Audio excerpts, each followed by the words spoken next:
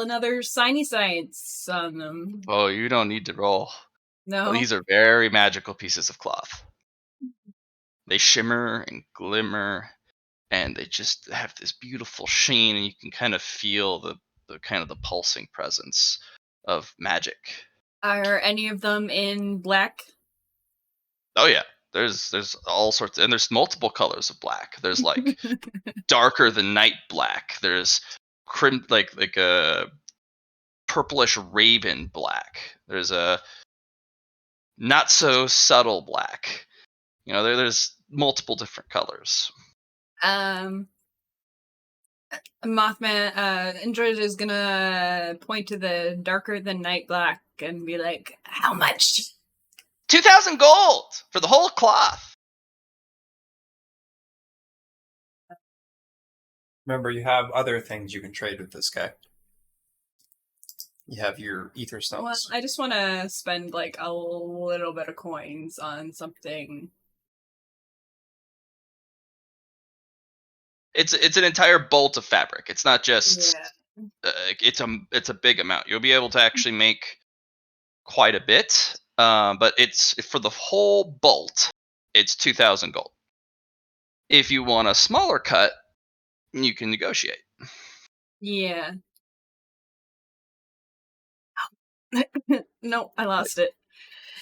Yeah. How much of a percent do you want of this fabric? So Mothman honestly wants like a handful of threads. Oh, he's like, he puts away the bolts, his arm comes shooting back in because it's extended like 20 meters. And he's been draping it, and he just goes as it comes back to him, and all the magic bolts of fabric go into his bag. And he's like, you just want strings. Strings, please. Oh man, I had this nice growly thing going on because I had a weird hit of vape earlier, and now it's gone. I know. Well, you can hit the vape if you want to do it later. Well, no, it was a weird special hit of vape that I'll never have again. It was like alcohol combined with resin. It was like ancient crusted on resin that was awful. I'm sorry. It didn't sound like it was good, and then you confirmed it. It was a good voice, but I'm not. It was a sketchy hit. All right, so the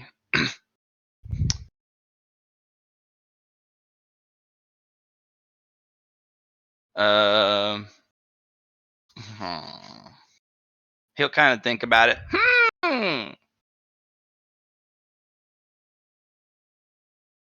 And you know what? I will roll a 1d100. And he will pull out, he'll reach in, and the arms keep going deeper and deeper, and it actually takes him about 5 minutes. And then he pulls out a kind of a pile of lint and discarded stuff from the very bottom of his bag. And he's like, I always keep this clean. Where'd this come from? And he will hold out a kind of a big old clump of leftover stuff, and he kind of cleans off the stuff, which he does sort, by the way. He does actually sort the lint with this lint he would sell. And there's this one pulsing purple string, 6 inches long. It's a string! Magic string! And he'll analyze it, kind of get it real close to his visor, and all these little different lenses kind of stack and shift and get into different combinations. Oh, very powerful string. Lucky you. Nice. Barter only. No money. Oh, barter only. What do I got? Aether crystals. Yeah, I've got aether crystals. Yeah, that's about all I have. It's a nice string. Aether crystals. He will actually put in a bottle, not a jar, but like a bottle. And you put the little cork on it, and then he kind of seals it up with some sort of kind of wax, and then puts a stamp on it.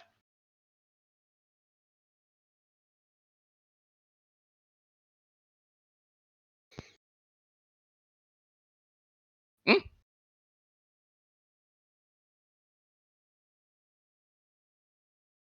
I have no idea how much a string like this would be worth.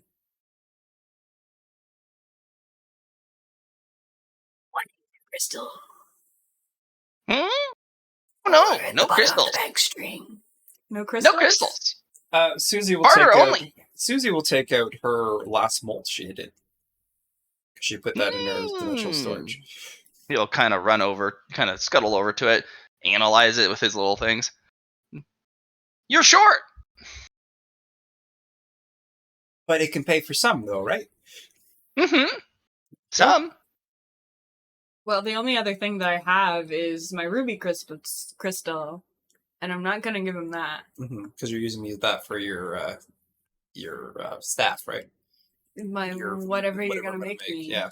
You're supposed to make me something with it.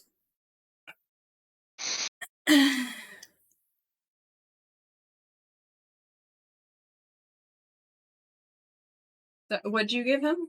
I gave him my last molt I did. Oh.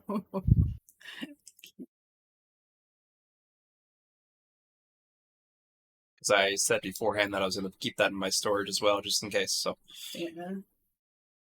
Come But back we're- when you find more things. but we're short. Yeah, we'll come back when we find more things. Well, we might not be able Okay. to find this guy. And you'll put the bottle in his bag. Fine. Buy my things. So, we have 1,000 gold coins. How many do you want to spend on plants? I've already set 400 400 gold. Yeah, on plants? on seeds, magical seeds. Okay. Somebody did buy you some sunglasses, by the way, and a hat. Oh, yeah. A sun hat.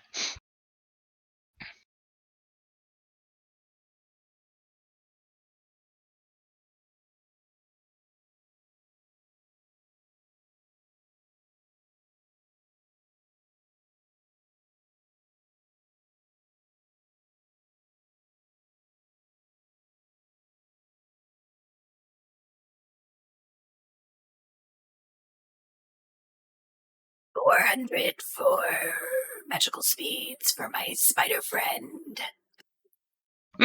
Buy my things. And he'll hand you all the stuff and take the gold, and it goes in a little itty bitty purse pouch. That's way too small, but it all flows in there.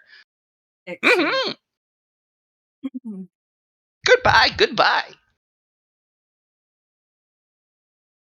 So Buy my things. we're putting that molt for the down payment, correct? So you won't give it away to someone else? Mm-mm. Oh, okay. It's fine. I'm not too worried about it. I think you should get it, though. With what? We got Etzel here. Maybe good old Etzel has some stuff in that magical bag we found. Do you have bartering stuff? Let me see here. They found a string for Nami. Oh, you found a string for Nami?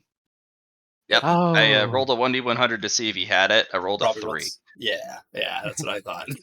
Yeah. Let me see here. I got some water. I got some venturing. I got a sword. I also have this gun. I'm sure the sword or the gun would probably do it. So the gun and the molts, is that enough? Mm-mm. Okay. Ah. No. Bring me dragon scales. Look to I'm Phil. gonna pull up. I have dragon skin. Mm-mm. Dragon scales. I mean, Adult dragon Message, scales. Phil. Or something like it. Okay. Well, I Somebody- got nothing. Edsley. Adult dragon scales. You guys can fish for information to kind of figure out kind of like what type of value that is, because he's not been very forthwith on what that means money-wise or difficulty. I'm like, I'm going to take out my magic poisoning dagger. How many dragon scales is this worth? None. You can't. It's not a good trade. It's bad. It's a bad trade. Bad trade.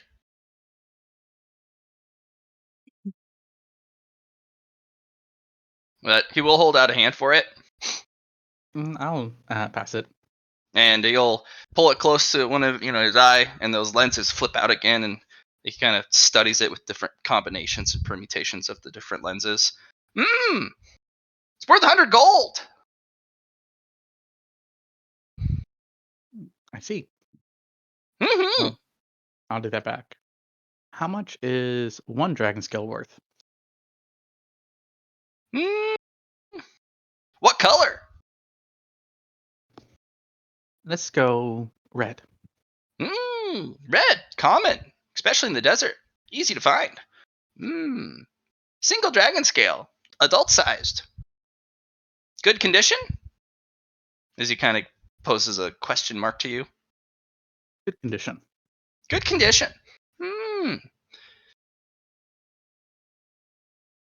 Medium sized aetherstone, mid grade. I see. And then he's going to pull out the skinned section of Phil. Phil. Yeah, Rare earth dragon. Let me see. I hand it over. You had a skinned part of Phil? When did that happen? After When he got filled with shrapnelized. shrapnel, and he Yeah. kept healing over the shrapnel. Okay. And that would have been, I would have been giving him negatives until they were removed.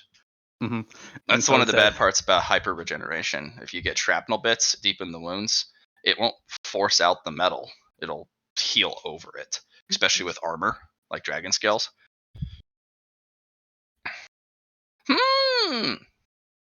Juvenile. Very rare. Turkigante. Almost extinct. Very interesting. 100 gold a scale. As he hands it back to you. 100 gold a scale. Interesting. Only by 7.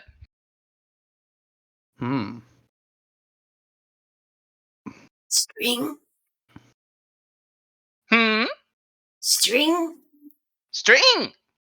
Earth dragon. No, We'll just give bad him trade. I'll give you 1 fill for the string. Okay. No, we can't do that, guys. Come on. You don't think he won't put him in shrink him down and put him in a tiny cage? Poor Phil. Okay, so we bought your plants. Yep. And we can't buy any string. Correct. And Endrid is a minimalist. It seems that. So, what? You don't want to buy anything else. No. You don't want to. Well, you guys have 5 mid-grade, 5 medium, high-grade aether stones. I don't know if you guys want to use those yet. I suggested that, but even the merchant said those wouldn't be enough for the trade. He wants stuff. He doesn't want money. Yeah. You want stuff. Okay. Look at him and go, can you be here in 1 week? Right here on this spot? Yes, sir. Had to reconfigure my route. Could cost me money. It could. I have also have inherited the Skellerman fortune. Could be good. Could I'll be make you a good. deal. I'll be at Watering Hole in a week. A watering hole in a week? Big alligator. Very angry. Understood, and I remember him. I'll be there in 1 week. Mm-hmm.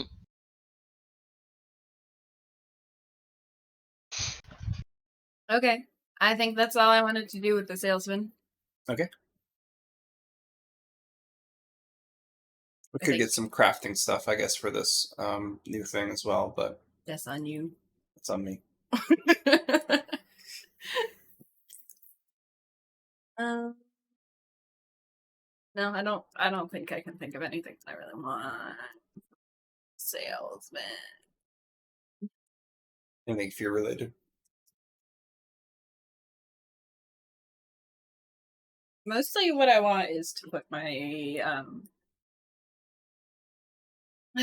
characteristics up, but I don't think I can get that from a salesman.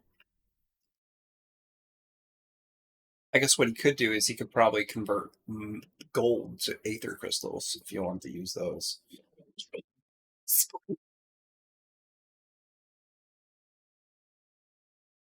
Got anything spooky is what Indrid said. Translator here. Matt's lost interest.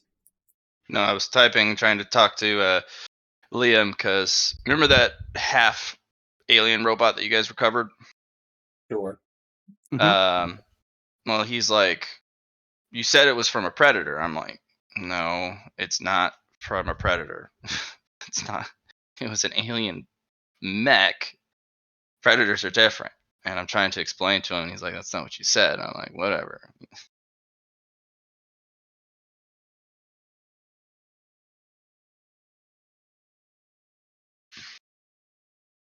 But Okay, back to her.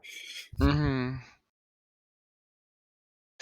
You sure you don't want to buy more things from Ing? I love playing Ing. Yeah, Matt, you missed. You weren't paying attention. That's okay. Indrid, do you want to say it again? Got anything spooky? Yeah, spooky. What type of spooky? Spooky. Super spooky?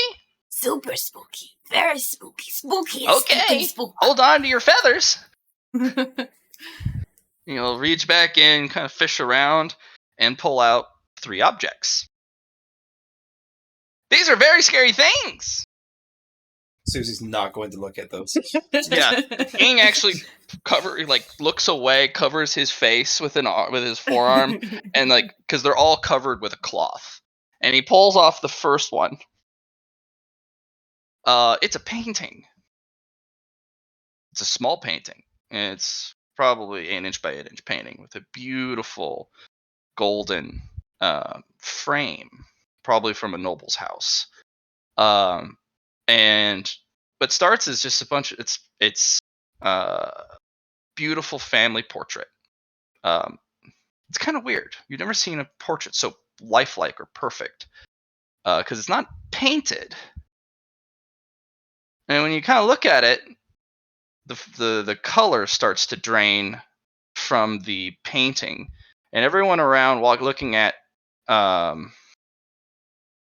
poor Mothman, actually gets to watch her start to lose color in the real life, going black and white. And then their eyes and mouths go black and start to drip the paint. And you don't feel so well, Indrid. Too spooky. Too spooky! He puts the Too cloth spooky. back on, and you're like, oh, it hurts. You will permanently lose 1 wound.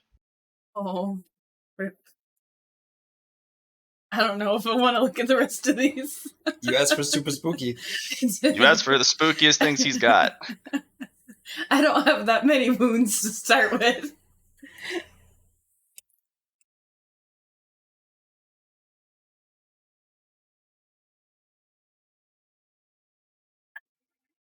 Anything to give me more health.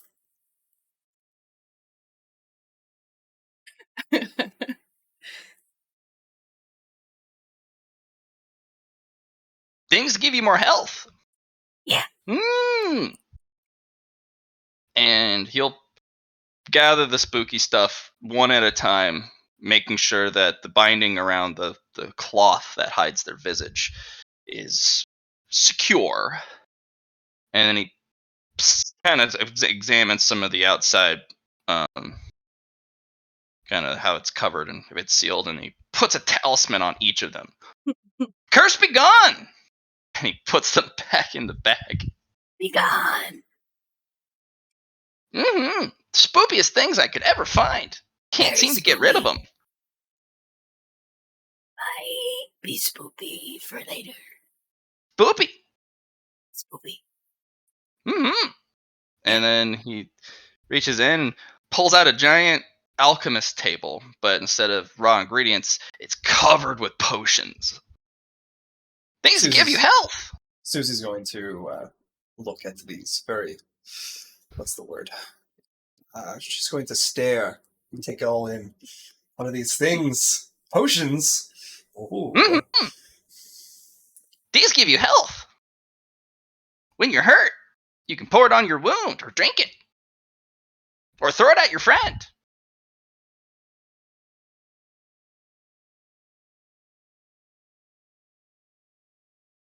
Buy my things. What do I got?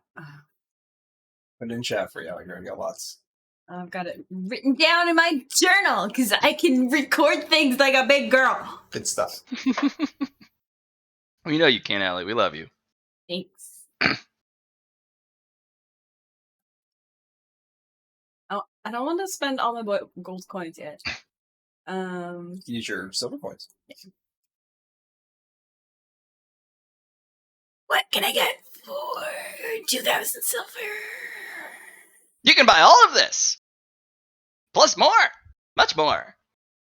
Lots of silver.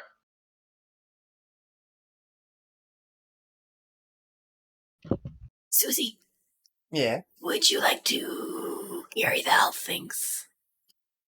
You can buy a bag. Okay, can I? Alchemy bag. Potion bag. A bag. Yeah, there you go. Dimensional bag. Holds potions. Only potions. But it holds all the potions. Yeah, I wanna buy a bag and some potions. And I got this many money. I got 2,000 money. Silver money. You want a big potion bag or a little potion bag? Oh, yeah. So many Little options. potion bag. Little potion bag. 500 silver. Holds 100 potions. And it's literally like a little satchel pouch that you could put on a belt. That one. And then there's the big old, like, actual full satchel that you would like a business satchel or an adventurous satchel. Holds unlimited potions. Only potions. Mothman's very 2,000 gold. Indrid is very small. You get small one. 500 silver. Yeah. Small one. Here you go. And you give a trade. Buy my potions. Buy my things. I have 2,500 left for health potion. These dimensional bags, so I will be allowing dimensional storage stacking, but only by one tier. So you can put your dimensional potion storage bag in your gifted storage space from Goal. Okay, thank you. And that's kind of the point. Like, I'm going to allow you guys to get specialty bags, and as long as you want to allocate space for these bags in your storage space, they can go in there. And that's kind of going to be your OP inventory system, which actually will differ from the way humans have an inventory system if they get one. Yeah, because each race will have a slightly different inventory system. You guys have a vastly different inventory system from the humanoids. But you guys can only inventory dimensional stack one layer. So you can't put a dimensional backpack and then put all of your dimensional storage backpacks in that backpack and then put it in your storage space. That's one too many layers. Oh my.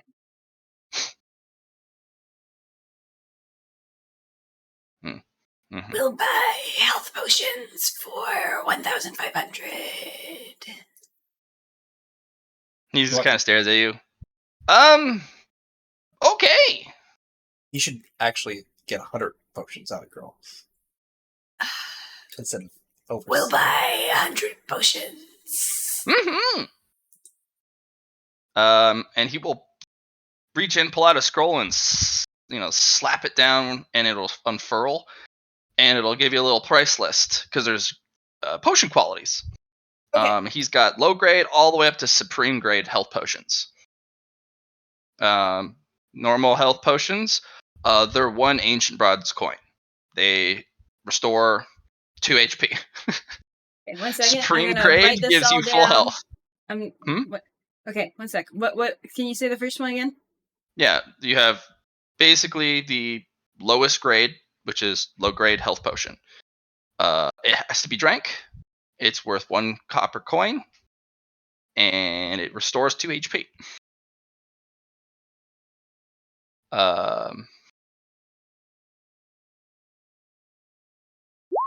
Okay. Yep. Then you have the normal health potion, and it's kind of weird. It kind of goes low tier normal. Normal gives you an actual dice roll. It gives you 1d4 plus 2 health potions. It's worth 3 copper. Has to be drank.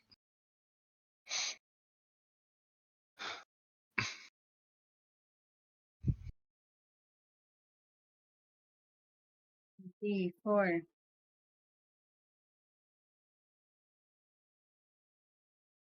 My spelling is getting wild over here. Mm-hmm. Close enough. It's awful. I love it. Okay. It's worth 3 copper coins. Yeah, it's the 3s mixed in with the It's also 1d4 Oh, 3. plus 2. Okay, yeah, I see it. 1d4 plus what? 2. Plus 2. Okay. Well, There is a myriad of like 20 different potions ranging. It's like normal, middle, low grade, and there's just a bunch of. It's the price increase goes up by like only a couple of copper, but he just kind of looks at you, snaps that close because let's get you to the better stuff. well, So let's do this in a more logical way. I have 6 health. What is the average of our party? I have 11. 9. And you have 11, you said, it's like? How Mhm. much? Anybody know how much our dragon might have? More, because he Phil has heavyweight. has Probably 20. 28. Yeah. 28. Well, why don't we get a health potion that'll restore 1d20 health? Or otherwise, a health potion that will just straight up restore 10 health. Indeed. And those potions are going to be 12 silver apiece for just. It just heals 10 HP. You don't have to roll for it. Just. Okay. Another question for you, Allie.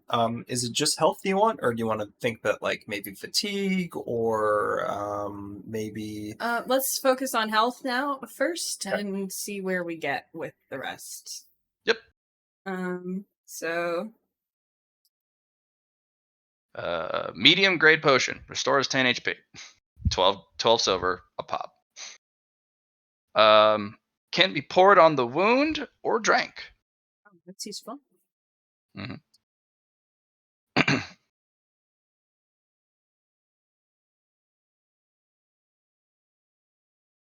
Do you have any ones that can be consumed from our inventory?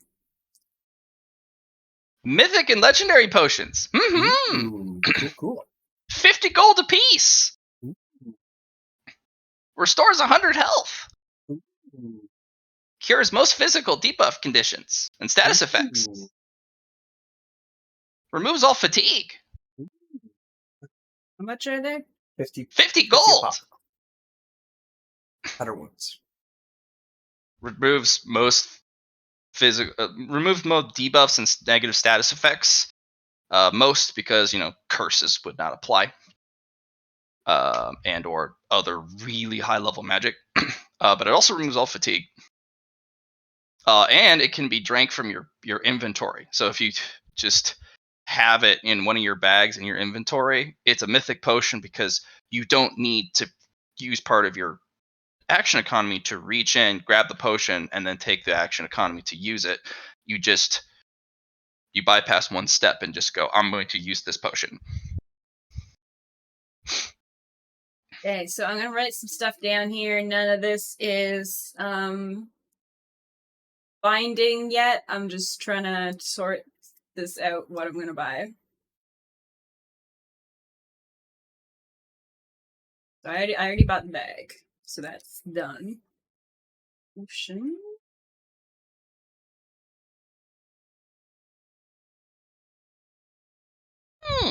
And my things! I like Ing. That's my favorite line for him. It's like saying, I'm Milo! Brings me the same amount of joy.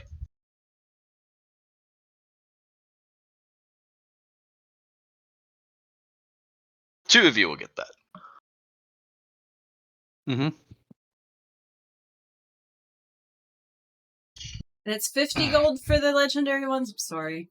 Yeah, 50 gold for the legendary Okay, and health the potions. He has several dozens of types of legendary potions and too. So the mid-grade ones were 12 silver. They just give you 10 HP. You don't have to roll, just use it. I'm not sure if I'm buying that yet. I'm just like writing it down. That's also If 50 you return the bottle and the stopper from the legendary potions, and give it back to him, he will give you 1 gold back. Oh, you're buying it for 500 silver. I see what you're doing. I see what you're doing. Yeah, you can buy it for 500 silver. I'm not sure. I'm not sure if I'm buying it yet. Nope. Don't put me down for it. I'm just okay. They're very expensive. You can also buy them for Aether Stones too. But that also is Aether you're not getting.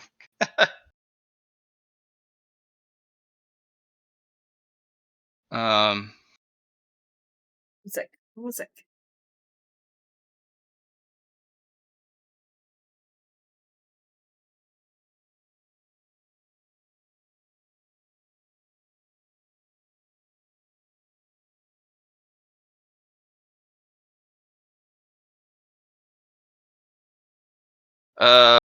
By the way, Etzli, you do have objects, not just money, in your inheritance. Yes. So you might have things of extremely high value, such as high-level potions. Mm-hmm. So you can also take those out as well. We're also right by the bank, too, don't forget. Yeah. Mm-hmm. They also have all of the objects in your bank already pre-assessed for their value. And having an assessor can sometimes be hard to find. The monster merchant here, as long as you're doing business with them, he might assess your item for free, or if you just need an assessor, he might charge you a fee. But sometimes you won't be able to figure out what the thing's worth and or what it does.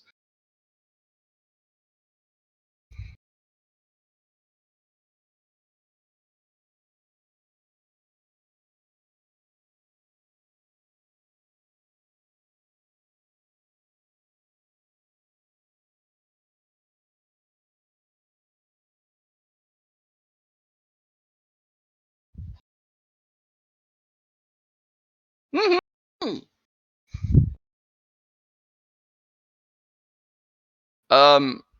He's gonna kind of cock his head. Maybe you want a starter kit. Mid-grade. Starter kit?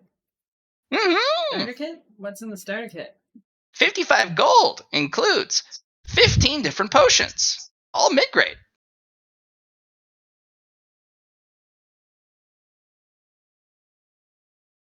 Health potions, status removal potions, potion of invisibility, potion of detecting, potion of true sight, potion of remove fatigue, potion of health.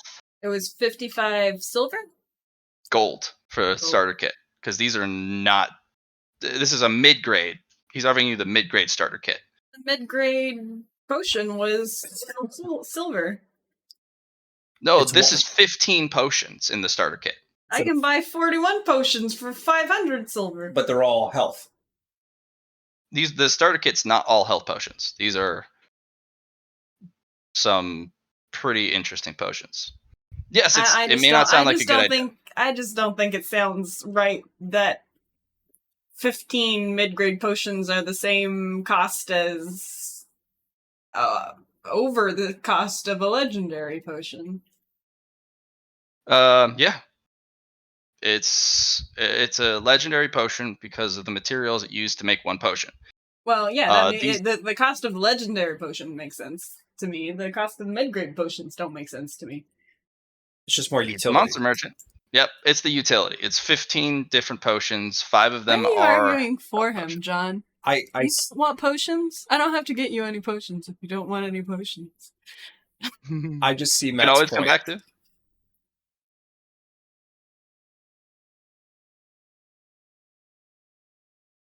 Mhm.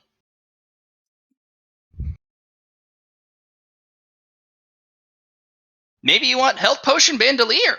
As he literally pulls out a giant bandolier you can wear over your shoulder, just with small health potions. 5 gold.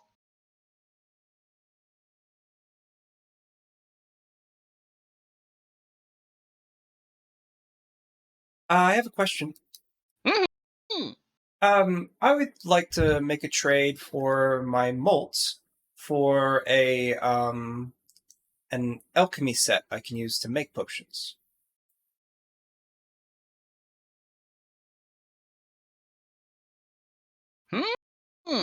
They're expensive. You'll need books too. And he'll literally pull out object after object after object. And you're looking at 20 different things from anywhere from instruction manuals, starter preparatory equipment, the actual preparatory cradle or the table, in addition to every single individual alchemy object. And then different grades of them. And he's like, you want to be alchemist? I have things. Buy my things. I don't think I have enough though for my molt to cover that though. Mm-mm. Can I start with the books then? Puts all the other stuff away. He'll trade your molt for the beginner's book to alchemy part 1. Sounds good. And he'll pull out a little paper lantern. He'll open it up and take a little stick, tap the side of it, tap your molt, and it goes bloop into the paper lantern. And he closes it and turns the little itty bitty lock, and he puts it. It's a stick on the side and puts it away. How much for mid-grade fatigue? Mid-grade fatigue removes 10 fatigue. 15 silver each.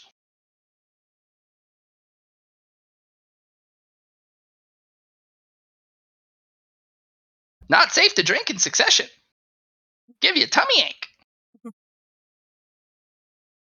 It generally gives me anxiety. Hmm.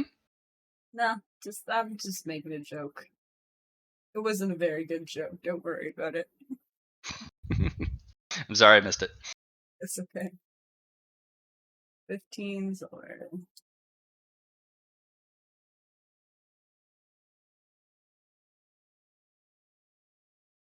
You want to buy poisons?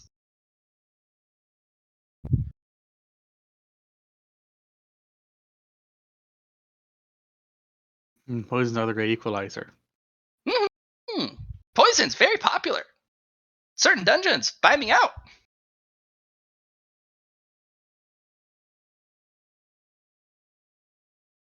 Probably won't have much left by the time I get to the watering hole. Humans buy poisons too. And try to rob me. Then I take their things and make them my things. That's how he gets all his stock. Well, I know, that's a right? good business model, I tell you that. Yeah. Did you have humans for sale? Mm-hmm. And he will pull out 6 cages with miniature humans, and he's got 2 normal humans, a hunter, 3 adventurers, and he even has an A rank adventurer in this gold gilded cage, and he's banging against it. Humans.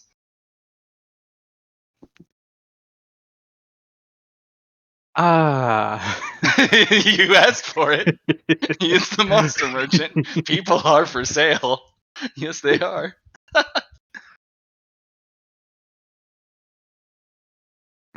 I have their things too. If you want them too. Oh no. That's not what we do with sacrifices. Mm-hmm. Can I have one of your cheapest humans, please? How much would that cost? 10 gold.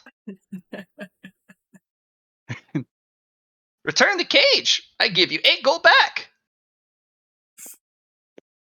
So I could buy Oh. potions for status effects. but Apparently, I the don't life know of a human's worth 2 gold.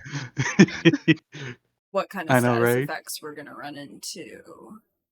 That's why it's Matt's little Yeah, this is a normal human with 55 no gold. special Yes, anything. but I don't want. I'm not gonna spend Mm. gold on that. Yeah.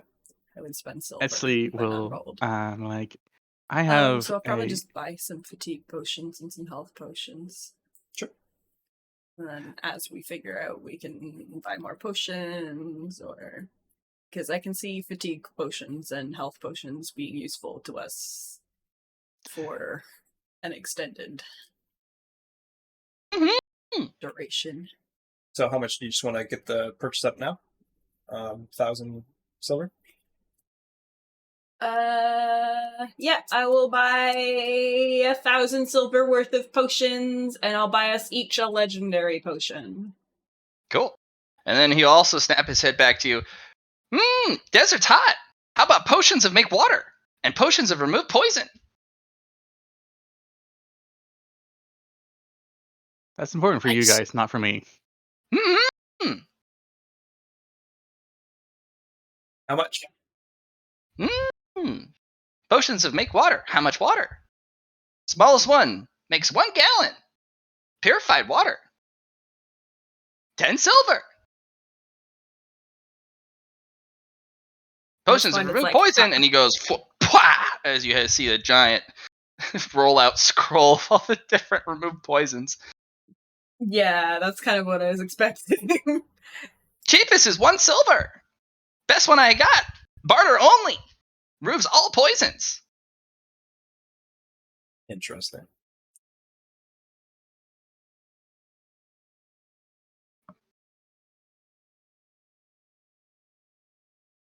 One second. Yeah, it's basically the potion's label is Revival of Belfast, or a Gift of Belfast. And it's this beautiful and now just embossed carved glass, almost crystal, with a crystal stopper, and it's this glowing white liquid on the picture. One of a kind. Removes all poisons, no matter how strong. Blessed by God. And that one's only for barter? Yeah. Yeah, makes sense. I don't have anything to barter with, so that's up to you guys. But the cheapest one is 1 silver, and then it's actually more complex, or as complex as the health potion list, because there's ones that remove a specific type of poison from a specific element. There's ones that it is a dizzying amount of information, and he will go in excruciating detail about all of them if you wish for him to talk at you. To make it easier, though, he does have a cure-all, which is a much more expensive model. So a cure-all low tier is going to be 20 silver. A cure-all mid tier for mid tier poisons, that goes up to 120 silver per, because it's a cure-all. It covers all element types, all subtypes, and all creature types, in addition to the manufactured ones from the humanoids. That's why they're so damn expensive. Um. mhm.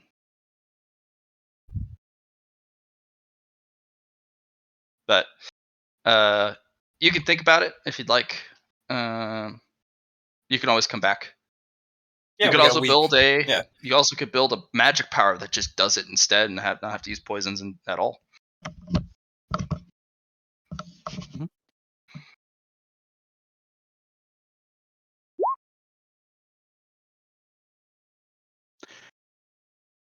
Etsy will trade his +2 magical sword.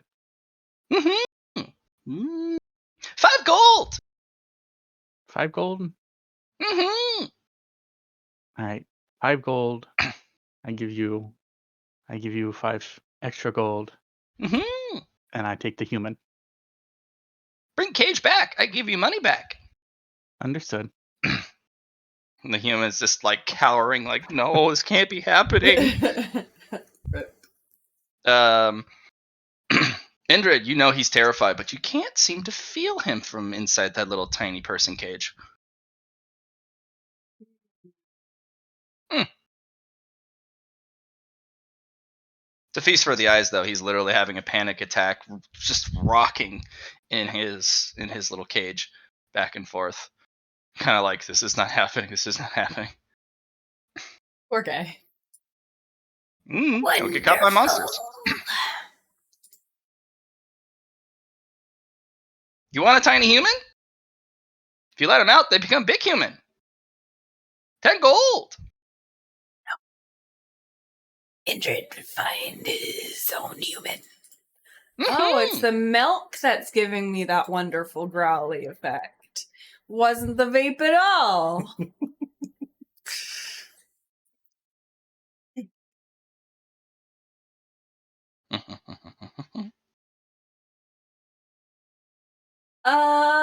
Yeah, so I guess I will buy stuff. I also buy humans. Bring them to me. Oh, well, we put him in that cage, I suppose.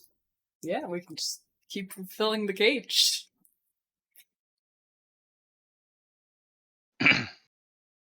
So, That cage is rated for only normal humans. You have to have special cage for strong humans. I'm gonna buy the stuff on my list. The 41 mid-grade, the 5 legendary, the 33 mid-grade fatigue, and the 20 make water potions. You bought my things. Buy more things. And then I'll be just about out of room in my potions bag.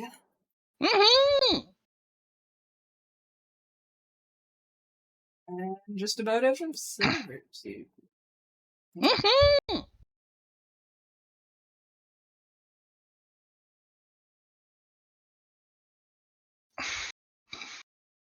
I'm gonna write all that down. Yeah, you bought it. It's all yours. Bought it. It's bought.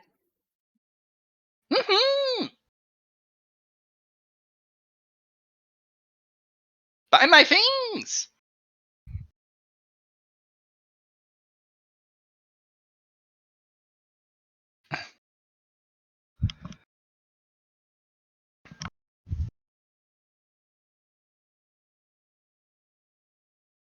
He'll actually cock ahead. You have map. Special map. Want to sell? No. Would trade for string. No. Sell It's a gift. location marker. It is a gift from our Lord. We cannot give something of that importance. I sell location marker. Location marker. Let you know where I am. So you can buy my things. How much would Not that too bad. cost? 10 gold. Subscription renewed yearly. This is up to you guys. I think it's a I good am purchase. tapped out. You think it's a good purchase? Again, I'm tapped out. So you guys have to be you guys. Spent 250 on Potion. So we've got 250. I've got 350 left. Yeah, I will buy location. 10 gold. Yeah. Yeah, and if you hand him the money, he will literally appear as a little dot on your map. And it actually gives a status effect or a status modifier, like in business transaction. Interesting. Pending time kind of gives you the tilde 30 minutes to 2 hours. Mhm. And then it actually gives the heading and where he's planning to go. And the estimation time it'll take him to reach there.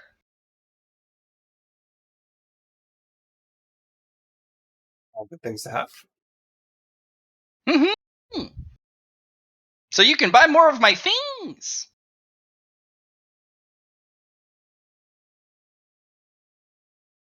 Ooh, pretty gem. What'd you get? Who's he Oh, talking to? You. the fire gem. Wait, your gem? Yeah, Mothman's gem. Ah,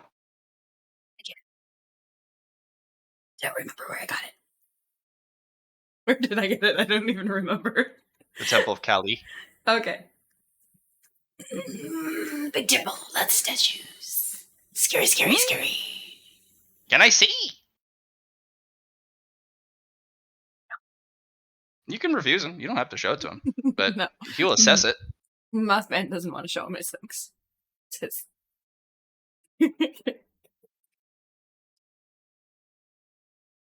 Kind of holds out his grabby hand, like, I want to see. I want to see.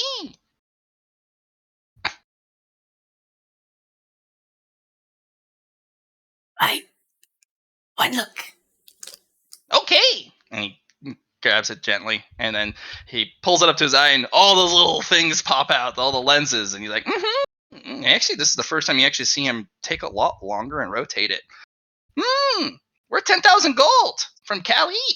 I'm going to the temple now.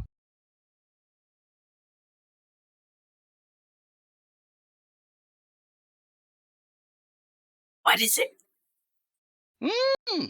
Ancient blood gem. What's it do? It doesn't do anything. It is a specific gem made for refinement into artifacts, objects, weapons, items. Can also be used as a spell foci. That's what I'm gonna do for injured, I think. Spell foci. Very strong. Must be master craftsman. Otherwise, you'll get hurt. Yeah. Probably break gem. I don't think I'll be able to make this for you, You can- personally. I already bought you all your plants. You're gonna make it. Or find somebody to do it. That's what I'm gonna care. do.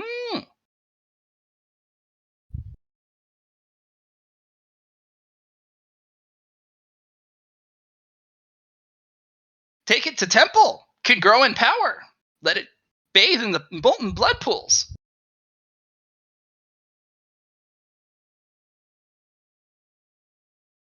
It's up to you. Don't have to do it right now. Yeah, we'll figure it out. But we only have like 9 days left or something. The temple's open. I go to temple. Sell my things. No more watering hole. And you can literally see his vector change on the map. good to know.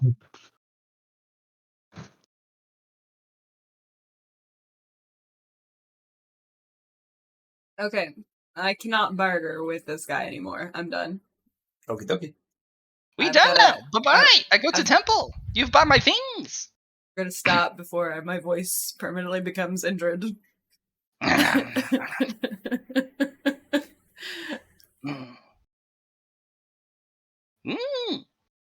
Bye-bye. And he packs up all of his stuff, and immediately he reaches down, clicks the side of the buttons on each boot, and he actually Each step takes 10, and he's just like on his way. Noise. Interesting fellow. Woohoo!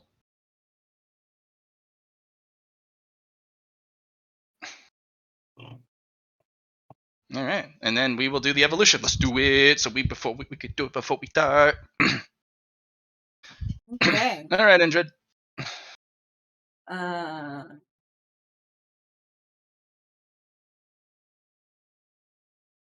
Major evolution for Indrid. Indrid. Indrid. I would like to buy another unnatural willpower. All right, put it in there. Wow, you're already at 3. Look at you go. Yeah. How many do I get this time? I get 7. 7. 7. Okay.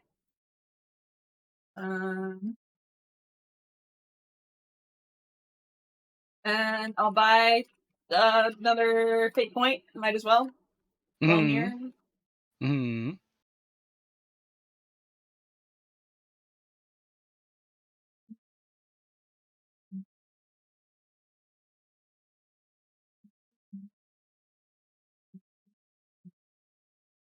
You want to be a spellcaster, right? What? You want to be another spellcaster, right? Yeah. You can now, with your new unnatural willpower, increase the number of spells you can have by your willpower bonus again, which is your main casting stat. Because you can only have spells equal to your casting stat bonus. Oh, okay. I don't think I even know that. Yeah. So. Well, you have actually a ridiculous amount of spells because you have 3 times 3 times 3 times 3. So it's basically 3, 6, 9, 12. And now you have 15 spells that you can have. And I've only got 2 so far. Mm-hmm. That's a lot of spells. You're a spellcaster. I mean, this is how many you can have. And if you go to 40 or higher willpower, now that becomes even bigger because now it's 4, and because of your naturals, 8, 12, 16, and with the other one, now you're at 20. So, and then after that, it goes up to 25, and then you're looking at 32, and it's a lot. It's a lot of spells. A lot of spells. I'm never going to use that many spells. I bet you will. We'll see. We'll see. We'll okay. see. All right. I'll buy 3 more Mercuria just in case then.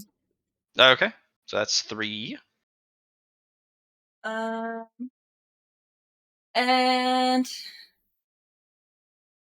I think for the rest of them, I'd like to focus on characteristic increases because my characteristics aren't looking great. All right. Well, let's give her a start. All right.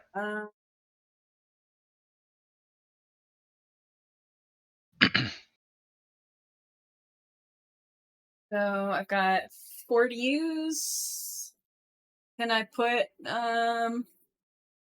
We'll do them one at a time because each one will give you a different amount. The lower the stat is, the more I give. The higher the stat is, the less I give. Well, let's start with, they're all around the same thing. Let's start with toughness. Okay. Increase it by 10. 10? Means you get 2 more wounds too, Allegro. Hmm? You get 2 more wounds. Oh, nice. Yeah, because remember, your health is only 6 because you should have 5 plus your bonus. So it technically should be 8. Well, then I lost 1 to the... Yeah, and then you lost 1. So it would be 7, but Yeah, now you should get it's 7. Yeah, and now you get plus 2. 9? Mm-hmm. 9. 9. Yes, 9.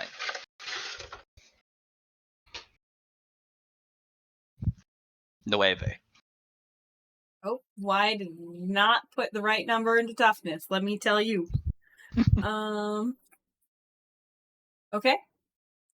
I got toughness. Agility. Increased by 10. You can only pick 2 at per evolution, right? Characteristics? No. If you want to spend all of your evolutionary points on characteristic increases, it has diminishing returns.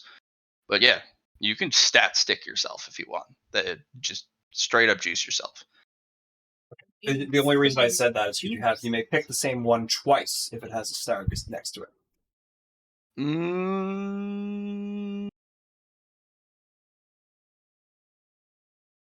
Mm.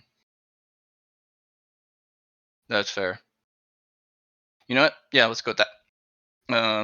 Sorry, Alec. So, Why would you do this to me, John? Why would you sabotage me like this? No, it's written there. I just couldn't read.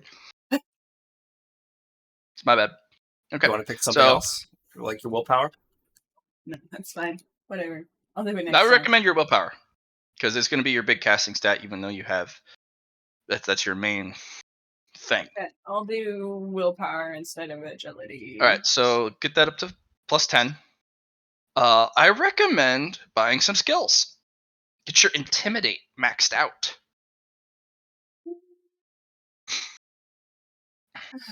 So then, Gain or increase 3 skills.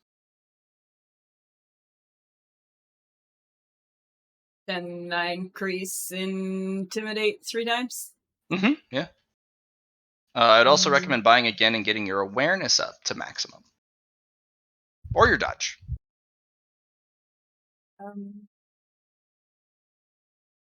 So now I'm all confused now. I'm all confused because Johnny fucked me up. How many I got So you had 4, you used 2 on? 4 left that I was planning on to use on characteristics, and I used 2, so I've got 2 left. Yeah, and if you're using both on skills, you're done. Yeah.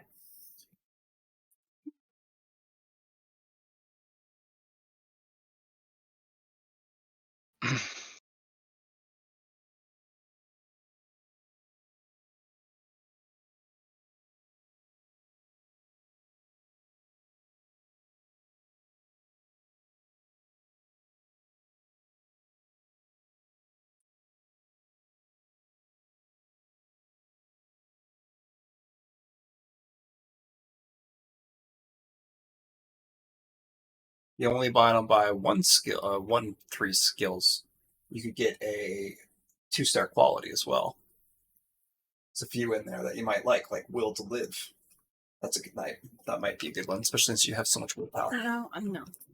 No. Okay. No. For later. He's very against the qualities. I've been grumpy lately. Yeah. I've been grumpy lately, and I don't like equality.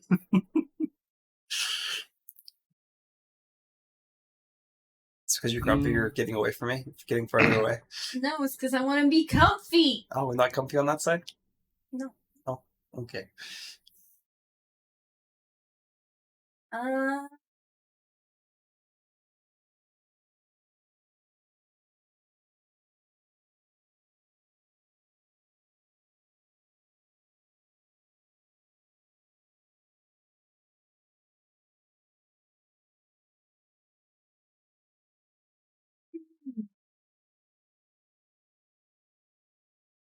Yeah, sure. I'll just max out intimidate and awareness. Okay.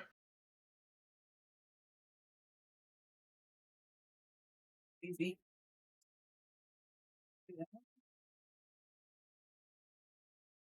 Okay. Evolution. Done. Complete. Good job. Did it, though.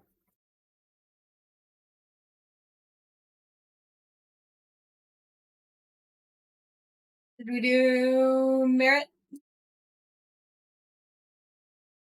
Yeah. Fire away, Allie. What do you think about? What can I help you with? I have 96 merit. Oh my gosh. I want to put 75 into my give me a gimmick power. Okay, Allie. All right. You gonna explain a little more of what pillar and everything? Yeah, I'm putting it into the. Wait, what pillar am I putting it into? The Mind? minds, yes. Gonna do mind selected. And have you ever seen the time I got reincarnated as a spider? I know you don't watch anime, but I thought No, I'd ask. I've read all of it. Oh, have you?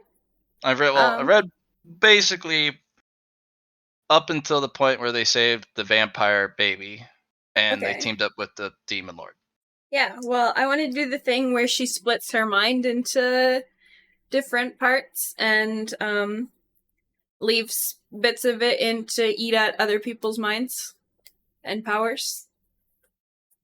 And I want to do that with my moths and my nightmare power. So how many selects are you doing? I'm doing 5. Selects of mind into your gimmick power. Jesus. Okay.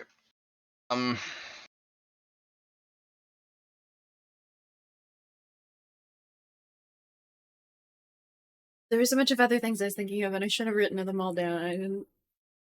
But I was thinking of them while I was buying potions, so Fair enough. that was difficult.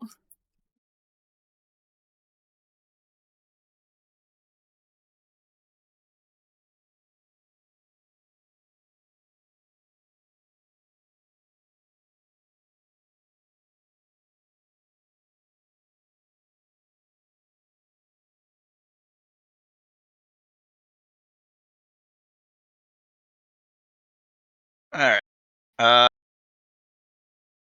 So let's start it one at a time. Okay. Because we're gonna need to. If this is gonna be the nasty ability that you wanna do, so what you're gonna need to do is specifically give the So you only want this ability attached to your gimmick, right? Yeah. Okay.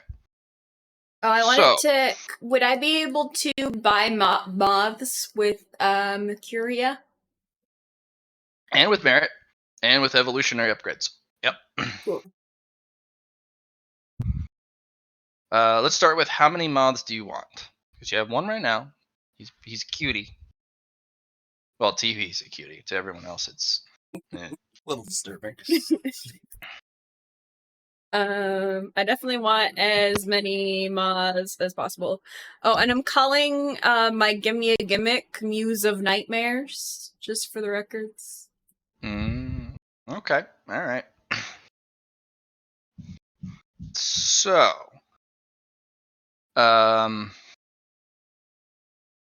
let's start with how many do you want right now? Because that's going to chew into the power, because you're going to have to spend to get get more moths, even if it's with Mercuria. You're going to start chewing up your resources, is all. How many do I want right now? Let's do 10. It's a lot. It's a lot. Okay. Not a It's problem. enough for like a party or two of adventurers. You need to spend Mercuria on that, or are you going to spend the merit you're putting into it right now? Well, I did buy 3 more Mercuria, so I am up to 10 How many you got right now? Mercuria. I've got 10 Mercuria. How much do you want to put into it? Well, since this is being put into a quality, if you give me, I'll let you buy a moth per Mercuria. That's pretty good. You can have your 10, but you're going to have to give me those 10 Mercuria, though. Okay. That's a lot. But you can have 10 at the same time flying around doing whatever. If they die, you get them back at the next session, when it becomes dusk. So You now have better information gathering than I do, so congrats. it's a lot of moths. Do I have 10 plus the one that I had before, or do I just have 10? So 11? Yes, you would. Yep. Unless you want to be actually at 10, which will save you 1 Mercuria. I'll just spend all 10. Okay, so you have 11 moths. And Okay. you just kind of go poof, and they all fly out. And you're like, yay, moths everywhere. Moths of nightmare. I think rather I would go scream and they'd all come out. You can do that. Yeah. Yeah.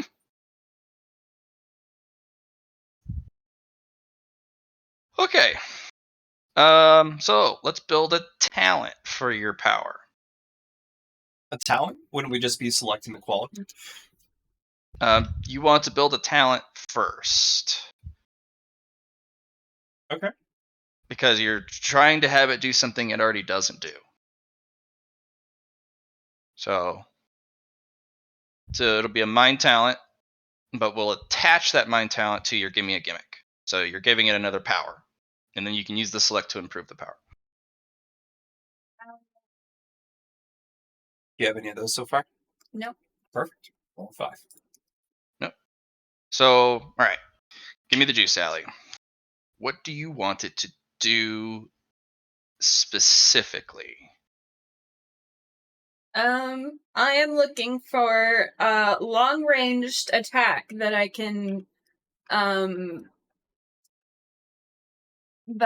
like, if our boss guy is like, hey, there's some adventurers heading our way, but they're not gonna be here for like 10 days, I can be like, go, my little moths, and I can whittle them down to nothing before they even reach our camp. Okay. So you want to be a muse of nightmare, so you're trying to assault their mental state? Yeah. Okay. So level 1's not going to be very powerful because these are little itty bitty mobs. But if you have them flock onto the same person, they get to stack their small buffs. Okay. So it only works while they're sleeping for now, because when their mind's awake, even the average person can resist. Yeah, I'd like to eventually get it to the point where they're like hallucinating their nightmares and they're like hallucinating like That'll be very expensive, but we can get it to the point where even during the full-on day, which is your antithesis element, they're having problems. Yeah, I'd like it to be to the point where they like walk out into the desert on their own and get lost, or start clawing up their faces. That'll get people dead instantly. Just my wife. Why is my wife here, honey? You have to leave, and he gets eaten by an antlion because he walked right into the antlion trap. Yeah. All right. So what this will do is, when a moth touches a fully sleeping person, it'll torment them, and as long as the moth stays on them, it'll give them a restless night. If more than 4 hours of restlessness is, they will actually wake up with a fatigue and won't remove any fatigue, but they will heal because that's their natural body. But they'll wake up with a fatigue and not clear any fatigue they were from the previous day. And that's all it does for now. They had a restless night, tossing, turning, cold sweats. And even if they wake up and they don't go back to bed, that's still a fatigue for staying up. Imagine people can't clearing the, you have a giant trek 10 days towards the dungeon, and they're having to go through potions. People are going to have to cast their spells to get this fatigue off of people. So they're already going through their supplies. That's just the talent. That's the base talent. Now, let's make it worse. 1 second. Yeah. Yes. Doom, gloom, where things go boom.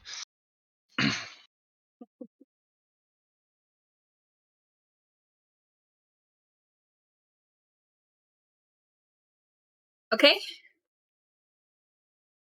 All right. You want to spend some merit on it? Yeah. Okay. How would you like it upgraded? So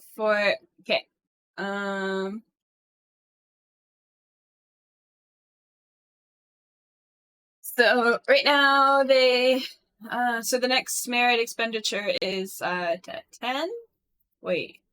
Starts over at 5 because you had to build a talent first. Now Okay. you select it for the first time, so it starts at 5. Now I'm at 5. Okay. Um,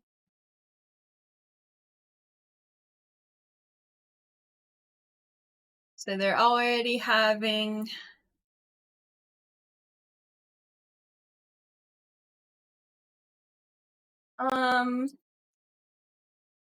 Can we make the? Because right now the moth has to stay on the person for 4 hours, and if like somebody finds the moth and goes "ew, a bug" and shooes it away, then it doesn't work. Can we start making it more and more permanent so that the moth only has to like touch them? Basically time reduction. Yeah. Yeah. So what I'll do for you is you'll have to make 4 expenditures. Each expenditure reduces the amount of time it needs to stay on a person by an hour. You make the 4 expenditures. It's basically they just have to land on them, do a little, spend 1 turn on them, and then fly off, and they have applied their nightmarish. And how long do these nightmares last? One night, or do they last Just 1 night. multiple nights? Okay. Just 1 night, because as long as they've stepped into the day and have been blessed by the sun's light, it cleanses that for the next night. So 4 expenditures would be how much, Mayor? 5, 10, 15, 20. It's a lot. Probably is So your it is- entire net. That is a lot. 15, 30, You still have 20 another looking purchase at. after that. Yeah, You have I'm not 50. sure that Looking at 50. sure that that's worth 1 fatigue. But what we can do is then do with the remaining ones, we can actually do a little something nasty. With You the can also make remaining it so that ones? they just, the remaining merit. Oh. Because you can't double team yet. Multiple mobs landing on the same person would actually reduce the amount of time it takes for the. So if you have a bunch of mobs land on the same person, it also reduces the time. This is just for one moth to do its job. Okay, well then rather than upgrading one moth 4 times, can we just, for my next purchase, can I just make the multiple moth thing? Sure. Because I've got 10 moths. 11 moths. I can, in 4 hours isn't a whole night's sleep. I could do 2 people per night with 4 moths. Well, what I'm saying is you have a bunch of moths. One moth takes 4 hours to make their sleep restless. 2 moths It takes 2 hours to make them restless. So if I just had a swarm of moths flying from tent to tent, landing It's on it's a people. lot more noticeable. Basically, you're throwing away subtlety for more blitz tactics. But, it's at night. These things are hard to see. If you're very slow and cautious with them, you can kind of have them flow in one at a time over a series of like 10 minutes. Yeah. And you can get a whole good. camp. Yeah. Let's do that. Okay. So instead of spending 50 merit to improve each individual moth, do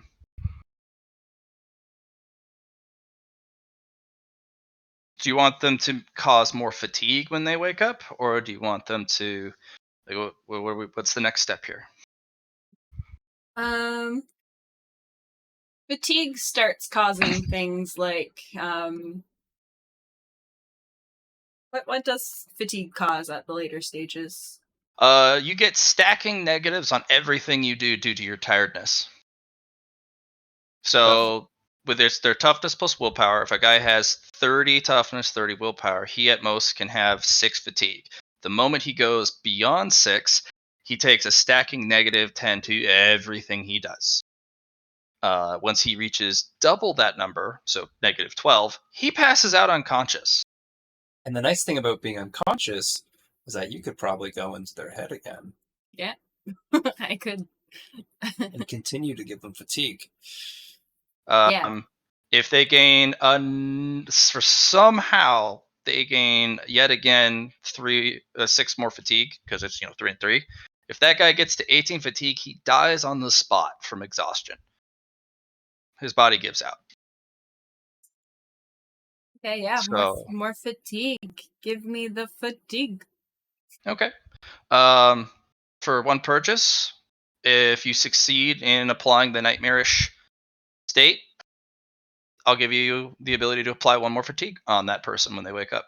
So now they wake up with 2 fatigue. Hold on, I'm gonna write this down.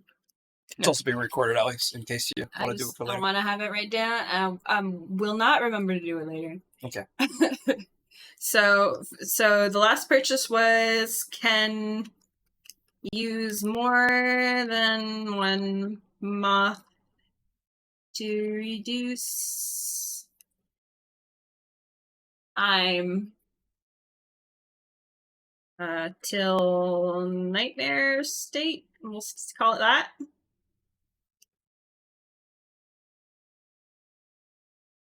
And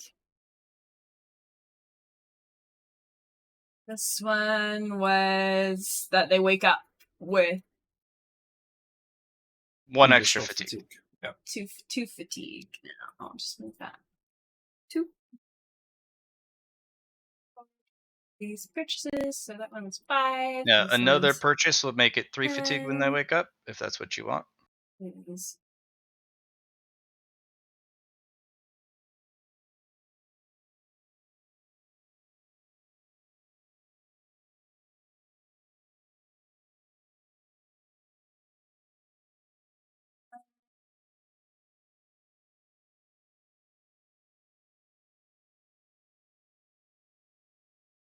We're starting at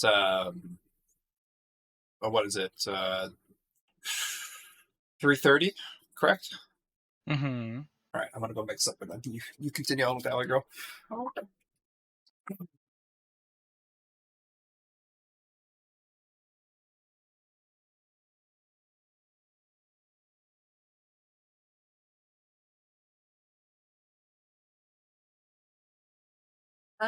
yeah, I'll do yeah, we'll do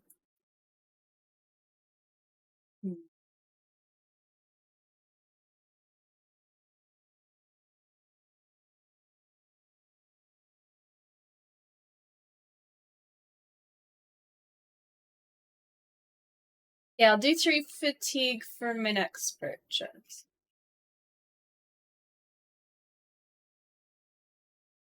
Okay.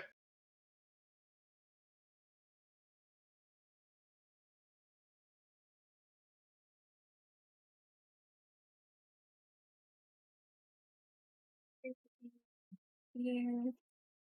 Um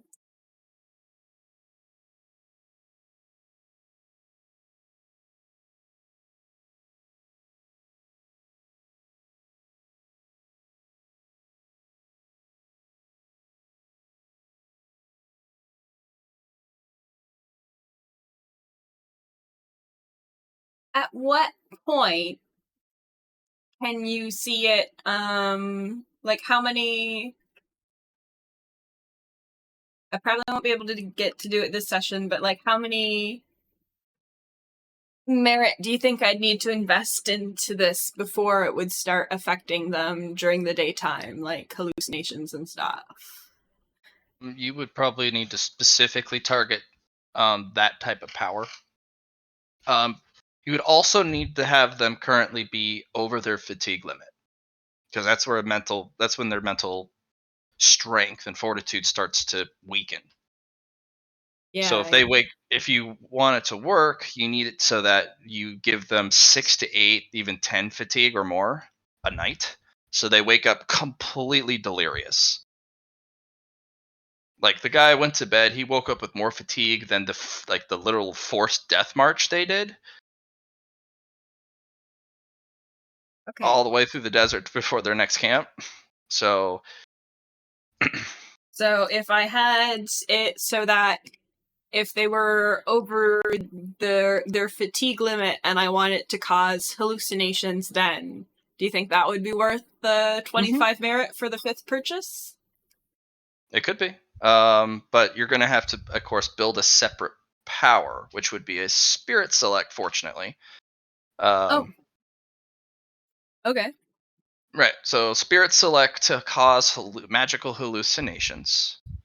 And of course, because of the elemental synergy from the desert, the mirage slash illusion element, it'll make the desert will actually make it more powerful passively. But they need to be they need to have more fatigue than their physical limit or physical and mental limit.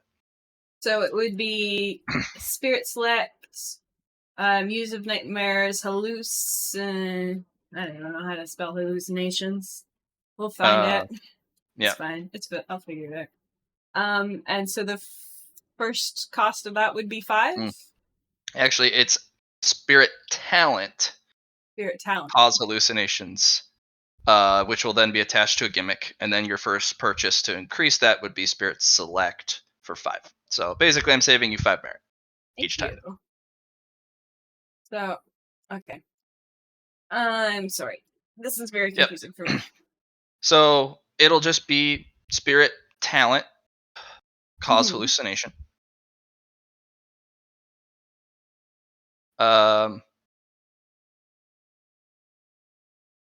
And what it'll do is, depending on how fatigued they are, or what other status effects that are affecting them, the more believable and vivid the hallucination.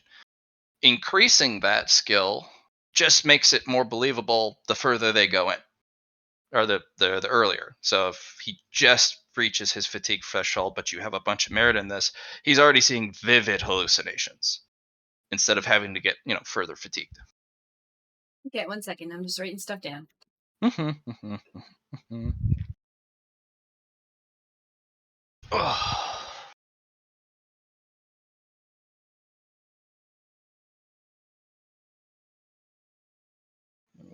a couple map assets I was hoping to utilize.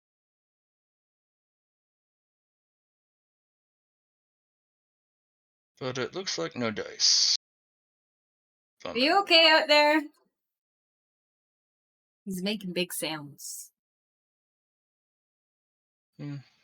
So, Spirit Select, hallucinations. If past their fatigue threshold, they will start having vivid hallucinations.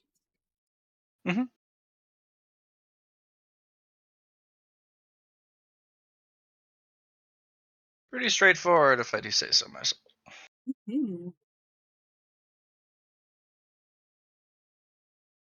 And that's just the 5 merit talent?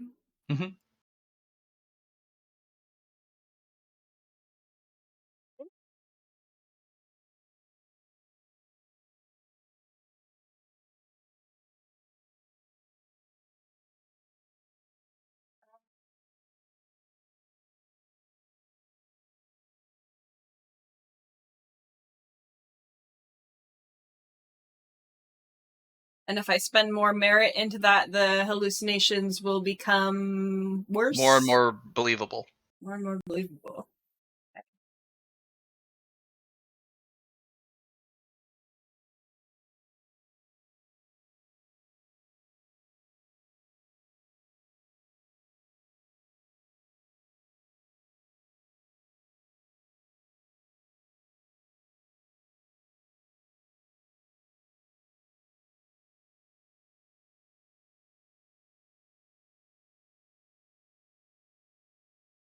Well,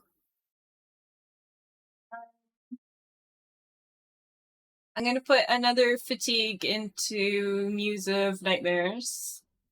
So I'm going to buy the level 5 for that. Make it 4 fatigue a night? Jeez. Low-level adventurers may have 1 or 2 anti-fatigue potions, but good individuals will have quite a few means of getting rid of fatigue. This is true. But they're gonna go through their resource pool. So, and that's and a lot of people don't think about fatigue, or they always have like maybe 1 or 2 potions that'll help with fatigue. But it also depends on how much they want to fucking spend on potions. Potions are abysmally expensive. You would know. Those were not normal coins. Those were dungeon coins. Those were the doubloons. Those are, you're not sure the trade for normal currency, but those would be between 10 to 100 times more the value than a normal human coin. So a human going to Ing to buy potions, because he has all the potions, they're going to be spending thousands and thousands of coins just to buy basic potions. So somebody going in going, fatigue potion, 15 silver. And you're like, well, yeah, 15 silver. No, 15 dungeon silver. And you're like, that's 15,000, that's 1,500 coins for a fatigue potion? Are you kidding? Mm-hmm. You want my things? Buy my things. And then, they don't get the potions. And that's the devaluing of the economy because they're using less and less material for their coins. And they also kind of alloy the coins that the humans use so that they don't have to spend so much on their currency, and it's devalued it. So people use gems and barter to get potions, and they're very valuable. Dimensional bags are. With potion use in mind, could I create a talent that's like my cause hallucinations talent, but make it paranoia as well? Yeah, you can. You can just improve the cause hallucination and do cause paranoia. It would be a spirit select targeting your Muse of Nightmares to force them to have paranoia. So another fiver. Spirit select, cause hallucinations, and paranoia? Mm-hmm.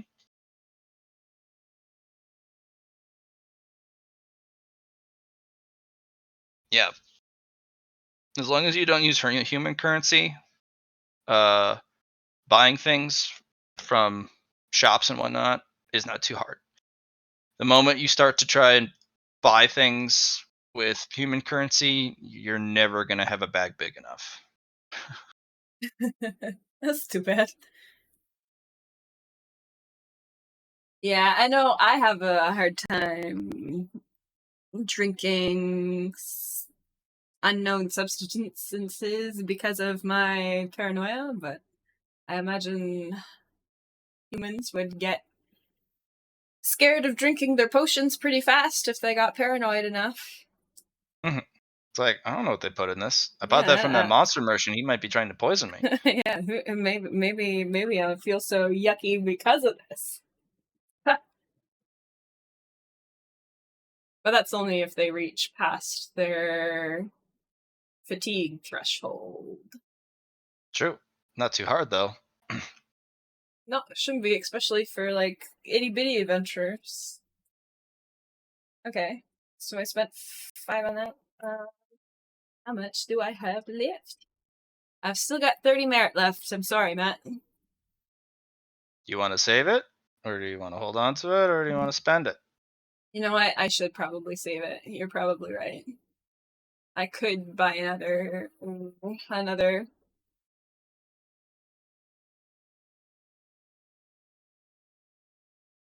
fatigue, but you know what? 3 sounds good.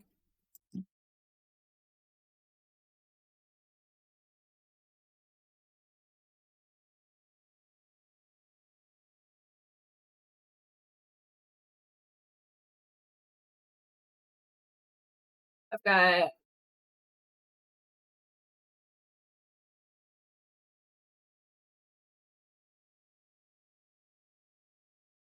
wait, am I fuck. I'm at 3 or 4 fatigue. I've got 4 purchases in it. I've got 3 written down. Used.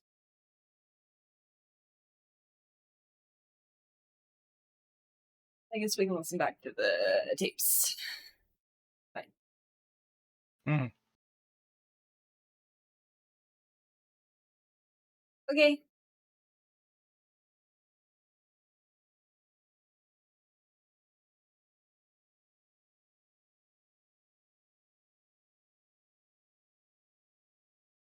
That's it then, I guess. Yep.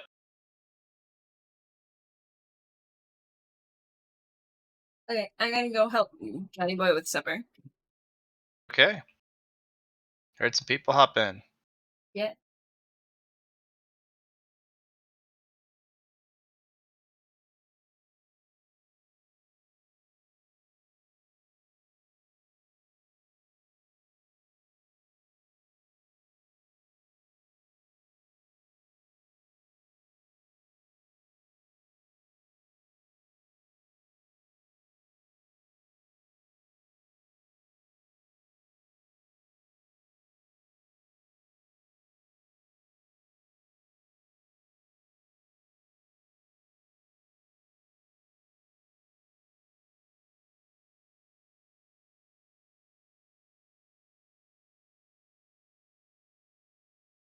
Anyone want to do merit expenditures?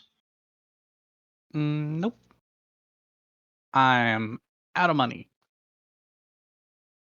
I think I'll keep my merit for emergency situations. Okay.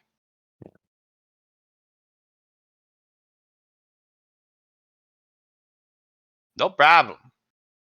Though, I would like to give back Commander his fate point.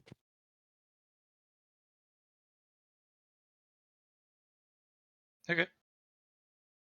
He's Let him know when he comes back. yeah.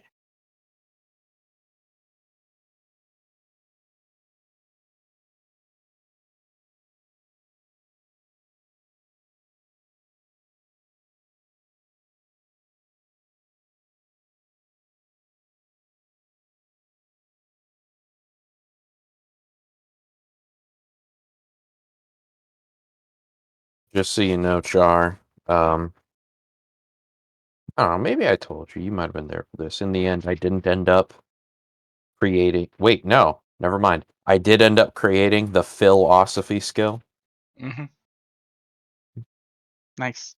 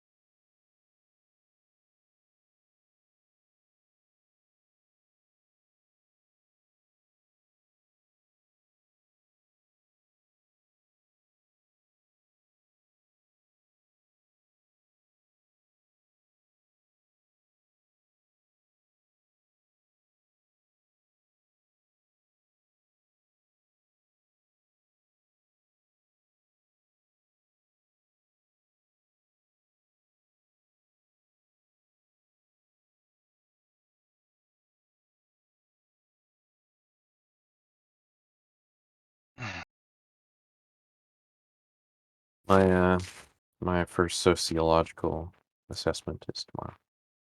Sociology assessment.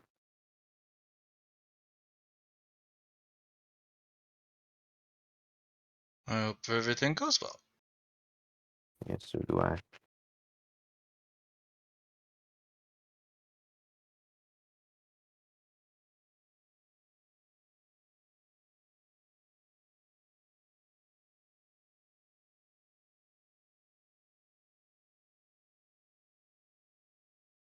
Well, this is just a tad frustrating.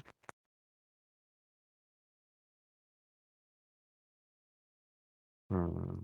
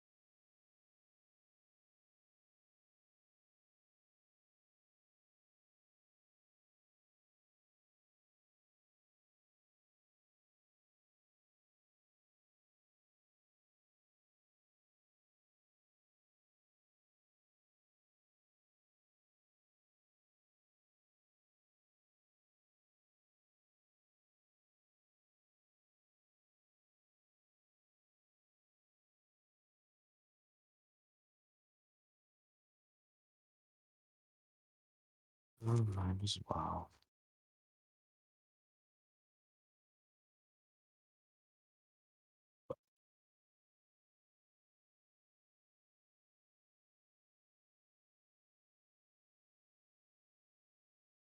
HR.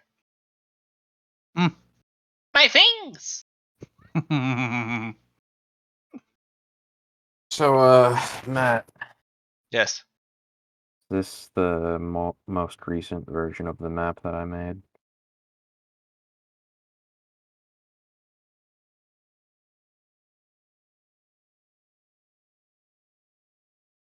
I just want to check so that I can attempt to make corrections again. It's gonna be a long, arduous process. If I could just overlay the damn circle, I would. But okay.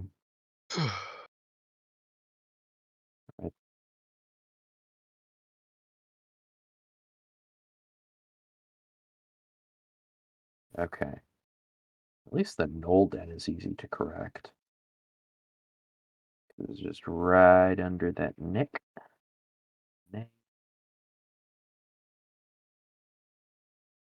Honestly, the forward base doesn't really need to be moved. Adventure camp just moves that a little bit closer. Sub base moves up just a bit. Smidge. A smidge.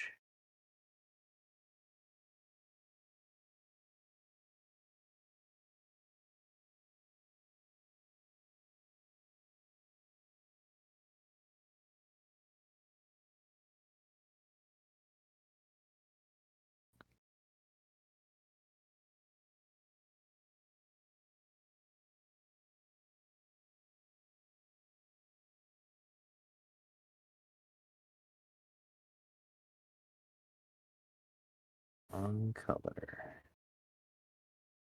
There we go.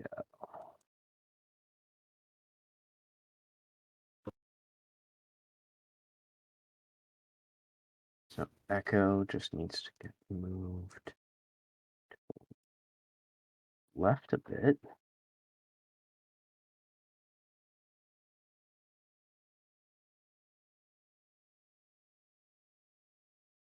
Okay.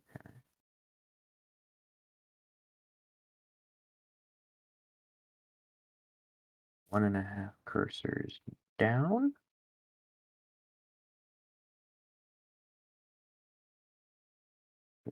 Good on the raptor den. The Zorpnest. There. Where else? Okay.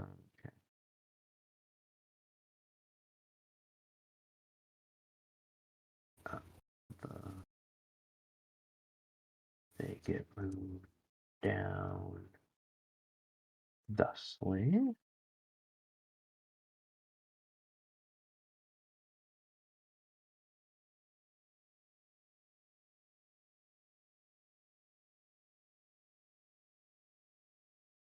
Bridge moved there.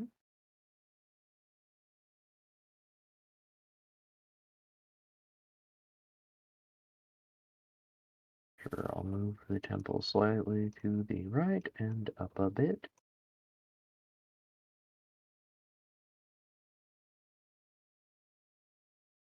Honestly, the Visage is fine. Ugh. The watering hole needs to be moved about there.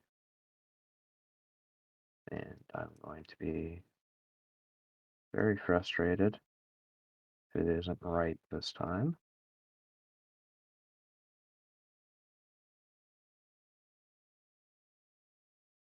And then this field just needs to be filled out a bit more.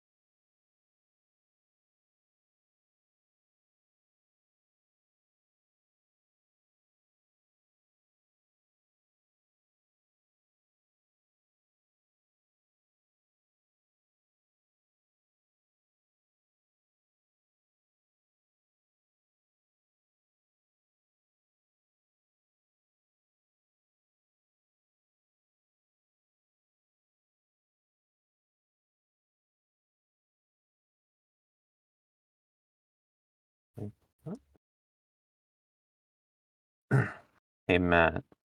Mm-hmm. Do me a favor real quick.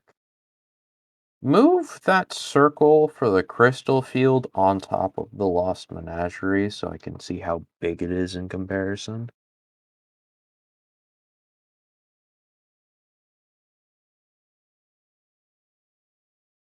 Okay. It's like a 12-mile radius. Well, no, I need to know how big it is compared to my mouse because that's the only form of measurement I got right now. Okay.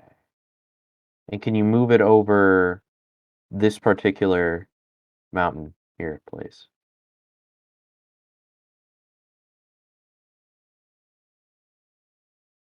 Okay, I got it. Thank you. A bit smaller than that. No, that's bigger.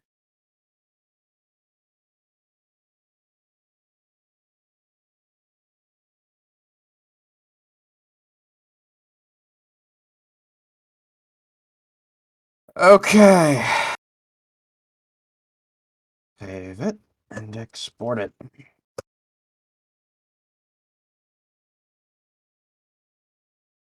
Ah, shit, I forgot to move the riot beetles.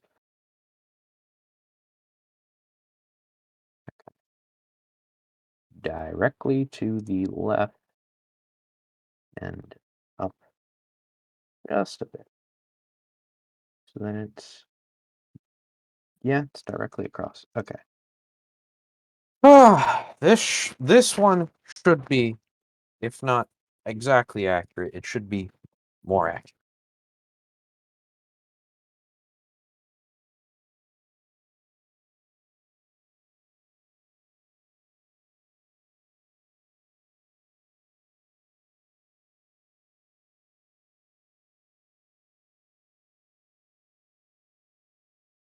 Okay, Matt, I'm going to send you the most recent one.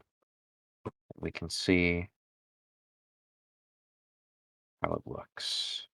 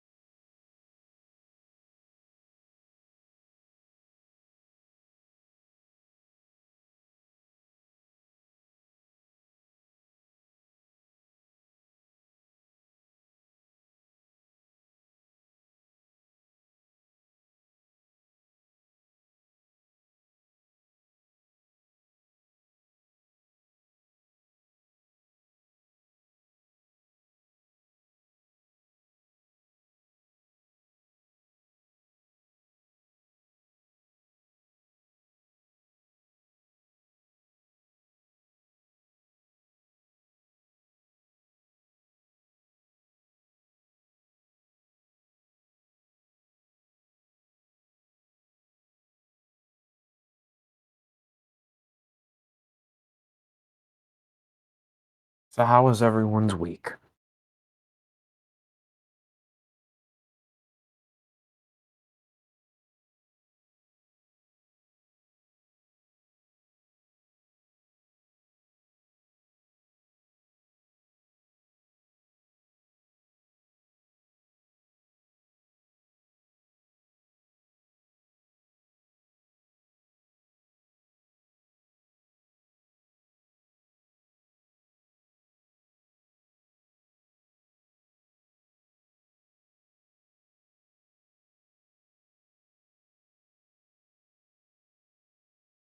Did you say something? Yeah, how's everyone's week? Oh, doing good. How's yours? Pretty good.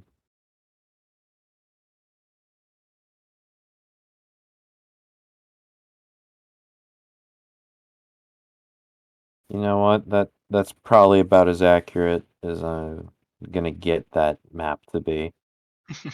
Mm, It's tough. Don't worry about it. Especially considering I'm pretty sure it's been stretched a bit. It has been. Yeah.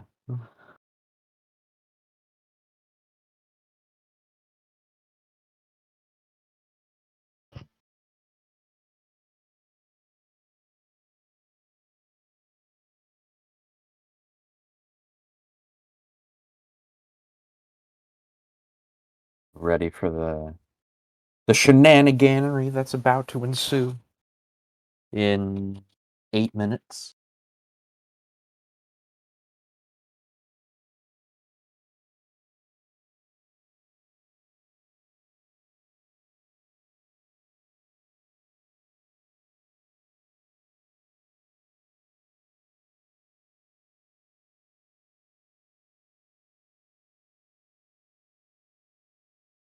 All right, I'm gonna go get a quick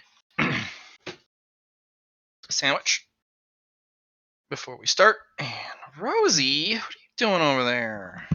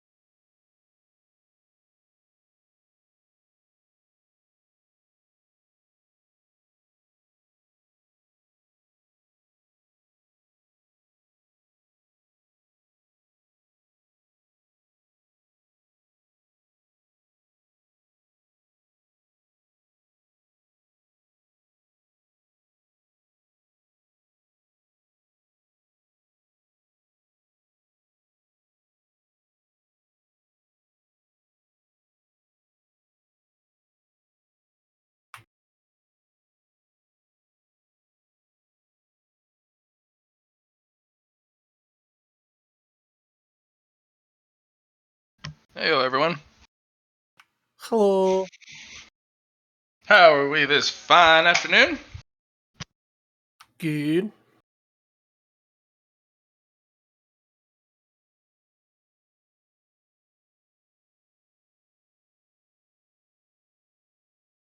Things are fine.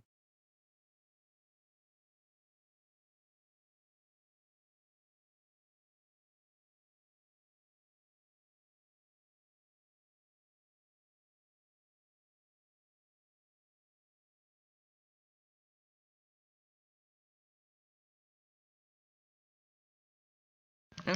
All right. So, let's do a little roll call here.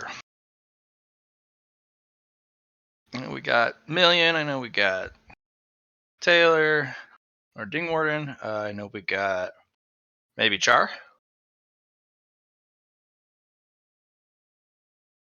Char. Nope. Well, John Boy and Alley Girl.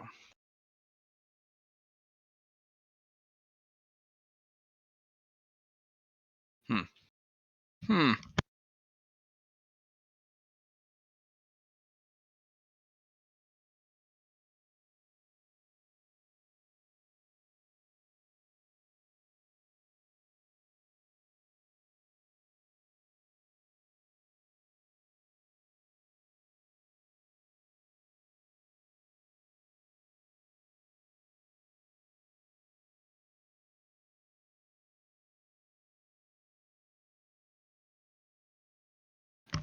Yeah, well.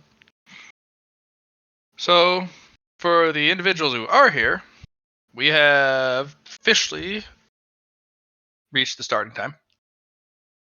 So let me kick on some music, and people will trickle in when they re-arrive, because I know everyone's been here for a little bit. And you guys can tell me if you particularly want to do something. We didn't have any downtime actions last session, did we? We did them already, Okay, yep, okay. I believe.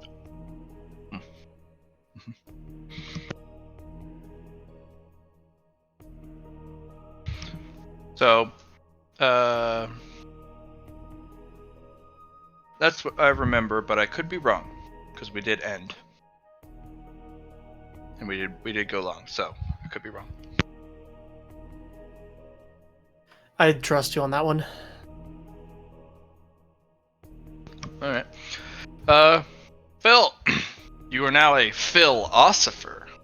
I am a philosopher. What are you philosophizing? Why ice melts. And why does water become hard? Gribbled, you hear Phil kind of shuffling back and forth, kind of occasionally, instead of stroking your chin, he kind of rakes his head across the stone, or kind of sharpens his horns a little bit on the stone, kind of mumbling to himself, "Why?" I do not reach a conclusive answer.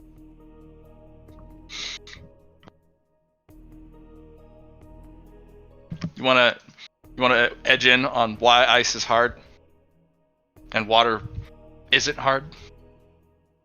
No, why ice melts and why water becomes hard.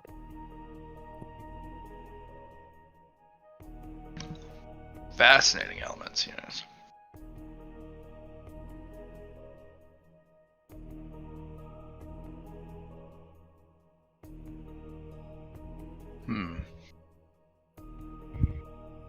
Grimald, what do you Yes. I am watching Phil with great interest at the moment. But what do you think? Why does ice melt, and why does water come hard? Such things don't interest me.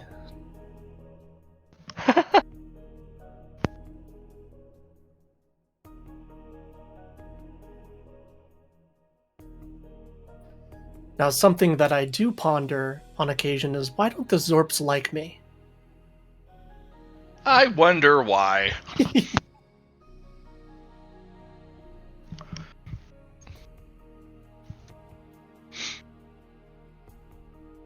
Okay. Oh my gosh, where is everyone? We wait on. Oh, Commander.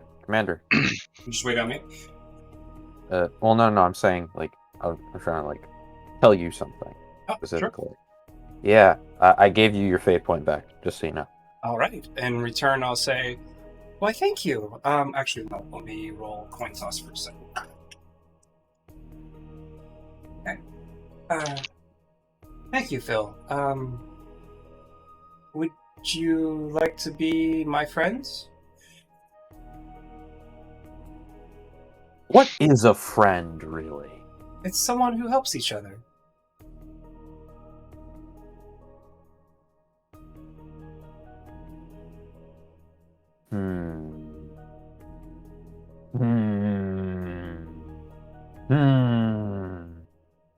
But aren't I already your friend?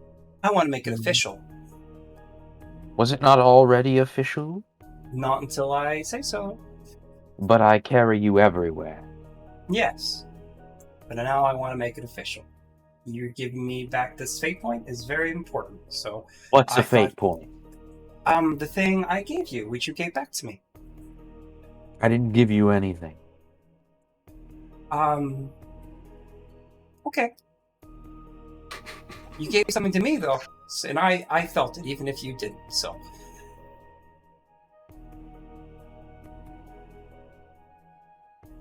Okay. I'm gonna get back to... Anyway, why is...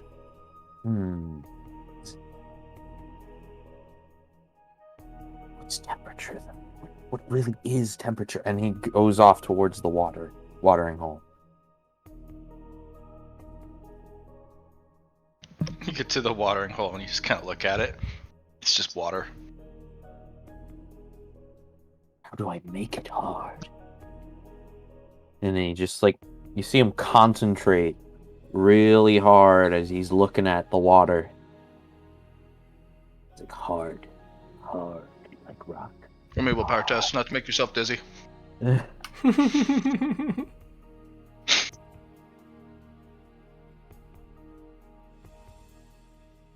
Your concentration continues. It deepens.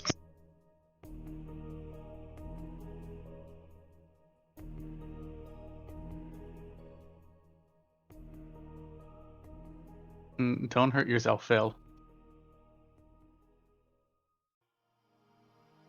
Hard. I think he's Become discovered hard. something. Rock hard. Did you? You see said yes, slowly right? something extends between Phil's legs. Hard. Get harder. I'm gonna say you said Nope. yes. No. I'm walking away.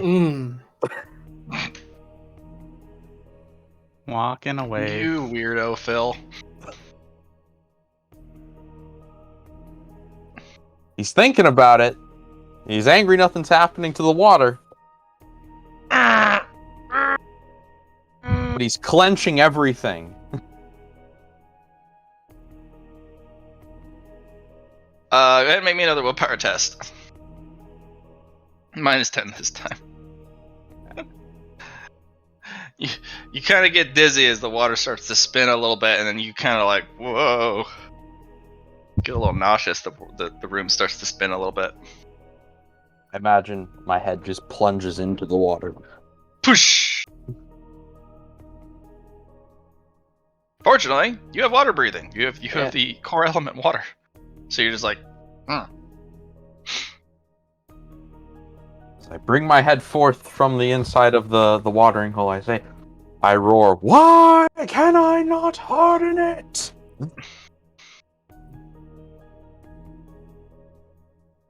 The water droplets on your face do turn ice. I poke them. I scratch them off. Ding! Ding, ding, ding, ding. I hold it before my eyes. I have succeeded in making the water hard. But now that you have rested, you will be beckoned. for yet the next mission. Hmm. Yes, yes, your lord calls. No, we go with utmost haste.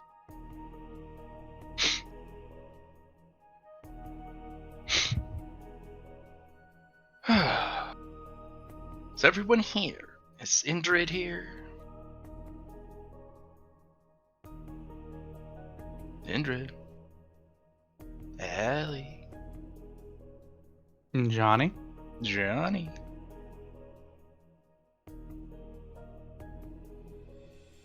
We are missing 2 people. And they have been here for a while. Excuse me. And maybe And, eating lunch or something. Maybe.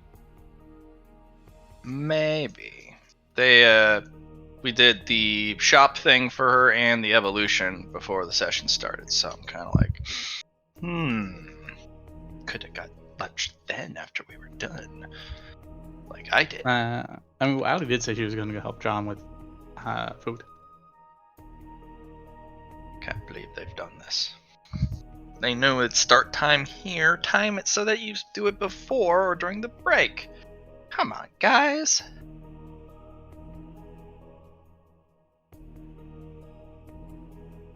Alright. Little RP stuff. Ah, Before we begin, I bet some of you have some questions. Whatever they may be. I think Phil may have some questions. Phil, you have a couple questions. I do indeed, my lord. I do indeed. Mhm. I have found out that I can make water hard. I do not know Mm. why. Oh, wait, hold on, Temperature. wrong voice. I found out that I can make water hard. But we don't know why. I also found, and I've yet to figure out, why ice melts. Temperature. But- What is temperature? Yes. You'll have to figure that out. Why are things hot? Why are things cold? How can you change it? Well, Grimold is Big- going to rub a stick really, really hard against the wall and then poke Phil with it. Nothing happens. He doesn't feel it. He has so much ice. He has so much armor. It's ridiculous. Grimold looks very disappointed at this. You even sharpened it a good bit. And you jab him pretty good. It goes tink, and the sharp tip breaks off, and the stick breaks. well, my lord, I found out that apparently fire is hot because the big man in the north apparently makes it so. He is a fire dragon, yes. But he failed to elaborate upon the colder end of the spectrum. Ooh, new word. Perhaps you should go ask him more questions then. Mm. Ask him about what happens when things are not hot. But is it true, my lord, that he is Okay, above even the gods? Nay, the Jorts. He wishes. He truly wishes, but know this. He may be able to get away with some of his antics and his desecrations of spiritual and holy places devoted to those specific gods. And he may actually win against a couple. But they are the peaceful ones, the ones who give and do not take. They're the kind gods, and they will not truly fight him, so technically he could win.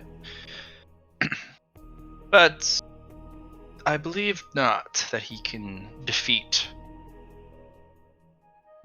the ones that will fight back with a ferocity and a wrath that he will not be prepared for. But that is what an elder dragon's arrogance unfortunately comes to sometimes. When he has had no struggle in survival. He's kind of has his own kingdom. And no one can challenge him. Do you think he's died before, my lord? Almost certainly. Oh, okay. But not in a long, long time. And that's where that arrogance builds. You know? Every monster's died at least once. Those who haven't, honestly, it's an experience that I would not recommend going without. Because it gives you a different perspective. It gives you a wisdom. And it will cull that arrogance that inevitably builds in monsters who've survived for too long. And it will grow in you, each of you, if one of your lives persists for too long and you cannot find an opponent that is your match.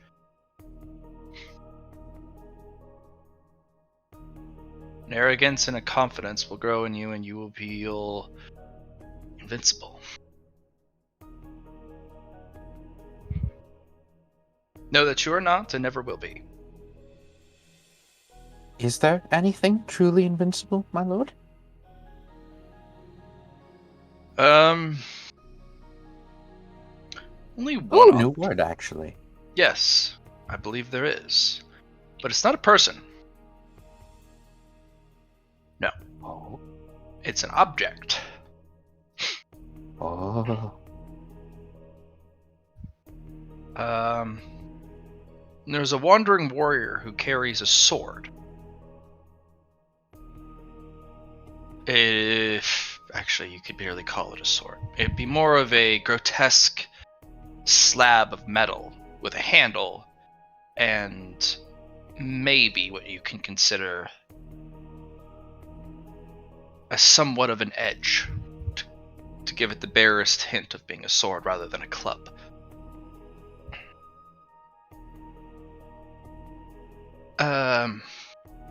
It has no defining features other than being absurdly heavy and completely indestructible, despite its damaged nature and its appearance.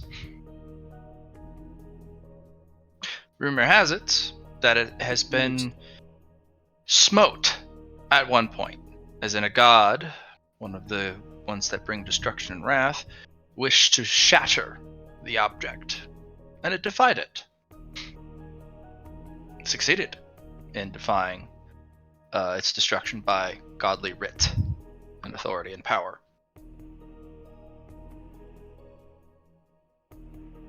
But the sword does nothing beyond be an indestructible object. On the croutons for speedful.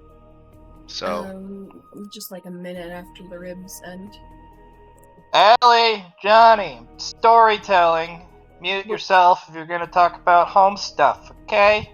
Sorry, I thought we were muted. Nope. Thank you for joining us. Hunter is not muted. That's why we can hear you. The wielder of this sword. Who could wield such a mighty object? A simple man. A man who knows strength and can heft an object far too heavy even for some dragons and some other mightier creatures to be able to lift. They're a good match.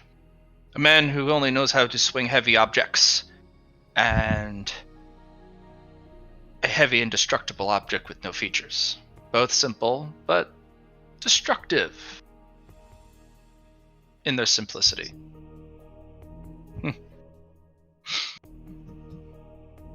Must be a man with a lot of guts, then.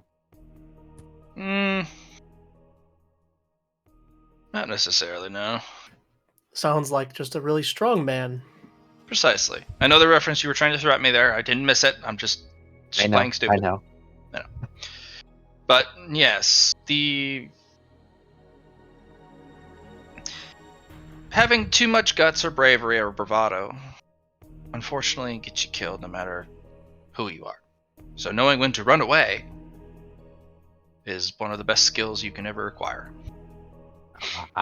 I should have been more clear. I meant physical guts. No more guts than a normal person. I mean, There's only Can't so much you can imagine. fit inside the human vessel, oh, no. especially guts wise. It's Oh. actually pretty. It's almost Do identically muscles the not same. count as guts? No, No. the inner organs are guts. Muscles are muscles. Oh. Okay.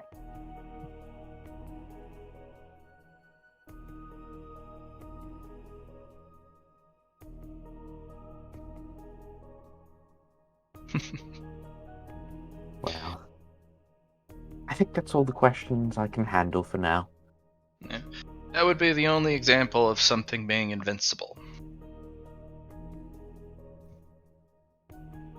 Oh, actually, Yes, Phil. would it be possible to eat this weapon and gain its properties? If you can eat something that is invincible and indestructible. I shall Perhaps. endeavor to do this.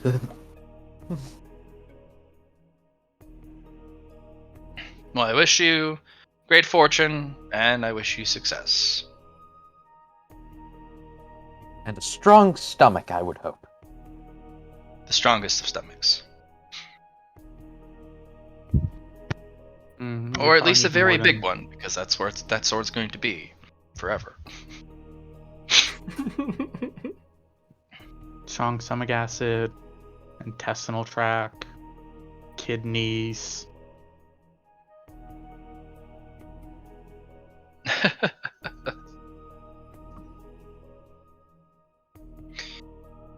So, Next any time I other evolve, questions, Phil? super skill element or something. No, I think that's. Well, what is our upcoming mission that you have for us? No, the Are we others aren't ready. Are we to ferry the stones from the The others aren't ready. I'm asking normal questions. I'll tell you your task. Oh. Okay. I will. Oh wait. I suppose there is another question. Did you make that that sandworm you were talking about? Mm-hmm. I did. Where is it? He, she, it, him, Sleeping. whatever. Under the sands, as he kind of taps the sand underneath his feet. He'll come out and play when he's ready. He's a little shy. Okay. Well, I'll go contemplate why sand is small. Grimald, do you have any questions? Not usually, no. Alright, if you think of one, let me know. Ansley. Oh, I do actually have a question now that I think about it. Yes. Related to gecko archers, as you might expect. Mm-hmm. This is a big plate of food. Do they ever get bigger? No. Not without What help. if something acted upon them? That would be with help. Yes. So, some sort of magical item that could perhaps grow my gecko archer army into something more ferocious? Certainly, yes. Or you can help them evolve. I would be curious as to how I could accomplish that sometime. Aether. You get them Aether Stones. A giant mountain of Aether Stones. You don't need high quality. They only need the minimal, barest amount of Aether to evolve, because they are at the bottom of the totem pole. The weakest of the monsters. But if you can get a small-sized, low-grade Aether Stone, for each gecko you want to evolve, they will evolve We should let them know we're and ready become for more powerful. adventure. And your army will then grow, just like They're you waiting want. for us. Oh, they're waiting for us. The more aether you feed them,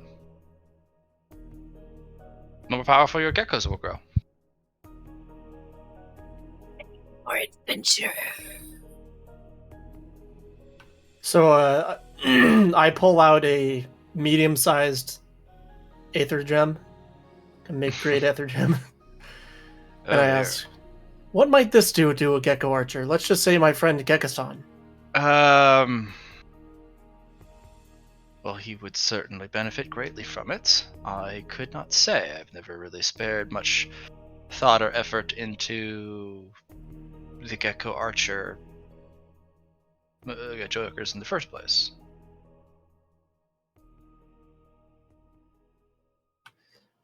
I'm going to leave this with you, and maybe you could break it into something, maybe a smaller piece off of it, and see what you can come up with. I'll do an exchange for it. Hmm. For smaller ones. Okay. Okay. I hand over the medium-sized, mid-grade aether gem. He'll hand you 25 small-sized, low-grade aether gems.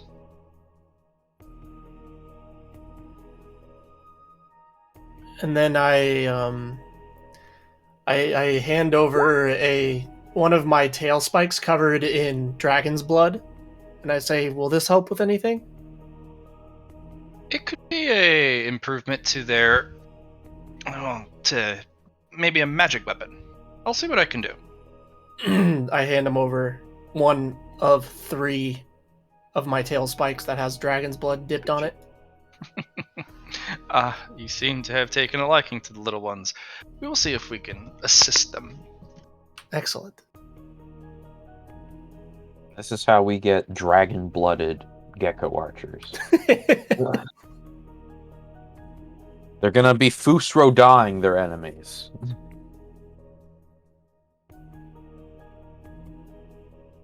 I like to play with my food, if you couldn't tell. That'd actually be really terrifying, actually. Just There's like a lot of folklore behind that too. Greater, some monsters actually do that to supplement their food supply and increase the excitement of the hunt. Some dragons are actually known for helping adventurers grow stronger, so that he actually has fun time fighting them. How is the gecko archer population these days? It's very abundant. Okay. I'm gonna. Do I have time before Allie and Johnny get back? I'm here. I think. Yep, they're here now.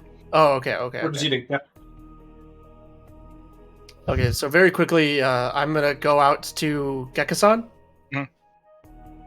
and I'm gonna announce to him, "You have been a great servant to me, Gekko-san, but I now require a sacrifice from your people." And he snaps his, he makes a little gesture at some of the guards, and they bring over 5 people, and they just go stab with their little cactus stick. I eat them, and then I say, "Your sacrifice is pleasing to me. He gives you a great magnanimous bow. You will be blessed beyond measure in the upcoming weeks." And then I walk away. He thumps his little breastplate.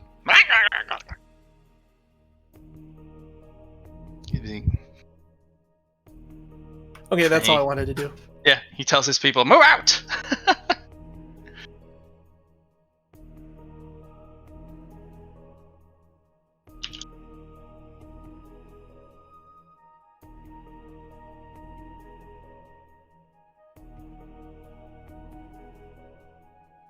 All right. Everyone does get the opportunity for a couple questions if they'd like to ask. Not about the mission, but just about something that has been, kept your character curious. Mhm. Phil, you've already asked too many questions in the first place, so. I have one question to ask, and I shall pose another question to Phil. But first, the question: Esley's going to take out that fire gem that he got / stole. From The dragon / Phil. oh, the geode. Yeah. The geodes. Interesting. Let me see. Hands it over. Sometimes, though, some of the most miraculous things do happen. This is among the rock collection you most likely had.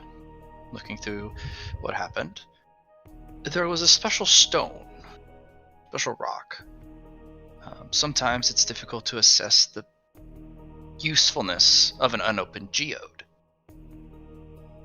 This particular geode had, while being unopened, had a pocket inside, as sometimes they do. And the element stone is particularly typed towards fire. So instead of being destroyed, it captured a small breath of his flame. In here is a spark of the Desolator's fire. Be very careful with this. This can bring wrath and ruin in hard to imagine magnitudes, for it is a undiluted flame of his breath. Do not be near this if this ever cracks and opens. The devastation will be like his namesake. It'll bring desolation for whoever is in the vicinity of this. I understand, Lord. And it will not take much to break it. It is very fragile now. Do not drop it. Do not fall upon it. Do not jostle it too much. Back into the dimensional storage space with you then. We could use it as a firebomb. Understatement. We can use this as a nuke. Yeah, you guys Yes, basically... my favorite pastime. Yeah, you have basically a mini nuke, really fragile one. There's many other uses for it, since it has a tempering flame. Like if you were to use be a smith, and you can't find a way to melt or at least make a weapon malleable, you could channel the fire from this into the smelting process, and it will greatly assist in a unique way. Okay. So this thing has an incredible amount of uses. It's also incredibly valuable, both as a weapon, as a crafting material, as a utility device, but it's all one-time use. So, congrats for retrieving it. Yeah.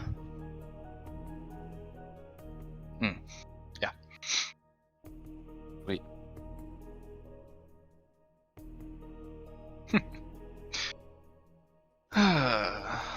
You had a Indra, question for me? No, you were done with your questions, Mr. No, Dragon. Etzley said he had a question for me. I'll pose it later. Oh, okay. Indra, do you have a question? No. No. Susie, you have a question? No question, my lord. I am ready to go. Very well. I have an interesting task for you. You have excelled greatly at the missions, so to speak, that I've given you. So, with the new power invested in me, I will now apply or give to you an official quest. And a little floral of blue particles will appear and condense upwards from the sand and stitch together kind of a blue frame and some letters that appear. It's an official quest. I now have plenty of aether, thanks to your efforts, to spend the necessary power to give you quests and attach quest rewards to them. This one is, unfortunately, not so simple. It's going to be an assessment of your ability to prioritize. I'm going to give you, like in the last mission, several objectives that we're going to need to have completed, or at least in motion, soon, if we're going to survive what's to come. So the first one is, we must handle one of the outlying camps or territories. Specifically, I'm talking about other monster territories and or nests. I need them to either fall under my heel and obey me and become part of my dungeon as an auxiliary force, or I need them to either go away, find a new home, or if they want to stay and fight, make them pay for it. So, I'm only going to ask you to do one.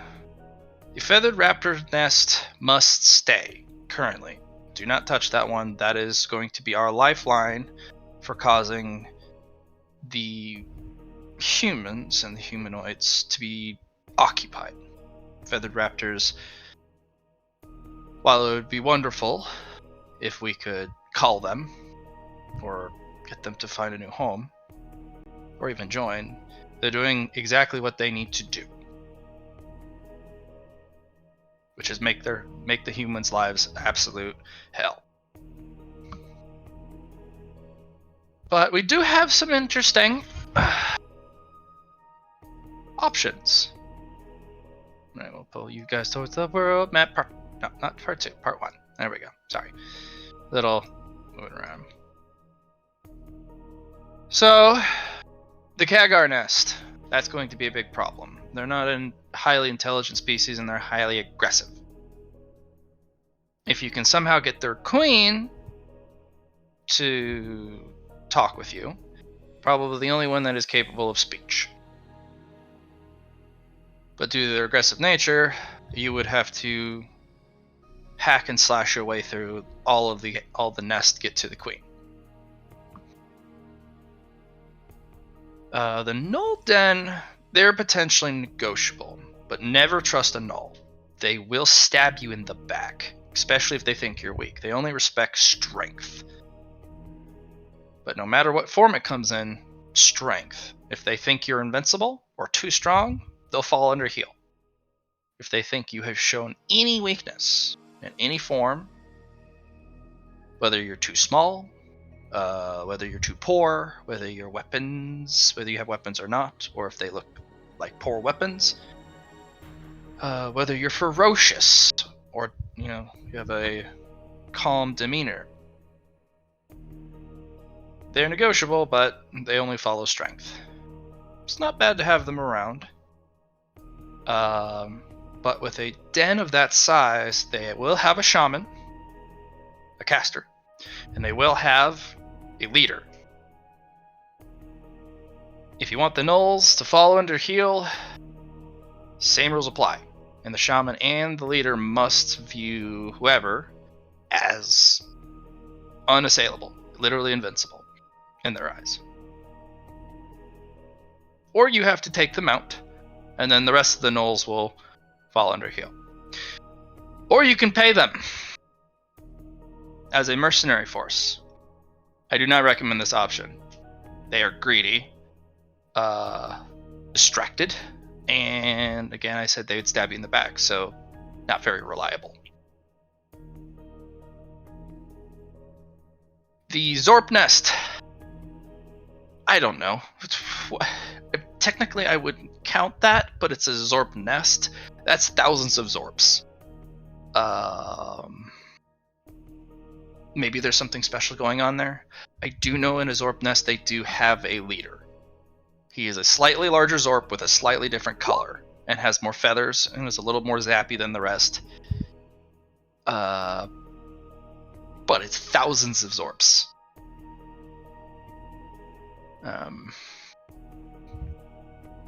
I haven't really looked into Zorps, I'm sorry to say. So if you wish to pursue that option, I'll put that as an optional, but it won't count towards subduing one of the local nests. The riot beetle nest, or burrow. Cool. Hmm? Question about the Zorps. I'll try. How is their strength in comparison to, let's just say, an army of gecko archers? A Zorp nest will absolutely clear out gecko archers. If it's normal archers versus just Zorps, it's about even. Noted. Thank you. But a Zorp nest has a leader. The leader has a power. He is able to increase the electricity sub-element they have the more Zorps there are. So the more Zorps that are attacking you, the more electrocuted you become.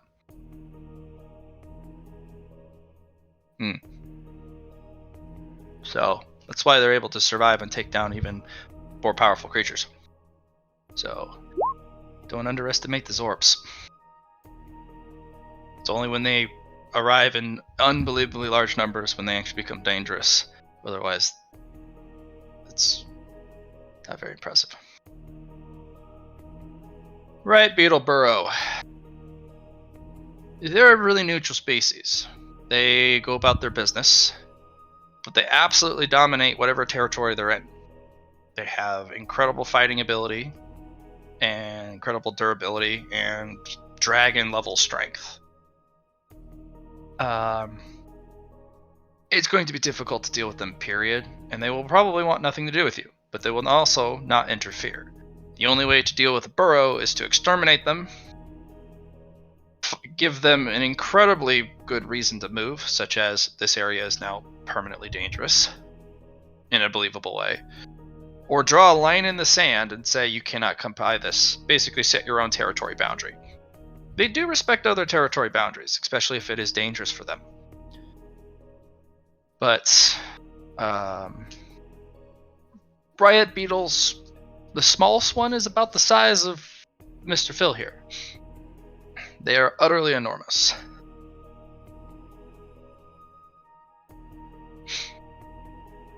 So should we avoid them? That's hard to say. There's a lot. One of these nests, you need to deal with them. Either get rid of them, kill them all, bring their bodies back to the dungeon so that I can repopulate this place using them as kindling, and maybe even get a couple of our own. Basically help me build an army. I need an army, is what I'm trying to get at. Killing them and bringing them here works. Making them clear out of their territory is kind of the worst option, but at least the territory is vacant, and I can fill it. Or having them swear to serve me. We need more forces.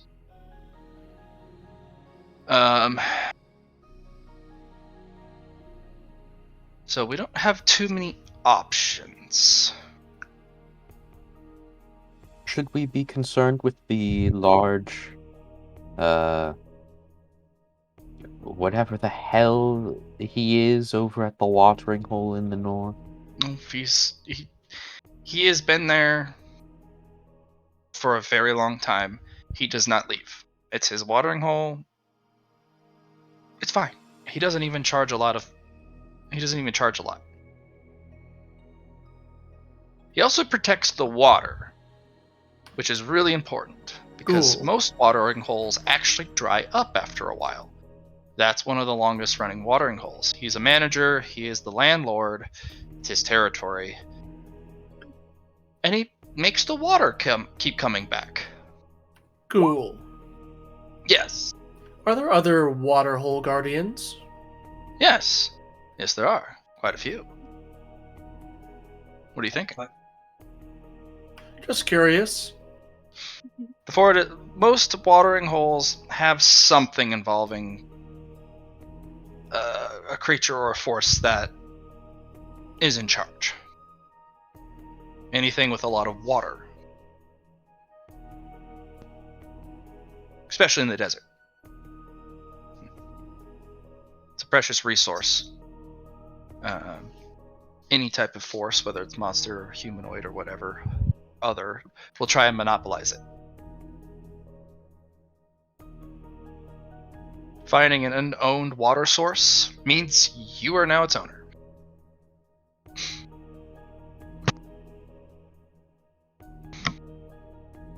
So that's objective 1.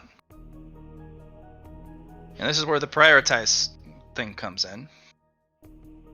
We need an income of constant resources. It doesn't have to be of a particular type, but magical resources. Fortunately, we do have quite a few options. One of which is, unfortunately, no-go. The Burning Quarry, I do wish to have that as a material for my dungeon, but unfortunately, that's what the humans are here for. And if we let them press on, they will also gain access to the crystal field. And if they find the crystal field, the amount of humans that will just flow into this area will be a tidal wave. And we are too young and too unprepared for a surge of humans of that magnitude and power. Wherever there is wealth, humans will come. And they will try and take it. What have I missed? Everything. Ah.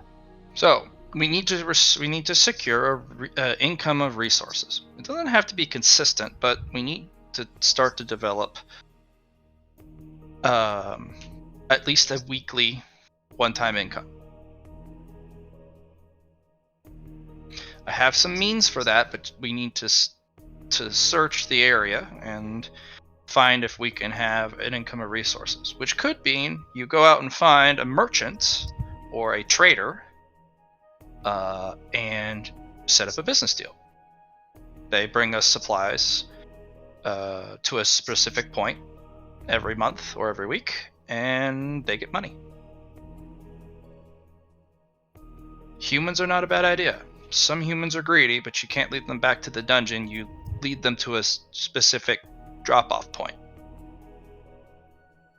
like the destroyed outpost.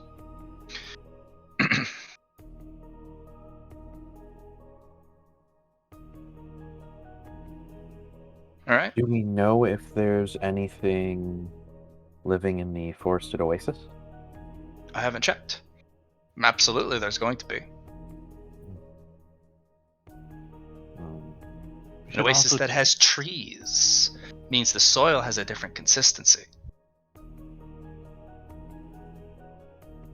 We should also check the oh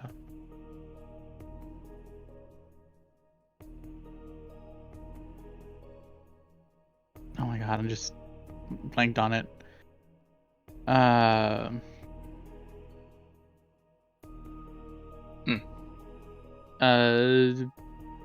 Oh my god, what is it called? What is it called? Double Trouble's junk shop? No, well, The Double abandoned Trouble excavation site, the obelisk. Airship. Yeah. Oh, Airship. well, that will be objective 3. You must fully uncover the secrets, or at least make significant progress on one of the mystery sites. So the excavation site, the Temple of the Lost Soldiers, Cursed Airship. The Forested Oasis actually counts as well. Hold on, cursed or crashed? Crashed. Okay, just that big difference. Sorry, crashed airship. Yeah. And the crystal fields will count as uncovering a secret. So, information gathering and solving one of the local puzzles in Gaul's 10-mile territory. That is objective 3. You've already uncovered the secret from the desecrated visage of Narim, but we're already past that. This is a new mission. Doesn't count.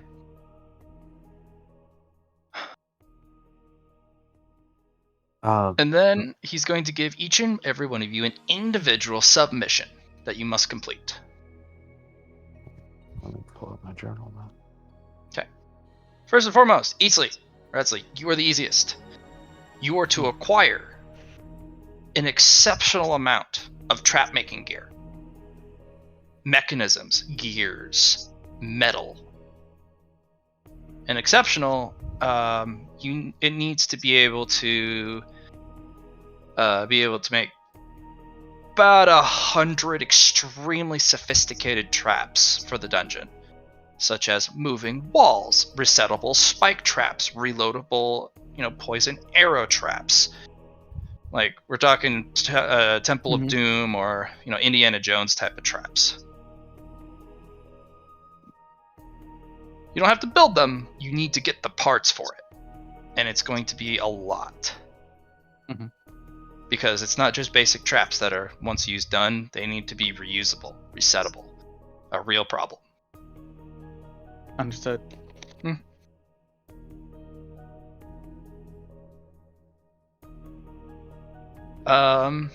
Indrid.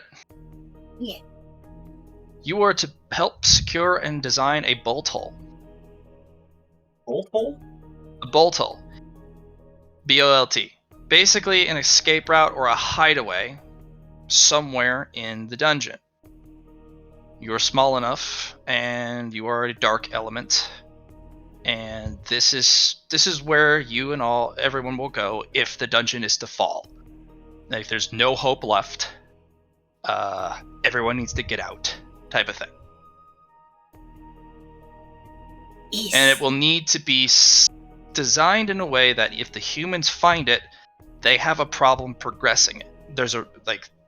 He's having you build it so that they fear to tread to chase after you.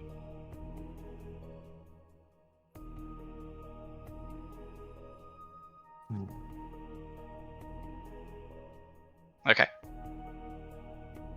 The dungeon escape route. The secret passage. And you must make it magical. Yes.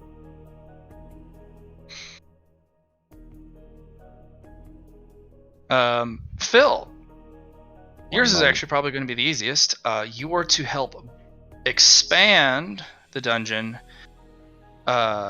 specifically utilizing your ability to move through Earth.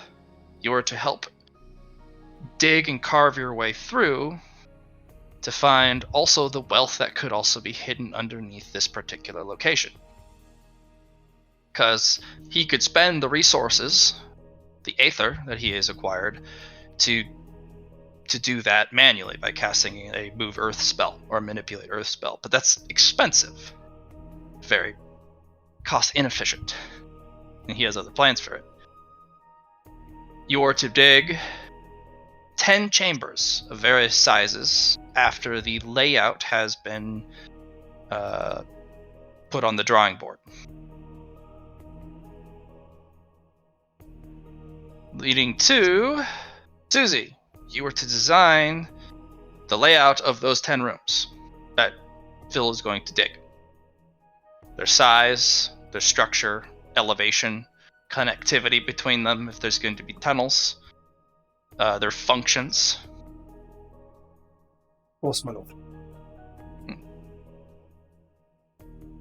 And most importantly, you need to design specifically the maintenance paths and the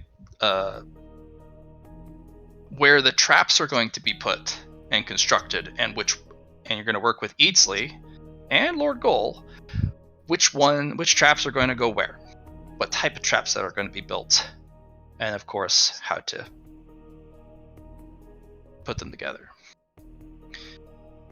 This is going to save tens of thousands of ether if done by hand, but he could, with the money you gave him, wave his hand, and over the course of a week, it'll assemble itself and do it. But he'd really rather not.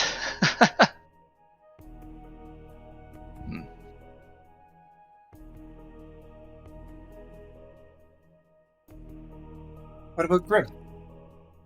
What about Grim? Yes. He's gonna look at Grim for a good long bit. I need you to sow chaos. Chaos in just a specific fashion. They need to be afraid of the night. People need to go missing. Information needs to be wrong about reports of specific sightings. Adventurers and hunters need to die, but in just the way that is mysterious or people go missing.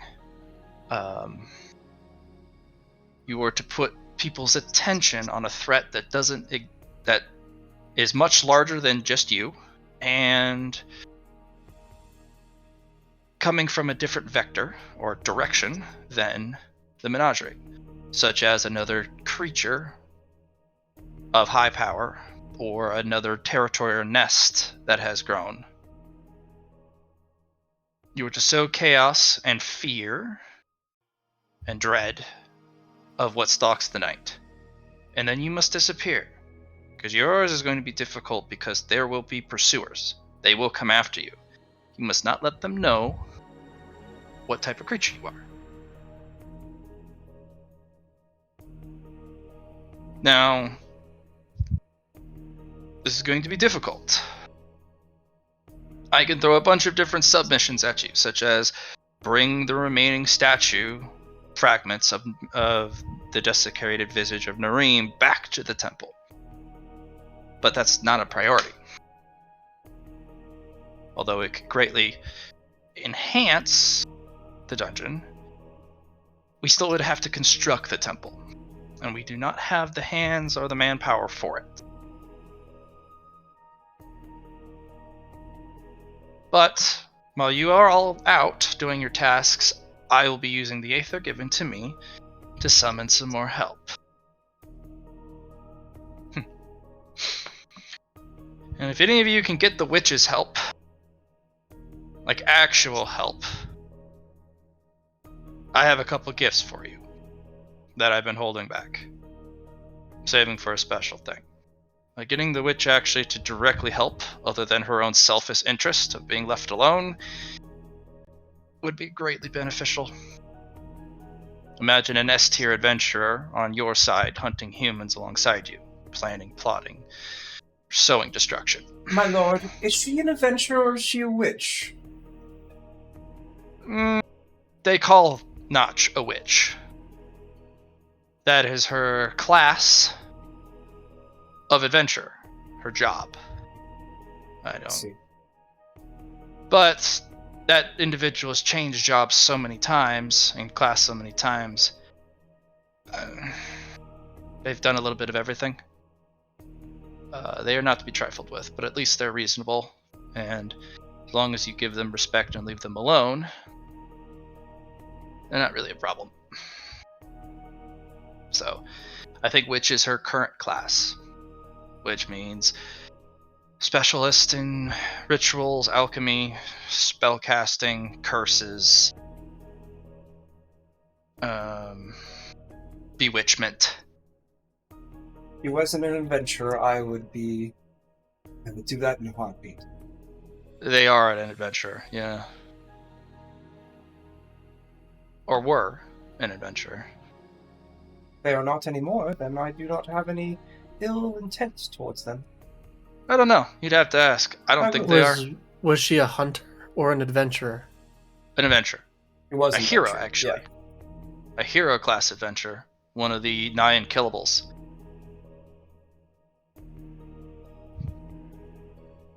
She's a friend of yours. She That owes we me. shall. Not a friend. That person owes me their life. I saved it. But with the amount of favors that I've asked, they've returned quite a bit of that favor owed. Even if it's a life debt, you can only ask so much of an individual. That the favors cannot go on endlessly.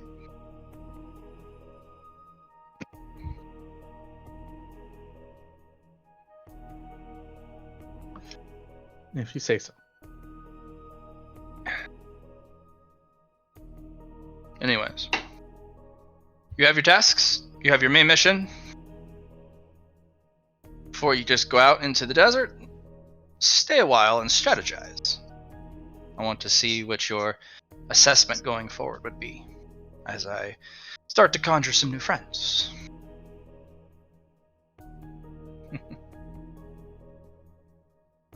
Did you find any strings?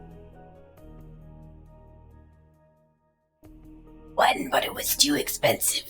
You found a string. I like strings. I don't have it. It was expensive. Oh well.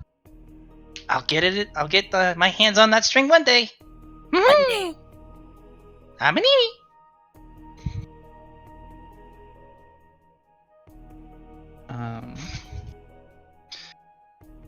All right.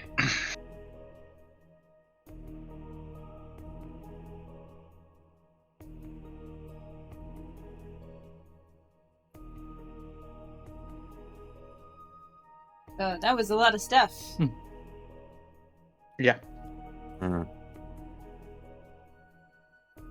You must strategize. Eat. And so I think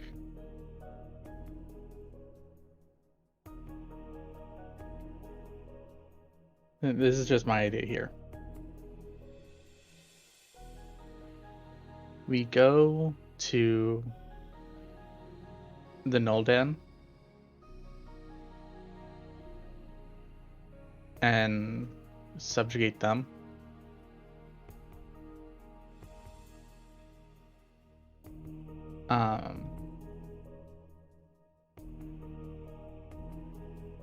And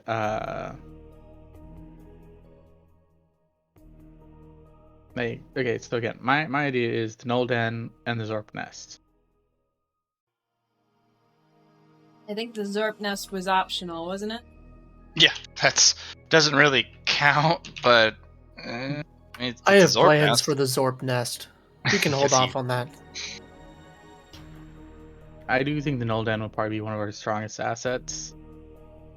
I think if we let the Riot Beetle stay, that will be a good enemy for Grimwald to use to antagonize the Adventure Company. Well, this really depends on the Kagars, but I'm willing to see if I can just tank my way through them to get to their queen.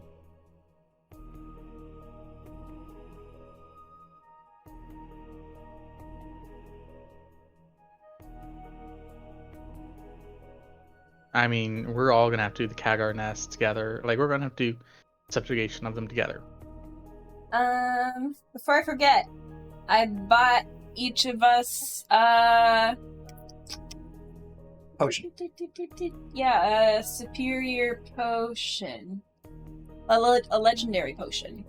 So you each have a potion on you that will restore 100 HP, all fatigue, and remove almost all debuffs.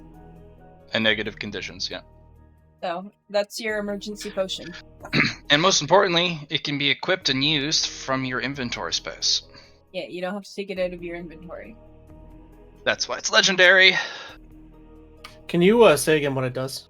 You copy paste it in chat. Once I'm done. Actually, put it in the Discord so I can continue to do this.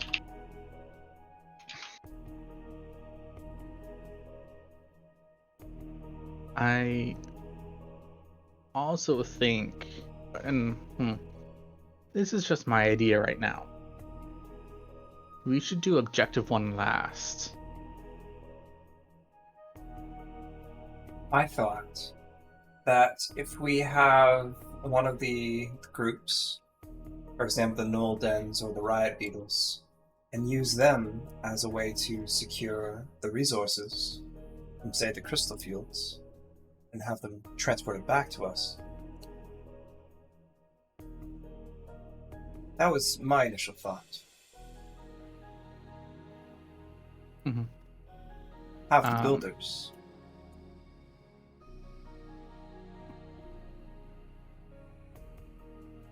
If So- knows nightmares. Or you can give the riot beetles nightmares about the humans. Nightmares.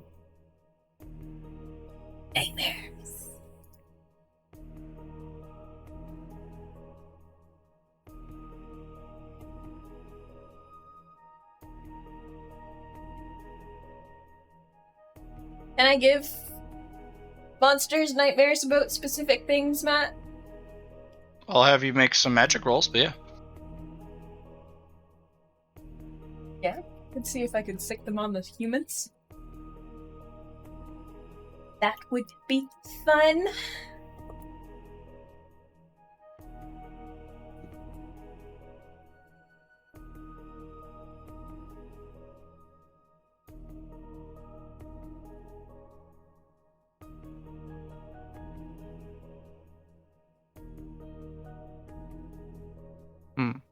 I think also, and this is just my idea, because you said we could make contracts with people. The Double Trouble's junk shop might be very useful for me. For your traps, right? Yeah. Yes, I agree. Along with the crashed airship. I think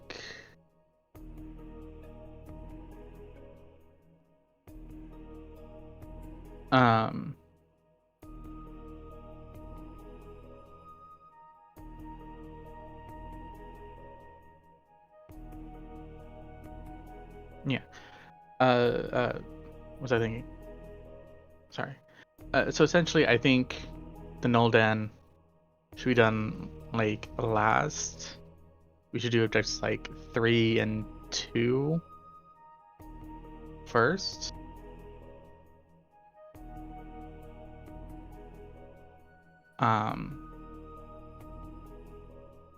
Because that'll allow us to do 4, like a smattering of 4 together.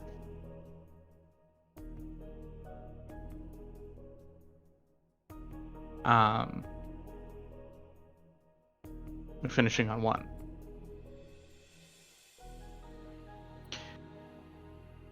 Though I think the Kagger Nets would also be another viable choice just because it's the closest to us versus the Knolls. Securing resources, you may also leave and go search other places,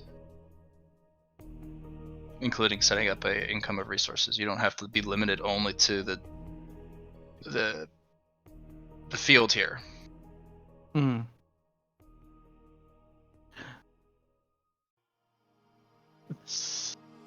We can also use the salt from up north as a source of income.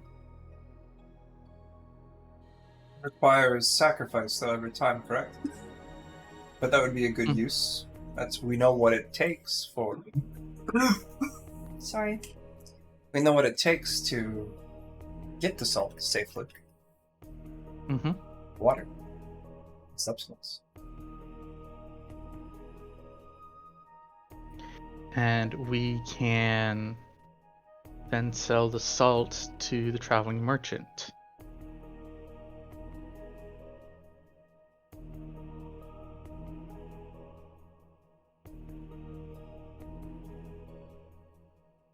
Sorry, I don't think I was around for the crystal fields. What are they? Salt fields. Oh, they're the salt. Okay. That makes more sense. Not this. This here, the crystal field? Oh. It's the illusion It's not- crystals. Illusion crystal field. Oh, okay. I misunderstood the question. So the illusion crystals, what are they? They create a kind of a mirror glass, distorted glass effect. They have a sub-element illusion attached to them, and when it's individual, it has a minor, almost just unnoticeable effect. But in a giant, mile-wide crystal field, it's completely distorts your ability to navigate and kind of be aware of your surroundings. It makes massive mirages and distorts the area. And why is it we can't mine them? You can. It's just you'd have to figure out a way to approach the field to mine them. Without getting confused. Yep. Okay. You would actually be able to approach with your glowy eyes. Ooh. Yes, you do have your Bear of the Lantern. So Yeah, you would be able, with your Bear of the Lantern eyes, cut through the illusionary effect completely and be immune to its effect. So could I hold my friend's hands and drag them in to mine crystals with me? They would tug and pull you different ways because they're. You say it's that way, they think it's this way. It'd be a constant struggle.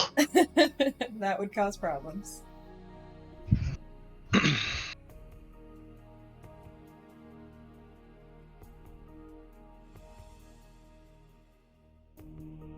But maybe if we could make some sort of mechanical contraption to haul crystals back and forth.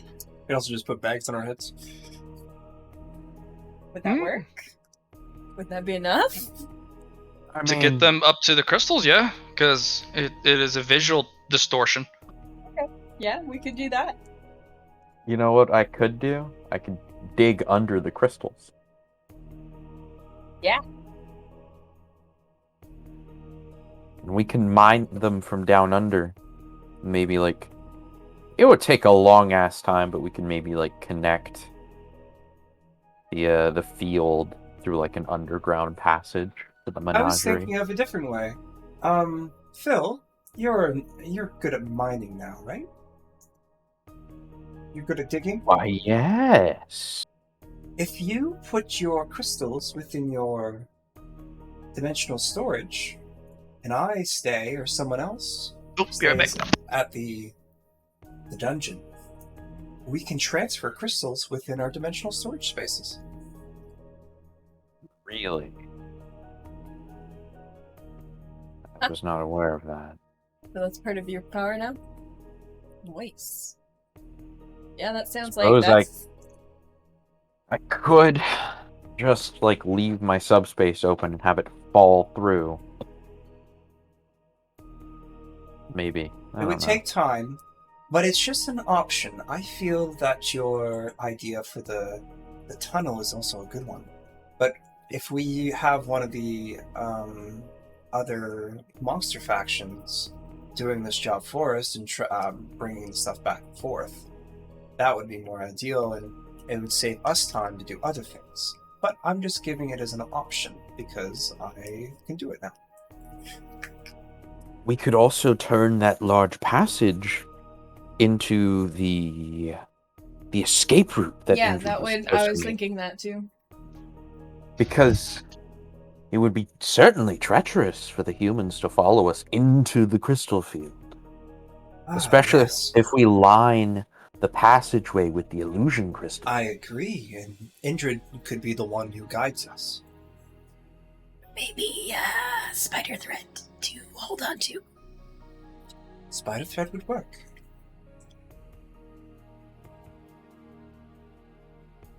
That would solve our quest 3 from our Lord. If we can discover the crystal fields with Indra's help.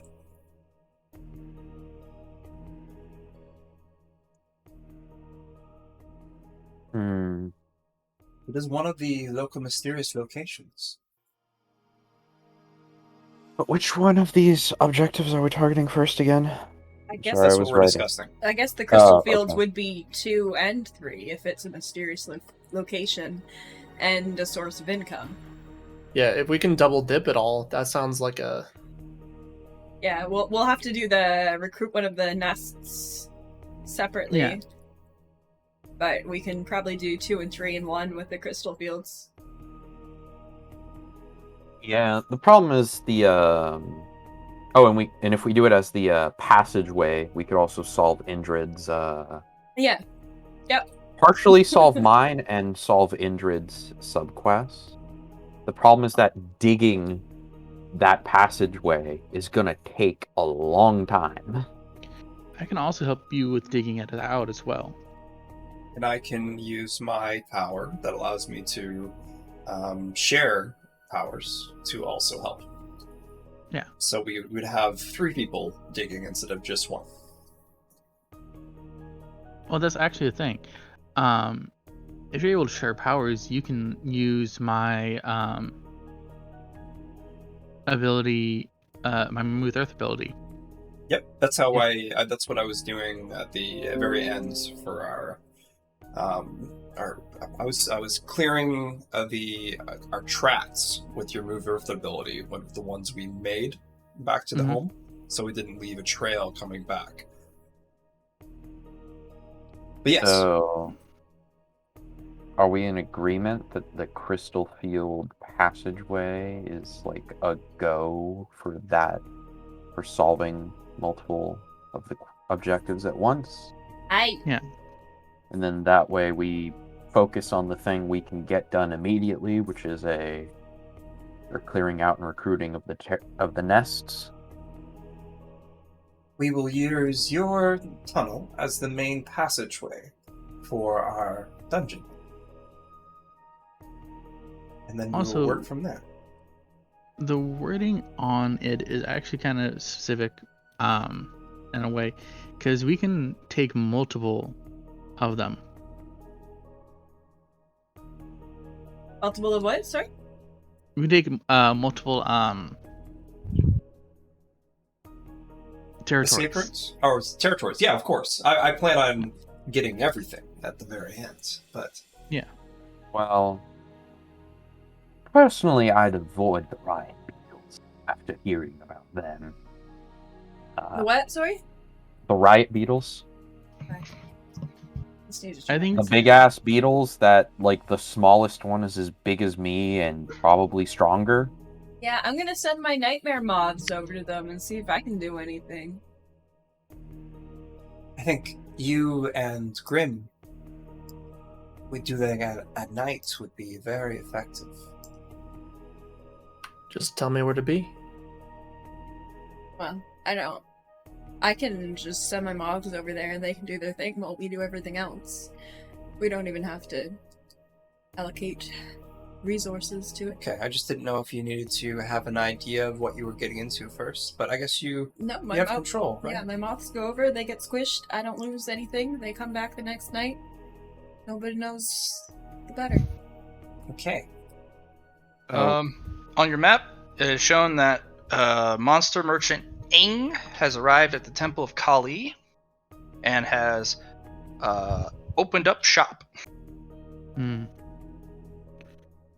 That is also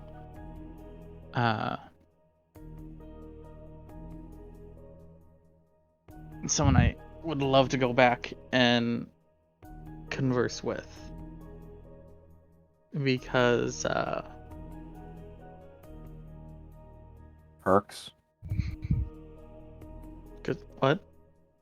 I just suggested you want to go because maybe you want to pick up a perk, if he has any. Oh no. We can establish a trade with him, True. and it'll help us secure a source of income. There is also a timed event still running on, and he has also set up his shop to match the The time event, temple's we wanted to countdown? go visit Yeah, the temple too.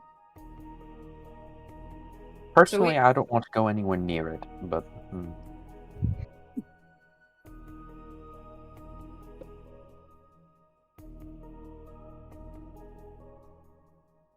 So, which nest should we start out with? Matt, can I send my moths over to the Yeah. beetle burrow to try and give them nightmares about humans? I'll have you roll willpower to see if you can have it specifically be about humans.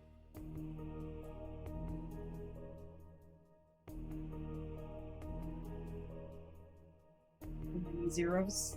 Switching over to Mothman. Or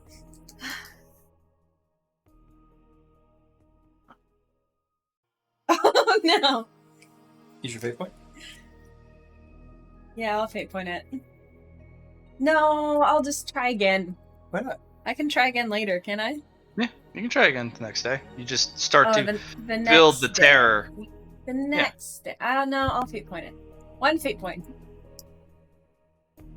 Okay. I'm gonna start now. What, All right. When they arrive, it'll take them a day to arrive because it's Yeah. a really long distance for those little itty bitty wings to get there. But they are tireless and they will fly. And they will get there. And they will sow terror about the humans. Ah! Excellent. I'm excited. The next night, you can tell them about their location, about the camps. Yeah, well, I'm just gonna Yeah. put in visions of the camps and them being horrible Killing their queen or baby whatever. killers. Gonna yeah. Baby killers, oh. gonna come wreck their shit. So I personally vote either the Kagar or Zorp nest first. But You guys want to go hang out with the Zorps? We're Like we we'll see. discussed, not doing the objective 1 first, because there's no real. These are just numbers. We don't have to do it first. It's prioritizing, right? Remember that was the first thing our Lord said. It's not How really two. about the people who are gonna dig start digging while the rest of us gather information, and then when we have a solid plan of who we should go talk to or battle, we'll all get together and do it. Sounds good to me. Okay. So, you guys, your sub-objective seems like you're going after that first, which is design the dungeon expansion. Mm-hmm. We're doing it Okay. in this direction. a long and big ass tunnel, because it has to be big, because I'm the one digging it, so I have to fit towards the crystal field. Nice. Okay. How do you want it to be chained? Alright, so is it going to be one stacking room with a passage after each other? Or is it going to be like a grid, or It's the initial straight line. Once we how have a big are your highway, rooms? we're not making rooms yet. We're just making a straight line. Oh, you're not even making the rooms, you're just going to make a straight line. There will be rooms eventually. Phil, roll me minor. So I don't know if you caught this, Matt, but myself and Edsel are also going to help. Yeah, you guys aren't going to even need to roll to move the earth. I'm going to have him roll minor so that he can discover hidden wealth, mineral wealth. With what stat?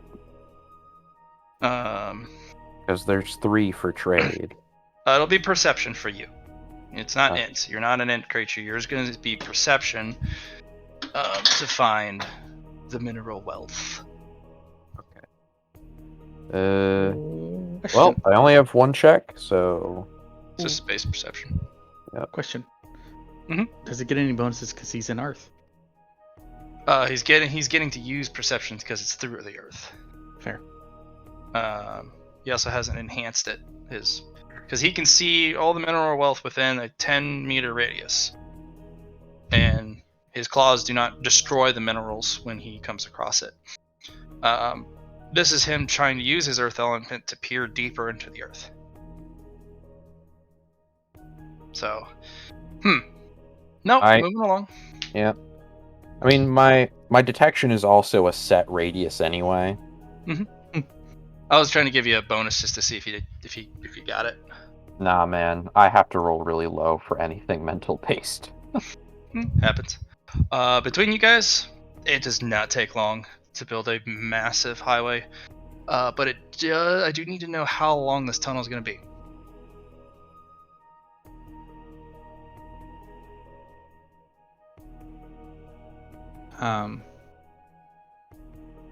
About 5 miles. All right, you. Oh wow, 5 miles. So an idea here, right? Because I believe Fruity Tooty said they can transfer stuff between inventories now. They can. It takes a significant amount of concentration to do it from Fruity 30 Tooty. seconds. Of uninterrupted, but yes. Okay, never mind. I don't think the whole keep inventory open and just have stuff pour through is going to But I mean, work like then. a meter by meter, and then transfer. Take about a minute, right, for each way through, back and forth. Phil, go ahead and roll me, for each mile, roll me a 1d100. So it's about 5 miles you guys go. Or, sorry, roll me for 4d100. Because I have something special if you're going to dig straight under the crystal field. So I think I'd be able to get a good distance judging, right? Or like judge the distance when I'm getting there, right?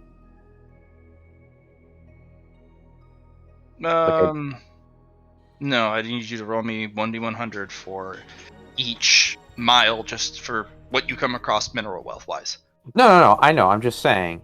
I'd be able to tell roughly how far out I've gone, right? From the, like, in the tunnel digging. How smart are you? Terribly. So I guess I'm just going to You can roll instead an have. logic test. That's what To you have the determine other how- two for. Edsel Yeah. and Susie. So, okay, because I know I'm not smart enough to tell. At least I'm sure I can at least deduce that. Can I There's assist no you? way. I'm just going to have my anti magic ability on, just for when I inevitably hit the field. Okay. With your. Okay. So anti-magic field will turn off bond I see. while it's on. It doesn't break it. It just, you can't communicate. You can't send stuff to and from. Can't borrow powers. It's an anti-magic field. No. We don't That's need much that appeal. for the. Or it's gonna be a while till we get the crystal field. Okay, well, I trust you to tell me when I get there then, so I won't do that until... I am very trusting, after all. Actually, Matt, did I get that, or is it for next session? When you send it to me, it's fine. Okay. If it's your one quality for this session, that's fine. So those are the 4 D100 rolls.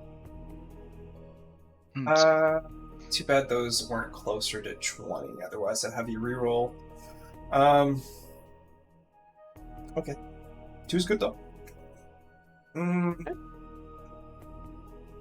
Let's try it. Have a reroll for the 71.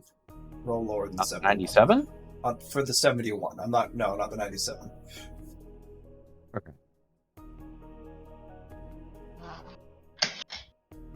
Okay. It's too bad. I'd be willing to spend a fate point if I'm allowed to reroll the 97. Yes, you can reroll the 97 with a fate point. Okay, then I will do so. Well, it's better than 97. Okay. So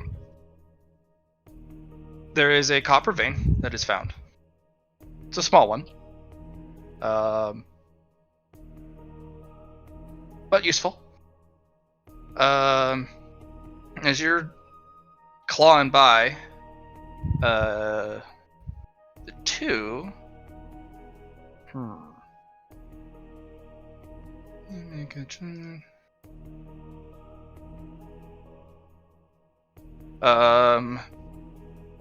Somebody roll me a 1d2. Someone luckier than me. Okay. Ah, I said I'd do it! Ha ha ha ha ha. Wow. Um, There's a difference in the force. Terrible. Absolutely Terrible? unforgivable. Unforgivable. JK. Okay. As you go through, you're going to find, interestingly enough, a small aether crystal deposit. The single lodestone, or a single node. But this is going to be a load size, high grade node. Okay, we can't roll luck or anything on that to see what the quality is. It's just perfect. It's Okay. node sized, as in it's huge, and it's high grade. All right. So I want to make sure I can hear this right. We found a small ether crystal node of low high grade. No, it's just high grade. It's not flawless or superior, but it is one size larger than large sized. It's node sized, so it's a big clump, massive clump,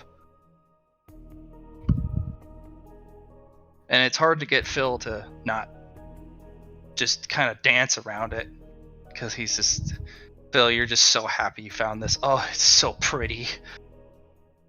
And This shall be my lair. I'll make my lair here. So that was within the next. That was the second mile, right? So we're here. That was the first mile. That was the first mile. All right. I thought it was the second mile because you made him roll again. That's all. And that was for the 2. Yeah. 2 was first. Sorry. Let me explain that again. You had him roll the initial first mile because it's going to take 5 miles to go, right? I didn't have him roll the 5th mile because that's when you reach the crystal node. I'm going to have you roll something special for that. Perfect. All right. Getting close to the crystal node. Nothing else, right? After the first mile. No, nothing else. So before we get close to the crystal node, I think we need to call Indrid. Because we're going to get screwed over if we don't. Yes. Okay. Indrid. As you kind of escort Phil, Phil starts to meander in his digging. It's no longer straight. He starts to go to the right, almost sharply. You're going the right way. Hmm? Somebody get a bag. Susie will form a blindfold of thread and put it over top of Phil's eyes. Ah! What? Why? It's What? for your own good. Explain. Crystals. They make you go right. Don't go right. Ah. Okay. I got this. And now don't touch me now. Don't touch me now. And I'm gonna turn on my anti-magic skin thing.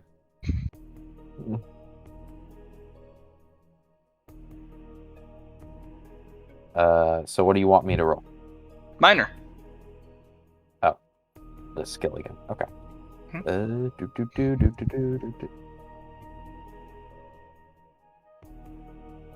I'd like to use team player here to attempt to assist. How long does this all take? Most of a single day. But you guys are all earth elements, and Phil got specifically evolutionary upgrades to also increase his digging speed. A 1 on the mysterious special thing for us. So I also turned on my anti-magic skin thing. Okay, Phil. There's wealth ahead. Oh, is there wealth ahead? You can taste it. Increase your minor by 1 checkmark.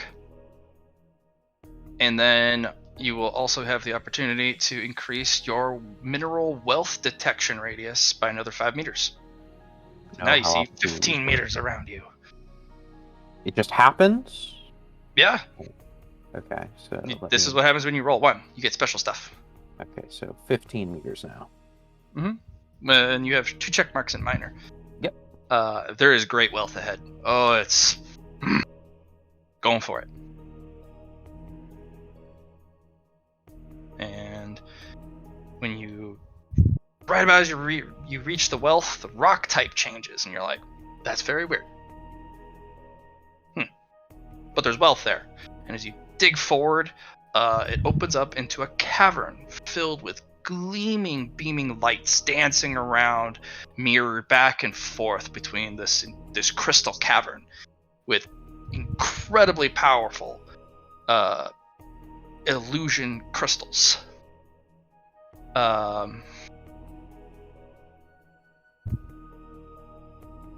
Fortunately, you have a blindfold and you have anti-magic on. Indrid. Yes. Oh Lord. That's a lot of magic crystals. So, Phil, roll me minor. Just so, because this is your job profession class to understand kind of what you're dealing with. I can smell Congrats it on in your the 1 by 1. air. Yeah, you could smell it. Your dragon blood is roiling. You're like, I will re-roll this.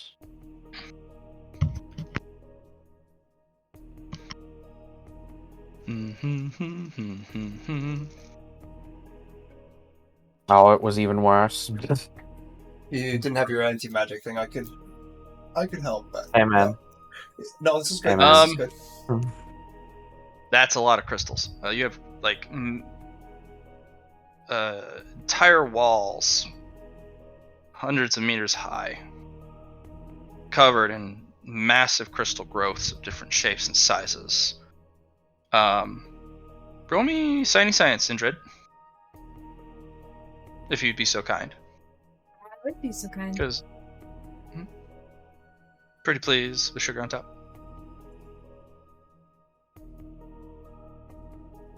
Okay, nice. So, the crystal cavern, these are actual magic crystals. The crystals on the surface of the crystal field, they had no magical potency. They had a bare hint of a elemental signature attached. And only because it's in such a large collective field does it actually provide any effect whatsoever. This is where all the juice comes from. These are real magic crystals with varying potency, with the earth and illusion equal elements. So, Well, there's a lot of juice. would you say that this completes objective 2 and 3? Or is there deeper, mysterious things within inside? No, because he's right. There is more to the crystal field. I would But you say found it's pretty one of the few significant things. progress, though. Significant Finding out progress. Yes, you were where- right. Yes, you're right. You dug under the crystal field, which I wasn't expecting. But you have found a potent source of wealth and resource. And you built a highway right to it underneath everyone's fucking nose, which is awesome. Problem. These are extremely dangerous. They range from all different grades and all different sizes. You even have, near the bottom, some high-grade illusion crystals, which, without the immunity to illusion, you might never find your way out of this cave. You may be trapped in an illusionary world forever. Do Indrid and I have immunity since or at least me, because I am illusion subtype? You don't have immunity, but you can, as long as you stay away from the big stuff at the bottom, you're fine, because you have an illusion subtype. She picked up the magic quality Lantern Bearer, which gives her special eyes that are immune to illusionary effects. Got it. If you want to buy that, you can buy that as well. My suggestion would just to find a large collection of disposable miners.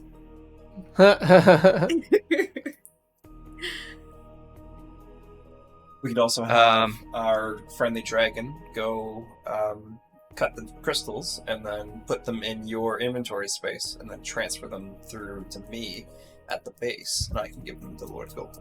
I think we need to automate this process. This is a big mine. Well, we could also have a length of thread, like being a conveyor belt kind of thing, just... Yeah, I'm sure we can come up with something. Yeah, looking at this, one of the question marks for the crystal field goes away. It's magical crystal illusion magic crystal mine appears on the map. Day 1, success!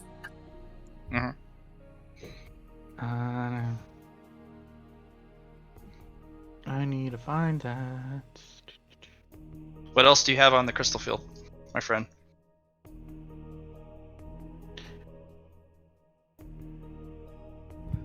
I'm double checking. I'll have to find where I have it here. Tell me what I've told you about it. Tell me its stats. Illusion, 1 skull, 3 question marks. Or not 3, 3 exclamation points. Yep. So one goes away? Well, when you uncover the one on the bottom, the exclamation points don't go away. It does add extra information. The skulls go up to 5.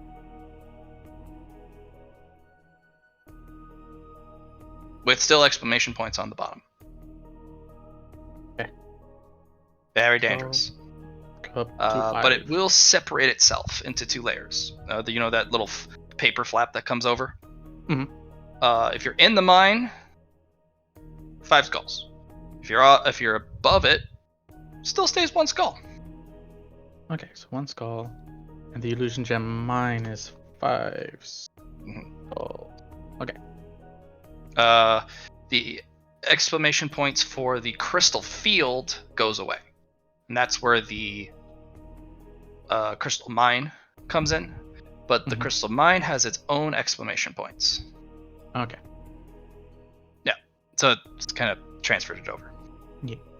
So there's one more surprise about the mine that you need to uncover for that to be a success. Good to know.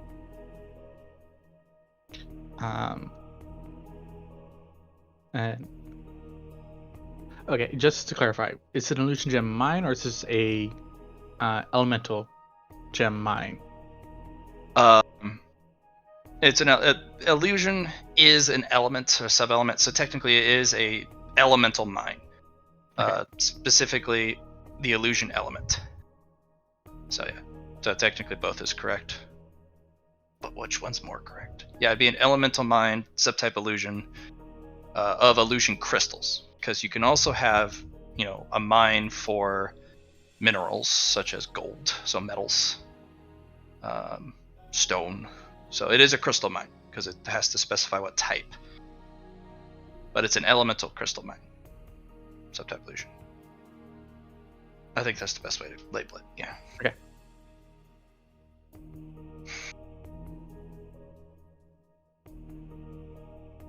Okay. I'm proud of all of us.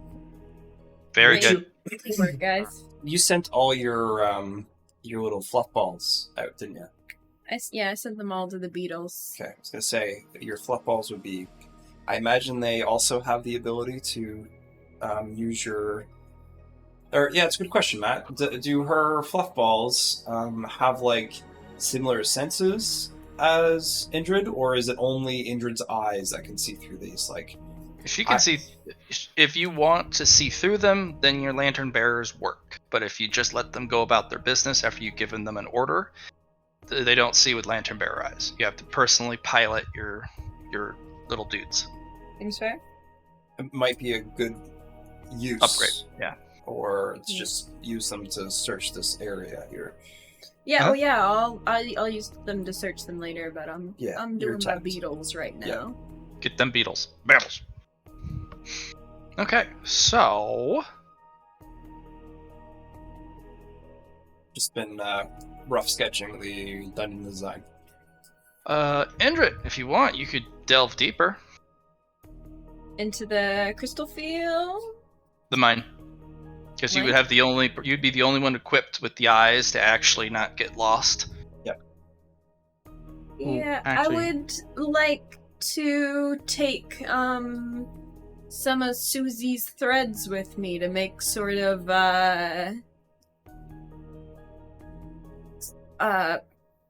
pathway system.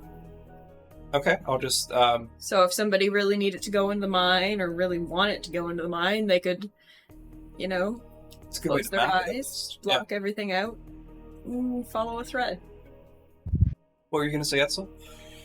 Oh, actually, I was gonna ask if the illusions would mess with my earth sense. Absolutely, it would. Okay. Maybe not at the beginning, but these are extremely powerful crystals. Your earth sense would get immediately disrupted because it's a sense the moment you come across a mid-grade crystal. Okay. And you have entire walls of this stuff. It's actually really beautiful, Indrid. You can tell the quality of the crystal by the color, and it follows a very specific pattern. At the very bottom is the highest grade, and then as it goes out in kind of a rainbow-like blossom with different layers, it goes up and the quality drops. And it's just a kaleidoscope of these different rings of color as it goes up and up. Beautiful. And the way the light shines in from different holes in the ceiling, it just kind of bounces around and refracts endlessly. It's hard to not just stand there and go, whoa. I wonder how that would look with the moonlight instead of just the normal light. Probably does something completely different.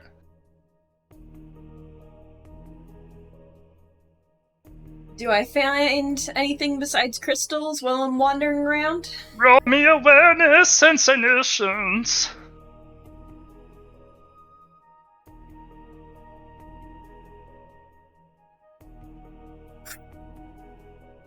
You want to use one of your fate points?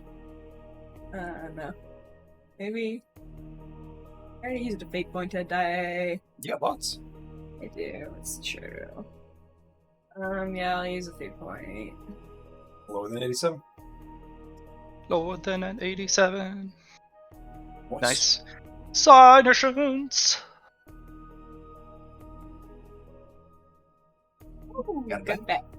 You got it back. Nice one, Allie girl. Lucky coming into play. Okay, Allie, at the very bottom in a side cave, what looks like a crystal-covered white dragon curled around this small girl trapped in a crystal, kind of curled down on themselves. I'm bigger, eh? No, No? you're itty bitty. I said I'm bigger. Yeah, you are bigger after the evolution, but No, Matt. How big are the dragon and the crystal? oh, how big are they? I thought you Yeah. said I'm bigger now. Okay. The dragon, pretty large. About as big as Phil. Little girl, probably 4 feet tall. A little girl size? Very strange. That crystal is not an illusion crystal. That is a dream crystal. Dream element. And the crystals in this room vary wildly. Anywhere from fire, light. It's actually a rainbow kaleidoscope of almost all the subtypes.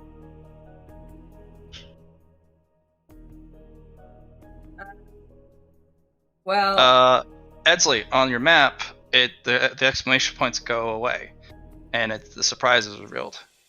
A girl and her dragon, lost in time, lost in the dream. I'm just gonna make sure one of Susie's threads is leading from the entrance back to that point, and then I'll continue wandering about, I guess. I think we can go back and tell our lord now. So we completed. You the have objective. successfully solved the mystery of the crystal field. Okay. Mhm. Yeah. Well, let's go back then. Call the thread back and easy peasy. Yep. I'm gonna As you're take going my back, you once. Oh, Go sorry. ahead. No, go ahead. Go ahead. I kind of want to take my time on the way back and familiarize myself with every nook and cranny of this tunnel to make it easier to potentially stealth in the future. In the hallways? Yes, in the where we're coming back from, I just want to know it like the back of my hand. It's a straight tunnel. There's no deviations. No flaws in any crevice, nothing. There are a couple crevices where there were minor stones and elements, especially where that small copper vein was located and excavated. Makes a big divot. I'm gonna carve a little image of Gekkasan, and then move on. Okay. There, as you go back, in the face of all the illusion crystals, there's this masked face that kind of flits between the crystal facets, kind of falls and stalks you back, kind of giggling, laughing, all around you. Indrid. Nothing happens, but it's like, I'm supposed to be the spook master. Get out of here. I'm gonna poof. Oh, just put darkness around yourself. Yeah. It freaks me out. I poof. And then I go back. Yeah.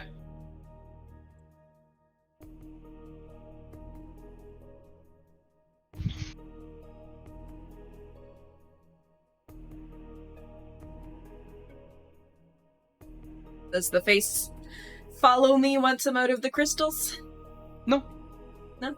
In fact, when you look back at the entrance of the hole that Phil made to the cave, it's gone.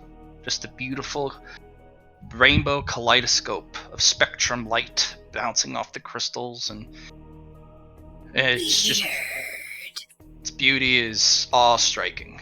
That's Utterly. a nightmare or something. That's in the girl's head. Yeah, I don't know. We'll have to check it out some more later.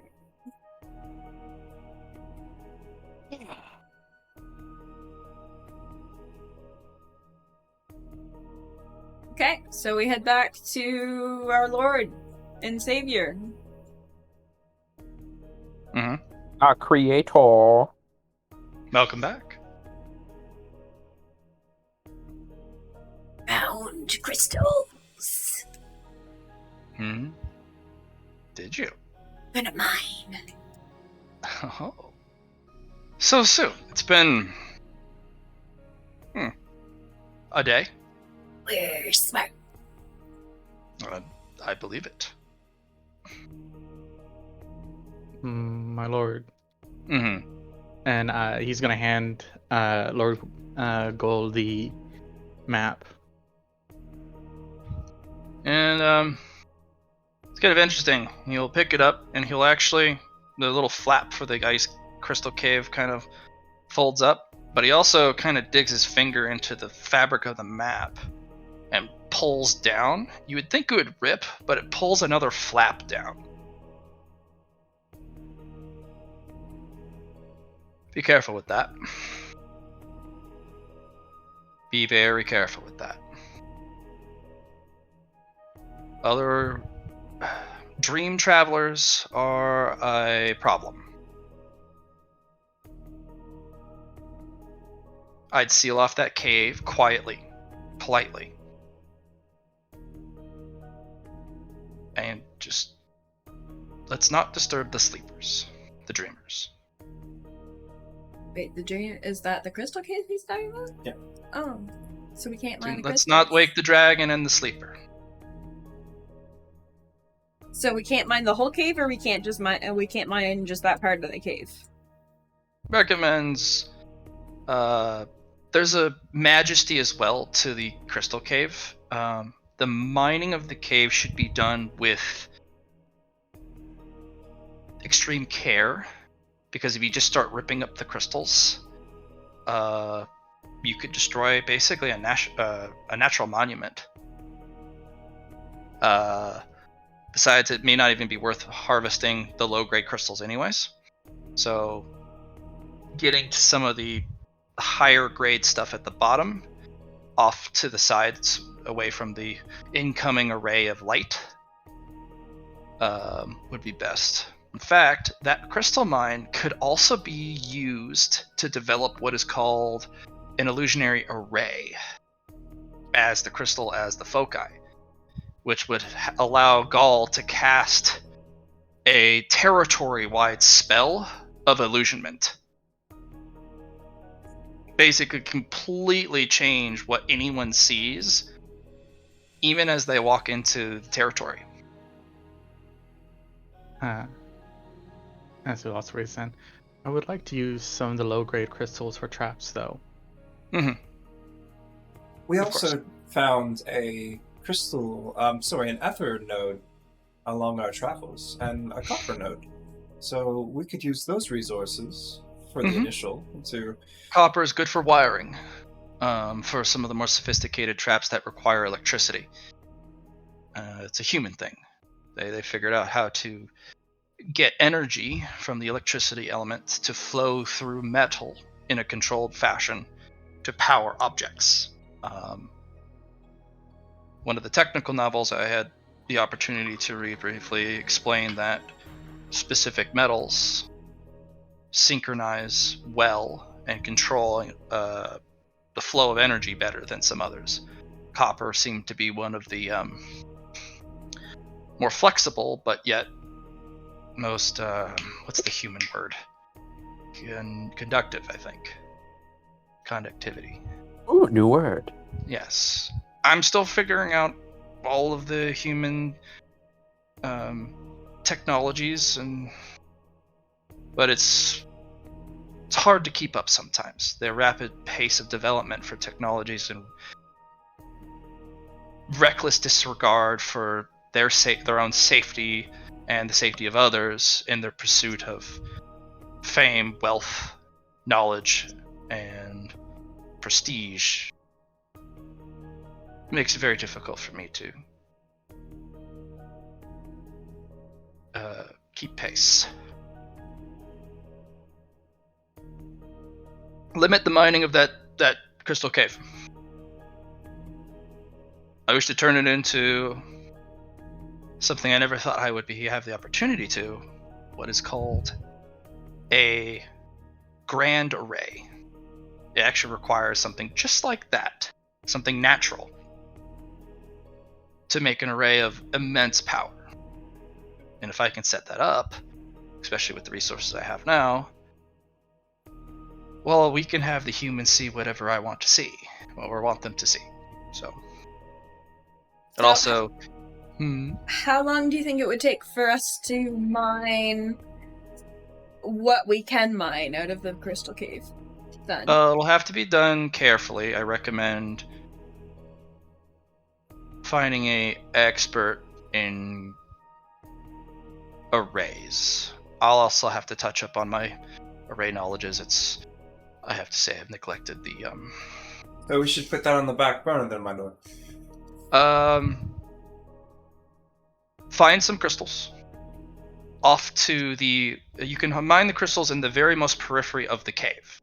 So in the main central part of the cave, try not to disturb the natural growths. But if you go to the very, very edges, you can grab some there. We could probably safely mine no more than 10% of that crystal cave, and still be able to use it for what I envision.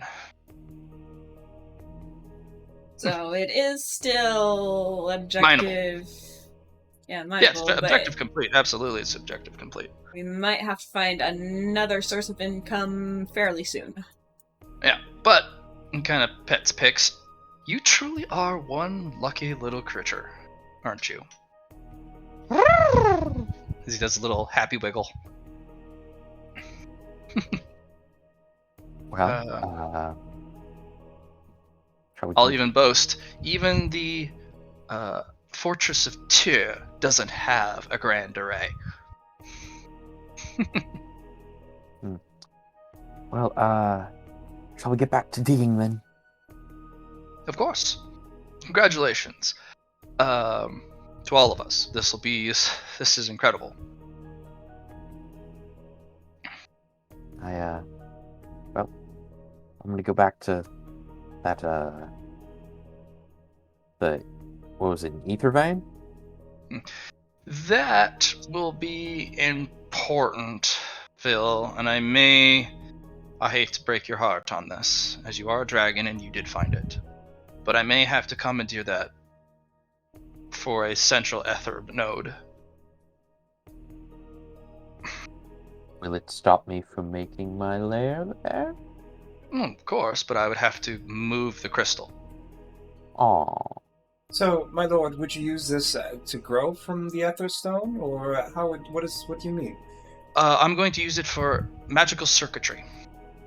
I'm going to for the I'm going array. to have it. No, Oh. no, that's different. This is actually going to help with controlling and moving ether through my dungeon. See. So what it'll do is I can revive you quicker. I will have more control over how the rooms will shape. I even will have the ability to have the rooms repair themselves after damage. It'll be expensive, but think of it as a dungeon helper. A dungeon foci. See. It's very important to have them. That was actually going to be step 8 or 9 on my list of dungeon construction. Collect about 5 of these. Finding one early increases our chances of survival significantly. Well, I have an idea, actually. Guys, you know how, without flying on my back, you'll have trouble getting around the desert? What if we just dig 3 more tunnels in 3 other directions, and you have a straight path? Still slower than flying. I mean, I won't always be around. I mean, I would hope that I'm, around, but you get what I'm saying. It might not always be an option. Excellent plan.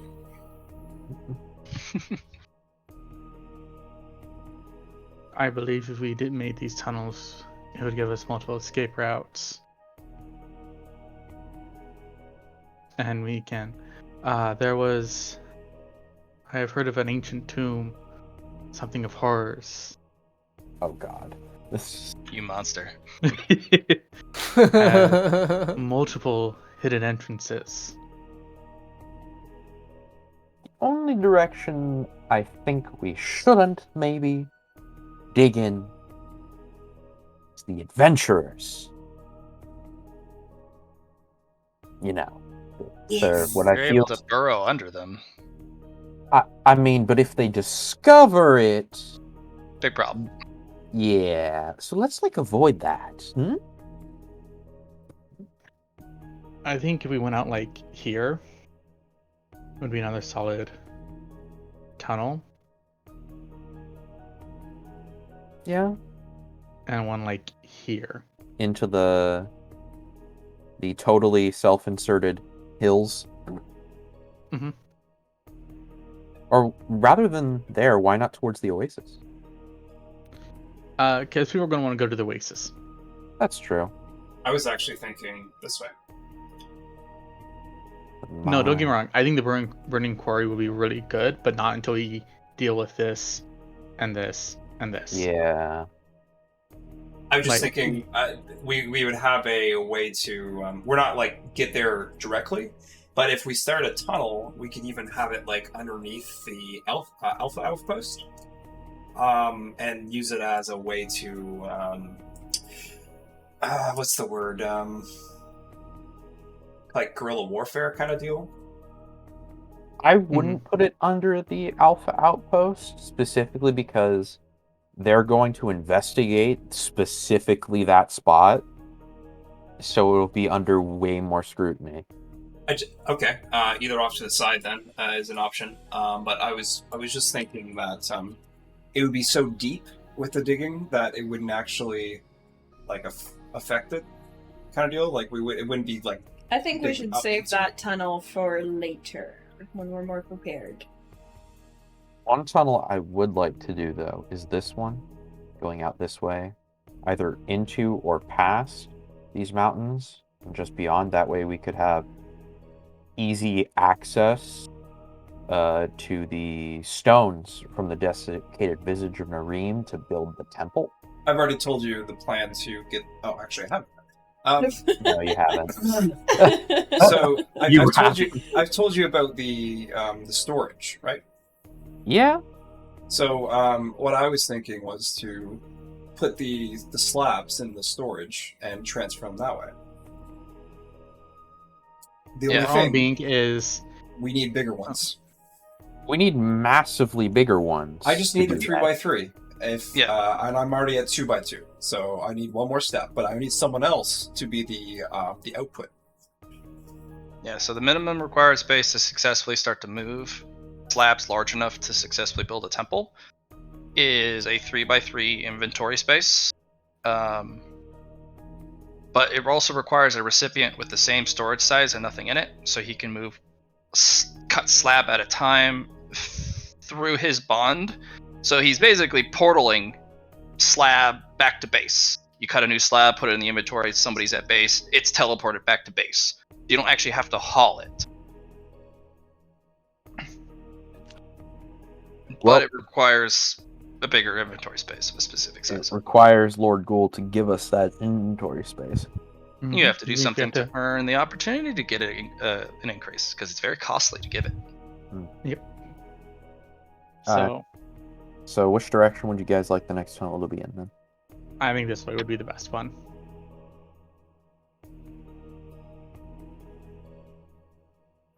Okay. Anyone else? Burrow under the Zorp nest. Nah, because that's the same general direction as this one.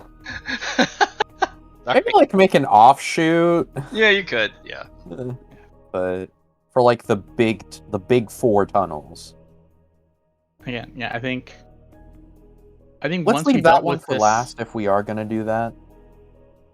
Like this one, let's Actually- leave that for last if we're gonna do that. Okay. So guys, hear me out here. They're going to investigate this, right? Yeah. I think what we should do, and this is just Etsley speaking, this is just me speaking. If we go down here and build a tunnel, I can try and start blighting the land. Start what? Blighting it. I just don't think they're going to look underground, honestly. Well, like that's the thing. That's why I was thinking that too. If they're not going to look underground, I could be underground, constantly putting pox on it.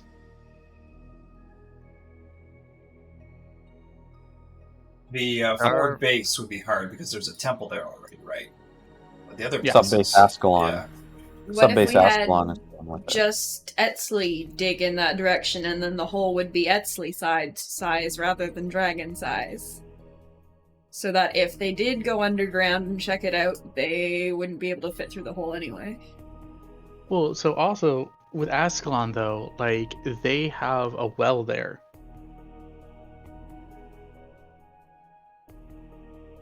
Poisoning the well, making them go crazy, either through the salt or through your plague, or... I don't think you could though, because the temple is with the well. Well, the temple is with... They'll have priests on the forward base Ascalon that come from the temple from the sub base, but the core temple won't be there.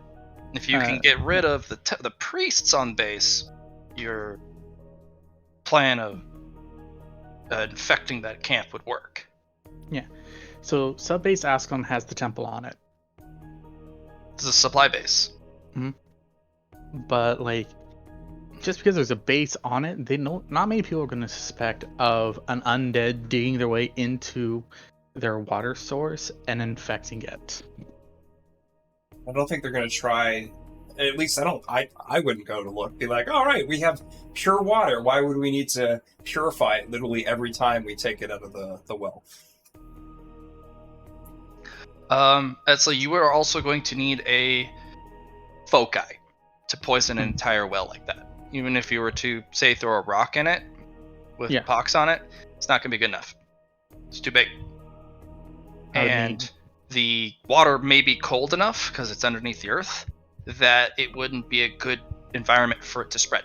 You would need a magic foci for that. Okay. Something specifically around undead energy or death energy, or if you could find a subtype poison, subtype disease, which would be really hard to get, but that would over time completely ruin a water supply. We could just buy something from. What's his face? Buy my things. Sorry, bet I he love has that something character. for me. Here's a question: would the salt be a foci at that point, or no? You would need to venture deep into the salt fields and basically get towards the center to find exactly that, a magic salt crystal. Because you've just been getting normal salt crystals with the after effects of something deep into the salt fields. Okay. So if you can find some of the core crystals, absolutely that would be an amazing foci to contaminate water sources. Actually, if you find something too strong and they don't find it fast enough, you may permanently ruin that water supply forever.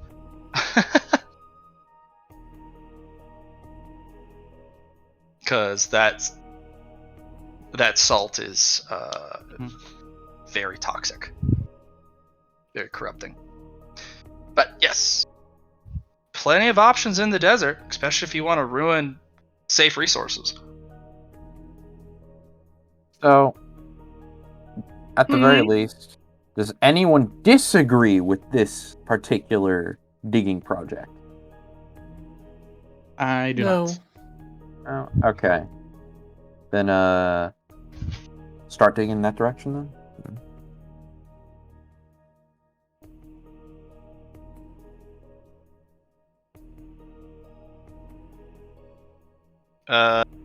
All the way to the makeshift ramp? Do we want to do it to the ramp, or do we want to go past? So my question is, if there's valleys within this this place, would we be digging into the valley, or would we be digging at that? Good chance that you will at one point start digging, and then there's just a ravine that keeps going down, and then you look up and you see the sky. Yeah. I think we would have to dig into like if we dug into here, we could make a walkway up along the ravine to like I want to say a mountain ridge, a ridge pathway. You could also dig into the Kagar nest. That's what I've been thinking, actually. I thought about it as well. Because I'm thinking if I can get in contact with their queen,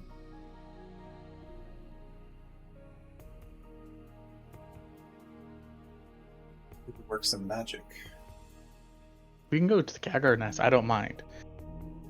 If we're gonna dig into it, I think that would be better. Because at that point we're not gonna have to deal with Yeah, the guards. Like we'd be kind of bypassing that. Yeah. You'd be fighting with hundreds of Kagars.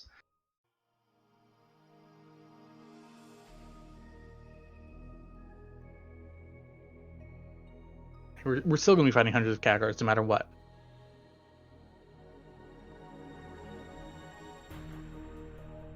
It's one of the reasons why it's tough. They are a pretty dangerous species, specifically because of their armor-piercing, poisonous stinger. Yeah.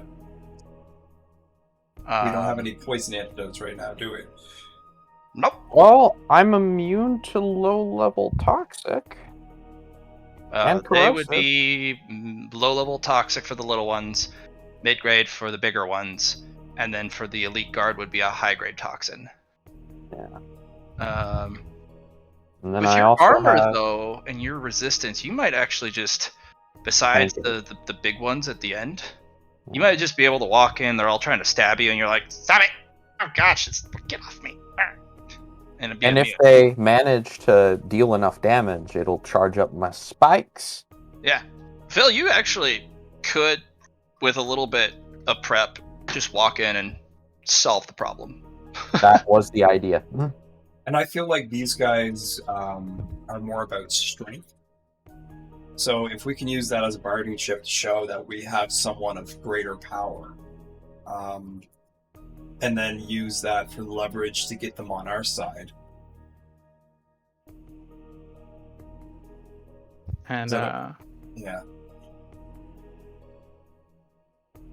Etsley, I mean, also, I will probably follow Phil in because You need some poisons.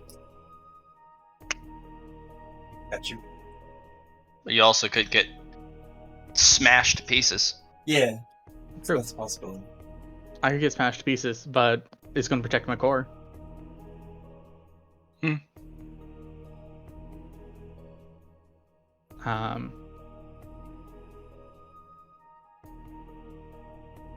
Because I have 100 armor on my myth section.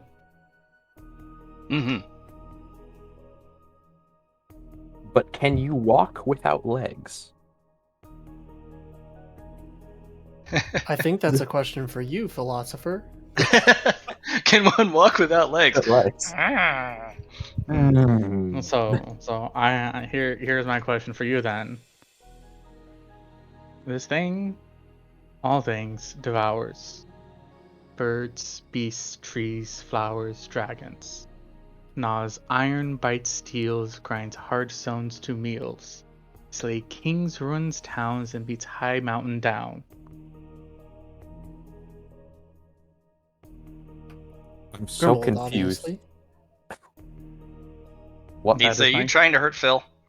That is the next thing you must contemplate. It is me! Nope. It's time! There you go, Nimi. Keys! It's time! It's time! Do do do do do. Bird dance, yeah, bird dance time. If not for for Phil's mental soak, he may have taken some damage.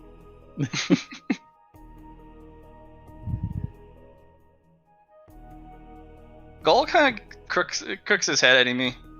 I didn't think you were someone who knew riddles. I've been around. Keys. Huh. You are a mysterious creature, Nimi. That is for certain. Bird dance, bird dance. Wiggle, wiggle, wiggle, wiggle, wiggle. Yeah.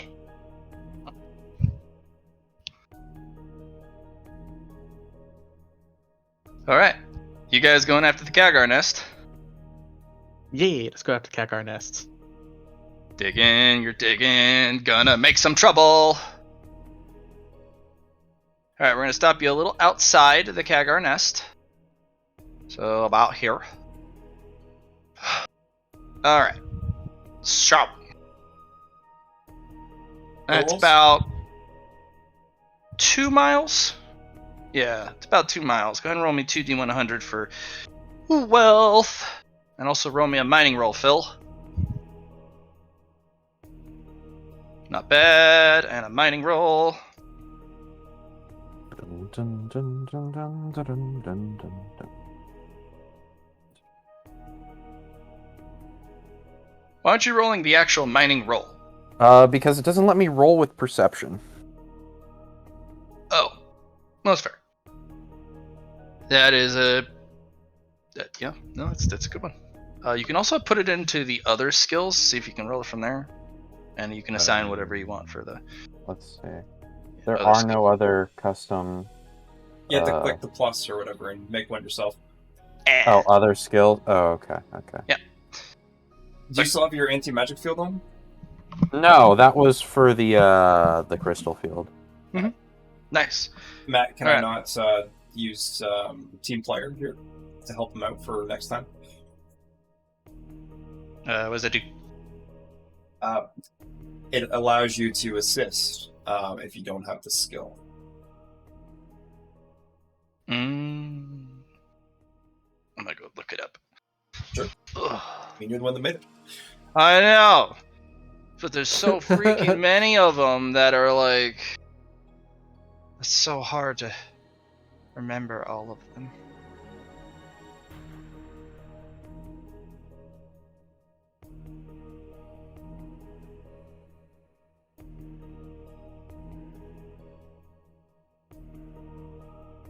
Yeah, nice. Easy peasy. Do you have mining though? Matt, you see the rest of it? If you do not have it, you may give them the basic +10 by rolling the base stat that the skill is attached to. Yeah. So for him, you would roll perception, and if you pass, you'd give him the assist Awesome. bonus. Yep.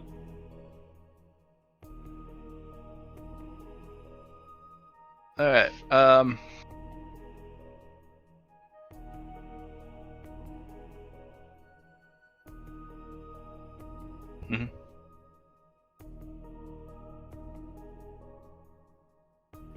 Phil, as you're going through, you find a small quartz vein. Nothing magical about it. Just some shiny rocks. Some quartz. Very pretty.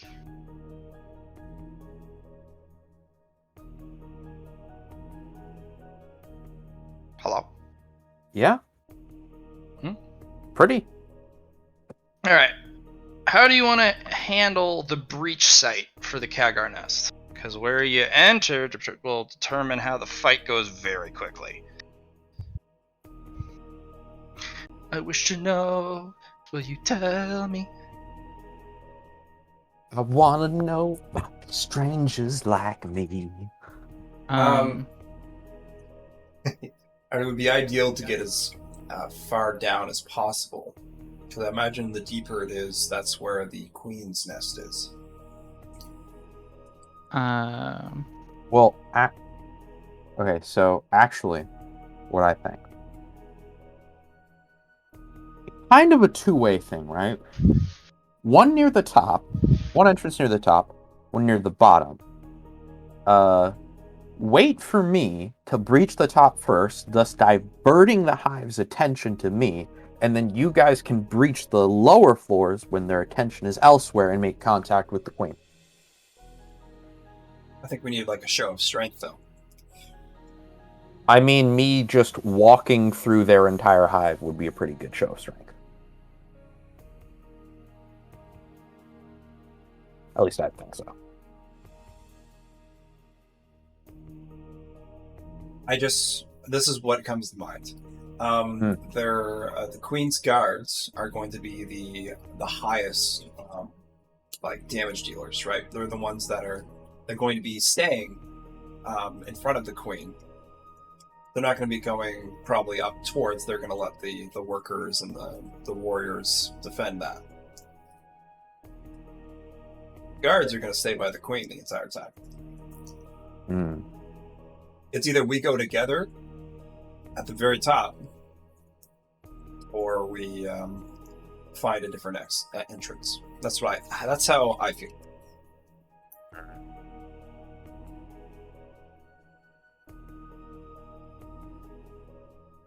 Well, I'm not the strategist, I'm just the blunt object, so you guys decide. What do you think on that? Grimald, it's been a couple days, 2 days in fact. What terror and dread are you sowing, and how? Or have you stuck with the homies all day? So I want to do a little bit of research to see if there are any local legends of undiscernible monsters that I could potentially play into. Actually, you don't have to roll too hard for that one. There is. Remember that beetle type creature that was stalking you in the Cragged Ravine? Not particularly, no. 2 sessions ago, when you were escorting Phil at night, you guys were in there for like 4 days. And Sure. every night, that same creature stalked you closer and closer. But for the first 3 nights, Indrid scared it away with the death whistle. The fourth night, Oh, yes. Okay, I remember. if you didn't catch sight of it, it was going to jump you. Yeah. By chance, am I able to figure out what its tracks look like? You would have to go to the Cracked Ravine and do a little field research. You'd have to hunt the hunter. Okay. I'm going to use the hunt and attempt to do that. Yeah, boy, let's go. Now remember, the hunt for now applies to little critters. Oh, that's right. Okay, this is not a little critter. No, this is probably kind of like the way you would be. You would be a solo hunter, an apex predator. So, all right, let's get you over to the makeshift ravine. And as you approach, how do you want to approach? What time of day? Because you know it's only nocturnal. It doesn't come out during the day. You've never seen it. Yeah. So I don't really have a good place to start, but can I roll an awareness to maybe see if I can figure out where to start? Sure, please. Yeah. You can also roll in intelligence if you have it, or logic if you have it, int if you don't.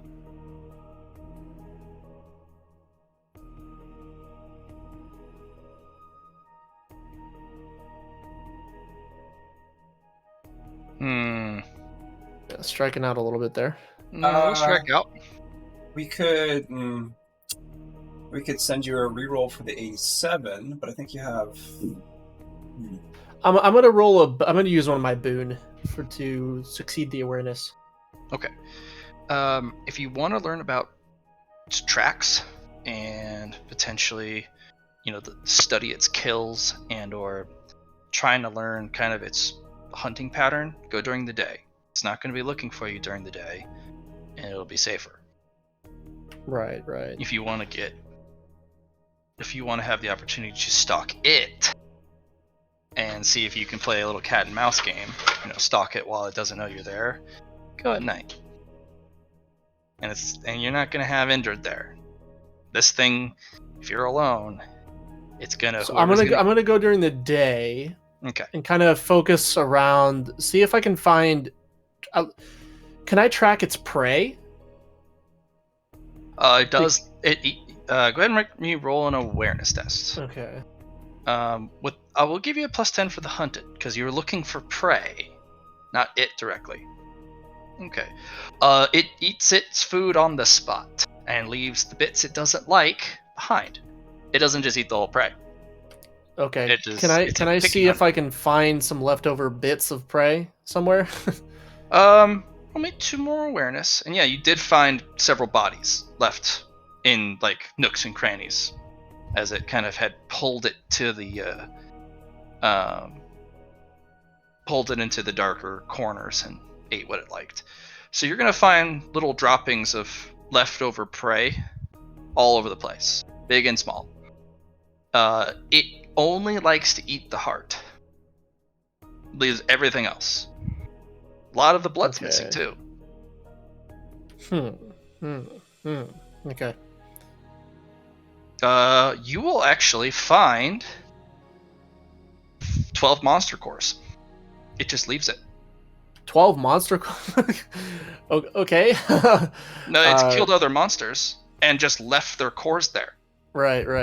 Doesn't care. Zorps don't leave any cores, or the minor critters, but it doesn't go after the small ones. You'll never find any Zorp or any of the mountain cats. They're always medium-sized prey or larger. You'll even find a couple dead Kagars. Okay, and do I see what its tracks look like? Kind of, yes, you do. You will find all sorts of its tracks all over the place. It stalks this place with kind of the way you would. It's arrogant.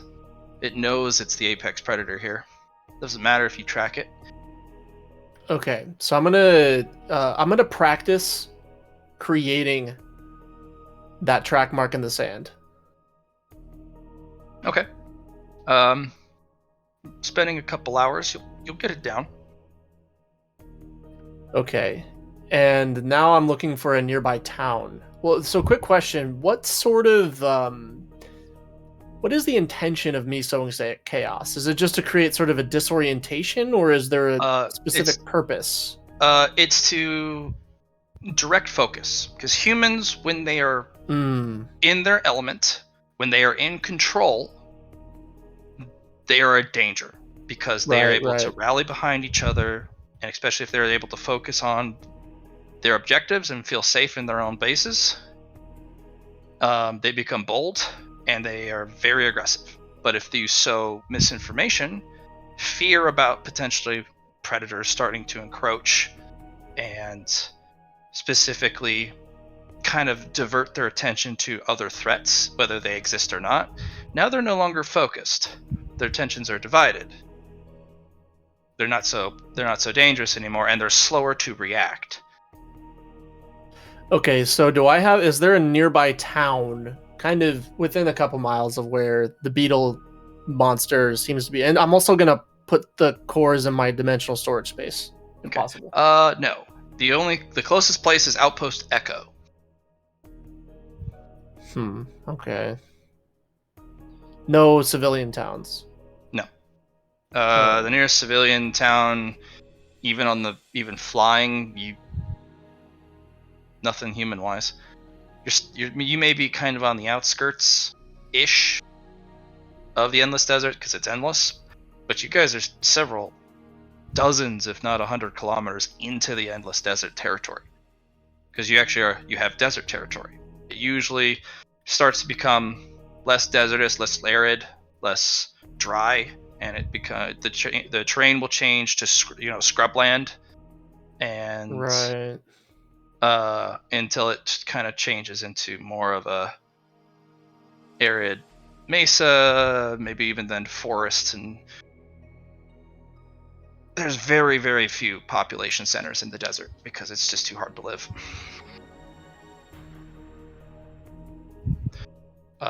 These outposts, these are here for resource gathering. This is a grab for wealth, is what this is. That's why they're here. Wealth and power. So what specific resources are out here that they're here for? Do we know that? The Burning Quarry.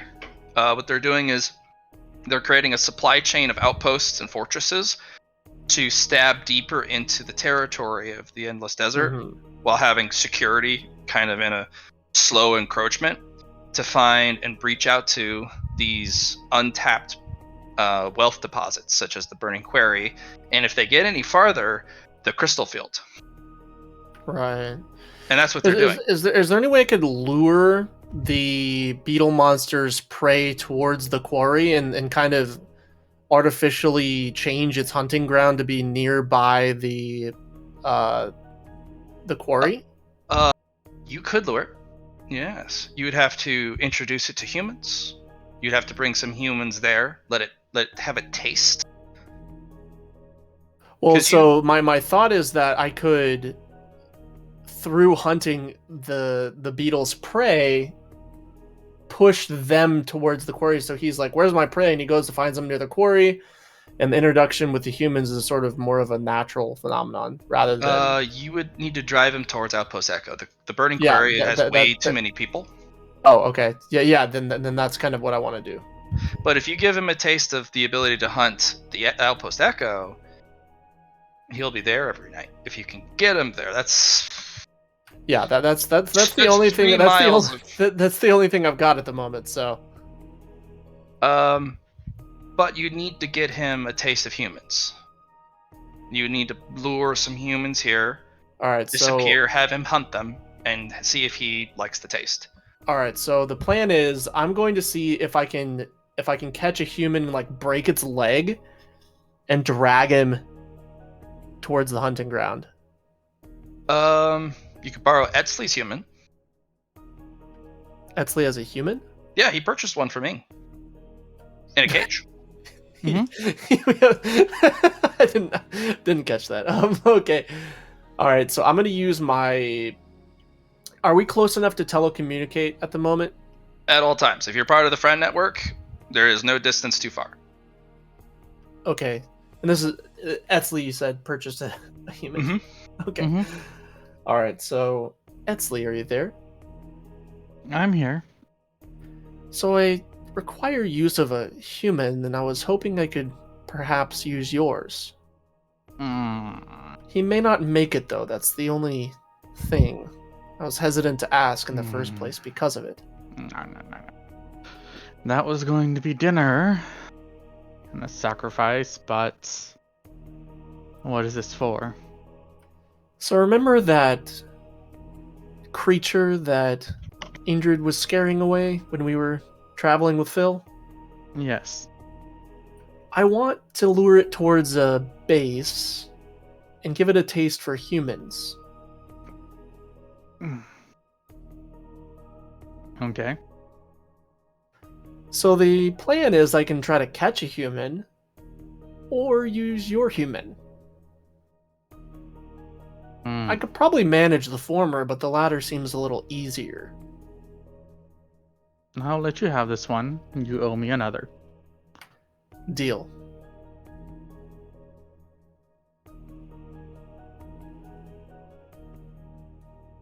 So I'm gonna go get the human from Etzley. You don't need to. You can transfer it through your. Oh, is my storage space big enough? I thought it was a Yes, small because page, the yeah. human is shrunk down in a little canary cage. Yes. Oh. Also, by the way, you're required to give me the cage back. Yeah, I'll do that. Yeah, for sure. Where most of the gold comes from, actually. 90% or 80%. Yeah, 80% of the cost is the cage. Okay, so I'm gonna. Will you transfer the human to me? Mm-hmm. I'll transfer you to the human. Matt, do I have the human? You do. It appears in your inventory, and it's a little itty-bitty canary-sized human in a small cage. When I take him out of the cage, will he get bigger? Mhm. Okay. It's a magic cage. So before, so will the human try to run or what? Oh, absolutely. Yeah, this guy's terrified. Okay.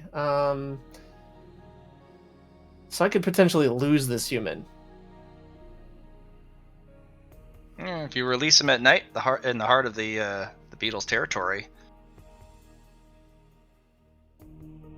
So, but then I run the risk of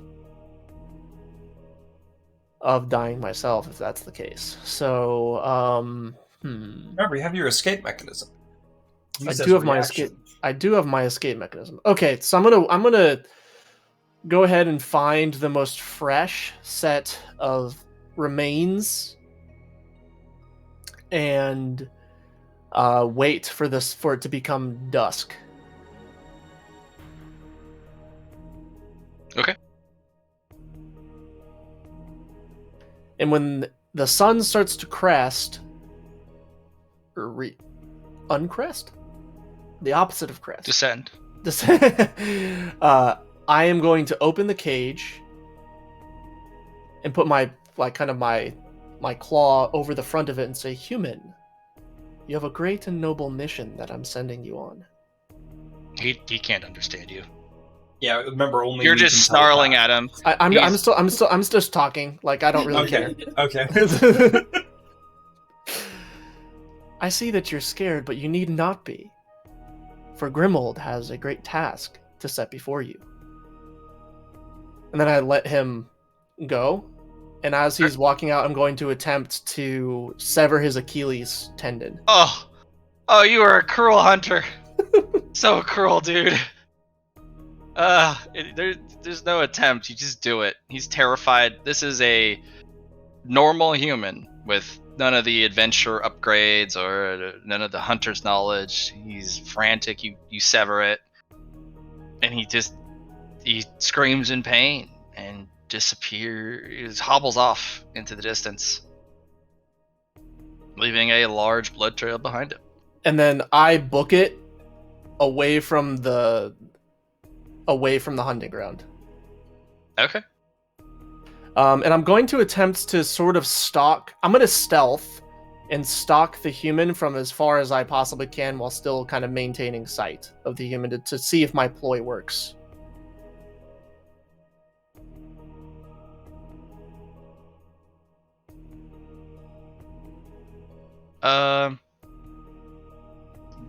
This guy, you can kind of make me an awareness test. Because it's kind of hard to see this. Do I get Nice. bonuses for nighttime? This you're gonna be able to see him is why. No, I If you mean pass the for my awareness. Yeah. Do I get It's bonus for dark nighttime? elements. It's, So is it's a that- dark element. Plus 10 or 20, I forget. Plus 20. Yeah. Matt, Okay. since I am within the bonds, this is for future reference for me. Can I use my assist because you said I can do it from range now? Mhm. Okay, so I would be able to roll the perception as well here to give even another degree of success, possibly 2 actually, since I have a awareness. Cool. And 9 degrees of success. Okay. You'll catch him. This guy doesn't jump on his prey immediately. Mm-mm. Oh, that would be too easy. Just like you, he likes to play with his food. And while I'm waiting and watching, I'm going to deploy my Gloom Stalkers to sort of surround me and mimic every move I make. Okay.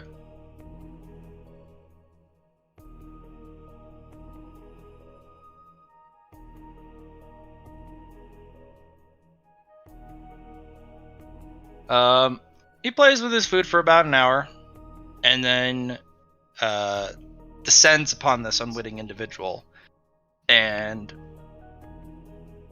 stings him with a little stinger and waits for him to fall paralyzed, and then drags him off into the darkest corners of the rocks.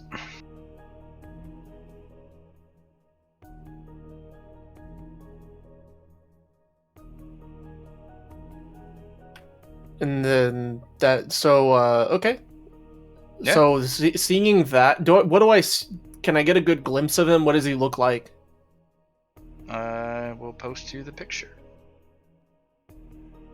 Doop-a-doop-doo. Actually, I'll just post it in the Monster Mayhem channel. No, that would be best. Doop-doo.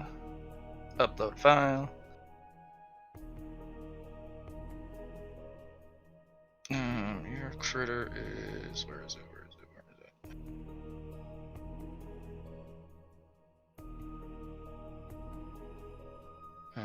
Taking its time. Reveal yourself to me.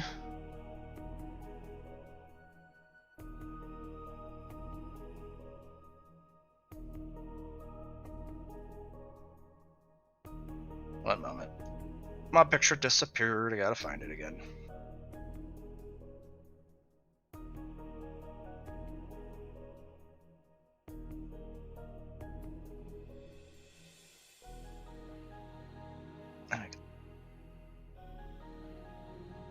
When I saved it, it went to the wrong folder. Too many things to keep track of.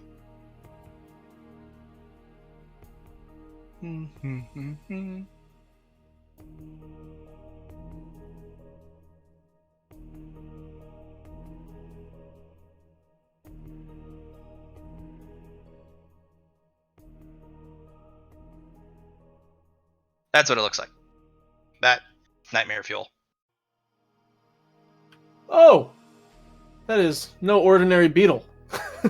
Yeah, it's a... No, it is not. So I communicate to Etzli and I'm like, this thing is scary.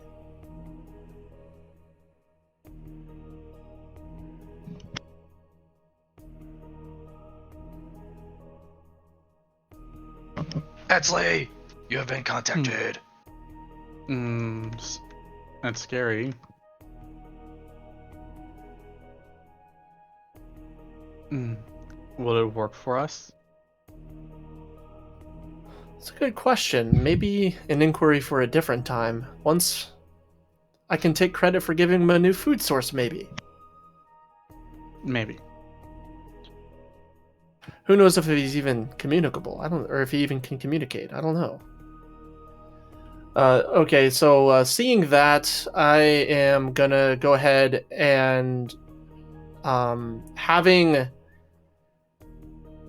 studied his tracks, I'm going to try to get pretty dang close to the encampment and just leave some tracks, kind of on the outer perimeter of where a scout might be able to see, just on the basically the just out of sight of where a scout might be looking. All right. On Outpost Echo. Yes. Okay. I'm gonna make some rolls because these guys are on high alert. So Yeah, like I'm being very careful, like at the very edge, like they'd have to be. They find it immediately in the morning, because every Nice. morning they have several series of soldiers and 4 patrol groups. Each one has an experienced hunter to check the grounds, and they find those tracks immediately.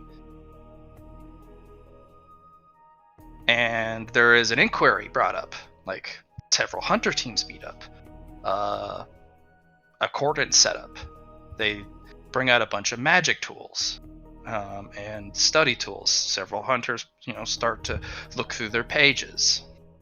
Now, let me have you roll sleight of hand with a +10 for the hunted and another +10 for studying and practicing to see if you can get the tracks just right. Grim, can I assist? If you have it, yeah. Sure, yeah. Nope, not for me. Okay. I have to beat your degrees. An argument breaks out between 2 experienced hunters.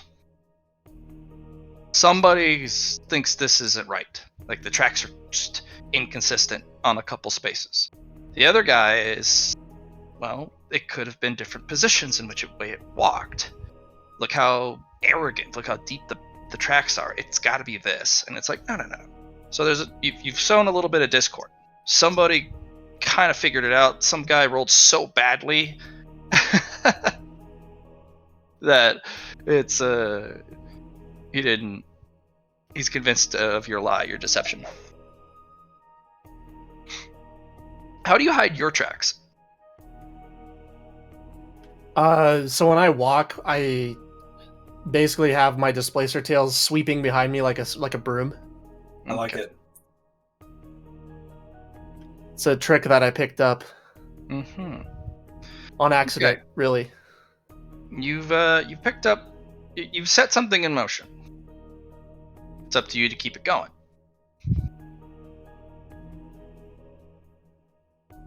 All right. The monsters that you bring back to Gaul, the monster course, he will revive them, and they all thank him profusely for, the revival. 2 are going to stay to be a part of your home, and the rest will depart. The 2 that are going to stay is you have this mountain jaguar. Ooh. It is it's been out of play for a while, so I'm actually going to. So it's been dead for a while, so it's lost a little bit of its power. So it's going to be a little younger than normal, but we're going to put him in the game. That counts towards building the menagerie? Yes, it does. Yeah.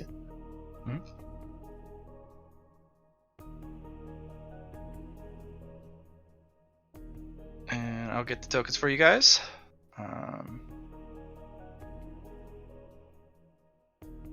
Where is my mountain kitty?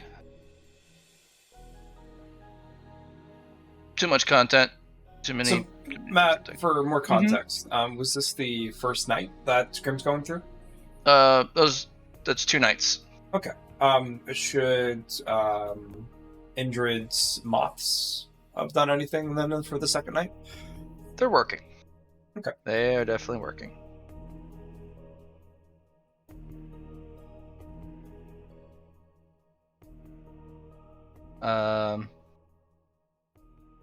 The beetles are a little slow to stir, but the process has started. I need to look up creatures. Where's my playing kitty?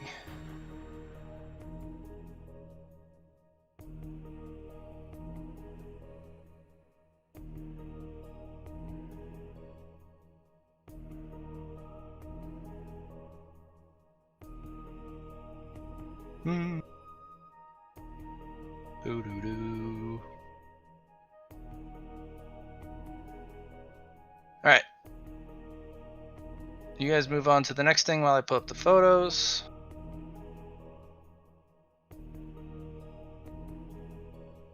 Back to the Kagar nest stuff.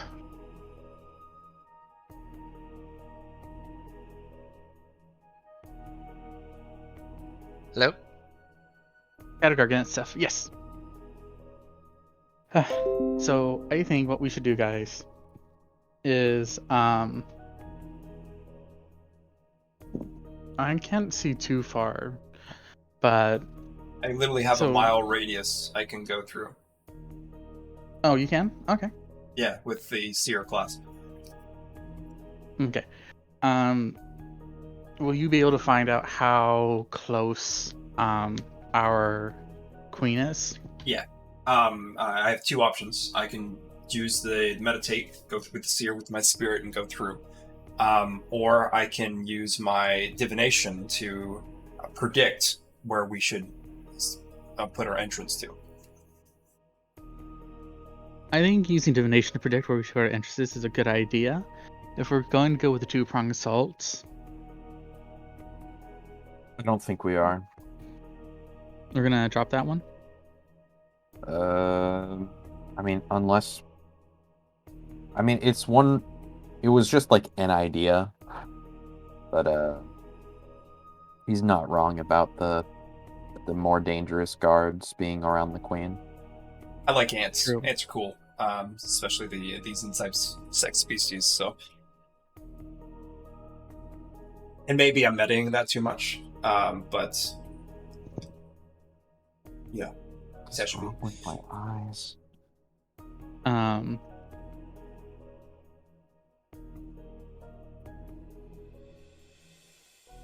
I think that, and this is just me,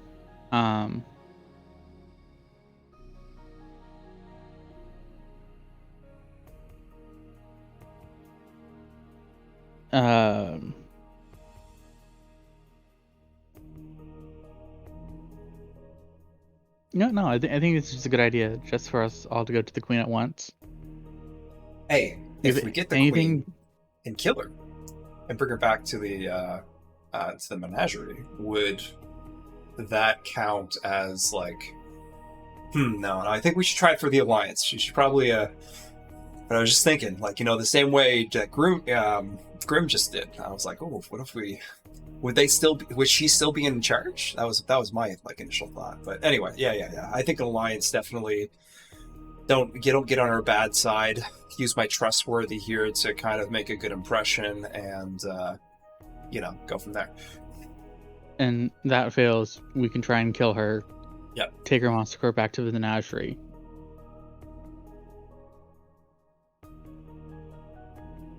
We could also, like I was saying before, have create a meal for her that is seasoned in either the salt, the bad salt, or the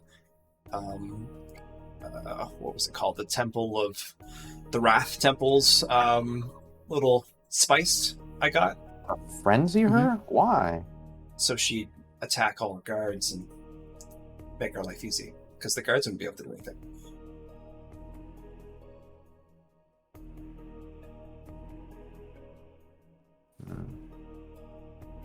I mean, they would try to stop her, of course, but they wouldn't kill her.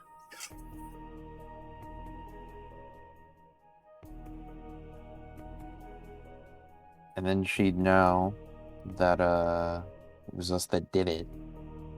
She'd be frenzied at the time. She'd be easier to kill that way. That's what I was pretty much going by. I know, but would she forgive us for doing it? Depends on if she realizes. Could just be from one of her creatures bringing in some food. Then it doesn't have to be us. Then shouldn't we drop it at the top? There's no guarantee that it'll reach her.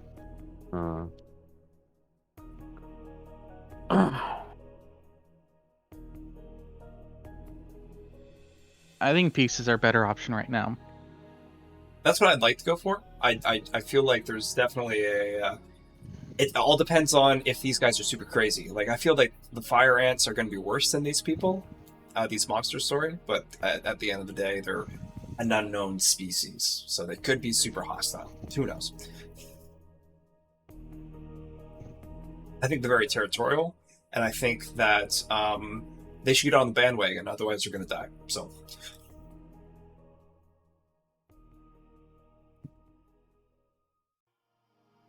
Okay, so I guess you point the direction, I'll keep digging.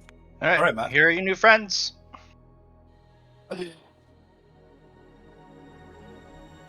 Oh, hey, it's Yeah, Guy one of those phase dogs. yeah, Shadow Mastiffs. Yeah. And then Giant Orgol is salamander? very pleased. That is a salamander basilisk.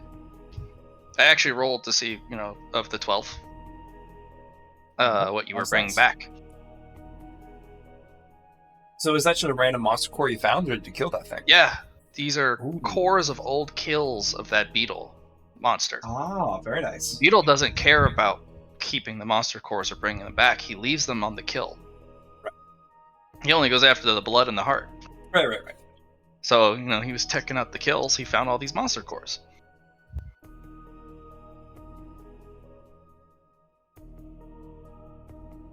Now, these are the 2 that decided to stay. The other 10 departed.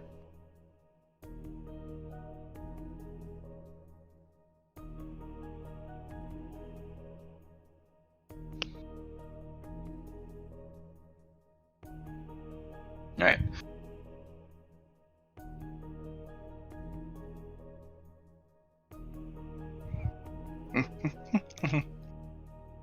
Hackers. So this will be a cool opportunity when you bring them back, and kind of sorted out who stays and who goes. You guys are kind of brought in to meet your new cadre members.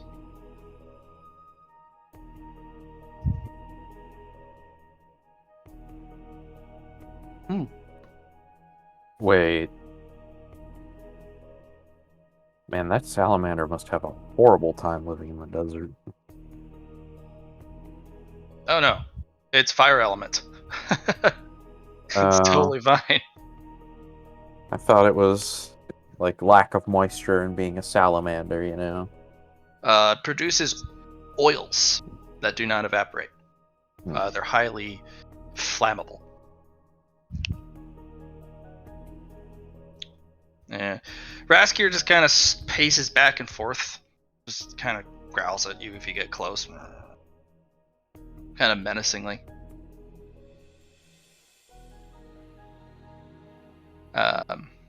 Goldberg, he just kind of sits there and he's like, hello.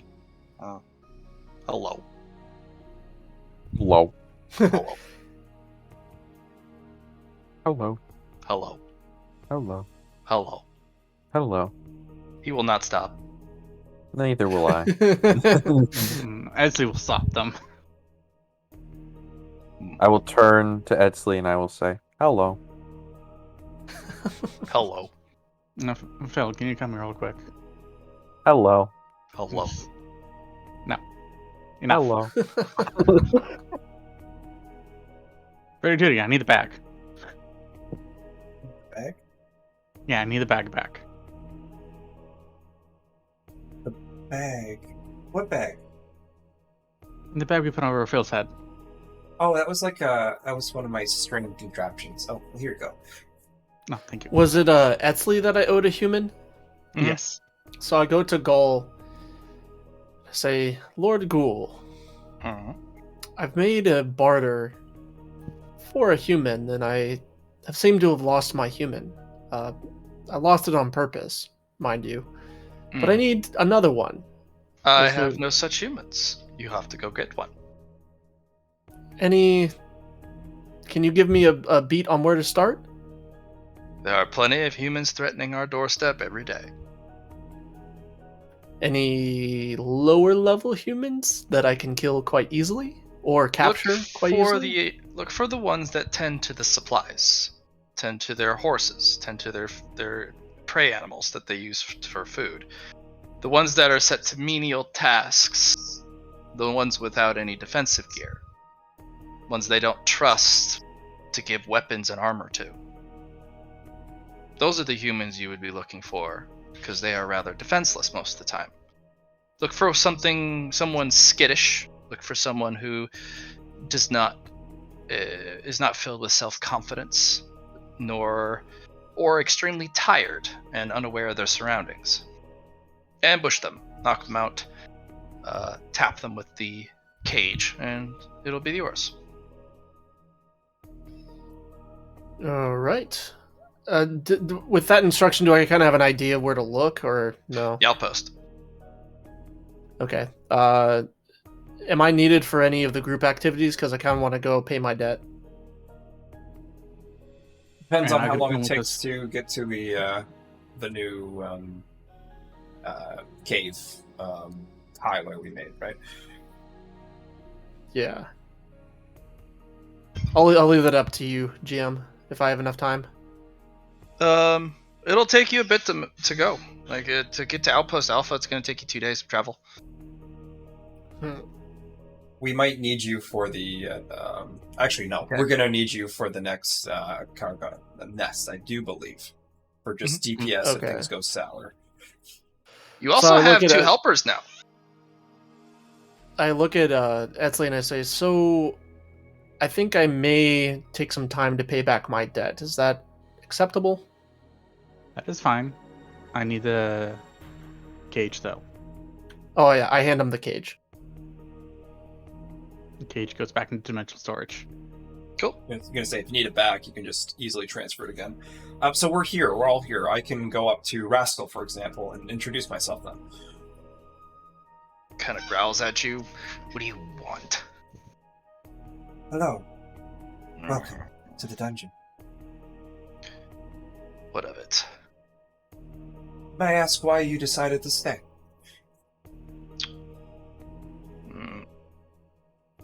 Lost my pack. Nowhere to go. Safe here. Food here. Water here. Does your pack have to be of your own kind, or can it be with us? Remember, Matt, I do have trustworthy here. I know. That's why he's talking to you in the first place. I figured as much. I just wanted to bring it up. Maybe. Kind of snarls. Is there a way I can show you how we can be?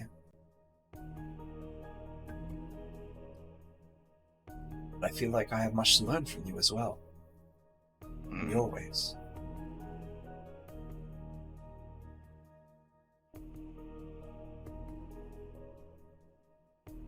And he just kind of paces and then eventually kind of leaps up on this ledge up here behind him. Not now. Go away. What? Gulper looks over. New friends. It's nice to meet you, Gulper.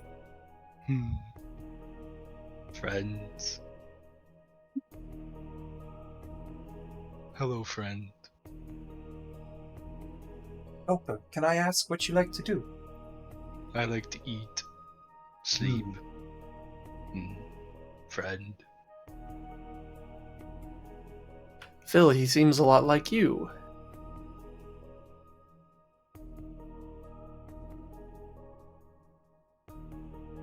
Hello. Hello. This again.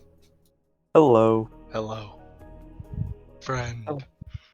friend. Friend. Hello. Hello, friend. Friend, Oh, hello. Gulper. Nope. Etsy's taking the sack out and putting it over Phil's head. Phil Like, does now not it's- allow you to reach his head. He starts trying to climb. No, Phil, no, enough of this. I just flap my wing once and shake you off. Gulper, are you strong? Strong, yes. Very strong. How would you feel about helping us carry things? Friend. We'll help friend. We will Very try strong. to feed you lots. I like food. Food good. You I'm eat good at rocks? getting food. I eat food. Do you eat rocks? Or, Rock do you tasty. eat rocks? I like rocks. Best friend. Best friend. Hello. You guys can be best friends.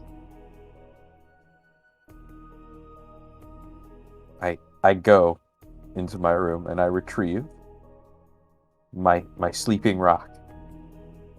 Favorite rock. It's rock. Good rock. Very good rock. Comfy rock. Comfy rock. Friend. Friend. Made in heaven. I love it. I'm gonna go put it back now. He's gonna follow your rock. My rock. Friend rock. And he's gonna approach your rock. What do you do?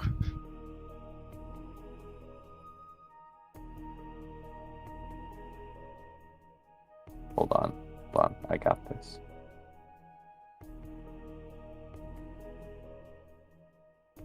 What is a rock between friends? Friend. Rock friend. Friend rock. And he just goes over and goes on top of your rock. Big slimy head. I place my head on top of his head. You are now covered in gooey slime. Friend. Friend. He's So- not gonna move. He's really squishy. I'm gonna try to stand next to, like, move and stand next to Etsley without him noticing, and then just say, "Match made in heaven, huh?" That's like he comes from a dark corner. You jump. Oh! I wide swing. You swing your sword at him. Yeah. I'm gonna try to dodge it. Mm-hmm.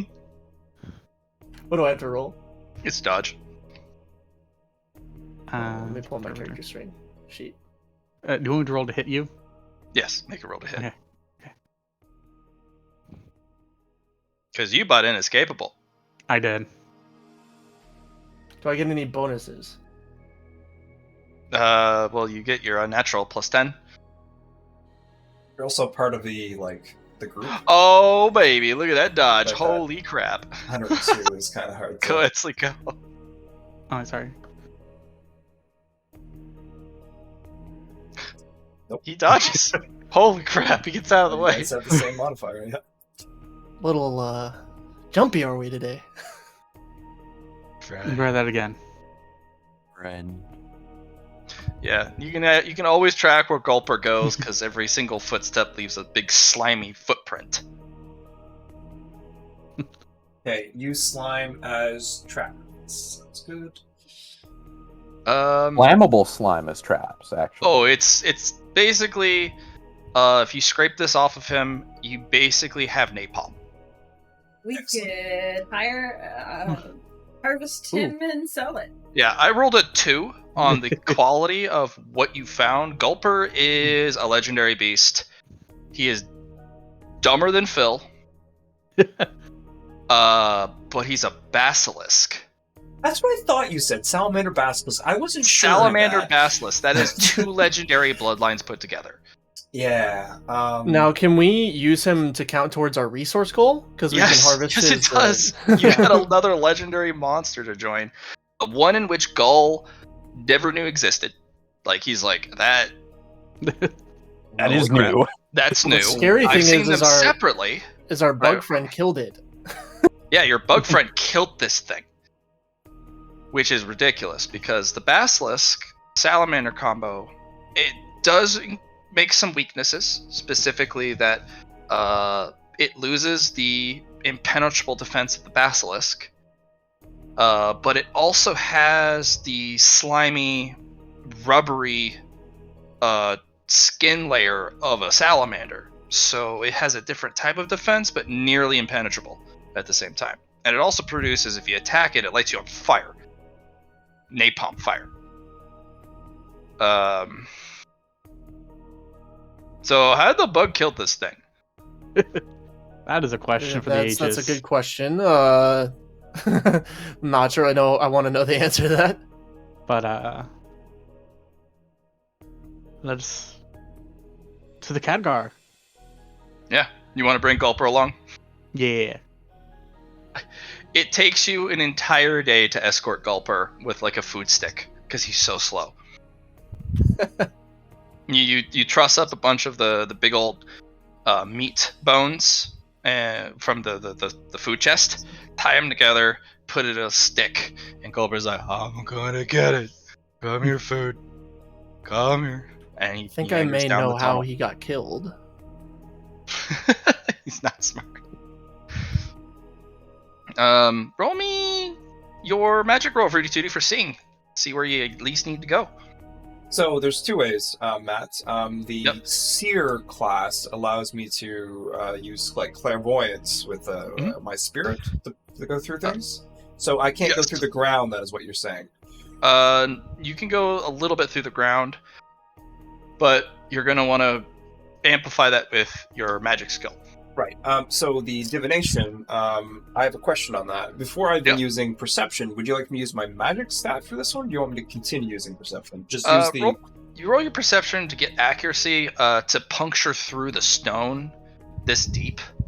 For an accurate assessment, you'll need to amplify it with some magic roll.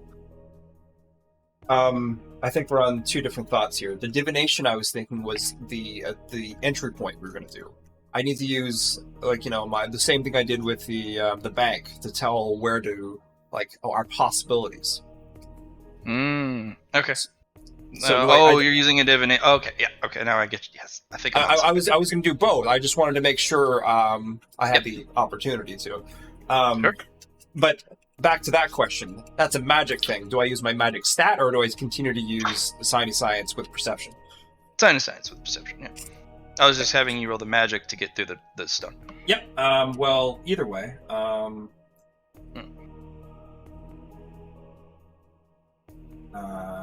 Okay, and we shall use a lucky point on that. Okay, let's get it back. Still not lower. Still not lower. Oh, 1 point lower. Too bad. That's actually a natural 100, Matt. Huh? Yeah, I have a rock in a hard place.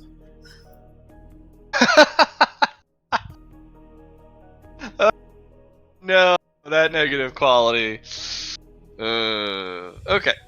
Hold on. Let's buy one rank in science. That's what we'll do. Okay. So you prevent rock and a hard place from kicking. Correct. Because I did roll lower. I did get lower for the plus 10 because that's what I would have needed. So Okay. let's there's two places you can enter. You can enter the hatchery, or you can go directly beeline through the wall of the where the queen resides. So you can go after the eggs, or you can go after the queen. Both will have a profound effect on how the interaction coming up will happen, but you're not sure entirely what the difference between the two is. All right, guys. I share my vision. I'm like, so we have two options. One is to go towards the eggs. I feel that this is a bad approach for future negotiations. But if we got the eggs and brought their monster cores back home, we'd be able to use that, especially if we could find a queen egg. But very unlikely. Our other option is to go to the queen and make our Phil known and show her great strength. But we will have to be forthcoming of the issues and our claim to this territory. If she can see that there is a greater positive from joining us instead of letting the humans take over, that'd be good. But we don't know if this queen will be dangerous. That is fair. What we can do is both. Do explain that, so. We can have you guys go talk to the queen, and should negotiations fall through, I can steal an egg. You have your bending ability to make your way through to, and you are a rogue after all. This is your forte. Yes. Okay. Let us go to the queen. But first, what does everyone else think? Yes. Phil?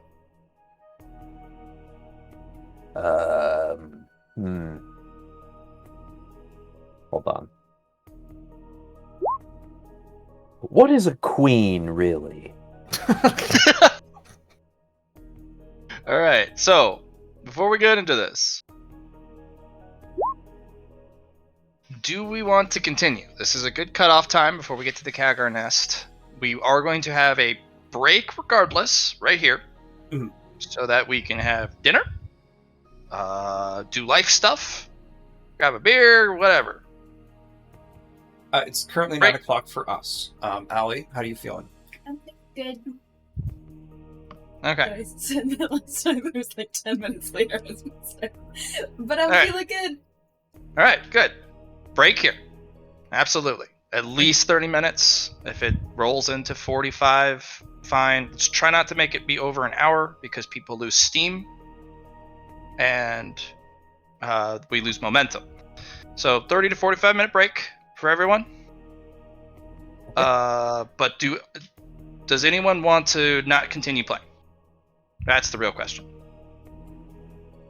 I want to keep playing. I haven't done much this session. Okay. Yeah, I'm Fine. good. Keep going. Fine to keep going. It's 2. Taylor? Yeah, no, I'm good. Yep. Okay, 3. Allie and Johnny and Allie? Hey. Okay, 30 to 45 minute break.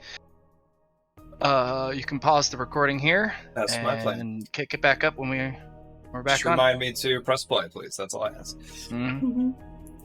Friend. Get out.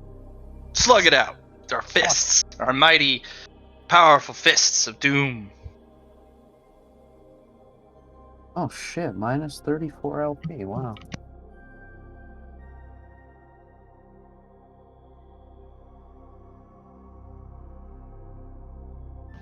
Okay. So. You guys have brought Gulper along.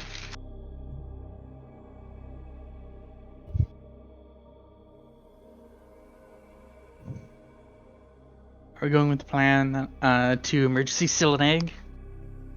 All right. 100% go into the queen's room? Yes. Okay. So when you get in, you burst through the wall. Phil, do you lead or you burst open the wall and let Gulper go through? Well, we're here on a diplomatic mission, aren't we? Mm-hmm. So, shouldn't the diplomats lead? No, you're the show of strength. We come behind the show of strength. Oh, okay. Well, I'll go first because I feel like Gulper would just start eating. Friend, food. Alright, you burst in, and there is a flurry of buzzing and wings and chittering.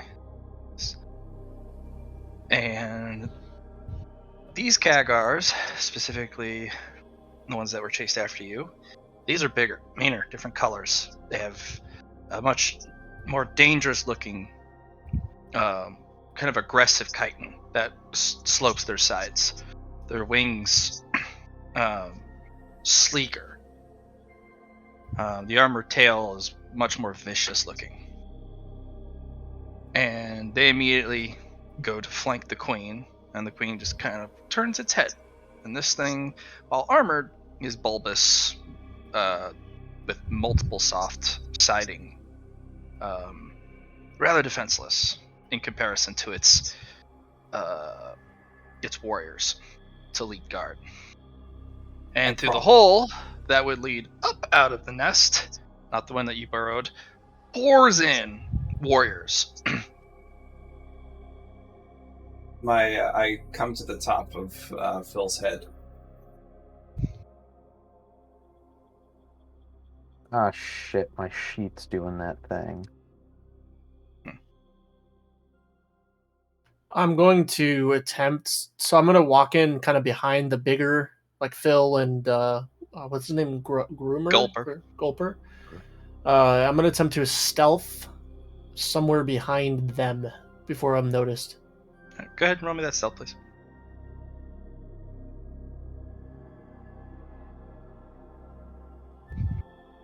Any bonuses? You're in the dark cave, so you get that plus 20 dark. I'm in Susie's mushrooms again. Okay. Well, Phil and Gulper are immediately attacked by all the different warriors, and it doesn't go well. For those who are smaller, you can easily take cover. I just need a dodge test to take cover under your bigger friends.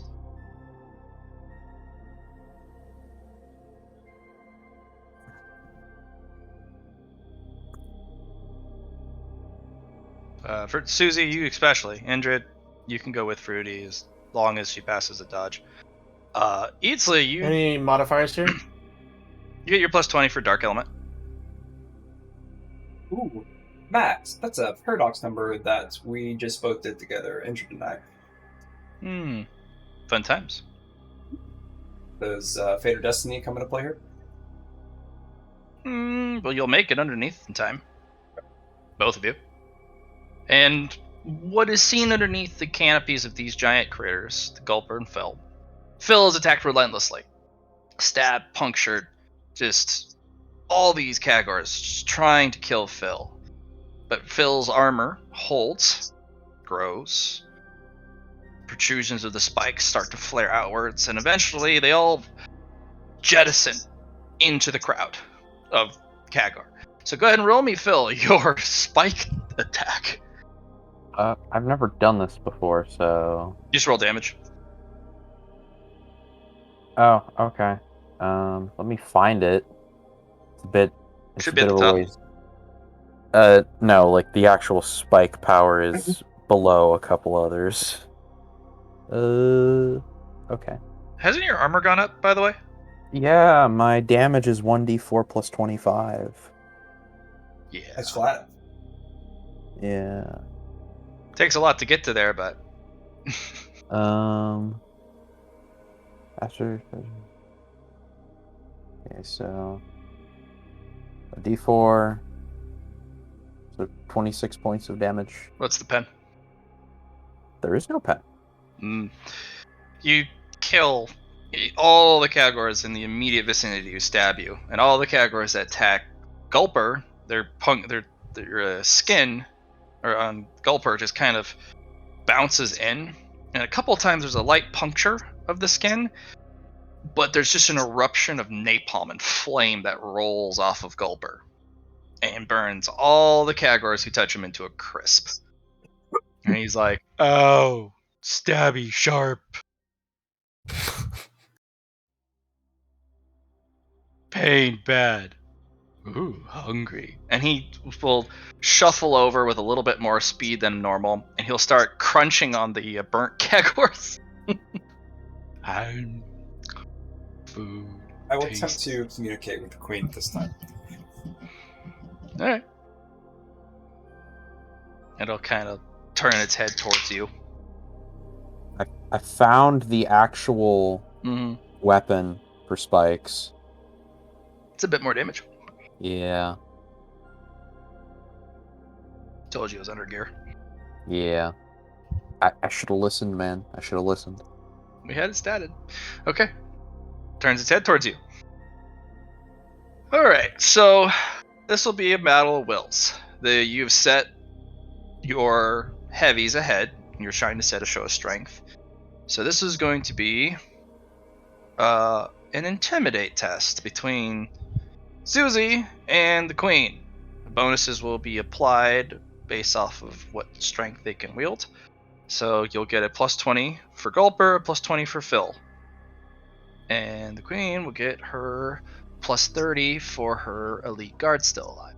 There are 3 of them. Then Indrid help here at all? Because Indrid is kind of... What kind of anti-social? You can assist though, can't you? How? You have the skill. You also have a whistle. A skill for... You want me to scare them? I want help. That's all I'm asking. Help with what? How do you want me to help? The intimidate test. You want me to intimidate him? Okay. Well, you're also in a small cavern. It's completely dark, so you have your dark element synergy. You have your whistle. You have all your fear skills, and you're hiding underneath Susie. And Susie needs to out-intimidate the Queen. Okay. You're the perfect secret weapon. Can I help by casting my Gloom Stalkers and have them growl behind the Queen at the precise moment that they use their show of fear as well? You sure can. I'll just All right, roll an intimidate. I'm gonna go ahead and do that. Yeah. All your bonuses, all your unnatural willpowers, all that fun stuff. I got a lot of bonuses to intimidate. Especially since it's dark, it's a plus 20. Isn't it plus 20 because it's dark? Yeah. It's a dark element synergy. Okay. I think I had more bonuses than I thought. Yeah. I'm thinking like a plus 70, honestly. Should be pretty big. 60. Could be wrong. You got your plus 30 for your unnaturals. You got Spoopy. Your intimidate has a disturbing voice, a plus 10. It has your special skill for fear, which gives you a quality, your positive quality, which gives you a plus 10 to intimidate. You get plus 10. Disturbing voice, plus 10. Plus 20 from your dark element. So that's 40 plus 30. And you maxed out your intimidate. You should be rolling huge on this. Your roll should be over 100 for your, Okay. Yeah. Awesome. Now I will roll my intimidate for it, which is a how much are you going to give me now for the plus 20 plus? And I got plus 20 from Phil and Salamander. Yeah, you got plus 20 for those guys. I'll give you Indrid's straight modifier, that plus 60, because that's. Did they get any bonuses from my little ploy as well? Yeah, I'll give you plus 10. Good call. So it should be a big roll. Yep. And then I will roll my roll. Pew! Oh, baby, that's 7. Let's see if you bomb your roll. I didn't. I rolled a 45, 6 degrees. I just want to check something. Mm-hmm. You may reroll dice that you've already succeeded on once per fate point use. So I'm going to use my lucky here to reroll below 45. Because the 7's are pretty fucking good, especially for the Queen. So I'm going to... But the bonuses I got attached for it. Yeah, exactly. 31, that's going to be an additional. It's not as good. So that's, I think it's 2 extra. Yeah, it's 8 degrees of success. Okay. You're going to have a standoff stare. If I didn't roll so good, you'd have we re-rolling? No, it's a standoff. You Oh, guys it's a kind of standoff. stare at each other like, I don't know. But all the other Kagors have backed up, and they've kind of crowded around the queen. Kind of like, what the hell was that? What was that scree?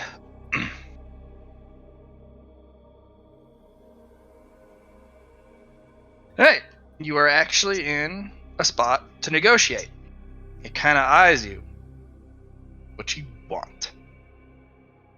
I am here on behalf of Lord Gore. We have come with a message. Crunch, crunch, crunch. Food. Crunch, crunch, crunch. It's all right. We are very resourceful. As you can see, we have come to your doorstep, but with open arms. There is a greater enemy afoot, and soon enough, they will come this way. We wish to have you fight with us. You seem like the species. Your power is almost unmatched. But we wish for you to come and help us. Lord Ghoul is so powerful. Powerful than the two creatures, the dragon and the Bascal salamander we have here. We would like to negotiate, speak, and come to terms that are both beneficial for both parties.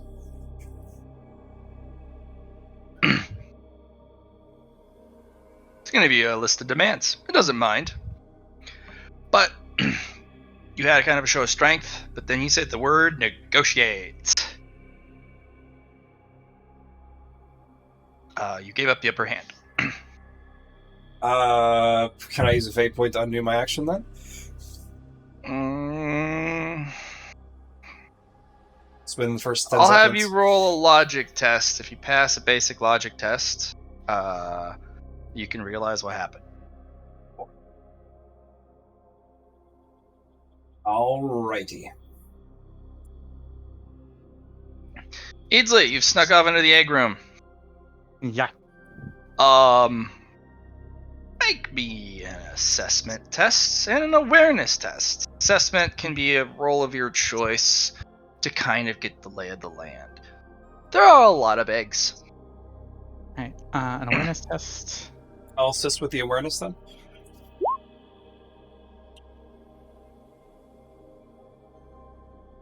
And an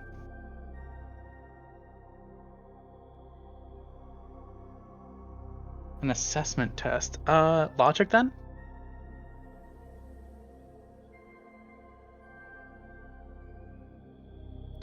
Ooh, actually, I have a question here. Mhm. If I don the mantle of the house, would that help me in trying to figure out where I think someone would put a valuable egg?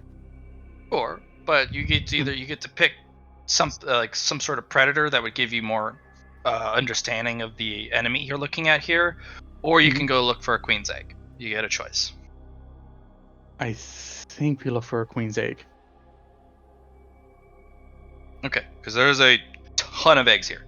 Absolute eggs? metric ton of eggs here, which is really disturbing. How many eggs? And the Okay. room is as large as the queen's room, with a directly connected tunnel too. Okay. So go ahead and roll that logic, if that's what you're gonna go with. Yes. Would my Earth Synergy help me here? Probably, yeah. Okay. Your map does kind of ping. Okay. There is a flashing 2 extra skulls besides the 3. Like it's not there yet, but it's about to be 5. And then there's 3 exclamation points that kind of also flash. Okay. Now that you're in the heart, you're getting a good look at it. Yeah. In that case, we're gonna do like instead of just looking for the egg, we're gonna do a large sweep of what's in here. Okay. I'm gonna front load a boon on this. Mm-hmm. So, logic. All right. These are next generation Kagors. They're not going to be the same as the ones you're fighting now. This is a second brood. They're going to be stronger, more deadly, faster, and they're going to be just better Kagars. This is the power of evolution through the Queen. The Queen is basically kind of like a dungeon lord. When it levels up, it can choose its evolutions to enhance its next eggs and make the brood stronger. Interesting. Yeah. So there's not only new elite guards, there's new warrior types, different variants of warrior types, and an entirely new brood. This brood is actually going to eat the current one to gain strength and completely replace it. And it's going to have 2 extra skulls plus a surprise indicator. Ooh, that's gonna be fun. So could be good if you overtook or if you forced the queen to cooperate. But it also could mean if you don't, you're going to have an even stronger enemy right on your doorstep. And now that you've kicked the door in, they're less than pleased. Yeah. So it's either total subjugation or nothing at this point. Can we use that for negotiation to say, like, if you don't agree to our terms, we'll kill your brood? We already have it set up, kind of deal? A threaten? Gamble? Depends. Depends on how you want to approach it. Because easily you're like, oh, that's a lot of eggs. Yeah. Oh boy. This used to be the queen's resting place, this cavern where all the eggs are. It had the current ones burrow out a new home, and it scooched over to this empty cavern and started laying eggs again. Yeah. Easley's now definitely gonna double down on trying to find the new queen egg. What about if there isn't no queen egg because of this new brood thing? There might not be, but usually they within about every 100 eggs, bugs will lay a queen. It's kind of a gamble I have to take.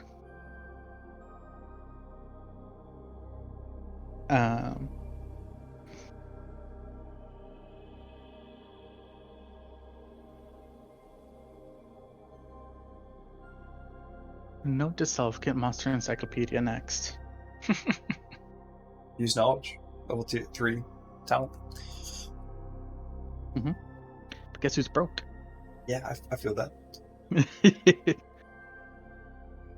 Oh, another cool thing about my sharing power, I can share merit too. Yeah, but again, I broke. Yeah, too broke. Broke, not enough for 15.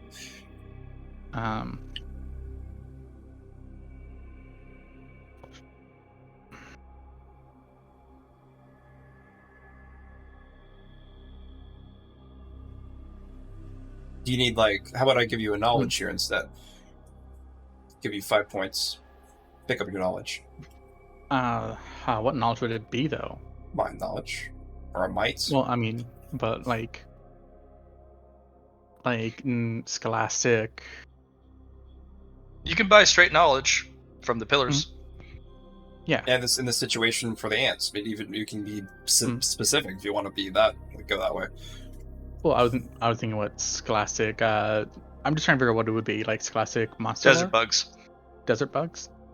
Yep, desert bugs. And again, but I have 0 XP. Like Charm, I just said I'd give you 5 points. Oh, okay. I missed that.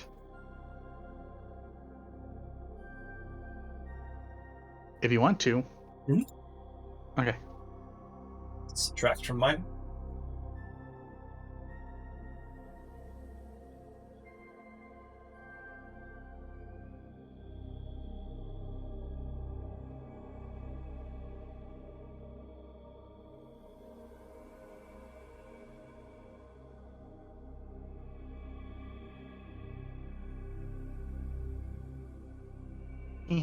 Okay. So yeah. Roll desert bugs. See if I can find out if there would probably be a queen in here. Mhm.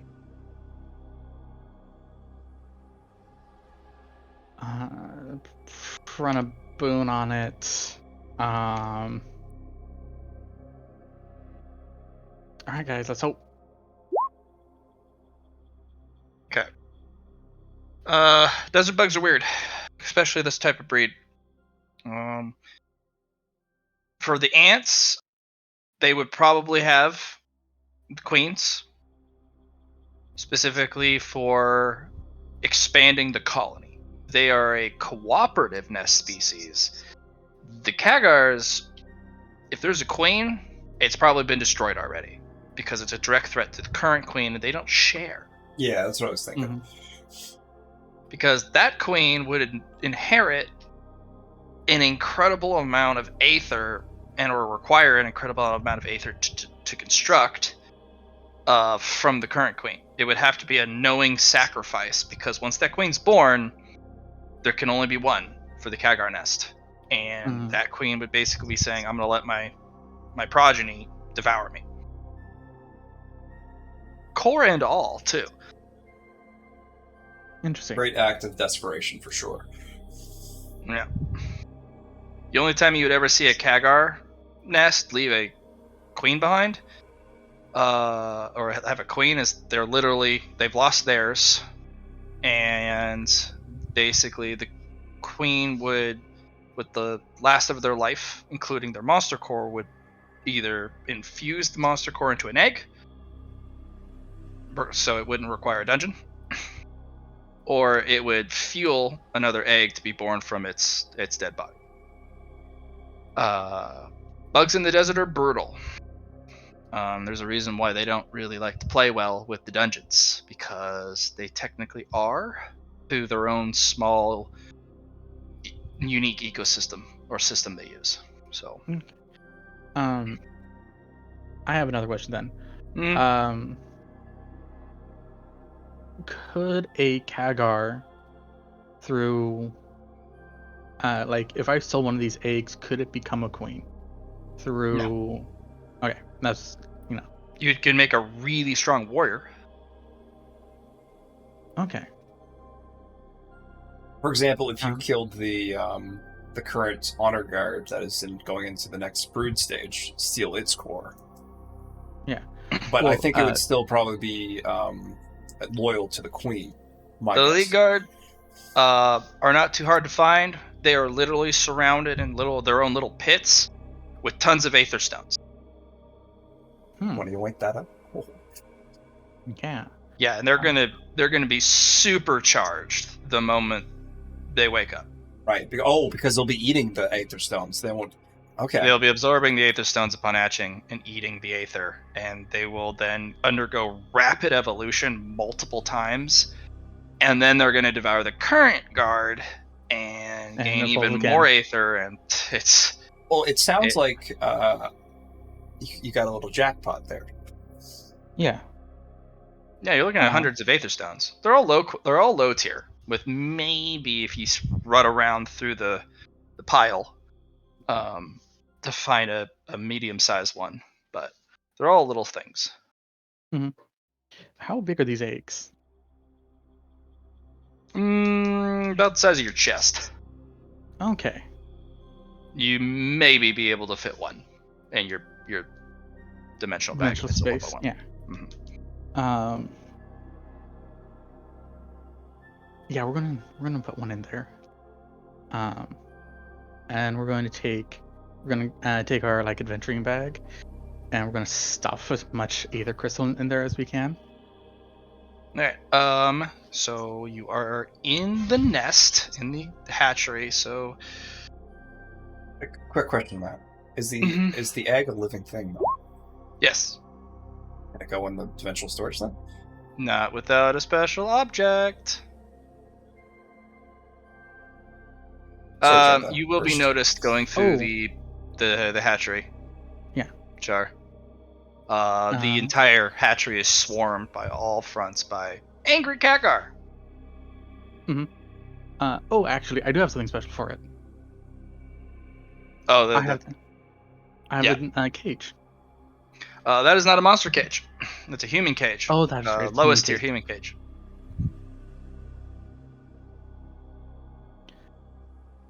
Nope, that's fair.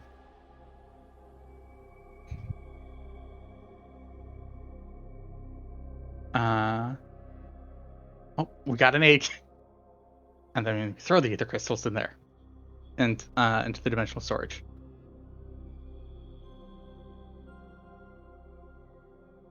You didn't stealth or anything going in? Well, he did. Okay. Yeah.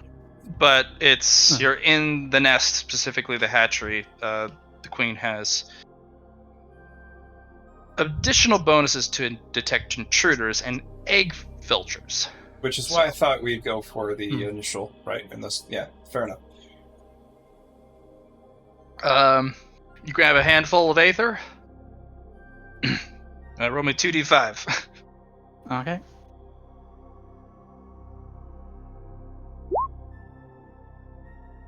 Grab 8 small size, low quality, or low grade aether stones. Mhm. And then you're surrounded by angry Kagar. Yeah. They're gonna stab you.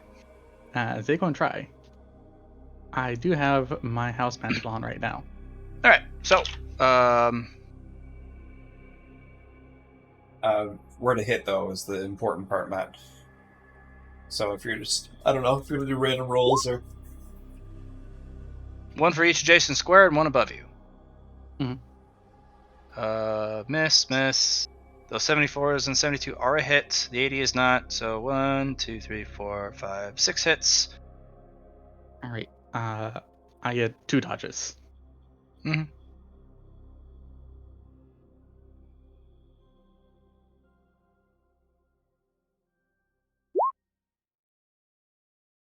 Which one are you dodging?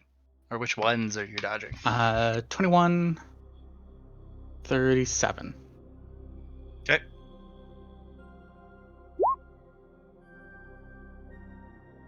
So the 74 and the 74 and the 72. No, the 74s, they'll hit your chest, nothing happens. Yeah. The 64, body, nothing happens. You just hit the 21? The 21's the only one I dodged. Okay. And 73, right leg. Can I give him a boon to succeed that dodge roll? I mean, I'm rocking like 13 armor on my legs. Oh, okay. And then the other hit is 72, which is a leg hit. Or left arm hit. So I got a right leg and a left arm hit. Mhm. Alright. We're stabbed by the normal, but the warrior Kagars. And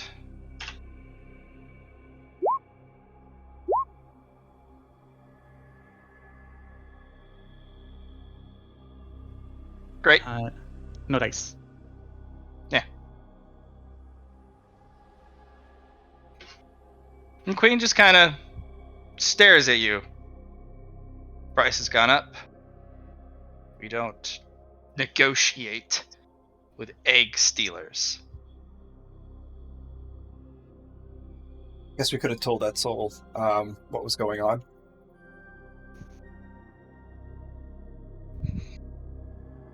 And then Gulper, kind of catching what's going on, he slowly turns his head and looks at all the A's and goes, food, and starts to slowly make his way towards the hatchery. So, if you don't want to lose all your young, and what we see so far is that you're having the next generation pop up, I suggest you cut with the price increases. All right, we're gonna make another intimidate because Gulper he may take a little damage, but he has Basilisk regeneration, and he's also just walking napalms. Yeah. Same bonus. Andrew, go ahead and make your massive intimidation roll for me. Grimold is still hunting in the background, using his shadowy. Oh, that's a bigger bonus this time. All right.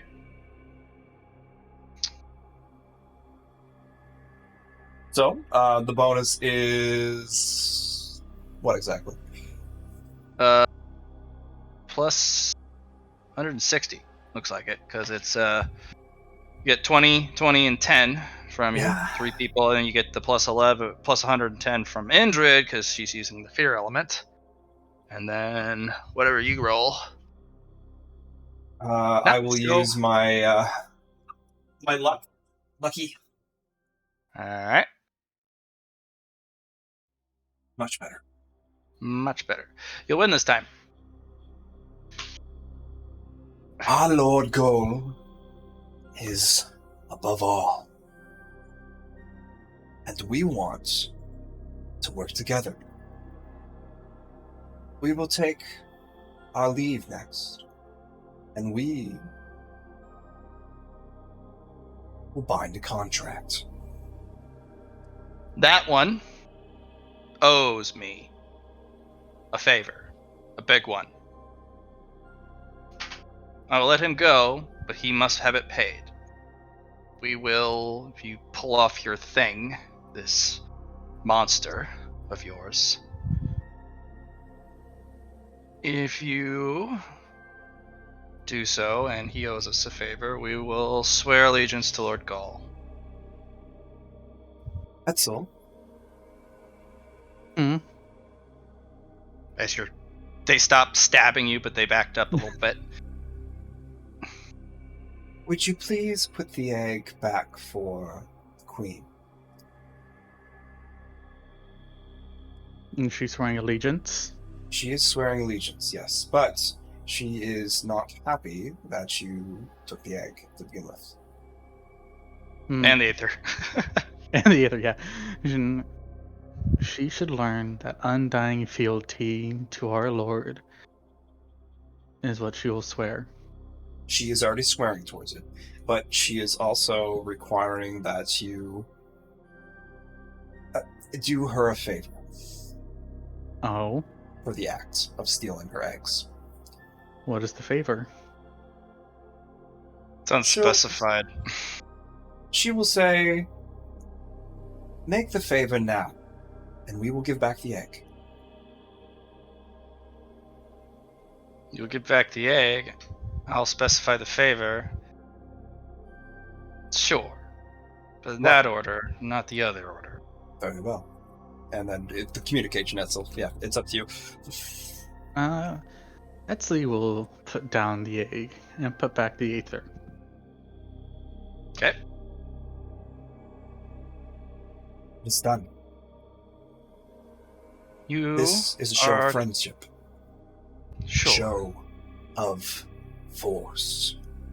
Let us know what your favor He is to bring me an elemental crystal of at least one of each of the main core elements and 4 sub-elements of at least mid-size, mid-grade, so that my brood can grow stronger, more numerous, and more variance. You owe a debt in that fashion. Debt of wealth. This Werewolves. is a very big ask. But I understand that it is also in our great lord's interest if you do improve and become stronger. Consider it what is called weregold. The term I am unfamiliar with, you will have to explain. A blood debt. A blood debt. I see.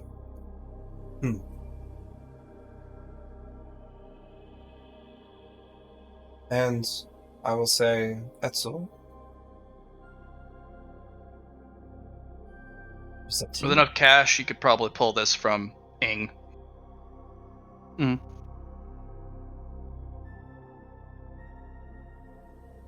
It'd be pricey though. Mid-size, mid-grade, elemental, like pure elemental crystals, and 4 pure elemental crystals. What is the time? We already have the fire one. What is the time frame for this favor? 1 is to be delivered at minimum every month until the 8 are paid. So for 8 months, minimum 1 at a time, 1 per month. That's it. That does give us a fair amount of time to acquire them, and they will be, by giving them these, they will become stronger for our Lord.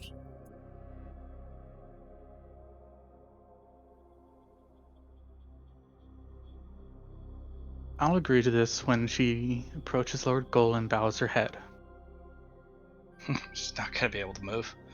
She is the queen after all. There is not a contract to be signed, but an obeisance of kind of an offering.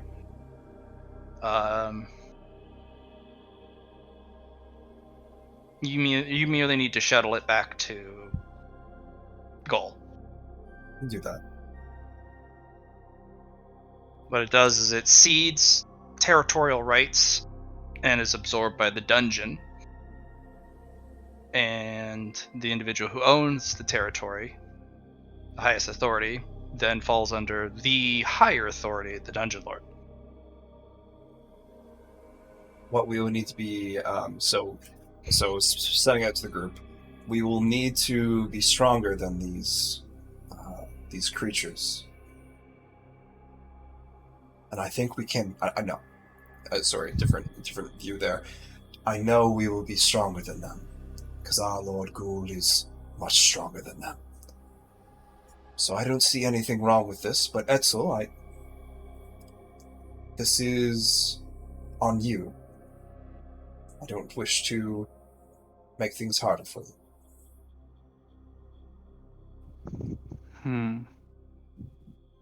Big debt, but they will grow stronger, in addition to the 5 stars they're going to get. Mm-hmm. Nom nom nom nom. I will look on the bright side. give her. Nom. They're tasty. Nom nom nom nom. We still have that massive firebomb if shit goes south. The thing is, we would be losing troops if we kill them all. Instead if stuff goes south. If stuff goes wrong, exactly. Yeah. You'll have your first one by the end of the week. Oh. I have an even better offer for you, it seems. You'll have your first one by the end of the week. I hope these are favorable terms. So be it. And it'll chitter something horrendous low to high screech. And from a cocooned, sectioned area, the guards, the elites, will bring 2 massive wings. When the queen could no longer fly, it lost its wings. That's what happens to this particular species. This is her offering. Queen's wings.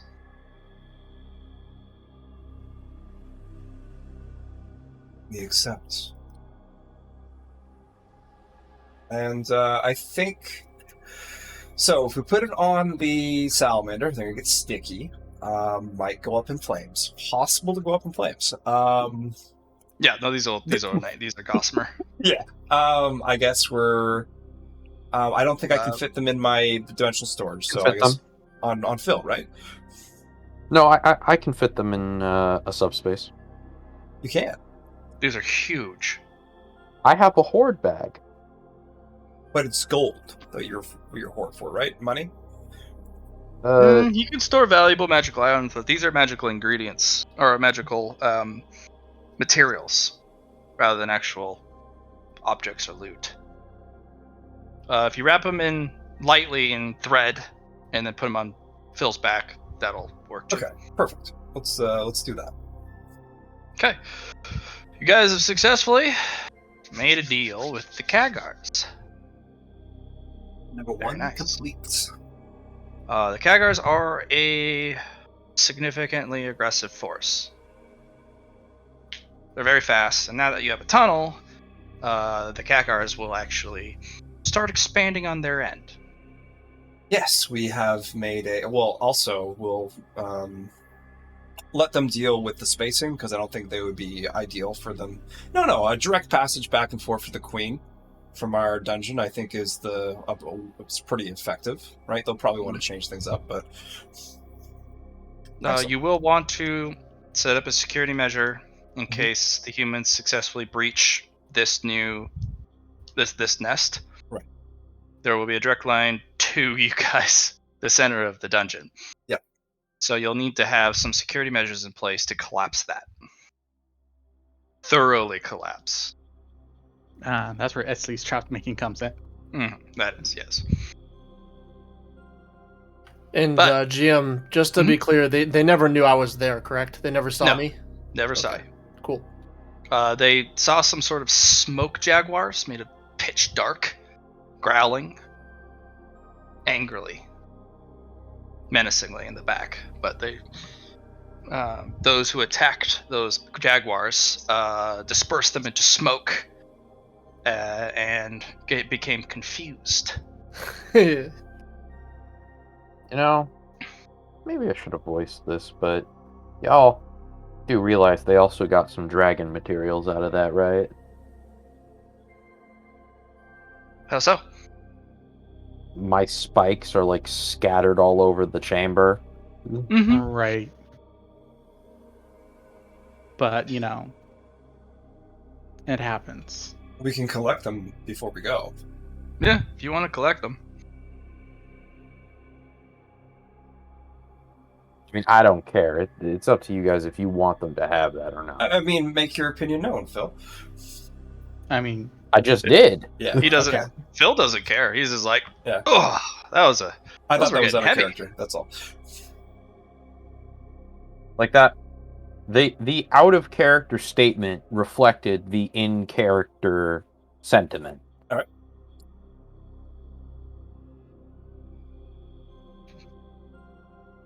So I guess we make our way back.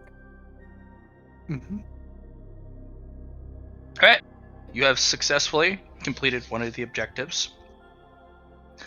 If the new brood of Kagar successfully go through the transition, you can negotiate the Kagars to assault the Knoll den, and those Knolls will have no chance of survival with the new Kagars. What if we get the Knolls too? Phil, Hmm. tomorrow we need to return to the Bank of Sands. Okay. Friend. Friend. Hello. Hello. And you guys can zip on ahead, but somebody has to play guide and shepherd for Gulper, because he'll just fall asleep in the tunnel. Actually, yeah, I will. And if I fall asleep, Indrid can wake me up. So yeah, you literally have to lure him back to the home, because otherwise he'll turn around and want to go eat the eggs. yeah, that's completely fair. I'm thinking we have Gulper inhabit the front section of the dungeon. Gulper will literally just lay in the middle of the sand. He doesn't care.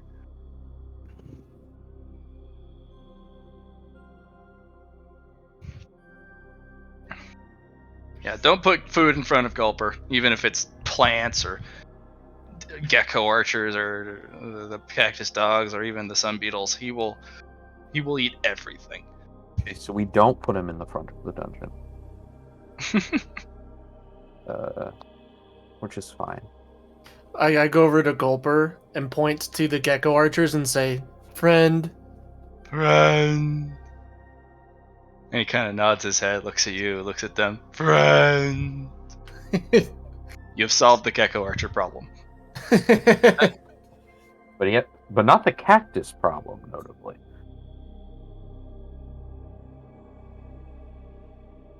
You'll need to instruct Gekko-san to stay well away from the oil and the slime that comes off of him. But wait, On my way What into if- the dungeon, I give Gekko-san. I shout, Gekko-san! He kind of rides in on his cactus steed. I say, you see that big lizard? Stay away from it. Gives you a Don't salute. touch it. Don't look at it. Don't do anything with it. Understood? Good.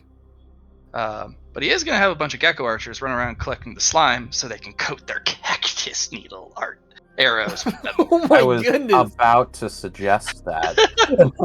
They're going to shoot napalm needles at stuff and light it on fire now. Oh my goodness. Little tricksters. Oh yeah. They're going to run around and it's going to be... It's because those little cactus needles, they don't really do any damage. But if you have enough of them get launched at someone, it may just light them on fire. Like real fire.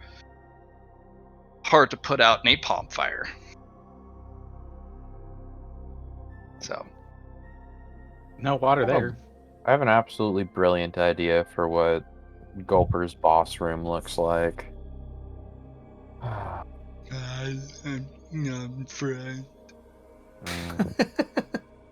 Music to my ears. Full of slime and the smell of burning napalm.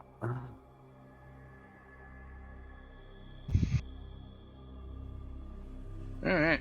So, you guys have completed multiple of your objectives, interestingly enough. Very Yeah. nice. We just need personal quests in the witch hunt next. So, witch's help.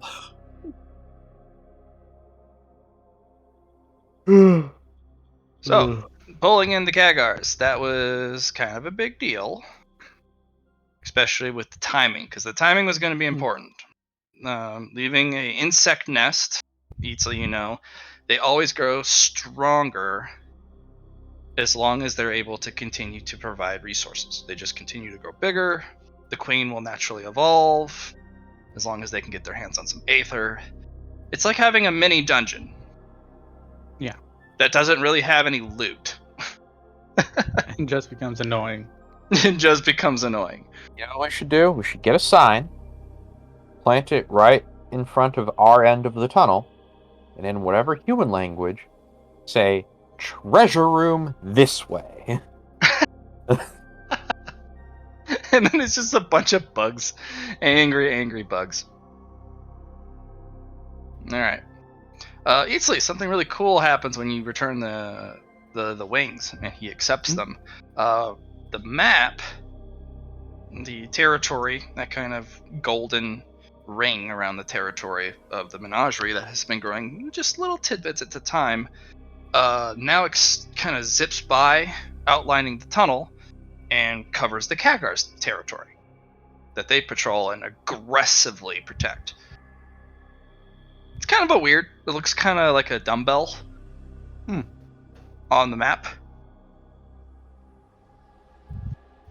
But you've almost tripled the size of the Lost Menagerie's official dungeon territory.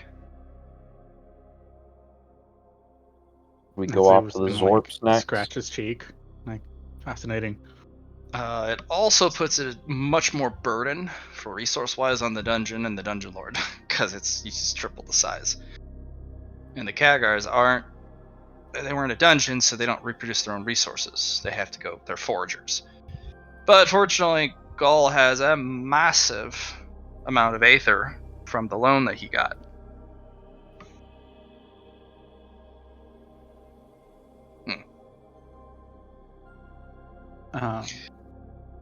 So, he will pull you in, huddle you up. Well done. We still need to do the personal tasks before you complete your quests. But, he kind of scratches Pix on the head. Do your thing, Pix. And he jumps up and does a little spin and covers you all with dust. And you guys will all get the one temporary fate pointer boon. Okie dokie. Yay. Good job, Pix. With the Kagars, I have set it up so that their respawn will be at their nest, and only in emergencies will they spawn in the menagerie proper. That way, I can keep them from, unfortunately, infesting this particular part of my home. Insect species, if you do not have set boundaries with them, they will overtake any space that they can. So they will need to burrow and build their own tunnels. Only in emergencies will I revive them here. Okay. If you find Kagar stones, their monster cores, bring them to the queen, for I have authorized the queen to revive, through my power, her brood. In addition, if you fall, the queen has promised that the Kagars will go through great effort to recover your cores. That is something I have dictated. Her brood are not as important to me as you are, for she can always grow more of them. Losing you would be an unrecoverable blow to me. And I would miss you all very dearly. Oh. Hey, wait, Susie. Yes. Aren't you an insect? Not a desert insect species. I Also, am an not an arachnoid. insect. Yes. Yeah. I'm an arachnoid. I am a What's an lunar. arachnoid? I am a lunar spider. What's a spider? It's me. All right, you have learned something with your philosophy. Spiders are Susies. Yeah. So do spiders not infest everywhere? Not me. They- When will you start producing eggs? Will you? So Phil, Teach Phil about appropriate questions. Will we get more Susies? Phil, when a mom spider and a dad spider love each other very much, the father spider takes a great risk and tries to get the mom spider pregnant. And then the mom spider, being pissed off at his decision, bites his head off. You're That not wrong, seems- Etzley. You are not wrong. Fortunately, as long as the monster core isn't destroyed, the dad spider can at least come back. That doesn't seem like a very equivalent exchange. It's interesting about arachnoids, by the way. The males are far more cunning and tricky than the females. Females have a pride and arrogance and their power, but they haven't suffered the experience of dying brutally, continuously, and having a much smaller frame as a male does. The males, they learn wisdom, trickery. Equally lethal, considering the males, if they're permitted to, can survive their mistakes and their decisions. Random So fact which of the one is day for Susie? you children. So which one is Susie? Whichever one Susie wants us to be. I wasn't particular. I don't know. I think female. Yes, It's a little difficult with lunar or solar spiders. That element sometimes, especially during a molt or an evolution, you can just change. Specific monster species do that when there aren't any dungeons around and there isn't enough of one gender. Anyways, Random facts. Things I've uncovered in my grand travels out in the world. But you all have individual projects. Yes, I will dig out the next tunnel to the north. I will Hold put on. you on the map. Ba-da-da-da-da-da-da-da. Bloop. To the map. To the northeast. So I was thinking about having a supply room in this area here. Okay. Having a guard post room. One of the necessaries. There's 2 rooms that are absolutely necessary. One is the armory. Right. Because retrieving the water spirit from the desecrated visage of Nareen, you remember you guys had a bunch of really high level gear brought in. Yep. Gull has to expend a lot of resources to compress it and put it in a pocket space. He'd like somewhere he can just literally just throw the shit into a room. Perfect. All right. That's one of the things we can get working on first. So, a vault. Yeah. The I dungeon shall vault. make it. I shall make it my lair. You can, and he would absolutely be delighted to let you, Phil, have that be your lair. But he will warn you this once and only once, Phil. It is not your hoard. It is Gaul's hoard. His hoard.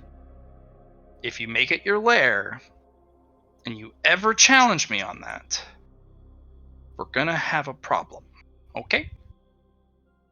I will release you from this dungeon, and I will let you wander the world alone.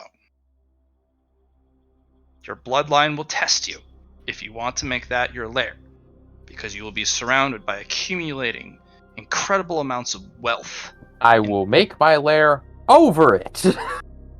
Okay. Because it's worse if at some point you decide, well, it's my home.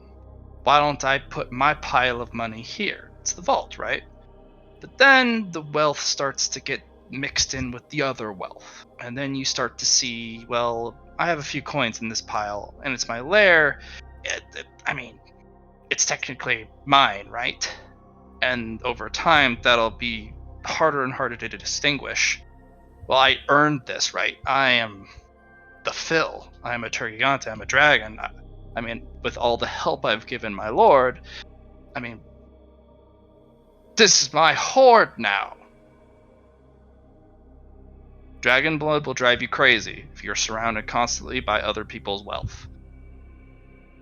So make sure to put rocks between me and it. A lot of rocks, because you are a earth type. You have the ability to literally look for wealth with a 15-meter radius at all times. I'd say we just keep you away from it. Like, other side of the menagerie, Phil. But if you No do one make shall it your guard it as lair, ferociously. yeah, if you do make it your lair, you will always know when somebody is touching the shit in there. That's the only upside. That's why he wouldn't mind, but he must make that declaration here and now. He won't kill you, but he will release you from service and kick you out. I'll just make it my lair on top of it and just dig a really deep hole to put the other stuff in. Okay. That way, someone has to get through my stuff to get to that stuff, and I'll know when someone sifts through my stuff to I'm get. glad. So on basically, the you have same wavelength. your lair in front of the vault. Yeah, that's what I was thinking, actually. Okay, wonderful. I would like a ritual room or a sacrifice room. Sure. That is actually one of the mandatory rooms. There is going to be the dungeon's core, which is far more important than the vault. He doesn't care if the vault is destroyed and sacked, ransacked, whatever. As long as the core survives, so does the dungeon.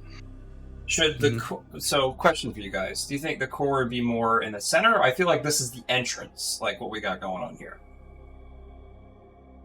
Look, man, I'm gonna pull what I call a pro gamer move. Okay, I'm a dig like 40 or as far down as I can reasonably go in like a side room that's just off to the side. You wouldn't think to look twice. And then we're going to put the core on the other end of that hole. And then we're going to bury it. Well, the core's not going to be buried. It's going to be in a grand room. It's the foci room. For the Dungeon Lord? Like, Yeah, well, isn't that it's going to be lair? his throne room, Yeah. basically. It's going to be his room of power, the room of, he's going to have a big old throne there. He's going to have all of his lodestones of power, all his foci of power, like the aether node that you found. It's going in the node room, or the dungeon core room. So it directly feeds the core. Yeah, how about this? Instead of just a hole in the ground, burying it, because clearly that won't work. It's still just like a really long tunnel diagonally into the ground that leads to this grand chamber that's often a side room. That way we throw people off. Are we making requests for rooms? Yeah, you can make a request for a room. Absolutely. Yeah, I'm just the one designing it. So, but yeah, go for it. I would like a room that is darkness. That for a human, they basically can't see in it, even if they have dark sight. That will actually have to be designed by you. They're basically, it's location right now. They're actually not building up the rooms just yet. But yes, you could put that on your laundry list, pin that for later. It's just kind of, where do you want the location and how big do you want it? Put it somewhere near the treasure. Okay. Do you want it to be an actual door, or is it like a ledge up high that only a cat like yourself could either teleport to or jump to? Adventurers would have to go through it to get to the treasure. Also, they have to go through you, then through Phil. Okay, Kezer. All right. No, I'd also like to add something. I would either like, when we eventually get that temple, that water temple down. Yep. I'd like it to feed into my room, so that there's just water everywhere.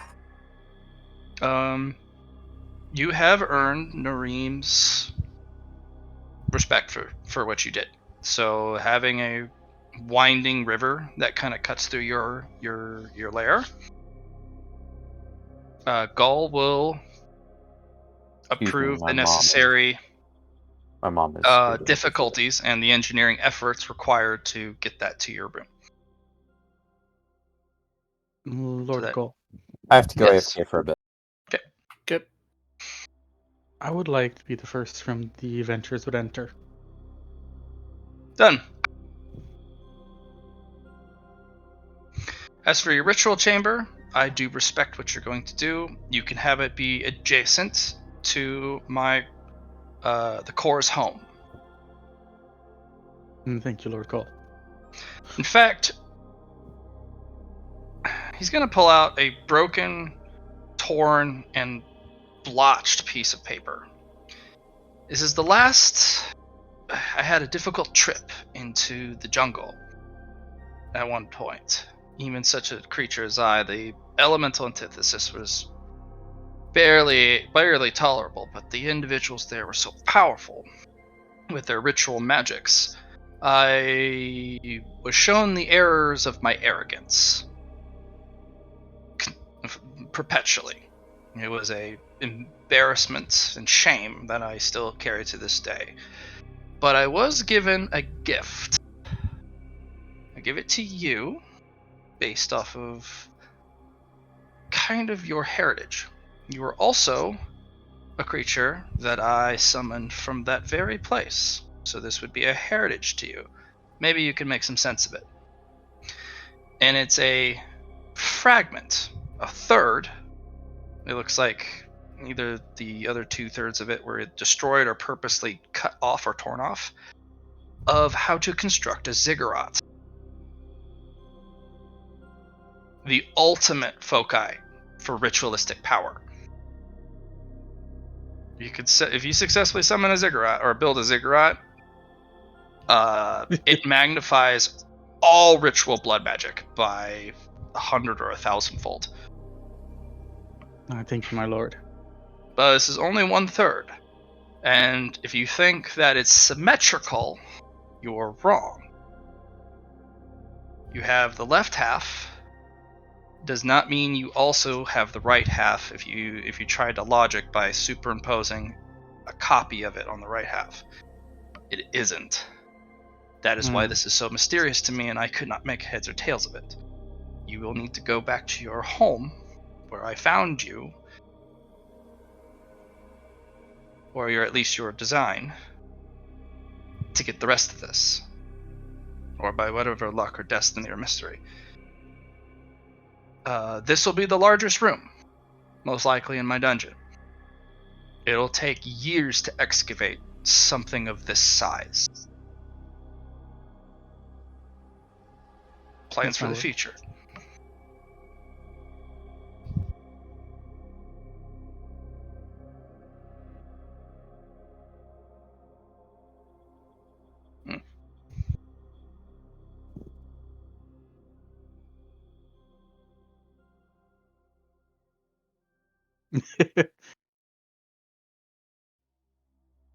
Oh yeah. You got something pretty neat. I gave you a legacy item, something long game type of stuff. Yeah. Through a ziggurat, you cast a basic pox, you got a plague.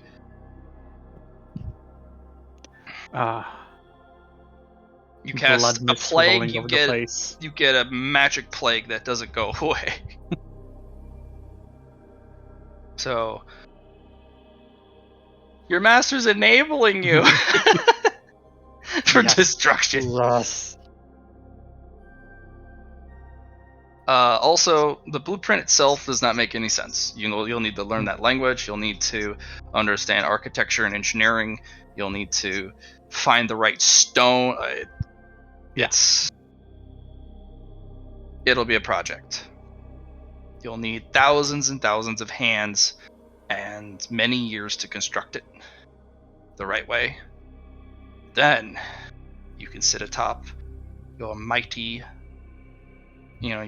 building and curse and plague and hurt and destroy whoever you can in the distance, as long as you can see in their direction and make the right sacrifice. Or just juice the dungeon, like turbo style. Yep. But wherever he got this, they showed how big the world really is to your master. Probably killed him several times and brought him back to further shame him in his arrogance. And show him, you are not so strong, Mr. Mummy. Your curses, while powerful, mean not so much here. He got the real respect for those jungle people. Yep. The Aztec bros.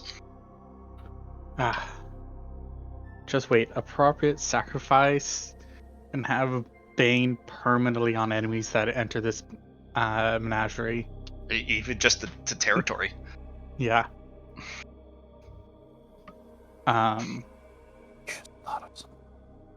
Yeah, with the ziggurat, it will enable the ritualistic caster to apply permanent legendary or mythic grade curses or banes or whatever on individuals. With of course, the appropriate successful completion of the sacrifice and the ritual. Important question for you, Matt. Yes. Is it important to Tell me. have it closer to our origin point, or is the origin point just like the entrance of the dungeon and we can have it in different locations? It's all about where the core is. The core must remain inside official territory, and this is where the architectural conundrum comes in.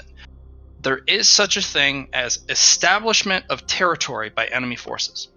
If they successfully make a beachhead, you lose that territory until you can reclaim it, and your dungeon no longer has influence, especially if there's the heroes involved. You need to have it in the heart of your core territory, so that if they make a beachhead, they don't disconnect you from the core. Because if you push it out, kind of like, haha, you'll never find the core because it's 10 kilometers away from the actual dungeon, and you lose your connection because you lost that territory from an invasion. Now you don't have your core for your dungeon, and the dungeon starts to collapse. So it needs to be in the heart. Putting in near the Kagor nest, that you could lose the Kagor nest in an assault. You don't want that. You want it in the heart of the menagerie. But you don't want it to be in the first room. You want the enemy to have to go through quite a lot of problems and effort to even get close, and then, always second guessing themselves, always going the wrong way. It'll be difficult to construct it, but whatever you build now doesn't have to be permanent. You can shift and build and move stuff around. It takes time, but the design of the dungeon's not permanent once you've constructed it or excavated it.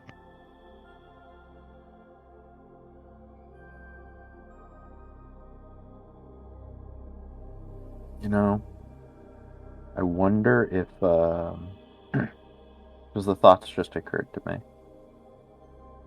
No, never.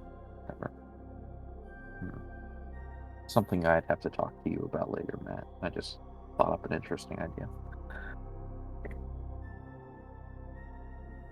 Is that so, Mr. Pablo? Yes. Oh, yes. Okay. But the idea aside, I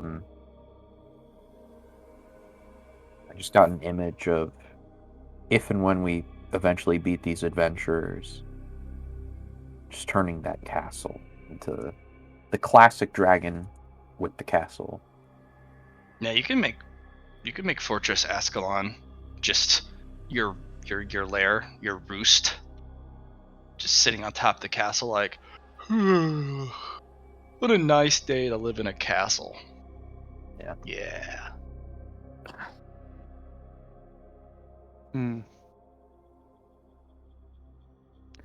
Phil, we still have to go to The bank. The bank. All right, so we're gonna divide and conquer here. Indrid and Susie are going to work on, with Gull, some design structure of the 10 rooms and the escape passage that Gull's assigned Indrid. Now, the escape passage doesn't have to be tucked away in the back. It needs to be, he recommends, easily accessible by you guys. Any pursuers should have problems following. And it should have multiple entrances on multiple layers. So it should be kind of in the middle, but you should have access to the escape route on the upper level, middle level, and the lower level in case you need to get out. Because when it comes down to dungeon development, the dungeon's only as valuable as the creatures that protect it and put it together. So even if the dungeon falls, if he can get you guys out, that's all he could hope for.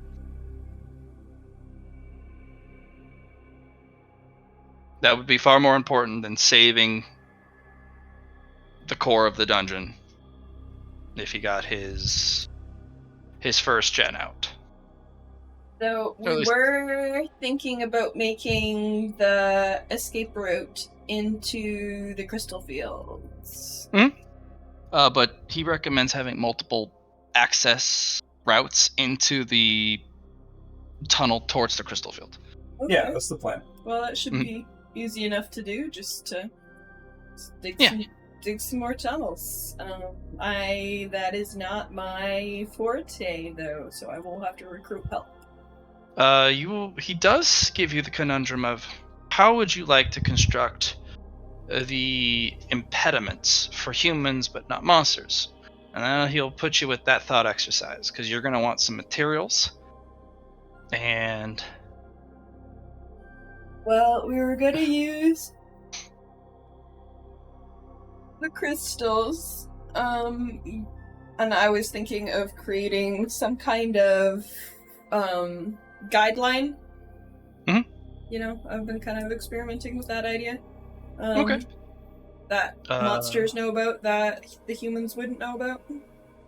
All right. You could also put up some sort of marker that represents this is the escape tunnel that you guys know of, like a little bone rattle chime, where We it's should just a all bunch of know where the escape tunnel is. yeah. If you label it, but certain ways you would label something may give the humans the wrong idea. No, So say you have a little. we'll run emergency drills. Oh, We don't okay. need to label it. We'll just tell everybody. All right. Look, all I'm saying is OSHA's gonna have a conniption fit here. Well, here's the thing. Fuck OSHA. You guys Here's are the thing about monsters. OSHA. Fuck OSHA. Yeah, you guys are monsters. If OSHA showed up, you would have eaten them. I would Yeah. eat OSHA. I Eat it was too.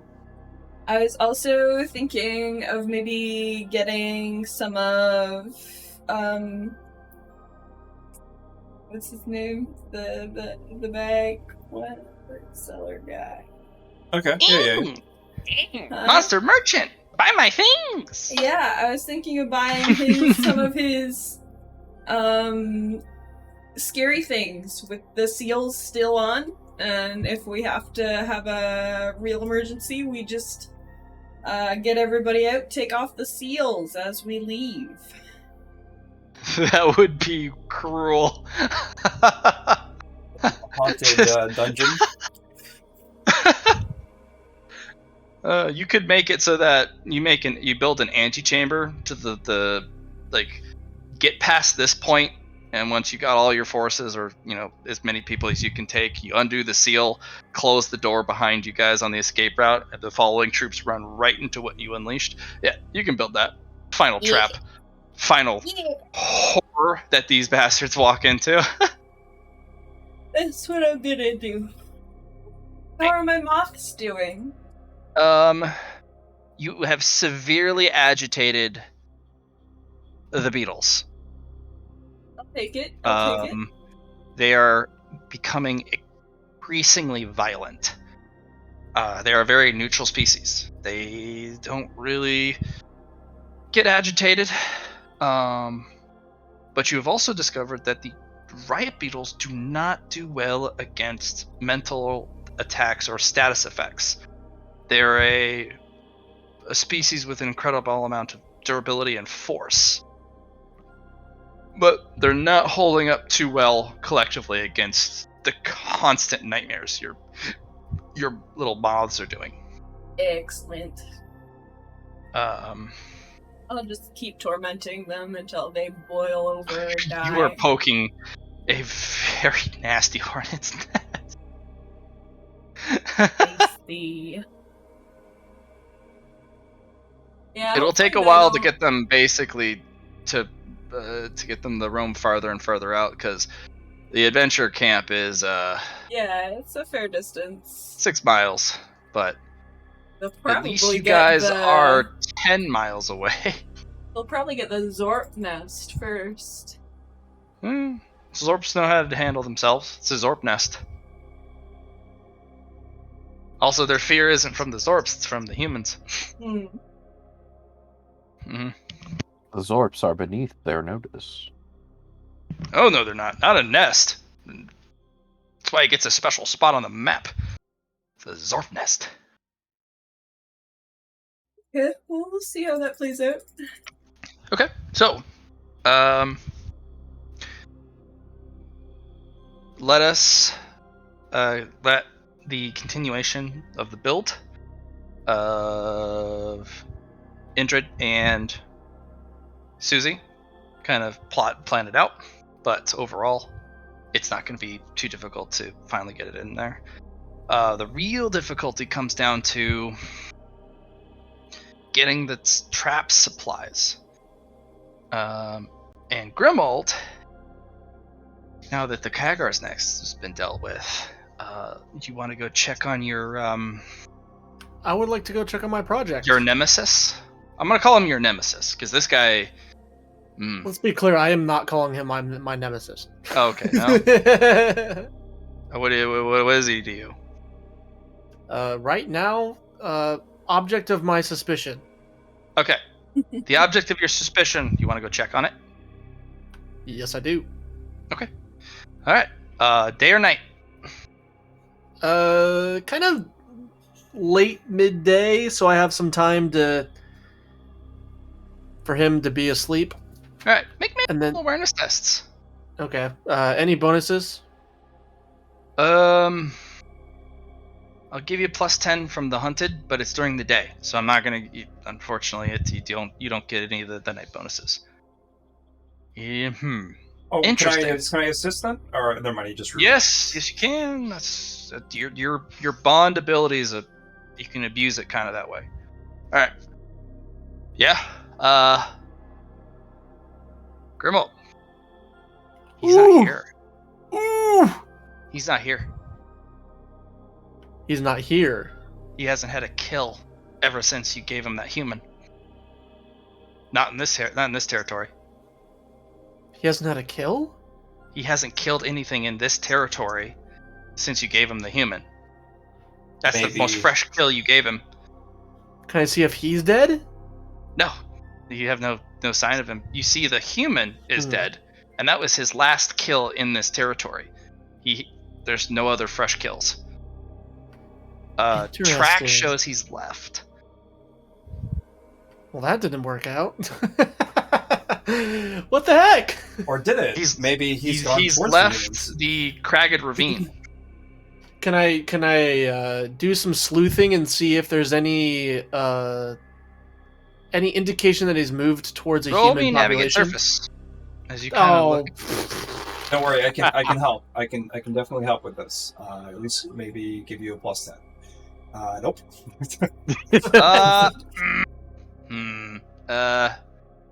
I'll give you four more rolls before it hits night, because you're spending the entire time just sleuthing the entire area. I wouldn't be able to give you a +10, so there's no point from your rolling. I'm going to use 2 boons to succeed that roll.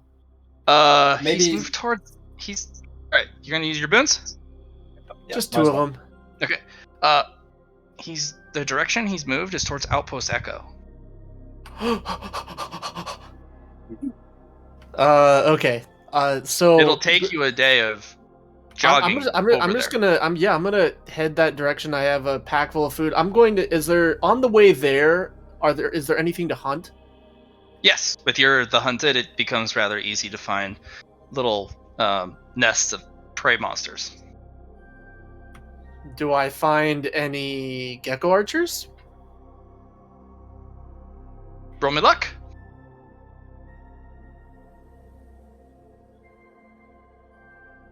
Find some Zorps, but no gecko archers. Is it a Zorp nest, or how many Zorps are there? Zorp nest. You die from a Zorp nest alone. Well, how many Zorps are there? They're in bundles of. You find them in groups of 4 or 5, at most 6, as they kind of huddle and. I'm going to slaughter every last one of them on my way to where I'm going. You're brutal. A Zorp nest is thousands of Zorps. Oh, got it. Okay, that's good to know. Yeah, we're talking anywhere from a minimum of 1,000 up to like 5,000 Zorps. Wow. Okay. Yeah, Wow. it's a ridiculous amount. And there's the one leader guy. He actually makes the Zorp threatening to other creatures because every Zorp, they have a kind of a psionic grouping through their electricity element. So instead of getting like a really sharp zip when they bite you, you know how it makes the bite more painful because they give you a little zap. Imagine getting struck by lightning every time a Zorp bites you, Yikes. because all of them funnel electricity through all the Zorps. It's Okay. the more Zorps there are, the more powerful the Zorp nest, because they all have the synchronicity or synergy from the lightning.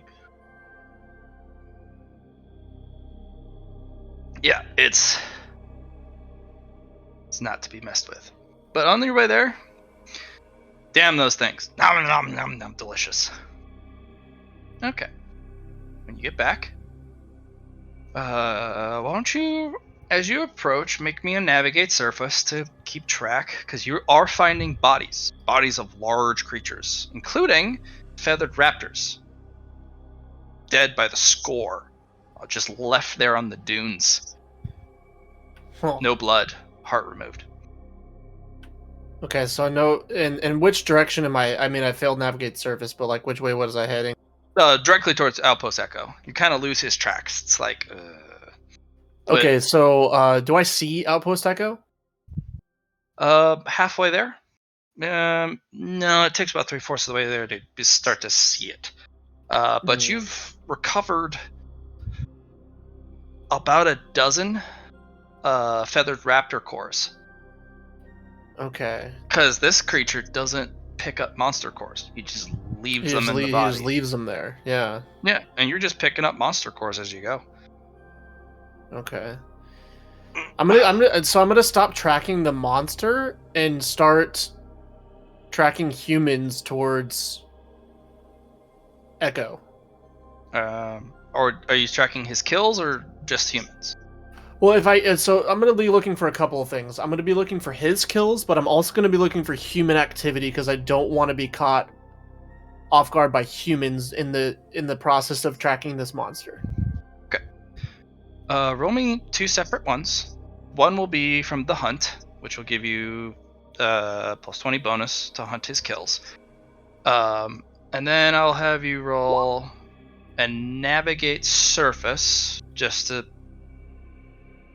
on the side, and then a basic awareness for humans. Let's try to assist with the navigate. Success on my part, so you get at least a plus 10 there. How about we use a fate point on the navigate for yourself? Yeah, you get a re-roll, has to be better than 72, you get a plus 10. Nice. You catch his tracks again. Nice. And it leads you... Nice. There is no humans in sight.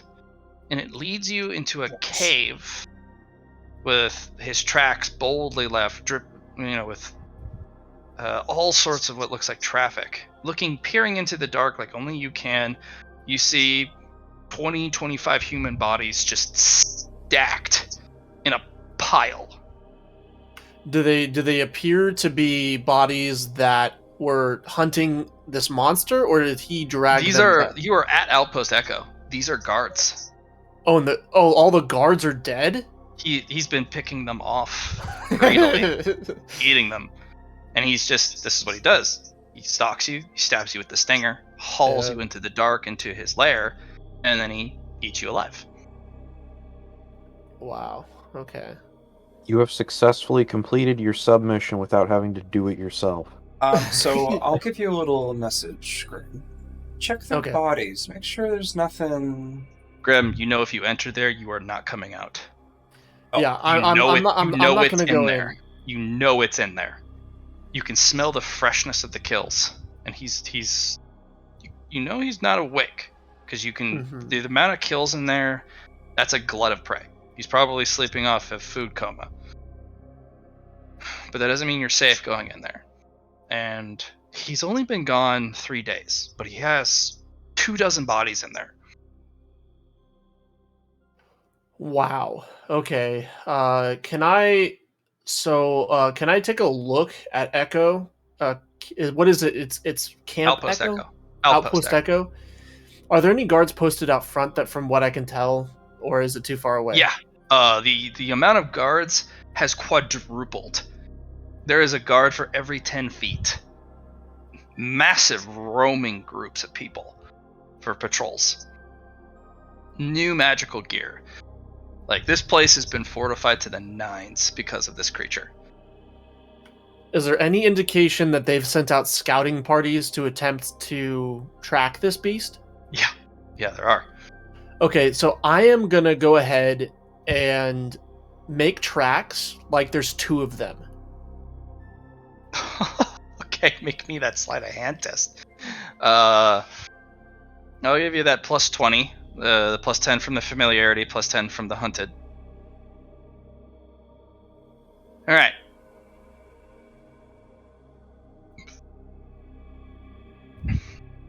You have sparked another argument. So same veteran hunters. Same argument, but it's flip-flopped. The guy that believed last time is the one that didn't, that's not believing it. The guy that didn't believe it now does. But they do come to one conclusion.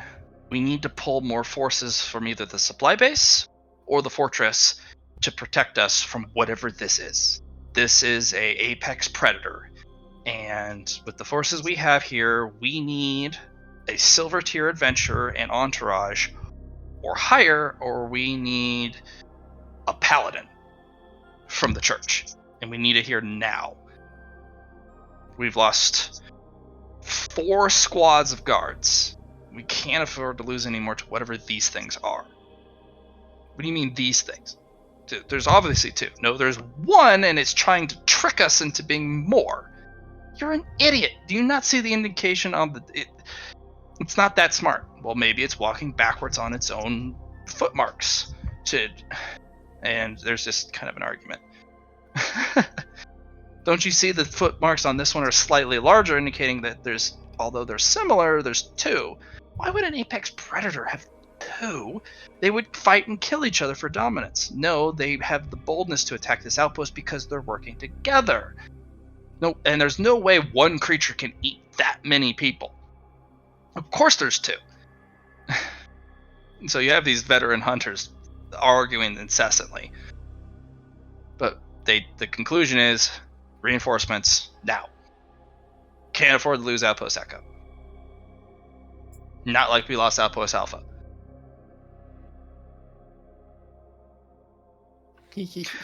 Roll me an awareness test at a minus 30. Because they kind of lower their voice.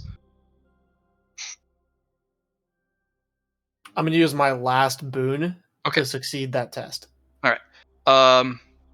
You hear barely, and it's like, well, aren't they going to get the outpost back? Yeah, an adventurer squad with hunter support and the military, an entire regiment is going to go take back Outpost Alpha. It'll be fine. I hope they do it soon. It'll be soon. Don't you worry. We'll get it back, and they'll aggressively look for who did it.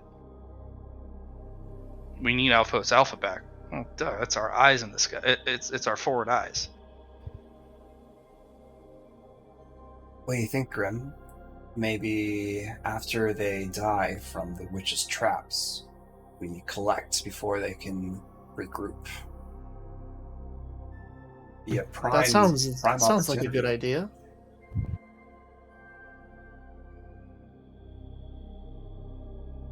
I like that plan.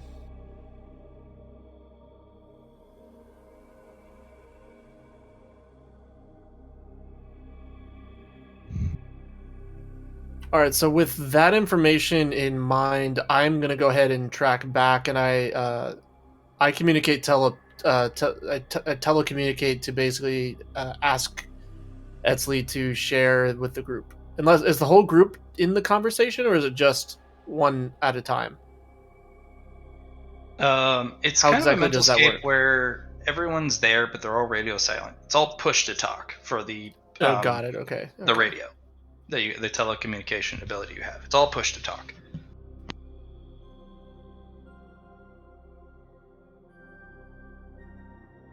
All right, I'm satisfied with that amount. Actually, I'm gonna hang around for another night if that's possible. Do we have time for that? Yeah. Am Absolutely. I needed back at the dungeon? No, we're doing individual tasks now. Yours is this to sow dread, misinformation, and fear.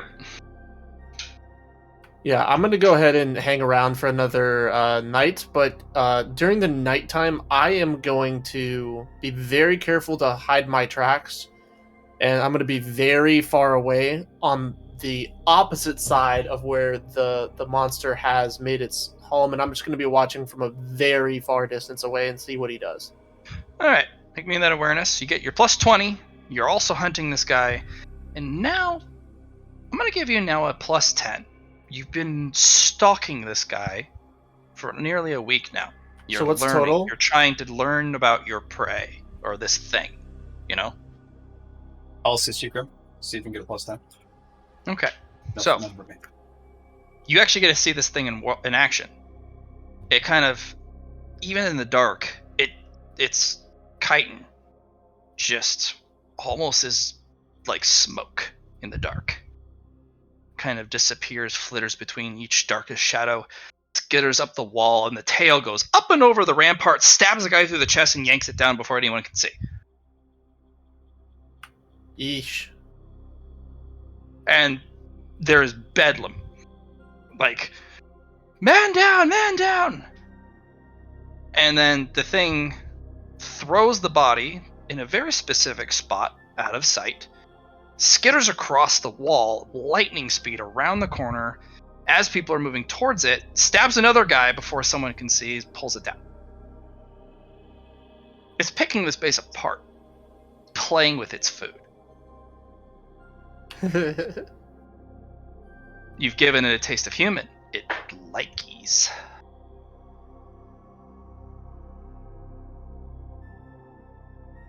After the fourth body going missing, an incredible amount of lights get fired out. Powerful flares. And the thing hisses at the antithesis of the elemental synergy, or the elemental antithesis. And an individual of heavy armor stalks forward, plants his battle axe, and kind of looks at it, and kind of not looking away from it, but kind of cocks a head towards one of the veteran hunters, says some terse words. The other guy goes to open his mouth, and he just gives him a look, and the guy goes pale. The guy turns his full attention back to the fleeting creature to go collect its kills. But now you get to see the power, the might on base. This guy. If this guy goes down, this base has no hope. This guy will protect this base, and he can, most likely by his confidence, he's not scared of this monster.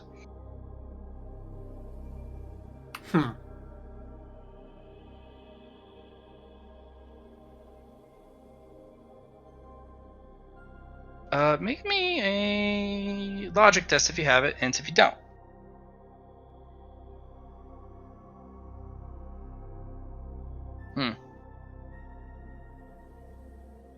You're not sure why that guy has such a supremely confident look on his face. Can I roll to see if I can give him a plus 10 and then a reroll? If that's what you want to do, my friend. Yeah. You and your OP throwing. Oh, baby. Whoa. Look at the one. Oh, go ahead and give yourself plus 2 int. Cool. So that's that. So let's reroll it. There's All right, so little better than a 72. Any fate point rolls that you give people through your bond automatically give a plus 10. That's your bonus for the rolling the one. Yeah, teamwork makes the dream work. Let's go. Mm-hmm. All right, Grimold, roll with an additional bonus. So plus 20 because he's using teamwork. So. So. not the first time this guy's hunted this. He's gonna set a trap, using his own men as bait, no matter how many it takes to catch it. He'll sacrifice, from the way his expression, the kind of that visceral grin on his face. He'd sacrifice 10 to 30 people He wants that to core. catch this thing. He's going to set a trap for this creature. And this creature, while smart, this is his first time interacting with humans because he's suffering from this bout of gluttony. He's not being careful. He's being confident like he's always been. Humans are going to catch him using their trickery. They're going to let him feed, get confident, and then this guy is going to fucking axe this monster. Going to remove it from the playbook. I don't think we want that, Grim. Especially if he gets the monster You core. will have to directly intercede and protect this monster, even if he hates you and wants to kill you, like he does for all other predators who, he likes to hunt. But the humans will kill this thing. Give it 2, maybe 3 nights. He'll set up just the right trap.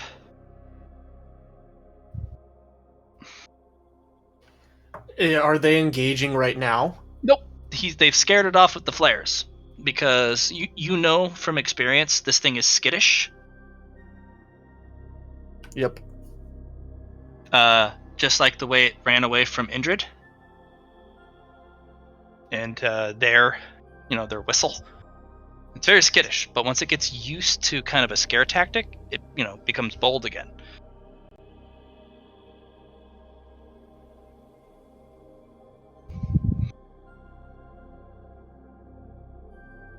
But yeah, Okay, so I'm gonna camp out again.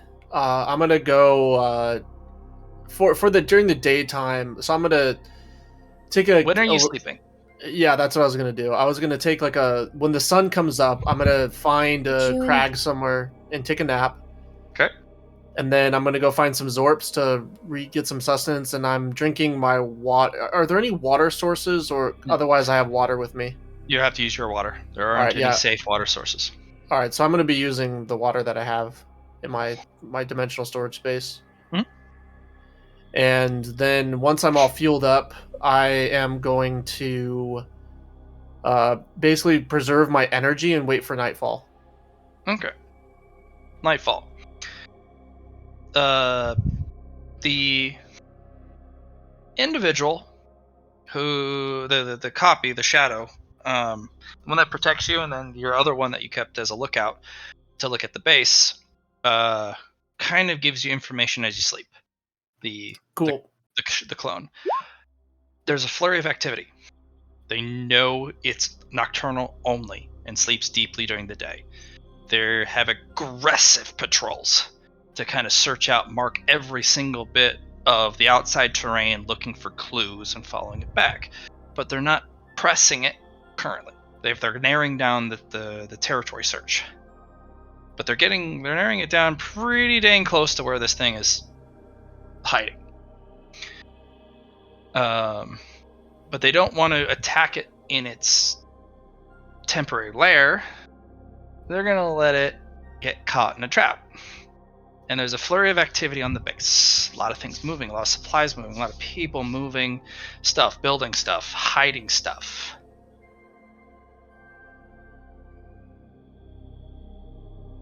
Can I see specifically what kind of trap they're laying? You're going to have to be a lot closer because you're further down in the terrain. This is up on a big old hill. And you, to get any sleep, need to hide in a really concealed spot. So you can't get a good look, but you do catch the top of people's heads as they move at the top of the cliff, working on stuff, swinging, big old hammers and tools over their shoulders. So they're working on something. Right. And you definitely see people moving shovels of dirt. Shovels of sand.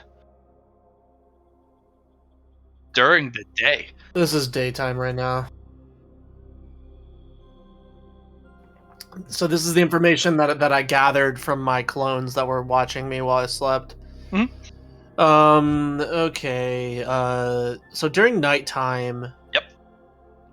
Are they out and about yet, waiting, or are they? What's their position at the moment? It's the same as the previous night, as if nothing's wrong, nothing's changed. Row upon row of men on the ramparts. No, a couple rotating patrols around the periphery. Not a single change from the previous night. Quick question. Do I have my boons back from sleeping? No. Okay. Boons only come from beginning of session. Unless Fruity Tooty Susie wants to use her once per session meditation ability. How many boons do you have? Because I feel like I can get you, especially if I refill my 4, I'll be able to. I have four total. 4 boons as well. It's a toss up. I could give you rerolls with +10s, or you could get I think you get a +30 for a boon. No, +20. +20. Okay. 20. Yeah. It might be more effective for me to get the fate points, and then we can put them to you. Yeah. Refill your fate points. That makes sense. Question. Okay. Yep. Can I take a night off digging to help Grimold? It'll take you 3 days to get there. Oh, actually, no, you fly. I fly. It'll take you a day to get there. But you're not stealthy. The jig would be up if you arrived. This is a stealth op. Oh, see, my idea was they're all setting up to catch this creature, right? I fly over and I drop a rock, and then hey man, here we go. If you want to fucking drop a rock, go for it. I'm going to request that this mission stays stealth operations. Go ahead and RP it then, because Phil, you're like, I'm coming to drop a rock. I say you guys know communicate. It should be fine. Yeah. You can communicate with me. I'm like, Grimold, I have an idea. I've been listening. Phil, you have a big heart, but this operation needs to stay in the shadows, I'm afraid. Have you seen my scales? They're black and dark brown. They are very black. I'll blend right in to the sky. Or, excuse me, wrong voice. I keep I'll blend right into the sky. He's a philosopher now. He's a smarty pants. Phil, I actually have a question for you. Yes. And I think you should think about this instead of coming, because it's very important. Okay. What separates the night from the day that is not the sun or the moon? The horizon. Keep going. Just think about it for a while. I'm going to focus here.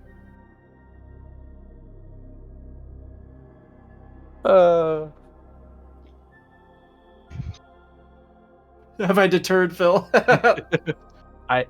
Hold on. I'm not done yet. I get the feeling you're embarrassed of me. No, more concerned for your safety. You need to see what's on the ground here, and if you get caught, you will be dead. Well, rocks, I assume. You should see this equipment this team has. This is a whole outfitted base. I highly recommend staying home. They do have at least 12 ballista on the ramparts of the base. He hasn't told me that. It's the super shooty arrow things. So I can see from where I'm at the moment, very large spears that have the capability of firing upwards. Lots of them. But do they go boo? It would not surprise me. Phil, you should go. It gives me a chance to get more Nargante skin.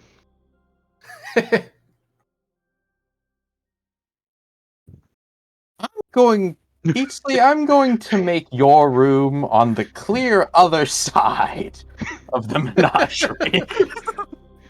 He's the guy digging, so the head adventurer there is going to be like in that area, so we need to be careful. Does the whole crew want to come out? I shall return to my I am a dwarf and I'm digging a hole. Diggy diggy hole, clank. Diggy diggy hole, clank. Can I only talk to one person via telecommunication, or is it broadcast through the whole everyone that's a friend of Etzli? Like, can I do private comms with Etzli? Yeah. So I say, Etzli, I'm not sure if you've convinced Phil to stay back yet, but if he insists on coming, then I suppose all of you can. This is... If I get caught or any of us get caught, I don't suspect we'd make it out alive.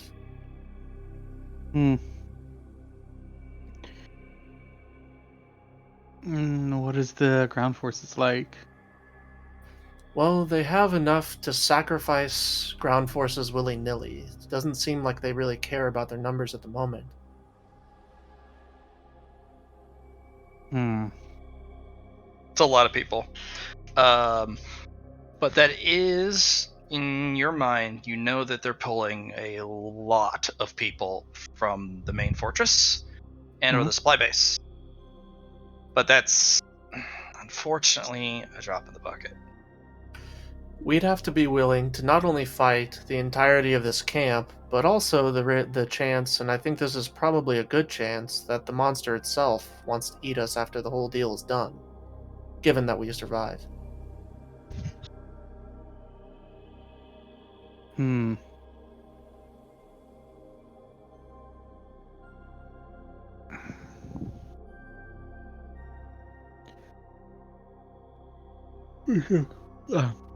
Sorry. What we can... I think... Does this creature look like it's going to continue to fight this?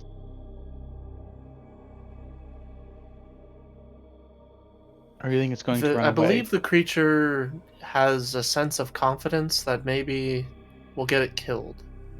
It's never fought humans before, I believe, because I think I introduced humans to it. And it looks to be that they're setting a trap for it. So unless I intervene, I think the monster is good as dead, and my mission is somewhat failed or at least scuffed.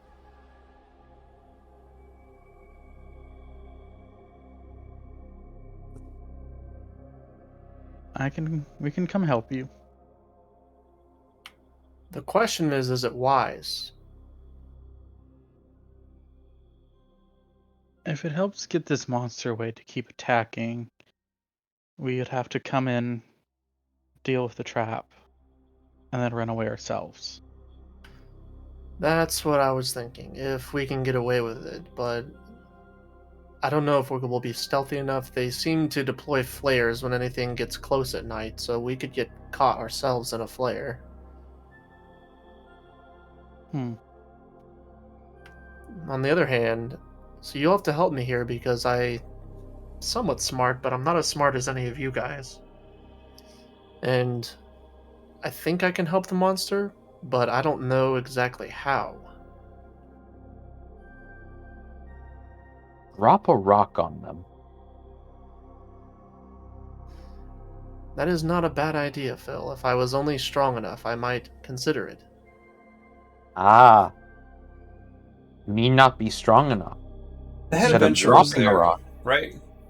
Like that's where he's at camp right now. Like Yeah, the big boy on Grimald, campus. he proudly shows all of his regalia. Like, this is shiny, powerful armor, and this massive battle axe he has is kind of makes you angry to look at. It's made of several different monster parts, and he proudly wears his golden level adventure credentials on his chest so that everyone knows what level he is. I think gold it's a level good adventure. idea to drop the nuke on this guy, since we now know where the head adventurer is. He's the leader of this outpost, but he's not the most powerful authority of the adventure side. All right. You're gonna have. He runs this outpost. If he follows this outpost, is in a lot of trouble because I was just thinking, if we drop it on the big forward base, yes, we can completely fuck it up. But we'd also lose a fortification position if we want to take it in a different route.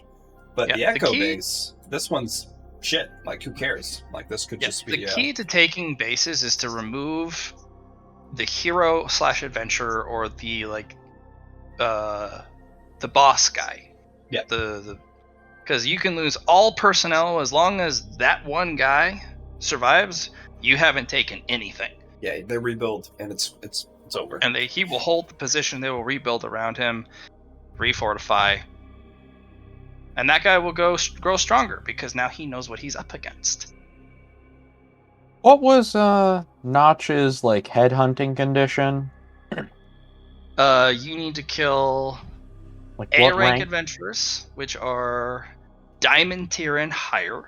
Oh, okay. Not Diamond tier. good. Okay. And or higher, and either bring back their heads or their main legendary armament to represent their death, because they're not going to let up their legendary gear lightly. No, I was just thinking like maybe A rank was like gold, but No. A rank is C tier. But this Gold guy is is so C tier? proud Is that of what the you're saying? fact of his fucking C tier cert. Okay, yeah. He wears it on his breastplate. But then Well- again, we have to also think that we fought. It took all of us to take down one bronze. But that was 2 evolutions, maybe 3 evolutions ago. Plus, you guys have different means of knowledge to assault now. I mean, sure, but I'm saying like we have to scale in our heads. Like, if that was bronze, what is gold? Because we haven't seen silver. No. How about we let Indrid help out in this endeavor? I think the beetles are terrified enough. We could send her moths, Indrid's moths down there. Maybe. Because she hasn't stirred the beetles enough to force them to go lash out. Oh, if it's not enough, then there's no point. All right. Yeah, it's not enough. And you're not sure if that guy will be okay, because he may have potions, he may have dispel effects, he may have support staff. I may have a plan if you'll hear me out. Please do. Love to hear it. So Edsley, Mhm. what if I used a gloom shadow to draw the monster out to throw off the human camp? To basically make it so the traps are no good, and they have to, if they want to engage it, they have to pursue it outside of the walls. Using one of your Gloomstalkers would be effective. It'll be nighttime, so I can control them at will. Go ahead and roll me another int test. I'll give you a +10 for your ferocious predator kind of demeanor.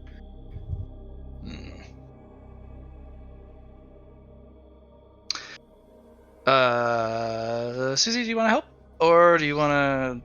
Oh, no, That's a lot of it's ground just to it's cover. not it's a lot of ground to cover. Let's try to see if we can give you a +10. We can give you a +10. Let's reroll. That's at least a 50. So it's just +30. Reroll on int. Has to be better than 95. Okay, Grimwald. Go. The predator. It's his arrogance that's gonna get him. He could, with the way you've seen him fight and actually kill Gulper. Your analysis is he could ambush and assassinate that gold tier. But he doesn't know the ways of humans. This is his first interaction with humans, and he has been having such an easy time. And it's his favorite food right now. He needs to have a wingman, whether he likes it or not, to survive the upcoming ambush that's going to capture him and get him killed. But once he learns of the treachery and the cunningness of humans, he will change his hunting patterns, and he will learn. But if he doesn't survive it, that's the treachery of humans. So you're gonna need to, when he needs to get caught, though. He needs to get caught. That's the problem. He needs to learn. He needs to know the hopelessness and the deviousness, and then he needs a wingman to come in and free him from the trap for him to escape and lick his wounds. That's how you're going to get this guy to be as effective as you want. Is that gonna be? Is that gonna be possible for me to? Is this gonna? Am I gonna? It's going to be risky. It's going to be so risky, but you can do it. Risky for the biscuit. I think you can do it, and especially I got 4 rerolls for you. So yeah. Okay. All right. Let's go for it then. Okay. Over the next 2 days, the next day, same thing. He gets his fill. He eats happily. The construction continues. And finally, on the next day, he makes a big, bold play. There is one patrol that looks like it's got a couple less guys than normal. Instead of 6, there's only 3. And they walk they walk kind of in a weird serpentine pattern through a specific area that they've been doing for the past couple nights. He gets confident. He dives in. And he just doesn't catch it. He kills all 3, goes to throw them, and then there's this bolt of light that lashes out and spears him through the shoulder, and there's this spiked chain of pure golden light that anchors into the ground and latches him anchored. He thrashes wildly, and a net's thrown down, and another one with heavy weights. And several spears thrown like thunderclaps are thrown down and spear him through the shoulder and the leg. And then there's a guffaw. Oh, yes. You thought yourself clever, preacher. Well, I have fought your ilk before. It is always the same thing that gets you caught every time. You're stupid. You're an arrogant abomination, and it is my ultimate pleasure to be your end. And he kind of hefts the battle axe as he strides, almost struts forward. Can I how far away am I right now? I assume you got pretty close because you were waiting for this. Am I able to attempt to shoot and sever one of the nets that's all like part of the net to see if I can give him sever the net to see if he can break free? It's not. There's 3 different factors. He's got the 2 javelins, or the one through the shoulder, one through the leg. Okay. The nets, and most importantly, that anchor made of light, that magic anchor. That's the big one. So I can't save him right now. Yes, you can. Don't think you can. Just you're going to need to be a little clever. It may take multiple steps, little distractions, right. So this guy, he kind of hefts the battle axe, but he does this kind of theatrical, slow saunter, just kind of savoring the moment one step at a time, monologuing at the creature about how it's fought its kind before, and you'll make a fine head on my trophy wall. Just one achingly slow step at a time. Taunting it. Savoring that long moment till its execution. So what would you like to do? Step 1. How many humans are... 50. Okay. 50 people. The entire garrison has been focused on this. All the remaining troops. Eyes peeled 100% on what is happening. Go ahead and make me an awareness. Okay. With my plus 20? Yep. Plus 20 because it's night. Okay. There's one guy that stands out among all the other guys on the ramparts. Guy in a white robe, wearing multiple draped kind of regalia. He's concentrating, eyes closed, pinch shut, arm out, palm splayed, fingers splayed. And you can see a white eminence from his hand as his arm shakes a little bit as he kind of focuses inwardly. He has 4 guards surrounding him. And that's probably the guy that's got the spells locked on, I would imagine. The thing is thrashing so just wildly against its restraints. It's starting to tear at the spears and the javelin, starting to rip through the net, but it can't seem to get rid of that anchor, that trap that it's been speared with, that's made of light. Mm-hmm. But it's thrashing so wildly and so violently with such power.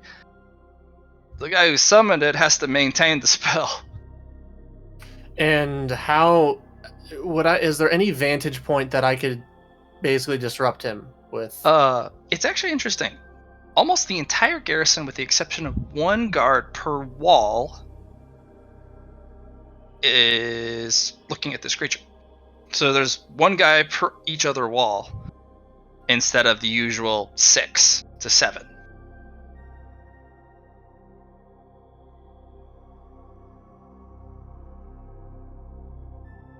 So no one's looking at him.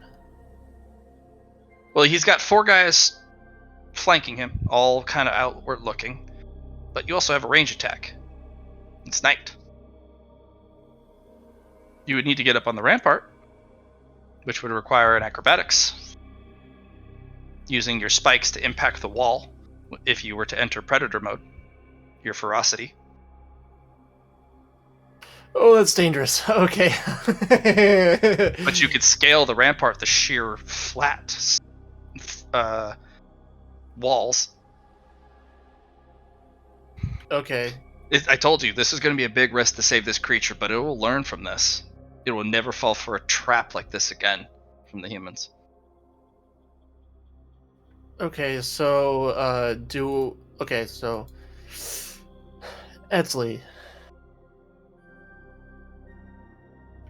Anybody? Char! Yes. Grimmel the Char! Grimmel the Char! Yes. Do I do it? Have you been using Yeah. earbuds recently? Earbuds? What? No, my headset was dying, and I think I heard the beep right as you said my name. Oh, okay. So I asked, do I do it? Yeah. Okay.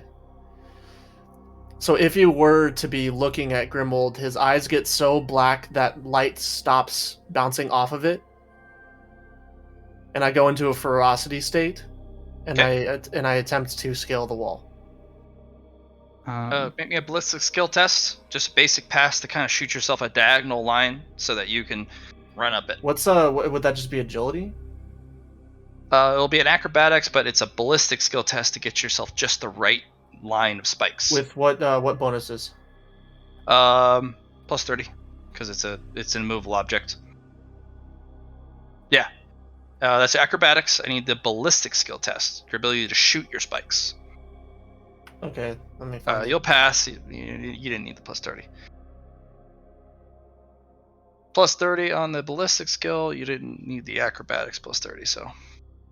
I'm not sure. I don't know if I see ballistics here. It's under characteristics. Weapon skill, ballistic skill, strength, toughness, agility. Oh, I don't have it. Yeah. Yep. Okay, so ballistics with the plus 30? Yep.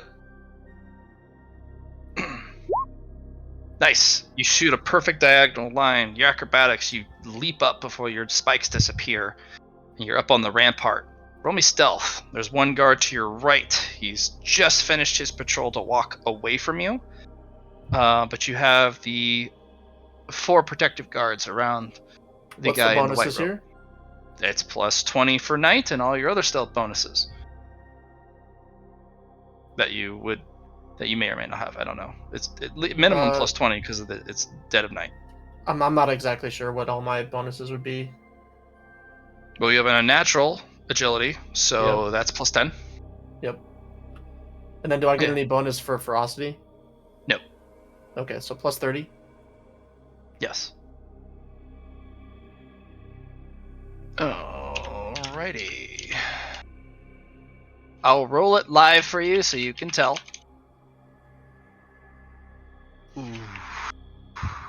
Because it's night, even with the 20s, they won't see you. If I had rolled in the 10s, that'd have been bad though. Alright. They do not see you. Their eyes are darting around, looking for every threat that they could possibly look for. And there's a small gap between the two guards dead ahead. It would need to be a hell of a shot to hit him. It would need to be a kill shot too, but you could do it. But it would need to be just one hell of a shot. Call shot to the head. Yep. It'd be neck and head is the only thing you can hit, because they are literally shoulder to shoulder flanking this guy, body blocking any incoming attack. I am going to I'm going to call shot and attempt to hit. Okay, so before you do, there's a cool thing that you can do.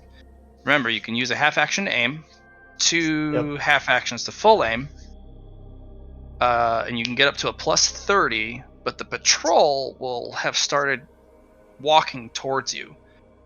So at most you can spend is a plus 20 to aim, make a shot, and then you got to dart out of there. All right, that's what I'm going to do. Okay, plus 20 to aim. So it's also a minus 20 because you're making a called shot. So that removes that negative. You get your plus 10 from your agility. And is there any high ground bonus? Nope, it's level. You get plus 10 for close range and plus 10 for single attack. So plus 20 overall. Whoop! Baby. Roll damage. They don't see it coming. And I have plus 3 to penetration, by the way. Yes, you do. So go ahead and roll your damage. And then roll your sneak attack bonus. 64.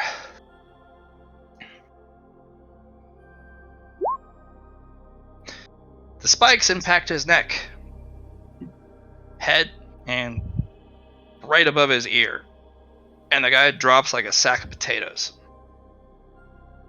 This spike that is embedded with the chain, embedding the creature, breaks, shatters, dissipates. And it will snap out of it. And the guy charges forward and will make attack. And it's dodge. Oh.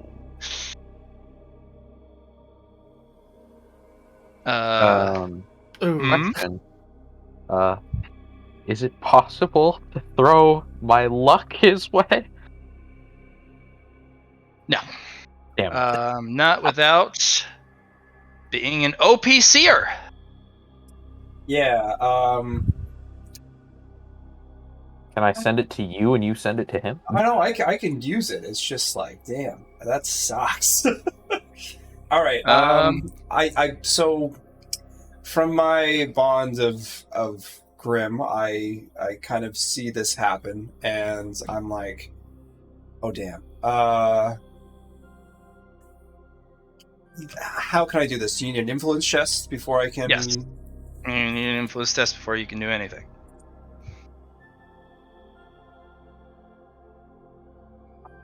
But this is a fate and destiny moment. That's kind of.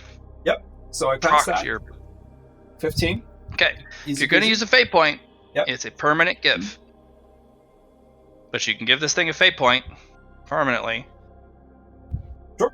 And that'll give it a reroll. Sure? Yep. Okay. It's going to reroll. It's not 100. Oh.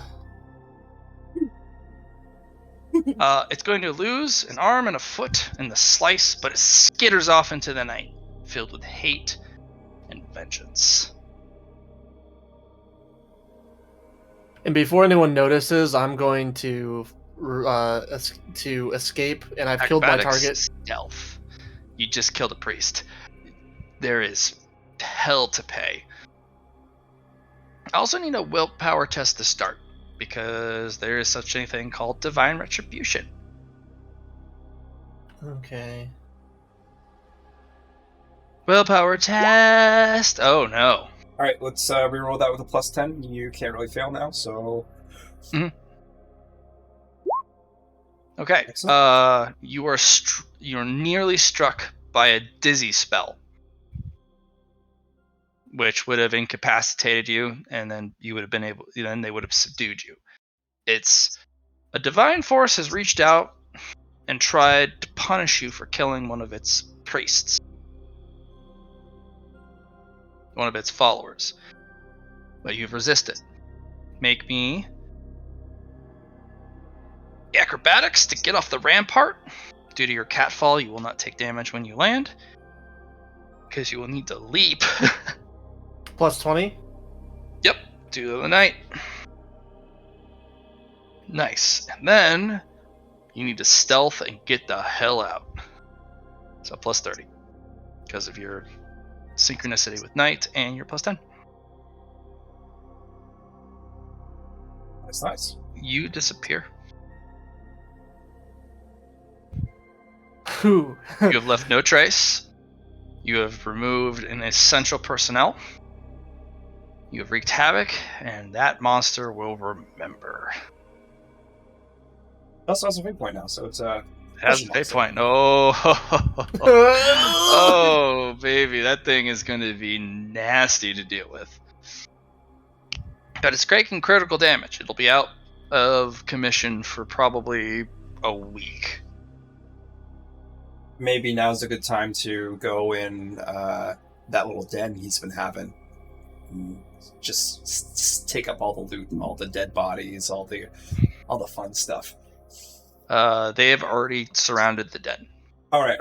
Okay. So it can't retreat there and recuperate by devouring the bodies. On the last day, they knew exactly where the den was and they had marked it, but they didn't enter because they wanted to set the trap. Okay, nicely done. All right, Grimold, you have escaped. You have sown terror, and you have saved an enemy from an enemy. What a wild night. Edsley, you and Phil are on the road again. On the road again. Doo-ba-doo-ba-doo-ba-doo-doo. You guys are flying around. You guys have made your way to the Bank of Sands. Oh yeah, because we're making this trip. Because what's his face? Merchant Man. Help me out here.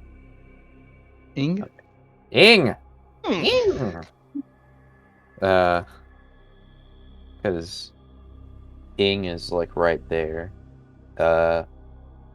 I'ma drop you off. Well, actually, how? I have to go to Ing as well. Okay, then I'll wait for you. I'll say that Indrid is going right now, too. For his traps, for his hallway.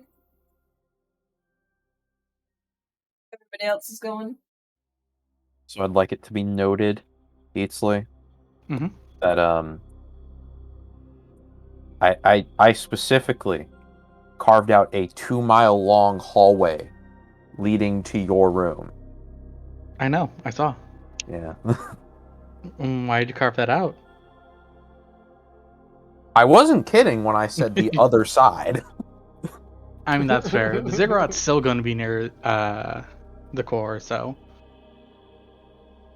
And hey, it's thick, so you have more room for traps. Still thinking of you, even if I'm being a dick. I also said I was also given permission for my room to be the front of the dungeon. Which I thought you were. Oh, okay. Front as in like our territory front. I thought the entrance of the dungeon is what you. No, the entrance. Yes. Okay. Oh, That and that little black circle is what I imagined the entrance being. Um. okay. Then I'll do some changes later then. Um. But yeah, we're at But, the bank right now. That stuff Yeah. aside.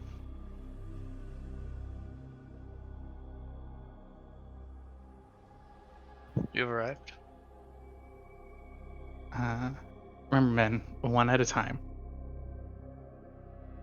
I don't need to go in the bank. Excuse me. I know. I don't need to go in the bank.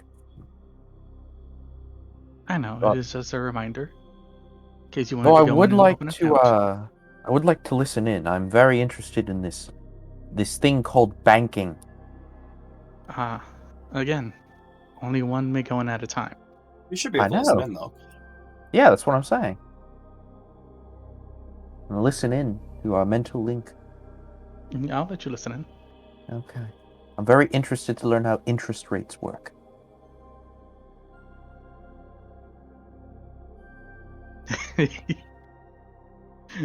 Ethley's gonna head inside.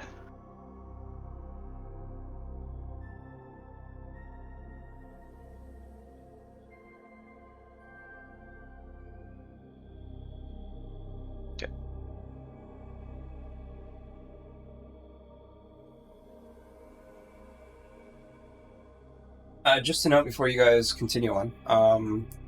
Allie and I are going to go to bed, but you guys are welcome to continue on. Just let me know how long you think you're going to go on for. No more than an hour. All right, so I'll put the timer on for an hour. Hour and a half. Put the timer on for an hour and a half. You never know. Wait, what's the timer for? His recording. He records all the sessions. Oh. Yes. Thank you very much for the session, Matt, and I'll talk to you guys later. Peace. Be Ouch. safe. Thank you. See you. I thought he was setting an alarm to wake up in an hour. I don't know why. Nope.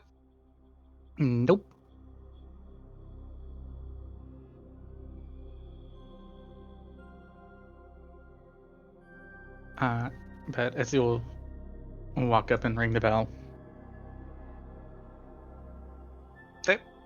As you ring the bell, scarabs pop out out of the sand. And eventually, through the door, the specter flows through. Stops on the other side of the door. You've reached the Bank of Sands. How may I assist you? I wish to make a withdrawal from this account and have an inventory check of it. In which order? Inventory check, then withdraw.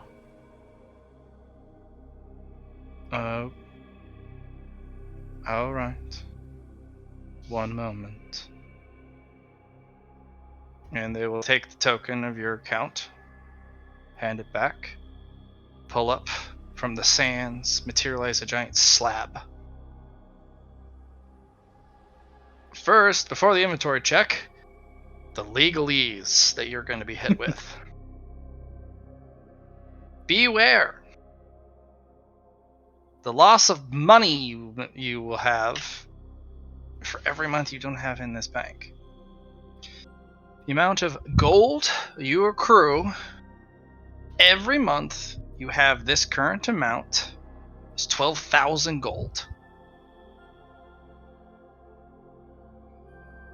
Just every month like clockwork. And this is dungeon level gold. Mm-hmm. If you don't want it in gold, you can have it be aether stones or literally have it be a piece of barter within the 12,000 gold limit. But it also goes into the account. So Yes. next month it's going to be 12,100 gold, then 12,250 gold. See where we're at? Yep. You have an exceptional, disgusting amount of wealth. with the percentage, it can get out of control. But it does say you must leave 90% of the current total estimated wealth, or you will fall into a lower percentage bracket for interest. If it falls below 60%, you fall out of the eligibility for the accelerated interest rate package. You are at a 12% interest rate for the current wealth if you stay within 90% of its current value. If you fall below that, it's a 2% interest per month. If you fall below that, it's 0.033%. Oh. Okay. Oh, that hurts.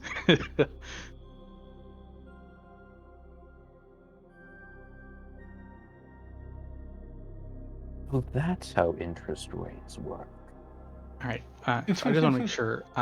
It was 12,000 gold.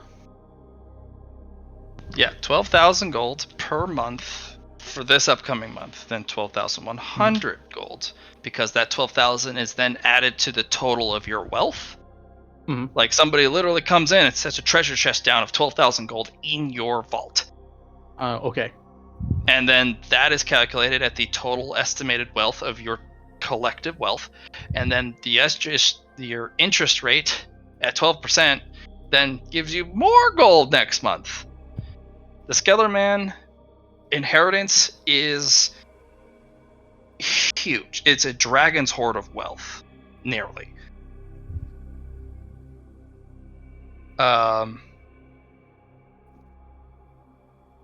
But the real reason for the true wealth of the Skellerman inheritance is the special package of the bank that has attached to this VIP account. You have a VIP interest rate. They don't do 12% normally. It's because of your sheer ludicrous wealth that you have in that vault that you get the special package, the VIP package. The moment you fall out of your VIP package, you are given the elite package, which is 2%. And you will not get your VIP package back. And then if you get below the 60% mark, you are given the normal interest rate of the bank. You have lost your special status. Oh, wow. So no withdrawing more than 10% of the total value. It's still a lot of cash. It's still a lot of cash.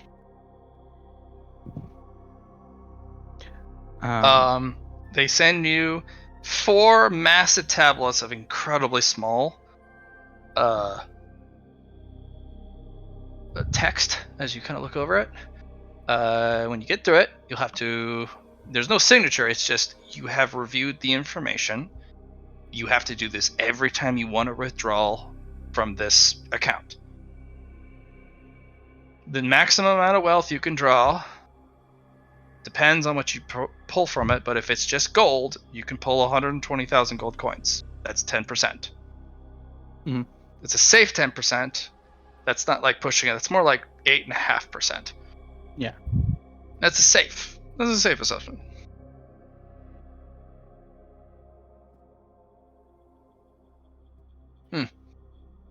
The reason why, and that number every time if you want to go back, will actually be in flux, because you have a lot of items in there. Their value is flexible due to the supply and demand of certain objects. So it's almost like playing with Bitcoin and the stock market. You have a bunch of physical, tangible barter wealth rather than just sheer bonds.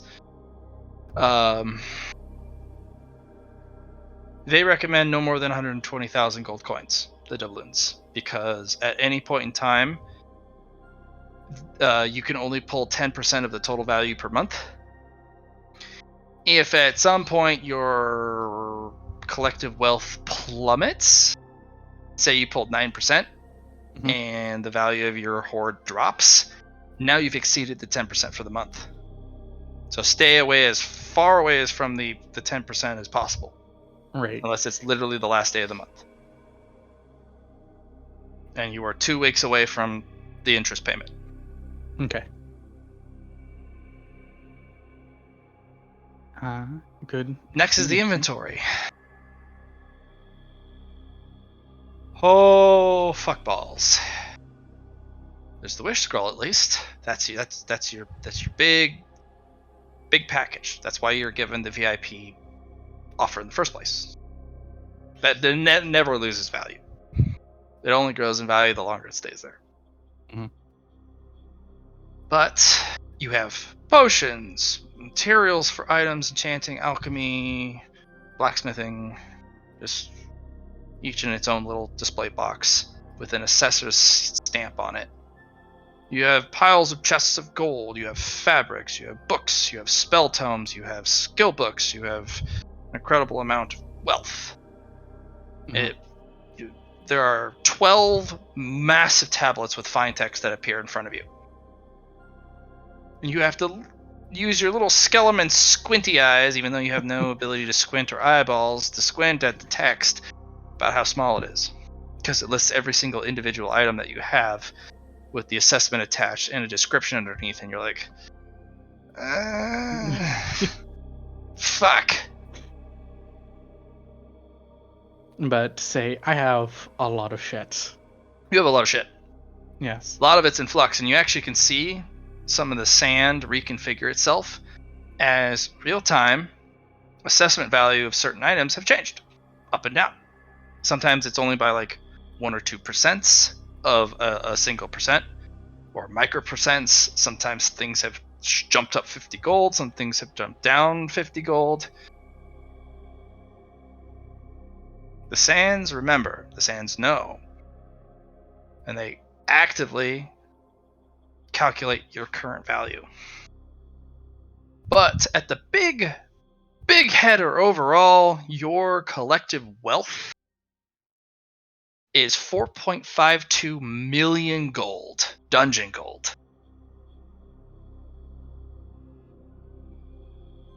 If you calculate that in the human gold, you are in the 400 million gold. If you calculate it into human currency.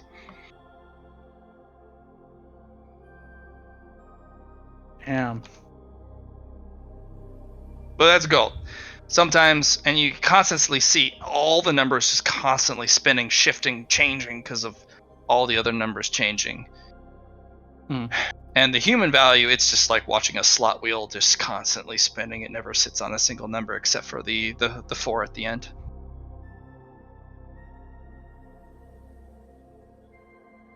You said you wish to make a withdrawal, Mr. Skellerman. Yes. Choose wisely. I wish to withdraw 2K. 2,000 gold? Yes. Understood. And you literally watch the percent drop your number by 2K. The numbers continue to spin. And do you want it in actual individual gold coins or gold chits? How do you want your denominations? I would like that in actual gold. I am going to go deal with a monster merchant. Understood. Would you like to withdraw one of the dimensional coin purses from your personal account? No, thank you. But I do need to make a return.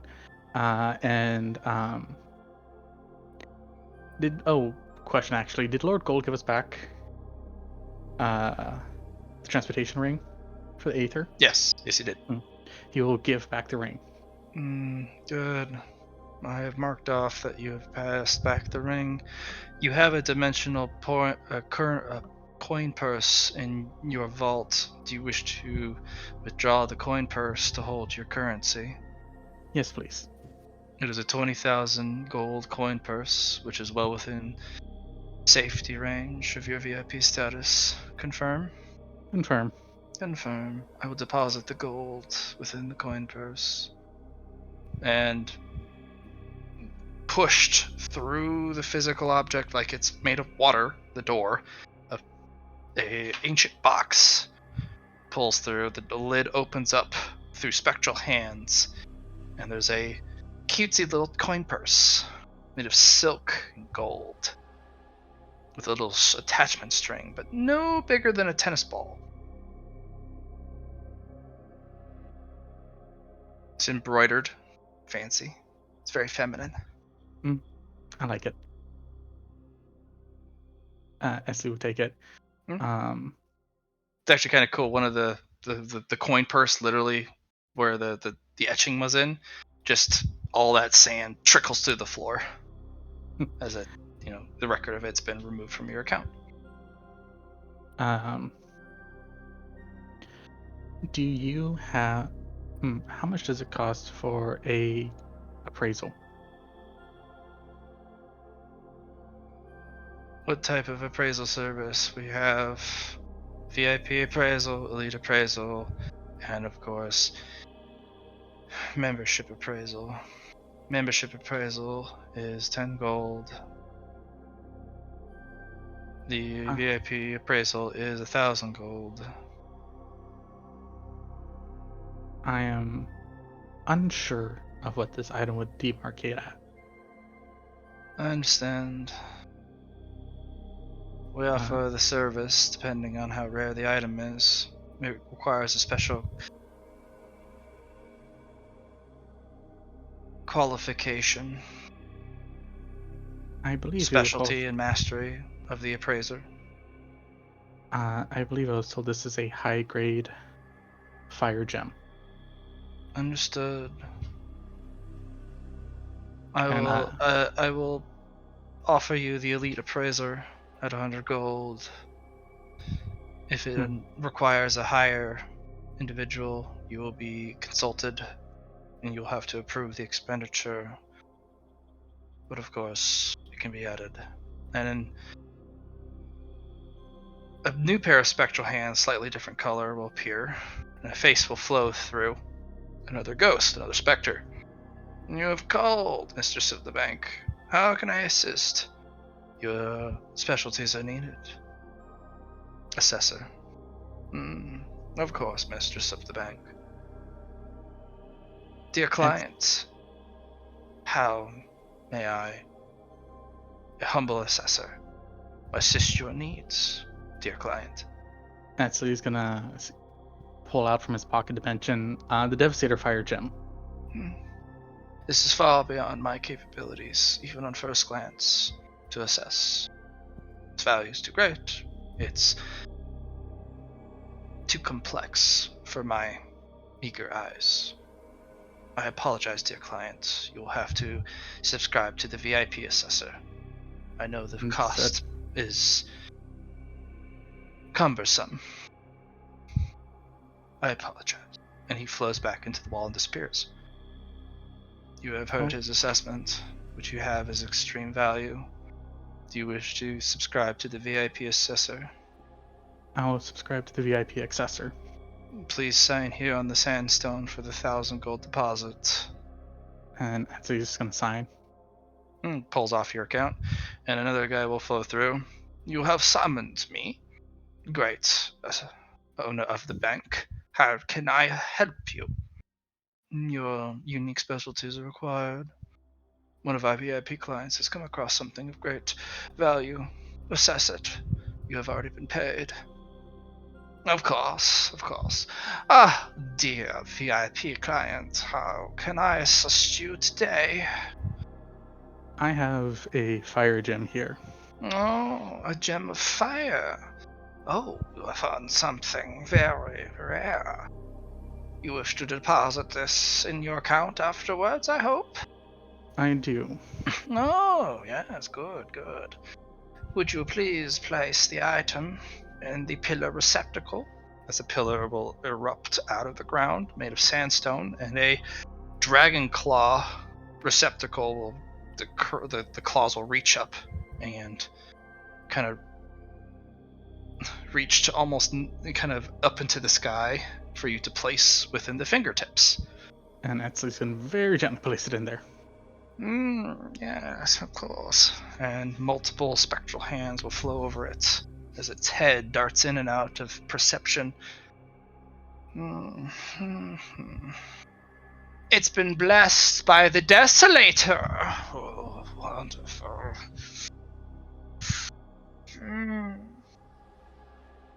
I have placed my assessment. He will fill out a spectral form, and from it is a spectral tag. It is 275,000 gold.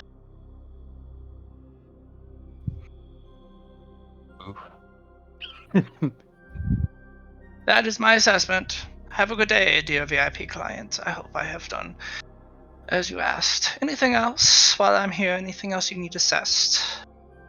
You did None pay that for my service. I will assess anything else you have. You know what? Yeah, Etsy's gonna take off his armor, his chest piece. Oh, your armor. Place it on the receptacle, and an armor rack will appear. And the thing literally falls to the floor. Oh, dear client, I apologize. Interesting. And he will assess it. All is good. No damage. I have recorded. Let it be known. Of course. I apologize, dear assessor, for the mistake. We will waive your fee of assessment. I can't believe this is. It's unacceptable. Your 1,000 gold fee has been waived for a mistake. Man, thank you, Pix. And he will go through it. It cannot be weighed in the measure of gold. Let it be known it is a legendary item. And the head of the bank will not.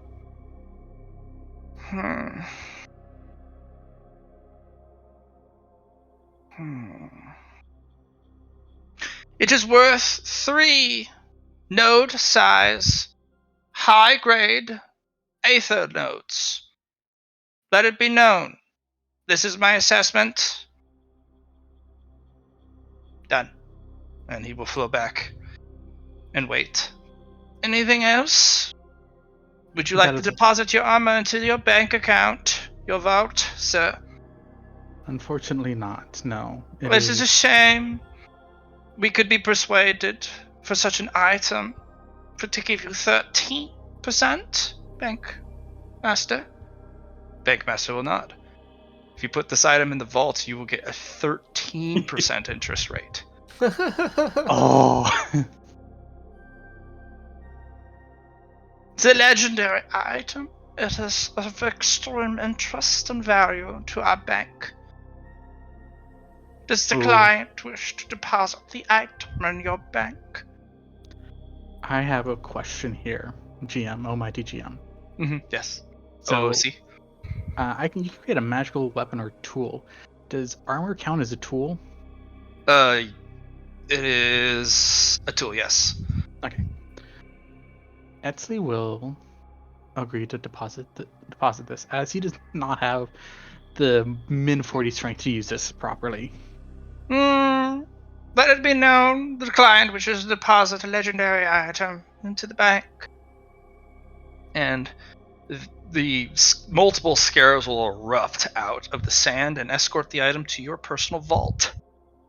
You are now at a VIP P status. 13%. Congratulations, dear client. Thank you. So at every month, you're going to be given 17,500 gold next month, and then that'll increase. In addition to 2 mid-sized, mid-grade aether stones. Indeed. Money. So much money. Anything else, dear client, that I can assess for you? I apologize for the mishap earlier. I'm so embarrassed that it has happened. That is fine. I would like to also make another withdrawal of... and I'm going to kind of go through my list again. since I only took 2% out, 2%. Can I take 3% out in material of high grade trap making materials? You only have a couple. It depends on what you view as a trap material. Because anything can be used, it can be weaponized into a trap. Right. That's the difficulty with traps. Yeah. Even if it's, I can make this as a blacksmithing material, even like that gem, or the one you deposited. Hell, even the armor set itself could be weaponized into a trap, whether it's bait or a lure, or literally attached to a sledge that comes screaming down out of the ceiling and bludgeon someone. That would be you can weaponize anything into a trap. That's it's too difficult to. Okay. Etsy's looking for kind of narrow it down. I'm thinking here, like coils if they have it, or just What type of coils? I'm curious. What do you mean by coils? Like spring coils? Yeah, like spring coils of wire. Spring coils of wire.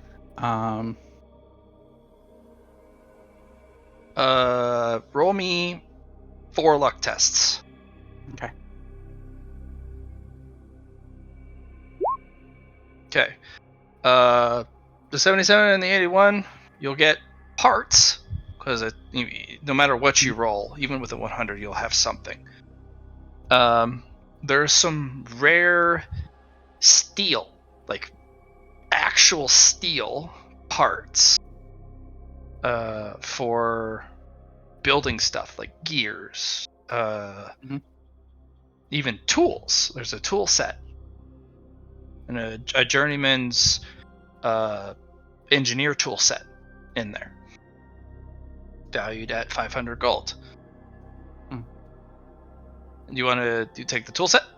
Yeah. Okay. Bloop. Done.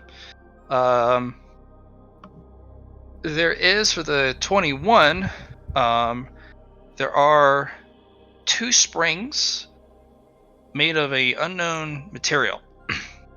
They are extremely high weight tension springs.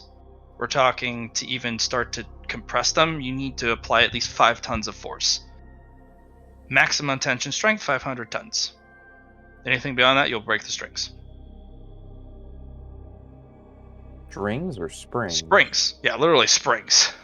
Okay. And then the 5 is a mithril wire spool.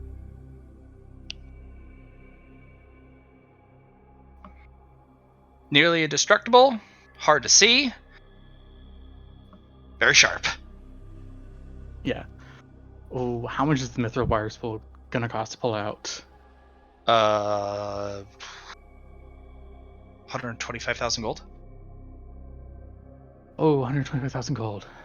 It is a 50-foot wire spool. Right.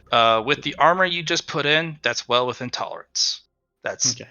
You without the armor and without that new like the 2 objects you put in, this would be well over your 10%. Yeah. But with those 2 items in, yeah. things have changed. You were at 5% for your out of 10 for your total value after pulling the objects out. Yeah, we'll definitely take the mithril wire spool. Because mix that with some, like, some of those illusion crystals that basically some mid-grade. You can't even see it? Yeah, sit there in the air. Sink. And now the underhead, we'll just have a rolling, sound go after them.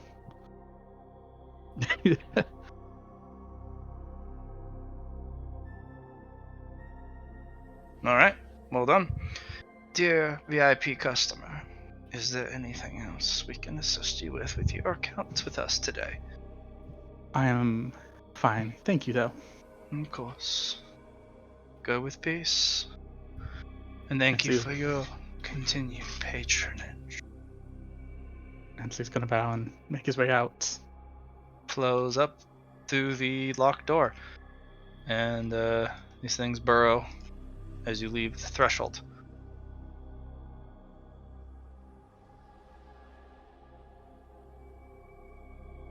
You get to leave with a fun little box. Yeah. And it's just gonna come out to Phil. I'm like, I found some stuff. Cool. How was it? Good. Oh, so shall we be off to see Ing? Phil, you're sad. His shiny breastplate's gone. Oh. Now I'm gonna start putting on like my basic armor. Like, yes, let's go see Ing. I'll poke your empty rib cage. Hey, stop that. My core's in there. Stop it. Where did Big Shiny go? I put it in the bank. Why? Phil, You that's a were good Big place to put Shiny. it. Big, shiny, and protected place. It's okay. But you are no longer Big Shiny. That is the problem. Yeah. That is true. I cannot properly wield it. I can And no if- longer keep you as emergency rock. Were you keeping me as an emergency rock? Yes. Okay, well, no. On top of that, it was a legendary item that allowed me to withdraw more stuff. But you are no longer a rock. Yes, How and that's could fine. you give up such a perfect form? I don't know what you're talking about. Lord Gold made me like this, so I am perfect. Shiny armor That rock. gone. Sad. Sad. Let's just be off to Ing. Yes. Buy my things! To Ing. To Infinity and Being. Oh, you were removed from game. How dare you pun? What a... Nope, unforgivable.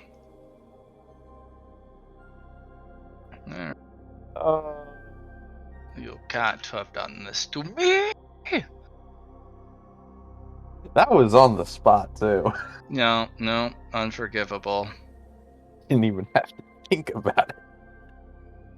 So Nope. Bad. It's in all seriousness though, let's go see Ing. I know.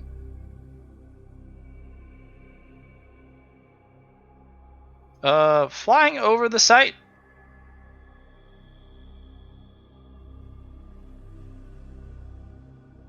Before you even land.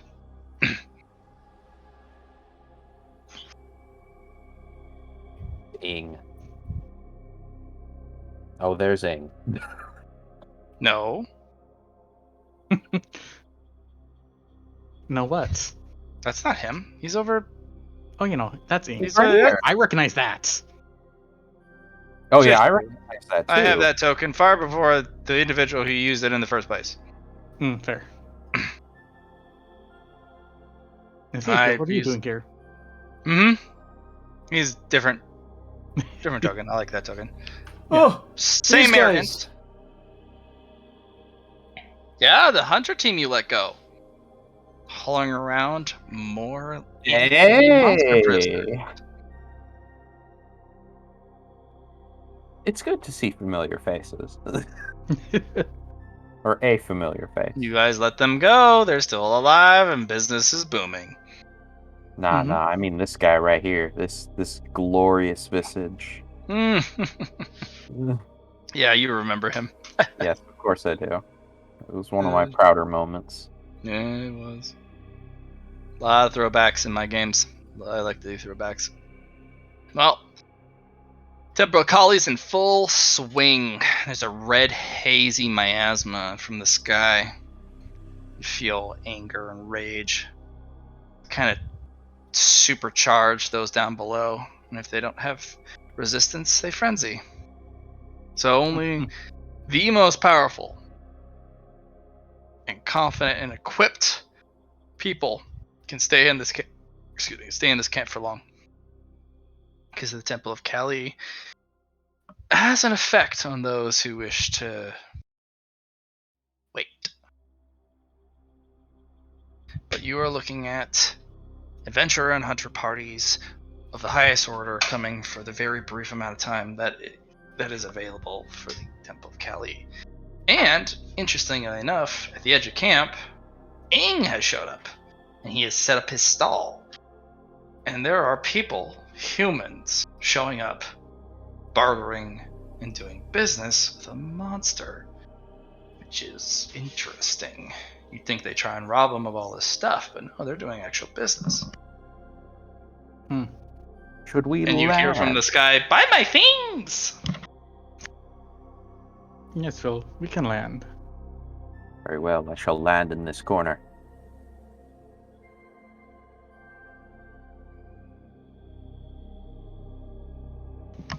And there are several individuals who kind of eye both of you, kind of tag and mark that you both have landed, which you are, looking at you both. And one voice kind of rings out, "Ugh! How dare monsters arrive in my camp?" But there's a quick, quiet word to this person, and then he's like, "What do you mean we can't just go out and murder them? So what if the merchant leaves? Do you not know? I'm a prince. You can't. I don't Can care." I see this man? It's actually not a man. It's more of a boy. Oh, well, where can I see him? That one. Where? That one? Oh. Hmm. I And wave over at him. He's communicating to this person. I wave over at him. Get his attention. And then I do the up yours gesture, and then I turn back towards Ing. Kill it with fire. I demand it. I don't care the price. No one insults a prince. And a hand from that kind of crouching individual with the tricorn hat puts upon its shoulder, shakes its head. And he looks down at the individual. "I don't care your position in the guild. I'm a prince, you know." And then he kind of takes it. The guy barely makes a move with his fingers, and the boy falls to a knee, can't even breathe. And the guy pulls his head close. You can't hear what is said. And he slowly pushes the boy away and helps him to his feet and kind of pushes him off in another direction. And his head slowly turns your way. And from the corner of his lapel, just for a brief moment, you see an iridescent badge. As he kind of just keeps track of the camp. It's an S-tier adventurer. I'm gonna point at him. I'm gonna give him a thumbs up with my big pot hand. He'll crook a finger. Like, come here. There is a line. You have to wait. So there's this, Actually, he's gonna follow because he does not trust the adventurer. Nor Phil. That's fair. Be like, plop over. Dun dun dun dun dun. You stomp on all those cactuses. Killing many cacti pups. The cacti dogs. Sending the gecko archer scurrying. And he will pull out a ring out of his bag and put it on and remove one ring from his finger, because he has one for every finger. He'll put it on one of the fingers, kind of tap his larynx. "Can you hear me, creature?" And you do. I have ears. Good. Now listen closely. Ears. I don't know how smart you are, but you don't seem to be too intelligent. Do not address, if you wish to arrive and do business with a merchant of your kind, do not address the human locals under any circumstances. This will be my one-time favor to you, but if the prince pushes the issue again, I will kill you. This is my respect for the merchant, not for you, that I spared you. Never address the humans or humanoids if you only seek the services of one of your kind at a camp, for this is not safe place for you. If I was not in charge, his demands would have gotten you both killed and or imprisoned. Do you understand? Not if you understand. He will nod. What does imprison mean? God damn it. You see Phil, those just cages over nod. there? Hmm. You're going to be put in one in which you can't move, you can't sleep, you can't sit down, you can't stand up, you can't turn, you can't do anything, and you are helpless. You're not allowed to eat, you're not allowed to shit, you're not allowed to even sleep without your captor's permission. It is an eternity of misery, and you are a slave. Your life is no longer your own, and you may do nothing against your captors because you are helpless.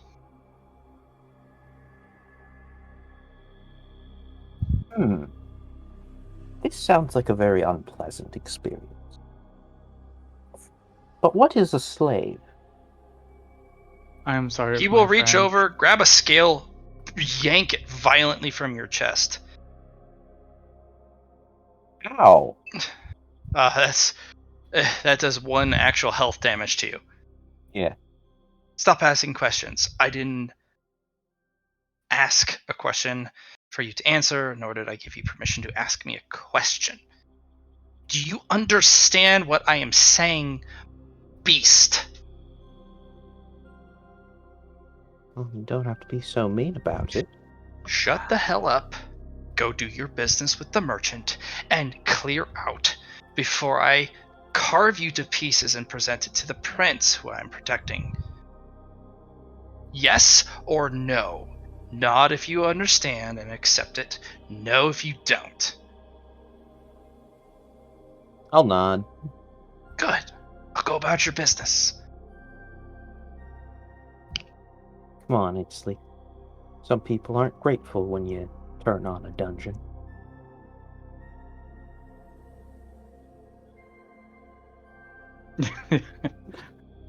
It's gonna look at you like, told you we don't talk to humans.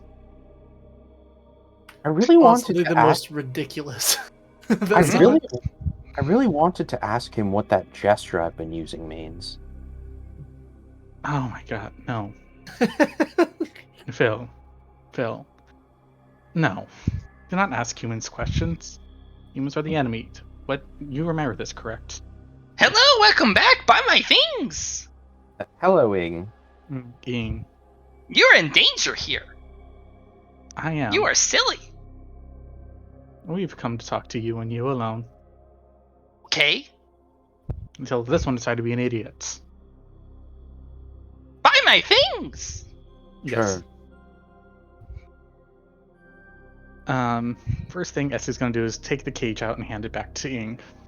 He gives you back 8 gold. Um, And he will And, lean forward. I cannot sell humans of course during this not. moment. Unfortunately, it is not good for business. Okay? Of course. And also, do not mention that I have them. What do you have? I have things! Exactly. I'm looking for bipedal sheep. Nope.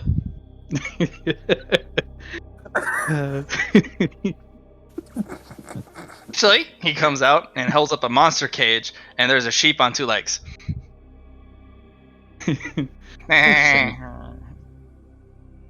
Bipedal sheep!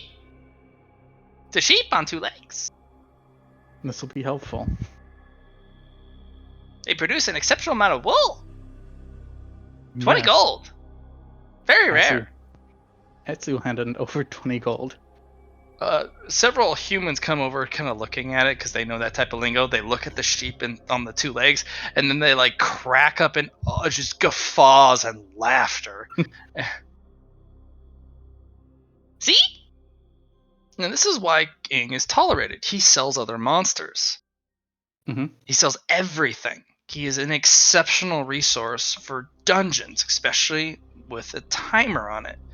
They can literally come over, throw a bunch of wealth at him, get exactly what they need, go back in the dungeon without having to source for it. And that's the only reason why he's tolerated. Buy my things! By the way, I have a lot of Dungeon of Kali stuff now. They'll go hot. They're very expensive. But I have things! Good to know. Monster Merchant Inc. We are looking for spikes and spike launchers. Pulls out several crates. 100 gold! 100 gold! Etsy will take that. Mm-hmm. They are massive crates at 75 pounds apiece. We're talking like 2 meters by 2 meter crates. Yeah. I hope you realize, Aisley, that I can't carry those. Mm-hmm. Okay, just as long as you're aware. Aisley's going to take those and put them in his handy haversack. Which particular bag? So he has a backpack and a handy haversack. What's the storage space on the handy? I don't think you told me. Let me look up handy haversack. 2 cubic feet or 20 pounds in volume.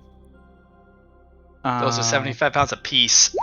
You need to buy a specialty bag from... Central pack is 80 pounds. Well, you can store one. Yeah. I'm going to look like, do you happen to have a bag of holding?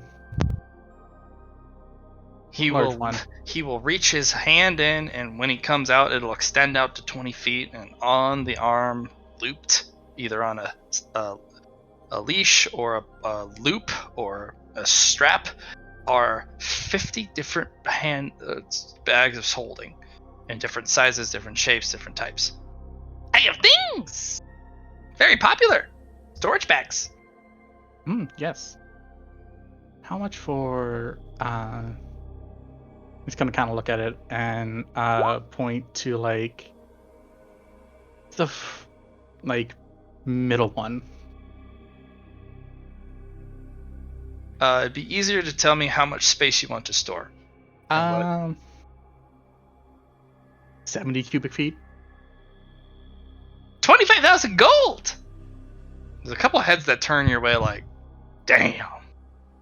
Because everyone here knows that that's 25,000 monster gold, dungeon gold. And for most people, that's 250,000 gold for human money. Okay, 25,000 gold. Okay. Because it's 100 times. Yeah. 30 cubic feet.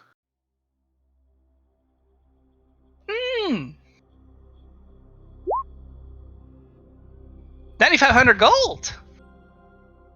9,500 gold. I will take that. You'll hand you a short backpack.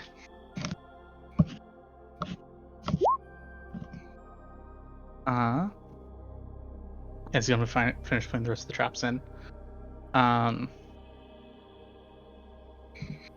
weight limit on that particular backpack is 300 pounds.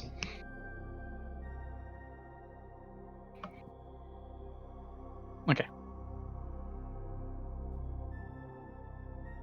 Ing, is there any particular interesting items that have come out of the ruins of Kali already? Buy my things! And he'll pull out a display table. He pulls it out upside down from the bag, up, right side up, puts it down in front of you. Nothing's disturbed. Because he always puts things in upside down, so when he pulls it out, he can set it down right side up. Yeah. There are 15 items. Pools of blood, vials of mysterious elixirs. There's a scimitar that is on fire, but also boiling, made of boiling blood. There's there's a book that attacks your attention almost immediately. Like that's the thing. That what the fuck is that? You also know that it's cursed as shit just by looking at it. Easily is gonna point.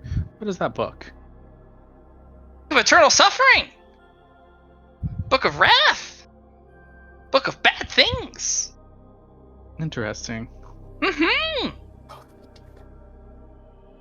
500,000 gold. Or barter. Or barter. Mm-hmm.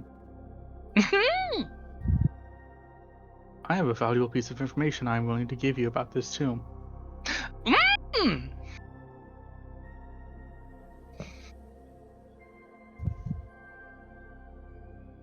And Easley's gonna look at the camp. I'm like, do you mind if we walked away for a moment? He will pull out an orb of silence and slap it on the table, snap his fingers, and boom!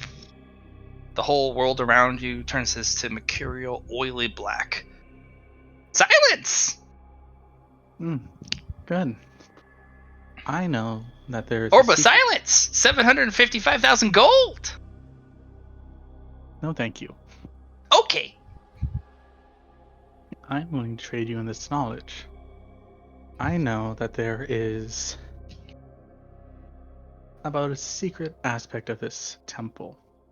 Mm-hmm.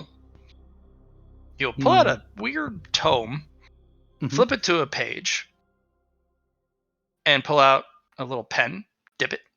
Okay! I'll assess. There is a room that we have unlocked during our ritual sacrifice by offering the Nergigante blood.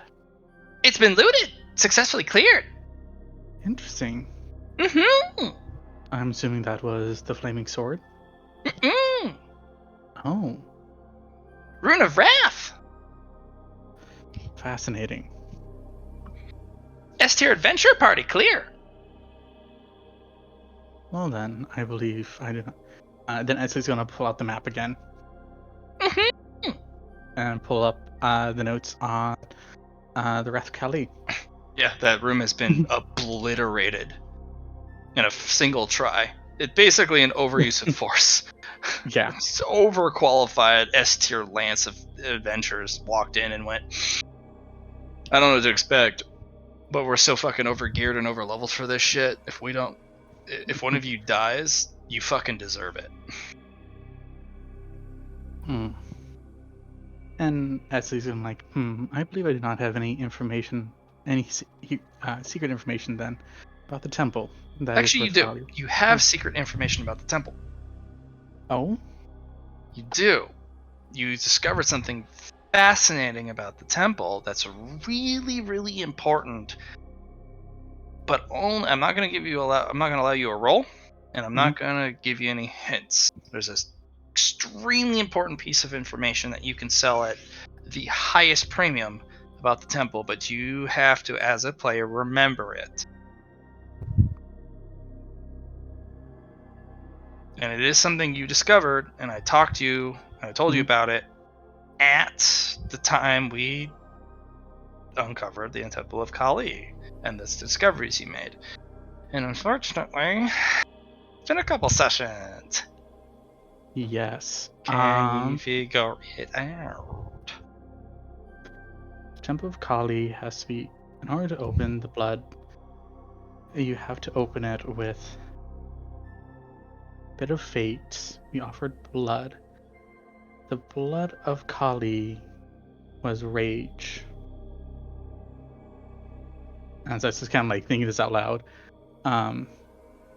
There is a hidden well here out front that boils up blood. If you use the blood itself, you can imbue items with it. Not that valuable. It's a spoiling of a water source that would normally be safe. It's actually a curse while the Temple of Kali is active. It's not helpful. There is an entity only helpful to entities like you who can capitalize off of the art of blood rituals. Right.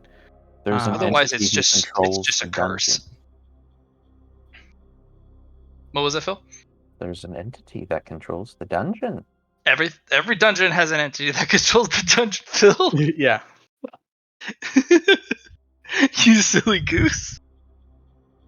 Oh my God, I have Yes. to. I am smart.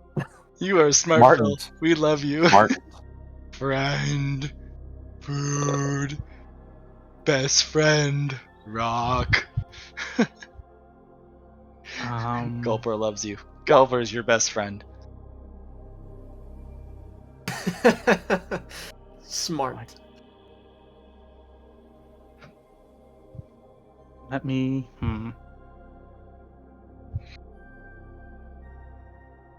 As your ritual specialty, you should know this, my friend. Yeah, Oh my God, what is it?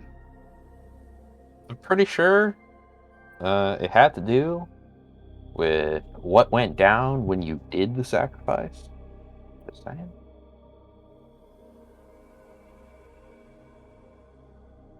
Oh my God. This sacrifice to open it. Oh my God. Let me. You offered fate. You offered blood. And we offered fate and offered blood. What else did you offer?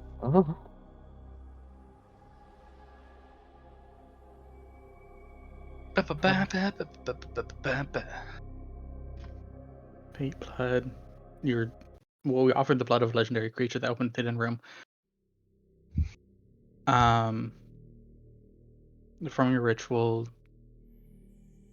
Give me a moment. Give me a moment. Okay. You're smart. You've said a lot of things. There's some bits and clues and pieces about what you said, but nothing coherent. Some of it wrong, some of it very correct, some of it almost on the nose. But it has to be done right in the right way. I wonder. Buy my things! I mean, Ing, while he's doing that, I'm more than willing to buy you some things from you while he's thinking about that. Buy my things! Is that a yes? Mm-hmm. Okay, do you have any perks?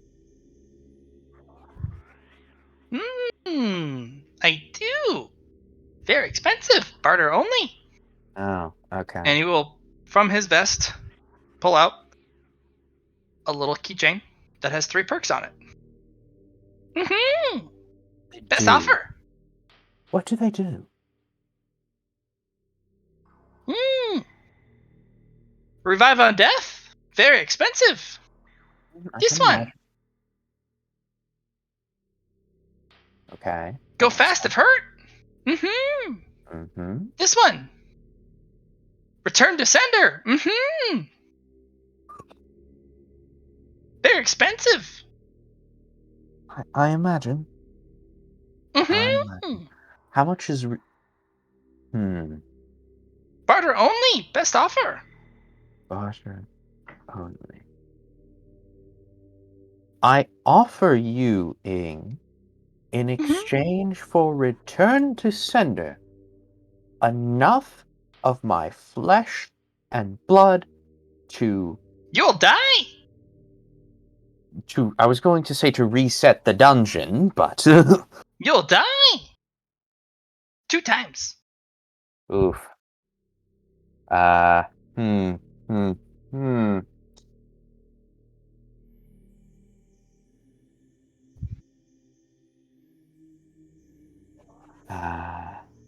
Really good. Makes people hit themselves. Yeah, that's what I figured. You need to die twice. Me collect your body. I don't think I can afford the mental impact of dying twice. That's good price. Real good. Real powerful. Yeah. Buy my things.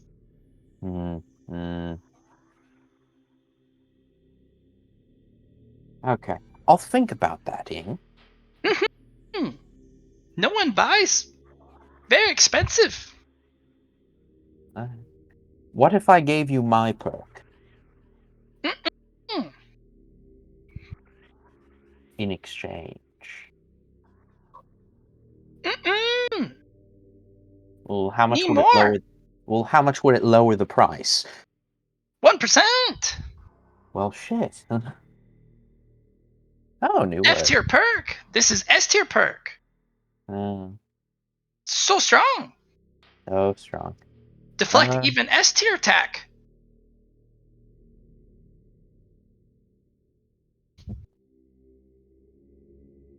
Buy my things. Yeah.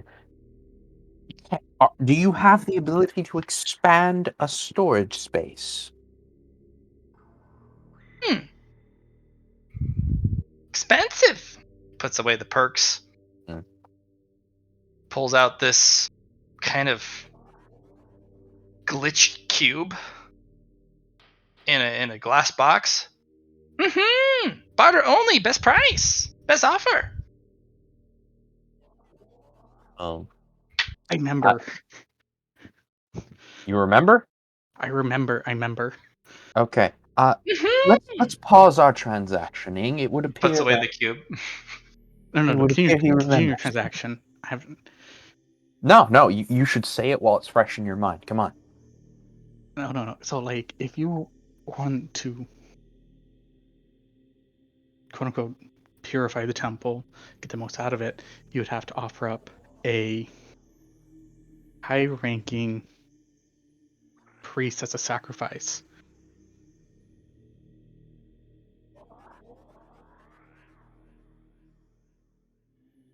In a very specific ritual. Well, what does that do? What does the purifying mean? Because purifying could be a lot of things. What does it mean, Cha? Well, for this temple, it would mean forgiveness.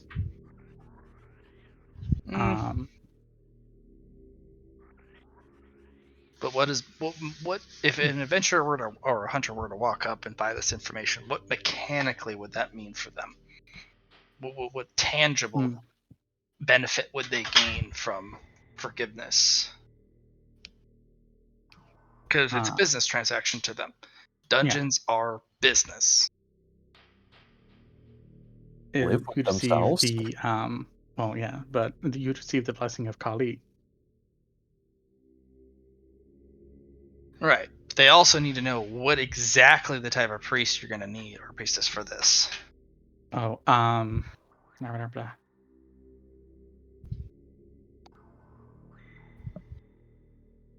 because otherwise it loses premium information status.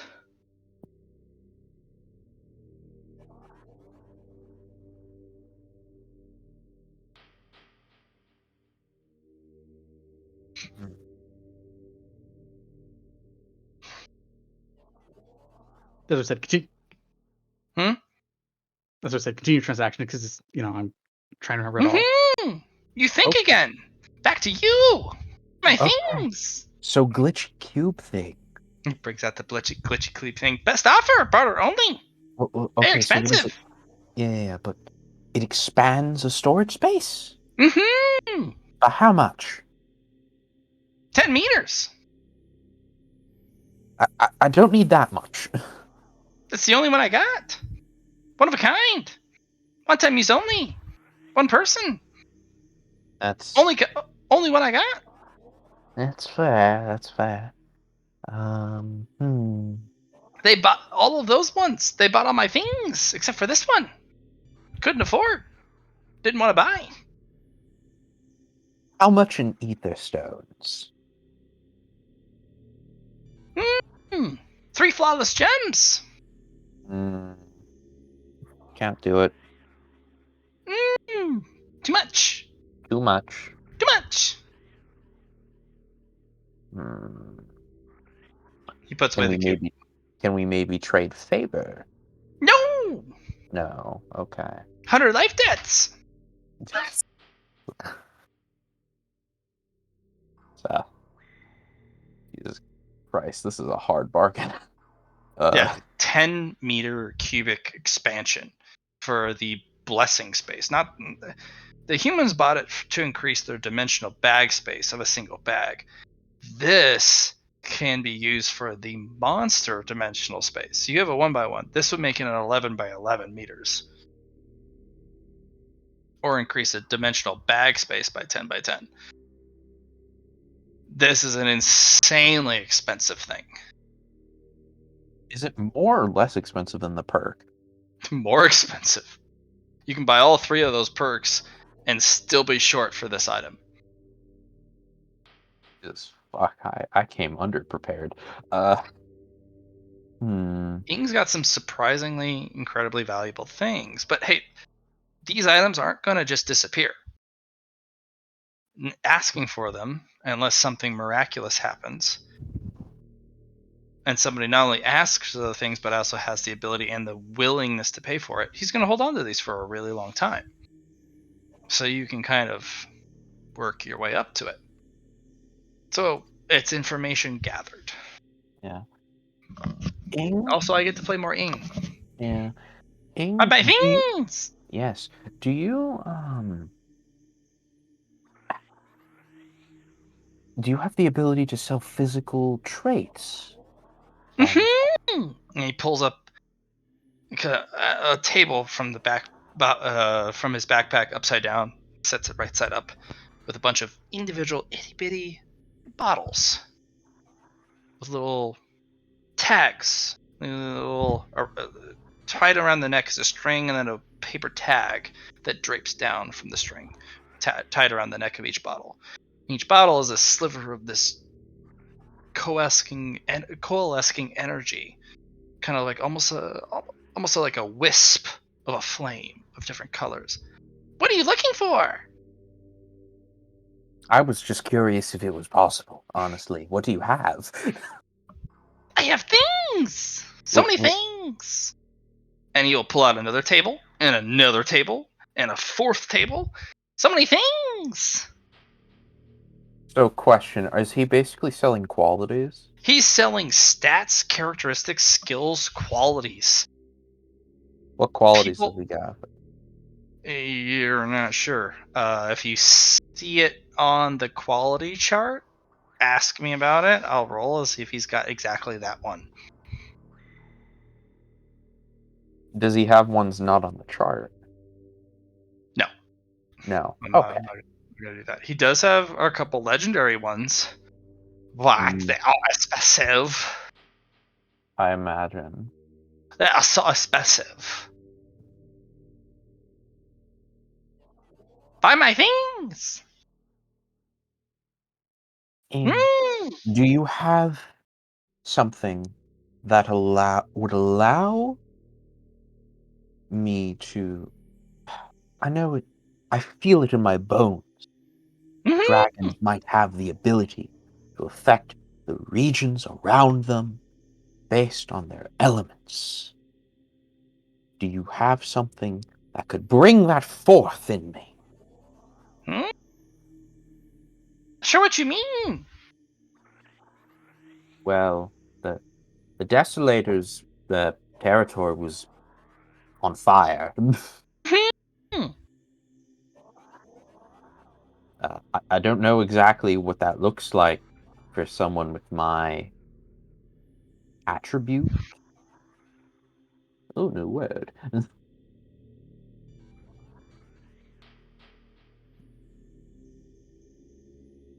Do you get what I'm saying, Ging? Like a regional effect. You need to be stronger dragon. He puts all that stuff away, all 4 tables, and he just puts down a bunch of aether stones on tables. You need aether! Thousands of aether! Buy my things! I don't think I have enough ether to buy your ether. Ing. Okay. How about this, Ing? I would like to potentially trade you some Okay, Ing, are you good at nullifying mental effects on yourself. I am best merchant. Okay. If I told you the location of my corpse, could you get it and have that be half of the price of the perk? Die right here. I can collect now. But I've already died at one point. Bring body here. What if I sold you the information on the location of my body? Don't care. Body now. No. I just mean like as a separate thing. How much would that be worth? Body now. You bring here.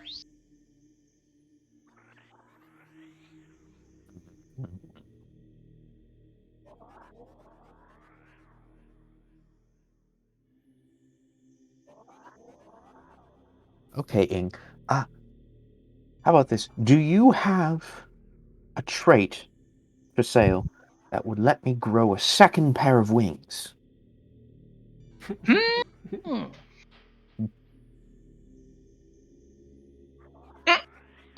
You don't want second pair of wings. Not big enough. Fair. You're too small. Do you have one that would increase my size? And puts a little, well, not so little bottle. It's like a beer bottle sized potion. It's with a violent, visceral, glowing neon purple liquid in it. 200,000 gold. Make big permanently. How much bigger? Big. Bigger How- than you. Make you bigger. How much bigger? How many of me? 2 of you bigger. As in 2 more on top of what I am? If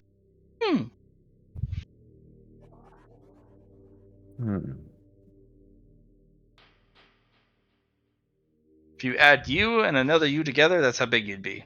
Oh, okay. I thought it was add 2 more of me on top of me. You and you equals the new you. Mm. Double your size. You don't have to barter. It's a gold price. Yeah, but I don't have that much gold. I know. You're asking for really big items. Yeah. Really big items, so they have to be huge amounts of gold. A different question then. Do you have something that will allow me to fly faster? Ocean! Permanent or temporary fly? Fast. Permanent. We'll put on a small pedestal the temporary stuff, but on the main one, fly fast! 2,000 gold! Okay.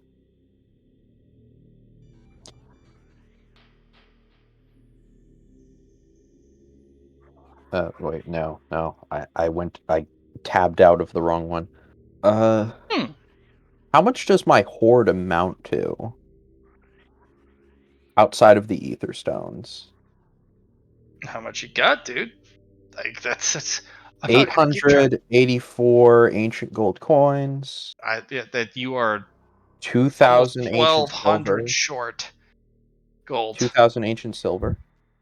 That's 100 gold.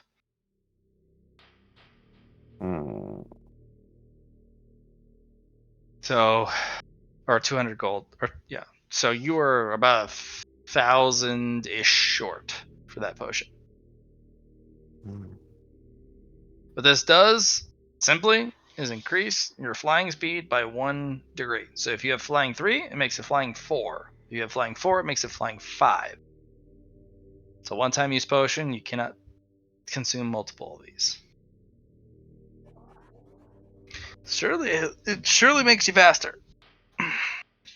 But permanent potions are extremely extremely pricey.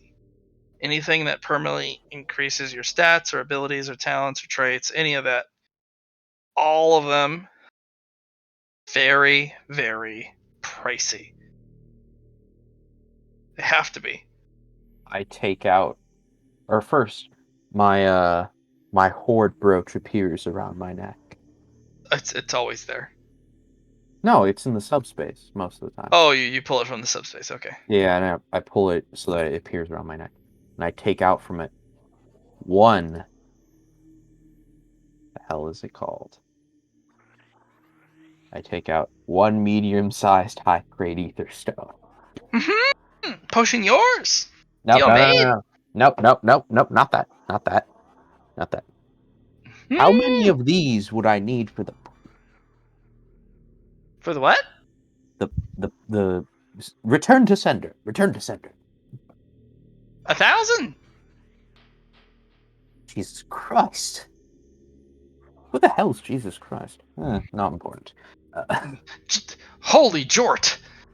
Yeah, holy George. Mhm. Okay, Can do you deflect have... S-rank spells and attacks. Very valuable. One of a kind. Literally. No other perk like this. Indeed. Okay, So strong. indeed. Do you have a potion that can increase the speed, or actually no, that can lower the amount of energy that I need to just function, generally speaking, permanently? Hmm. Fasting. Not really. Don't have perk. Temporary potion, no permanent. Oh, that's unfortunate. Tergigante. Yeah. Always hungry. Forever. Oh, yeah, that's fair. That's fair. Temporary summon demon chef. 200,000 gold. No, definitely not. I would say you buy that, Fruity Tooty will poison all your food. I could probably still eat the poison food, though. Summon food. Yeah. So fly speed is 2,000. Okay. Let me pull up the calculator. For a single gem, you can buy that.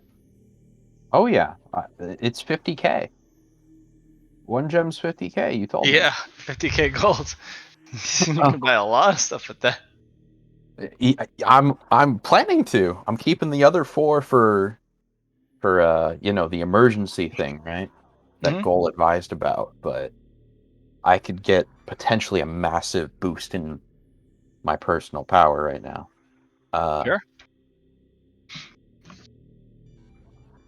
So with all 5, you would have 250k gold worth of value. Yeah, but I'm sure as shit not spending more than one of them. Not even for that subspace increase. No, it's okay. Fair. Alright, so... Oh, wait. Does he have... This is not happening? He does.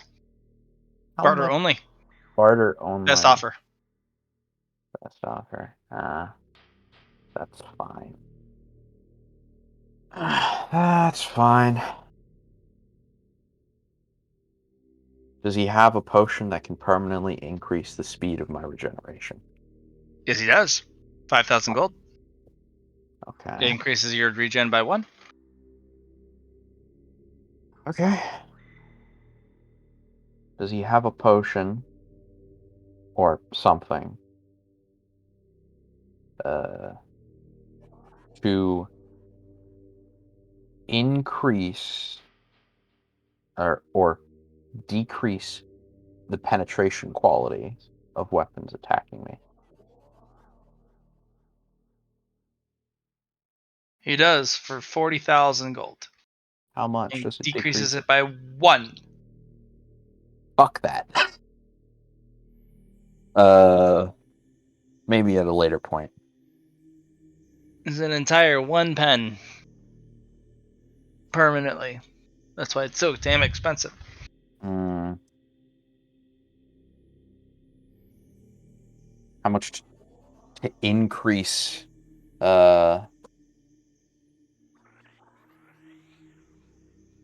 perception? By how much? How many skills? Or how many characteristics? Okay, like 10. 10? 350,000? 350,000 gold! I have a question. Yep. Can you take away his philosophy? Only if he gives it freely. Never. I shall guard it more jealously than any material wealth. Mm-hmm. It's just an Uh, idea. Have you figured out your thing?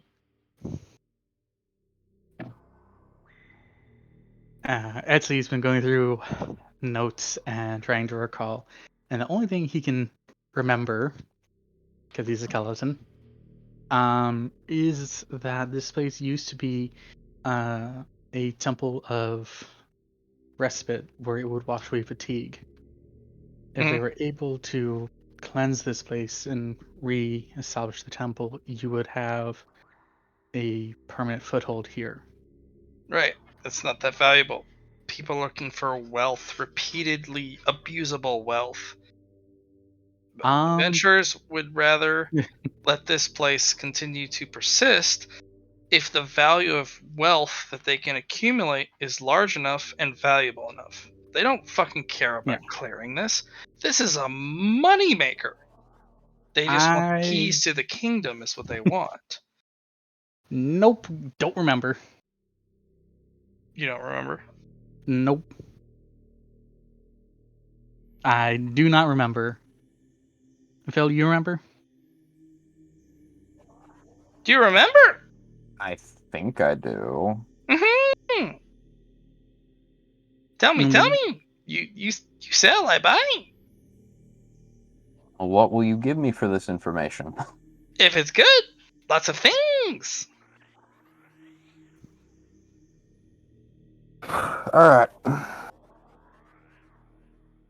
I will have you roll int to remember. Oh.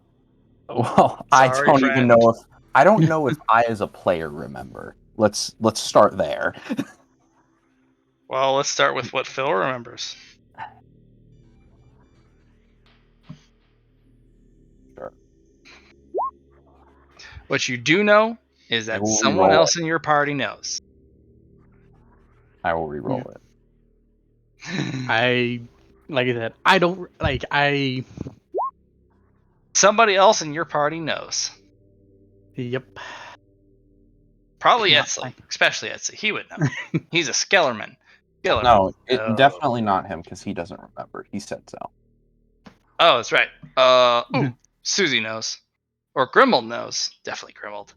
He's always watching and slinking about. Grimald. What do I know? I dropped my phone. What do you remember about the Temple of Kali? I was recruiting gecko archers at the time and slaying a lot of them. That's the key. The gecko archers. Grimald knows. It was all about the gecko archers all along. Yeah, no, it's not about the gecko archers. Can I roll something? Oh yeah, you can roll logic if you have it. If you have I logic, don't it's a have plus logic. 10. Basic int if you don't. Okay. I'm the only one that You doesn't can get to roll have logic. one re-roll at a plus 10 if you fail. You get to one re-roll at a plus 10 because that's the last of Susie's charges. Sorry, friend. You don't remember, but you do remember gecko archers and cactus pups. Or cactus ducks. Phil. Make me an int test, my friend. From the information you were just given. Shall we It's the roll it? gecko archers and the cactus ducks. It has to be. Shall we roll it? shall. Okay. I have no more fate points. Look. I forget, does it have to be lower? Only if you No. have the special ability that lets it be lower. Uh, Definitely has to do with the cactus dogs and the Giga Archers. Oh my gosh. Oh, philosophy. Roll philosophy. wait. I forgot to delete it from the Scholastic section. Wait. No, it was supposed to be there. I'm a fucking idiot. Other skills. It's in other skills now. Nope, just mining's there. You have philosophy at 1 check mark. Somewhere. Where is your philosophy? Scholastic lore? Give me scholastic lore. It's off your int. It has to do with blood. Yes. Grimold killed hundreds of gecko archers. He piled their bodies high, made them bleed. I have a question, GM. Mm-hmm. I have 1 temporary fate point from Pix. You cannot sell it. It's temporary. I'm not wanting to sell it. Can I use it to remember? You can make a roll with it. Okay. An GM. intelligence test base. Logic? GM. No. Int base. Because you as a player can't even remember. Yes, Phil. I can't. No. Alright, GM. I'm really tired, right? Yes. Phil's an affable dumbass who's liable to have bouts of lucidity. Mm-hmm. I'm willing to permanently sell you one of my fate points to give me this information. No. That. Sell me permanently? No. But I will give you a plus 20 bonus to an intelligence roll, is what I will give you for it. So it's 36 or less. I don't like to give my players answers. I like them to work for it, puzzle it out, and use their big cerebral brain. Oh, Eatsley. By the gods, it was close. Alright. It's a business transaction, Eatsley. It's not about clearing it. It's not about pacifying it. It's just getting as many rooms of fucking lootable loot as possible. When you open it normally, it's a straight shot to the boss room. You, through offerings of a special quality, opened up one of the exclusive side rooms with a side boss with boss loot. It's all about the loot. Yes. Oh my god, I feel like an idiot. God damn it. If you offer up more powerful offerings to the statue, you can open up more rooms and extend the time the Temple of Kali is open. You don't have to clear it. You just open up more rooms, which means sacrificing people, sacrificing monsters. Like, is just throw blood at it, throw power, throw offerings, and sacrifice. The more powerful the offering, the chance of a better room, better loot, more difficult challenges. But as tier adventurers, that doesn't matter. They're gonna clear it. They're gonna slaughter it. And then they wait. Let Kali close. Let it reset. Let it regain power. Let it digest the offering. Do it all over again. You can also sell the activation ritual. Just to have it open in the first place. Yeah. Actually, look at Ing and like. So, the information is how to open the ritual, how to open the temple. I can also sell you the ritual as well. The more powerful the offering is, the more potent it is, the longer the temple will stay open. The more rare the offering, the longer it will stay open. And it particularly likes priests. Priests reduce the difficulty of the traps of the dungeon and the environmental effects. Right. It lets you reach the boss room easier, but it doesn't open the side rooms. I know, but see, I'm wanting to kill humans here. Oh. Are you selling the side room information? Yes. Okay. Let's go one by one. So, the activation ritual and how you did it.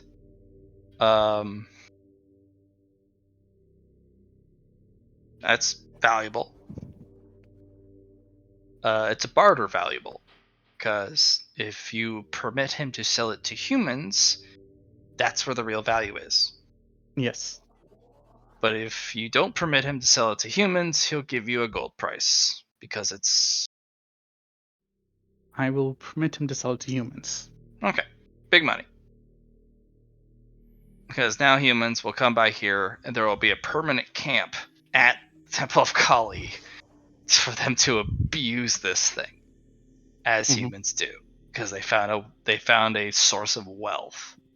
There's going to be a faction that comes in, settles down here, and fucking exploits this place endlessly. Humans will grow fat from strength from this. That is the price you were selling, but you are going to get fucking fat money from it. Yes. Because you were selling wealth to the humans. Huge wealth. And you know the flavor of the wealth you're selling. The visceral wrath of this place. People using or acquiring wealth from this place, combat is going to be nasty in the future. I'm also not going to inform them if they die here that their souls don't get to go to an afterlife. I'm not. Oh saying yeah, that. no, heroes don't even revive here. It's gonna be awful. Okay, so you're gonna hold that back, because that's huge wealth. That is an incredible amount of wealth if you sell that. But you're like, no, humans will die here.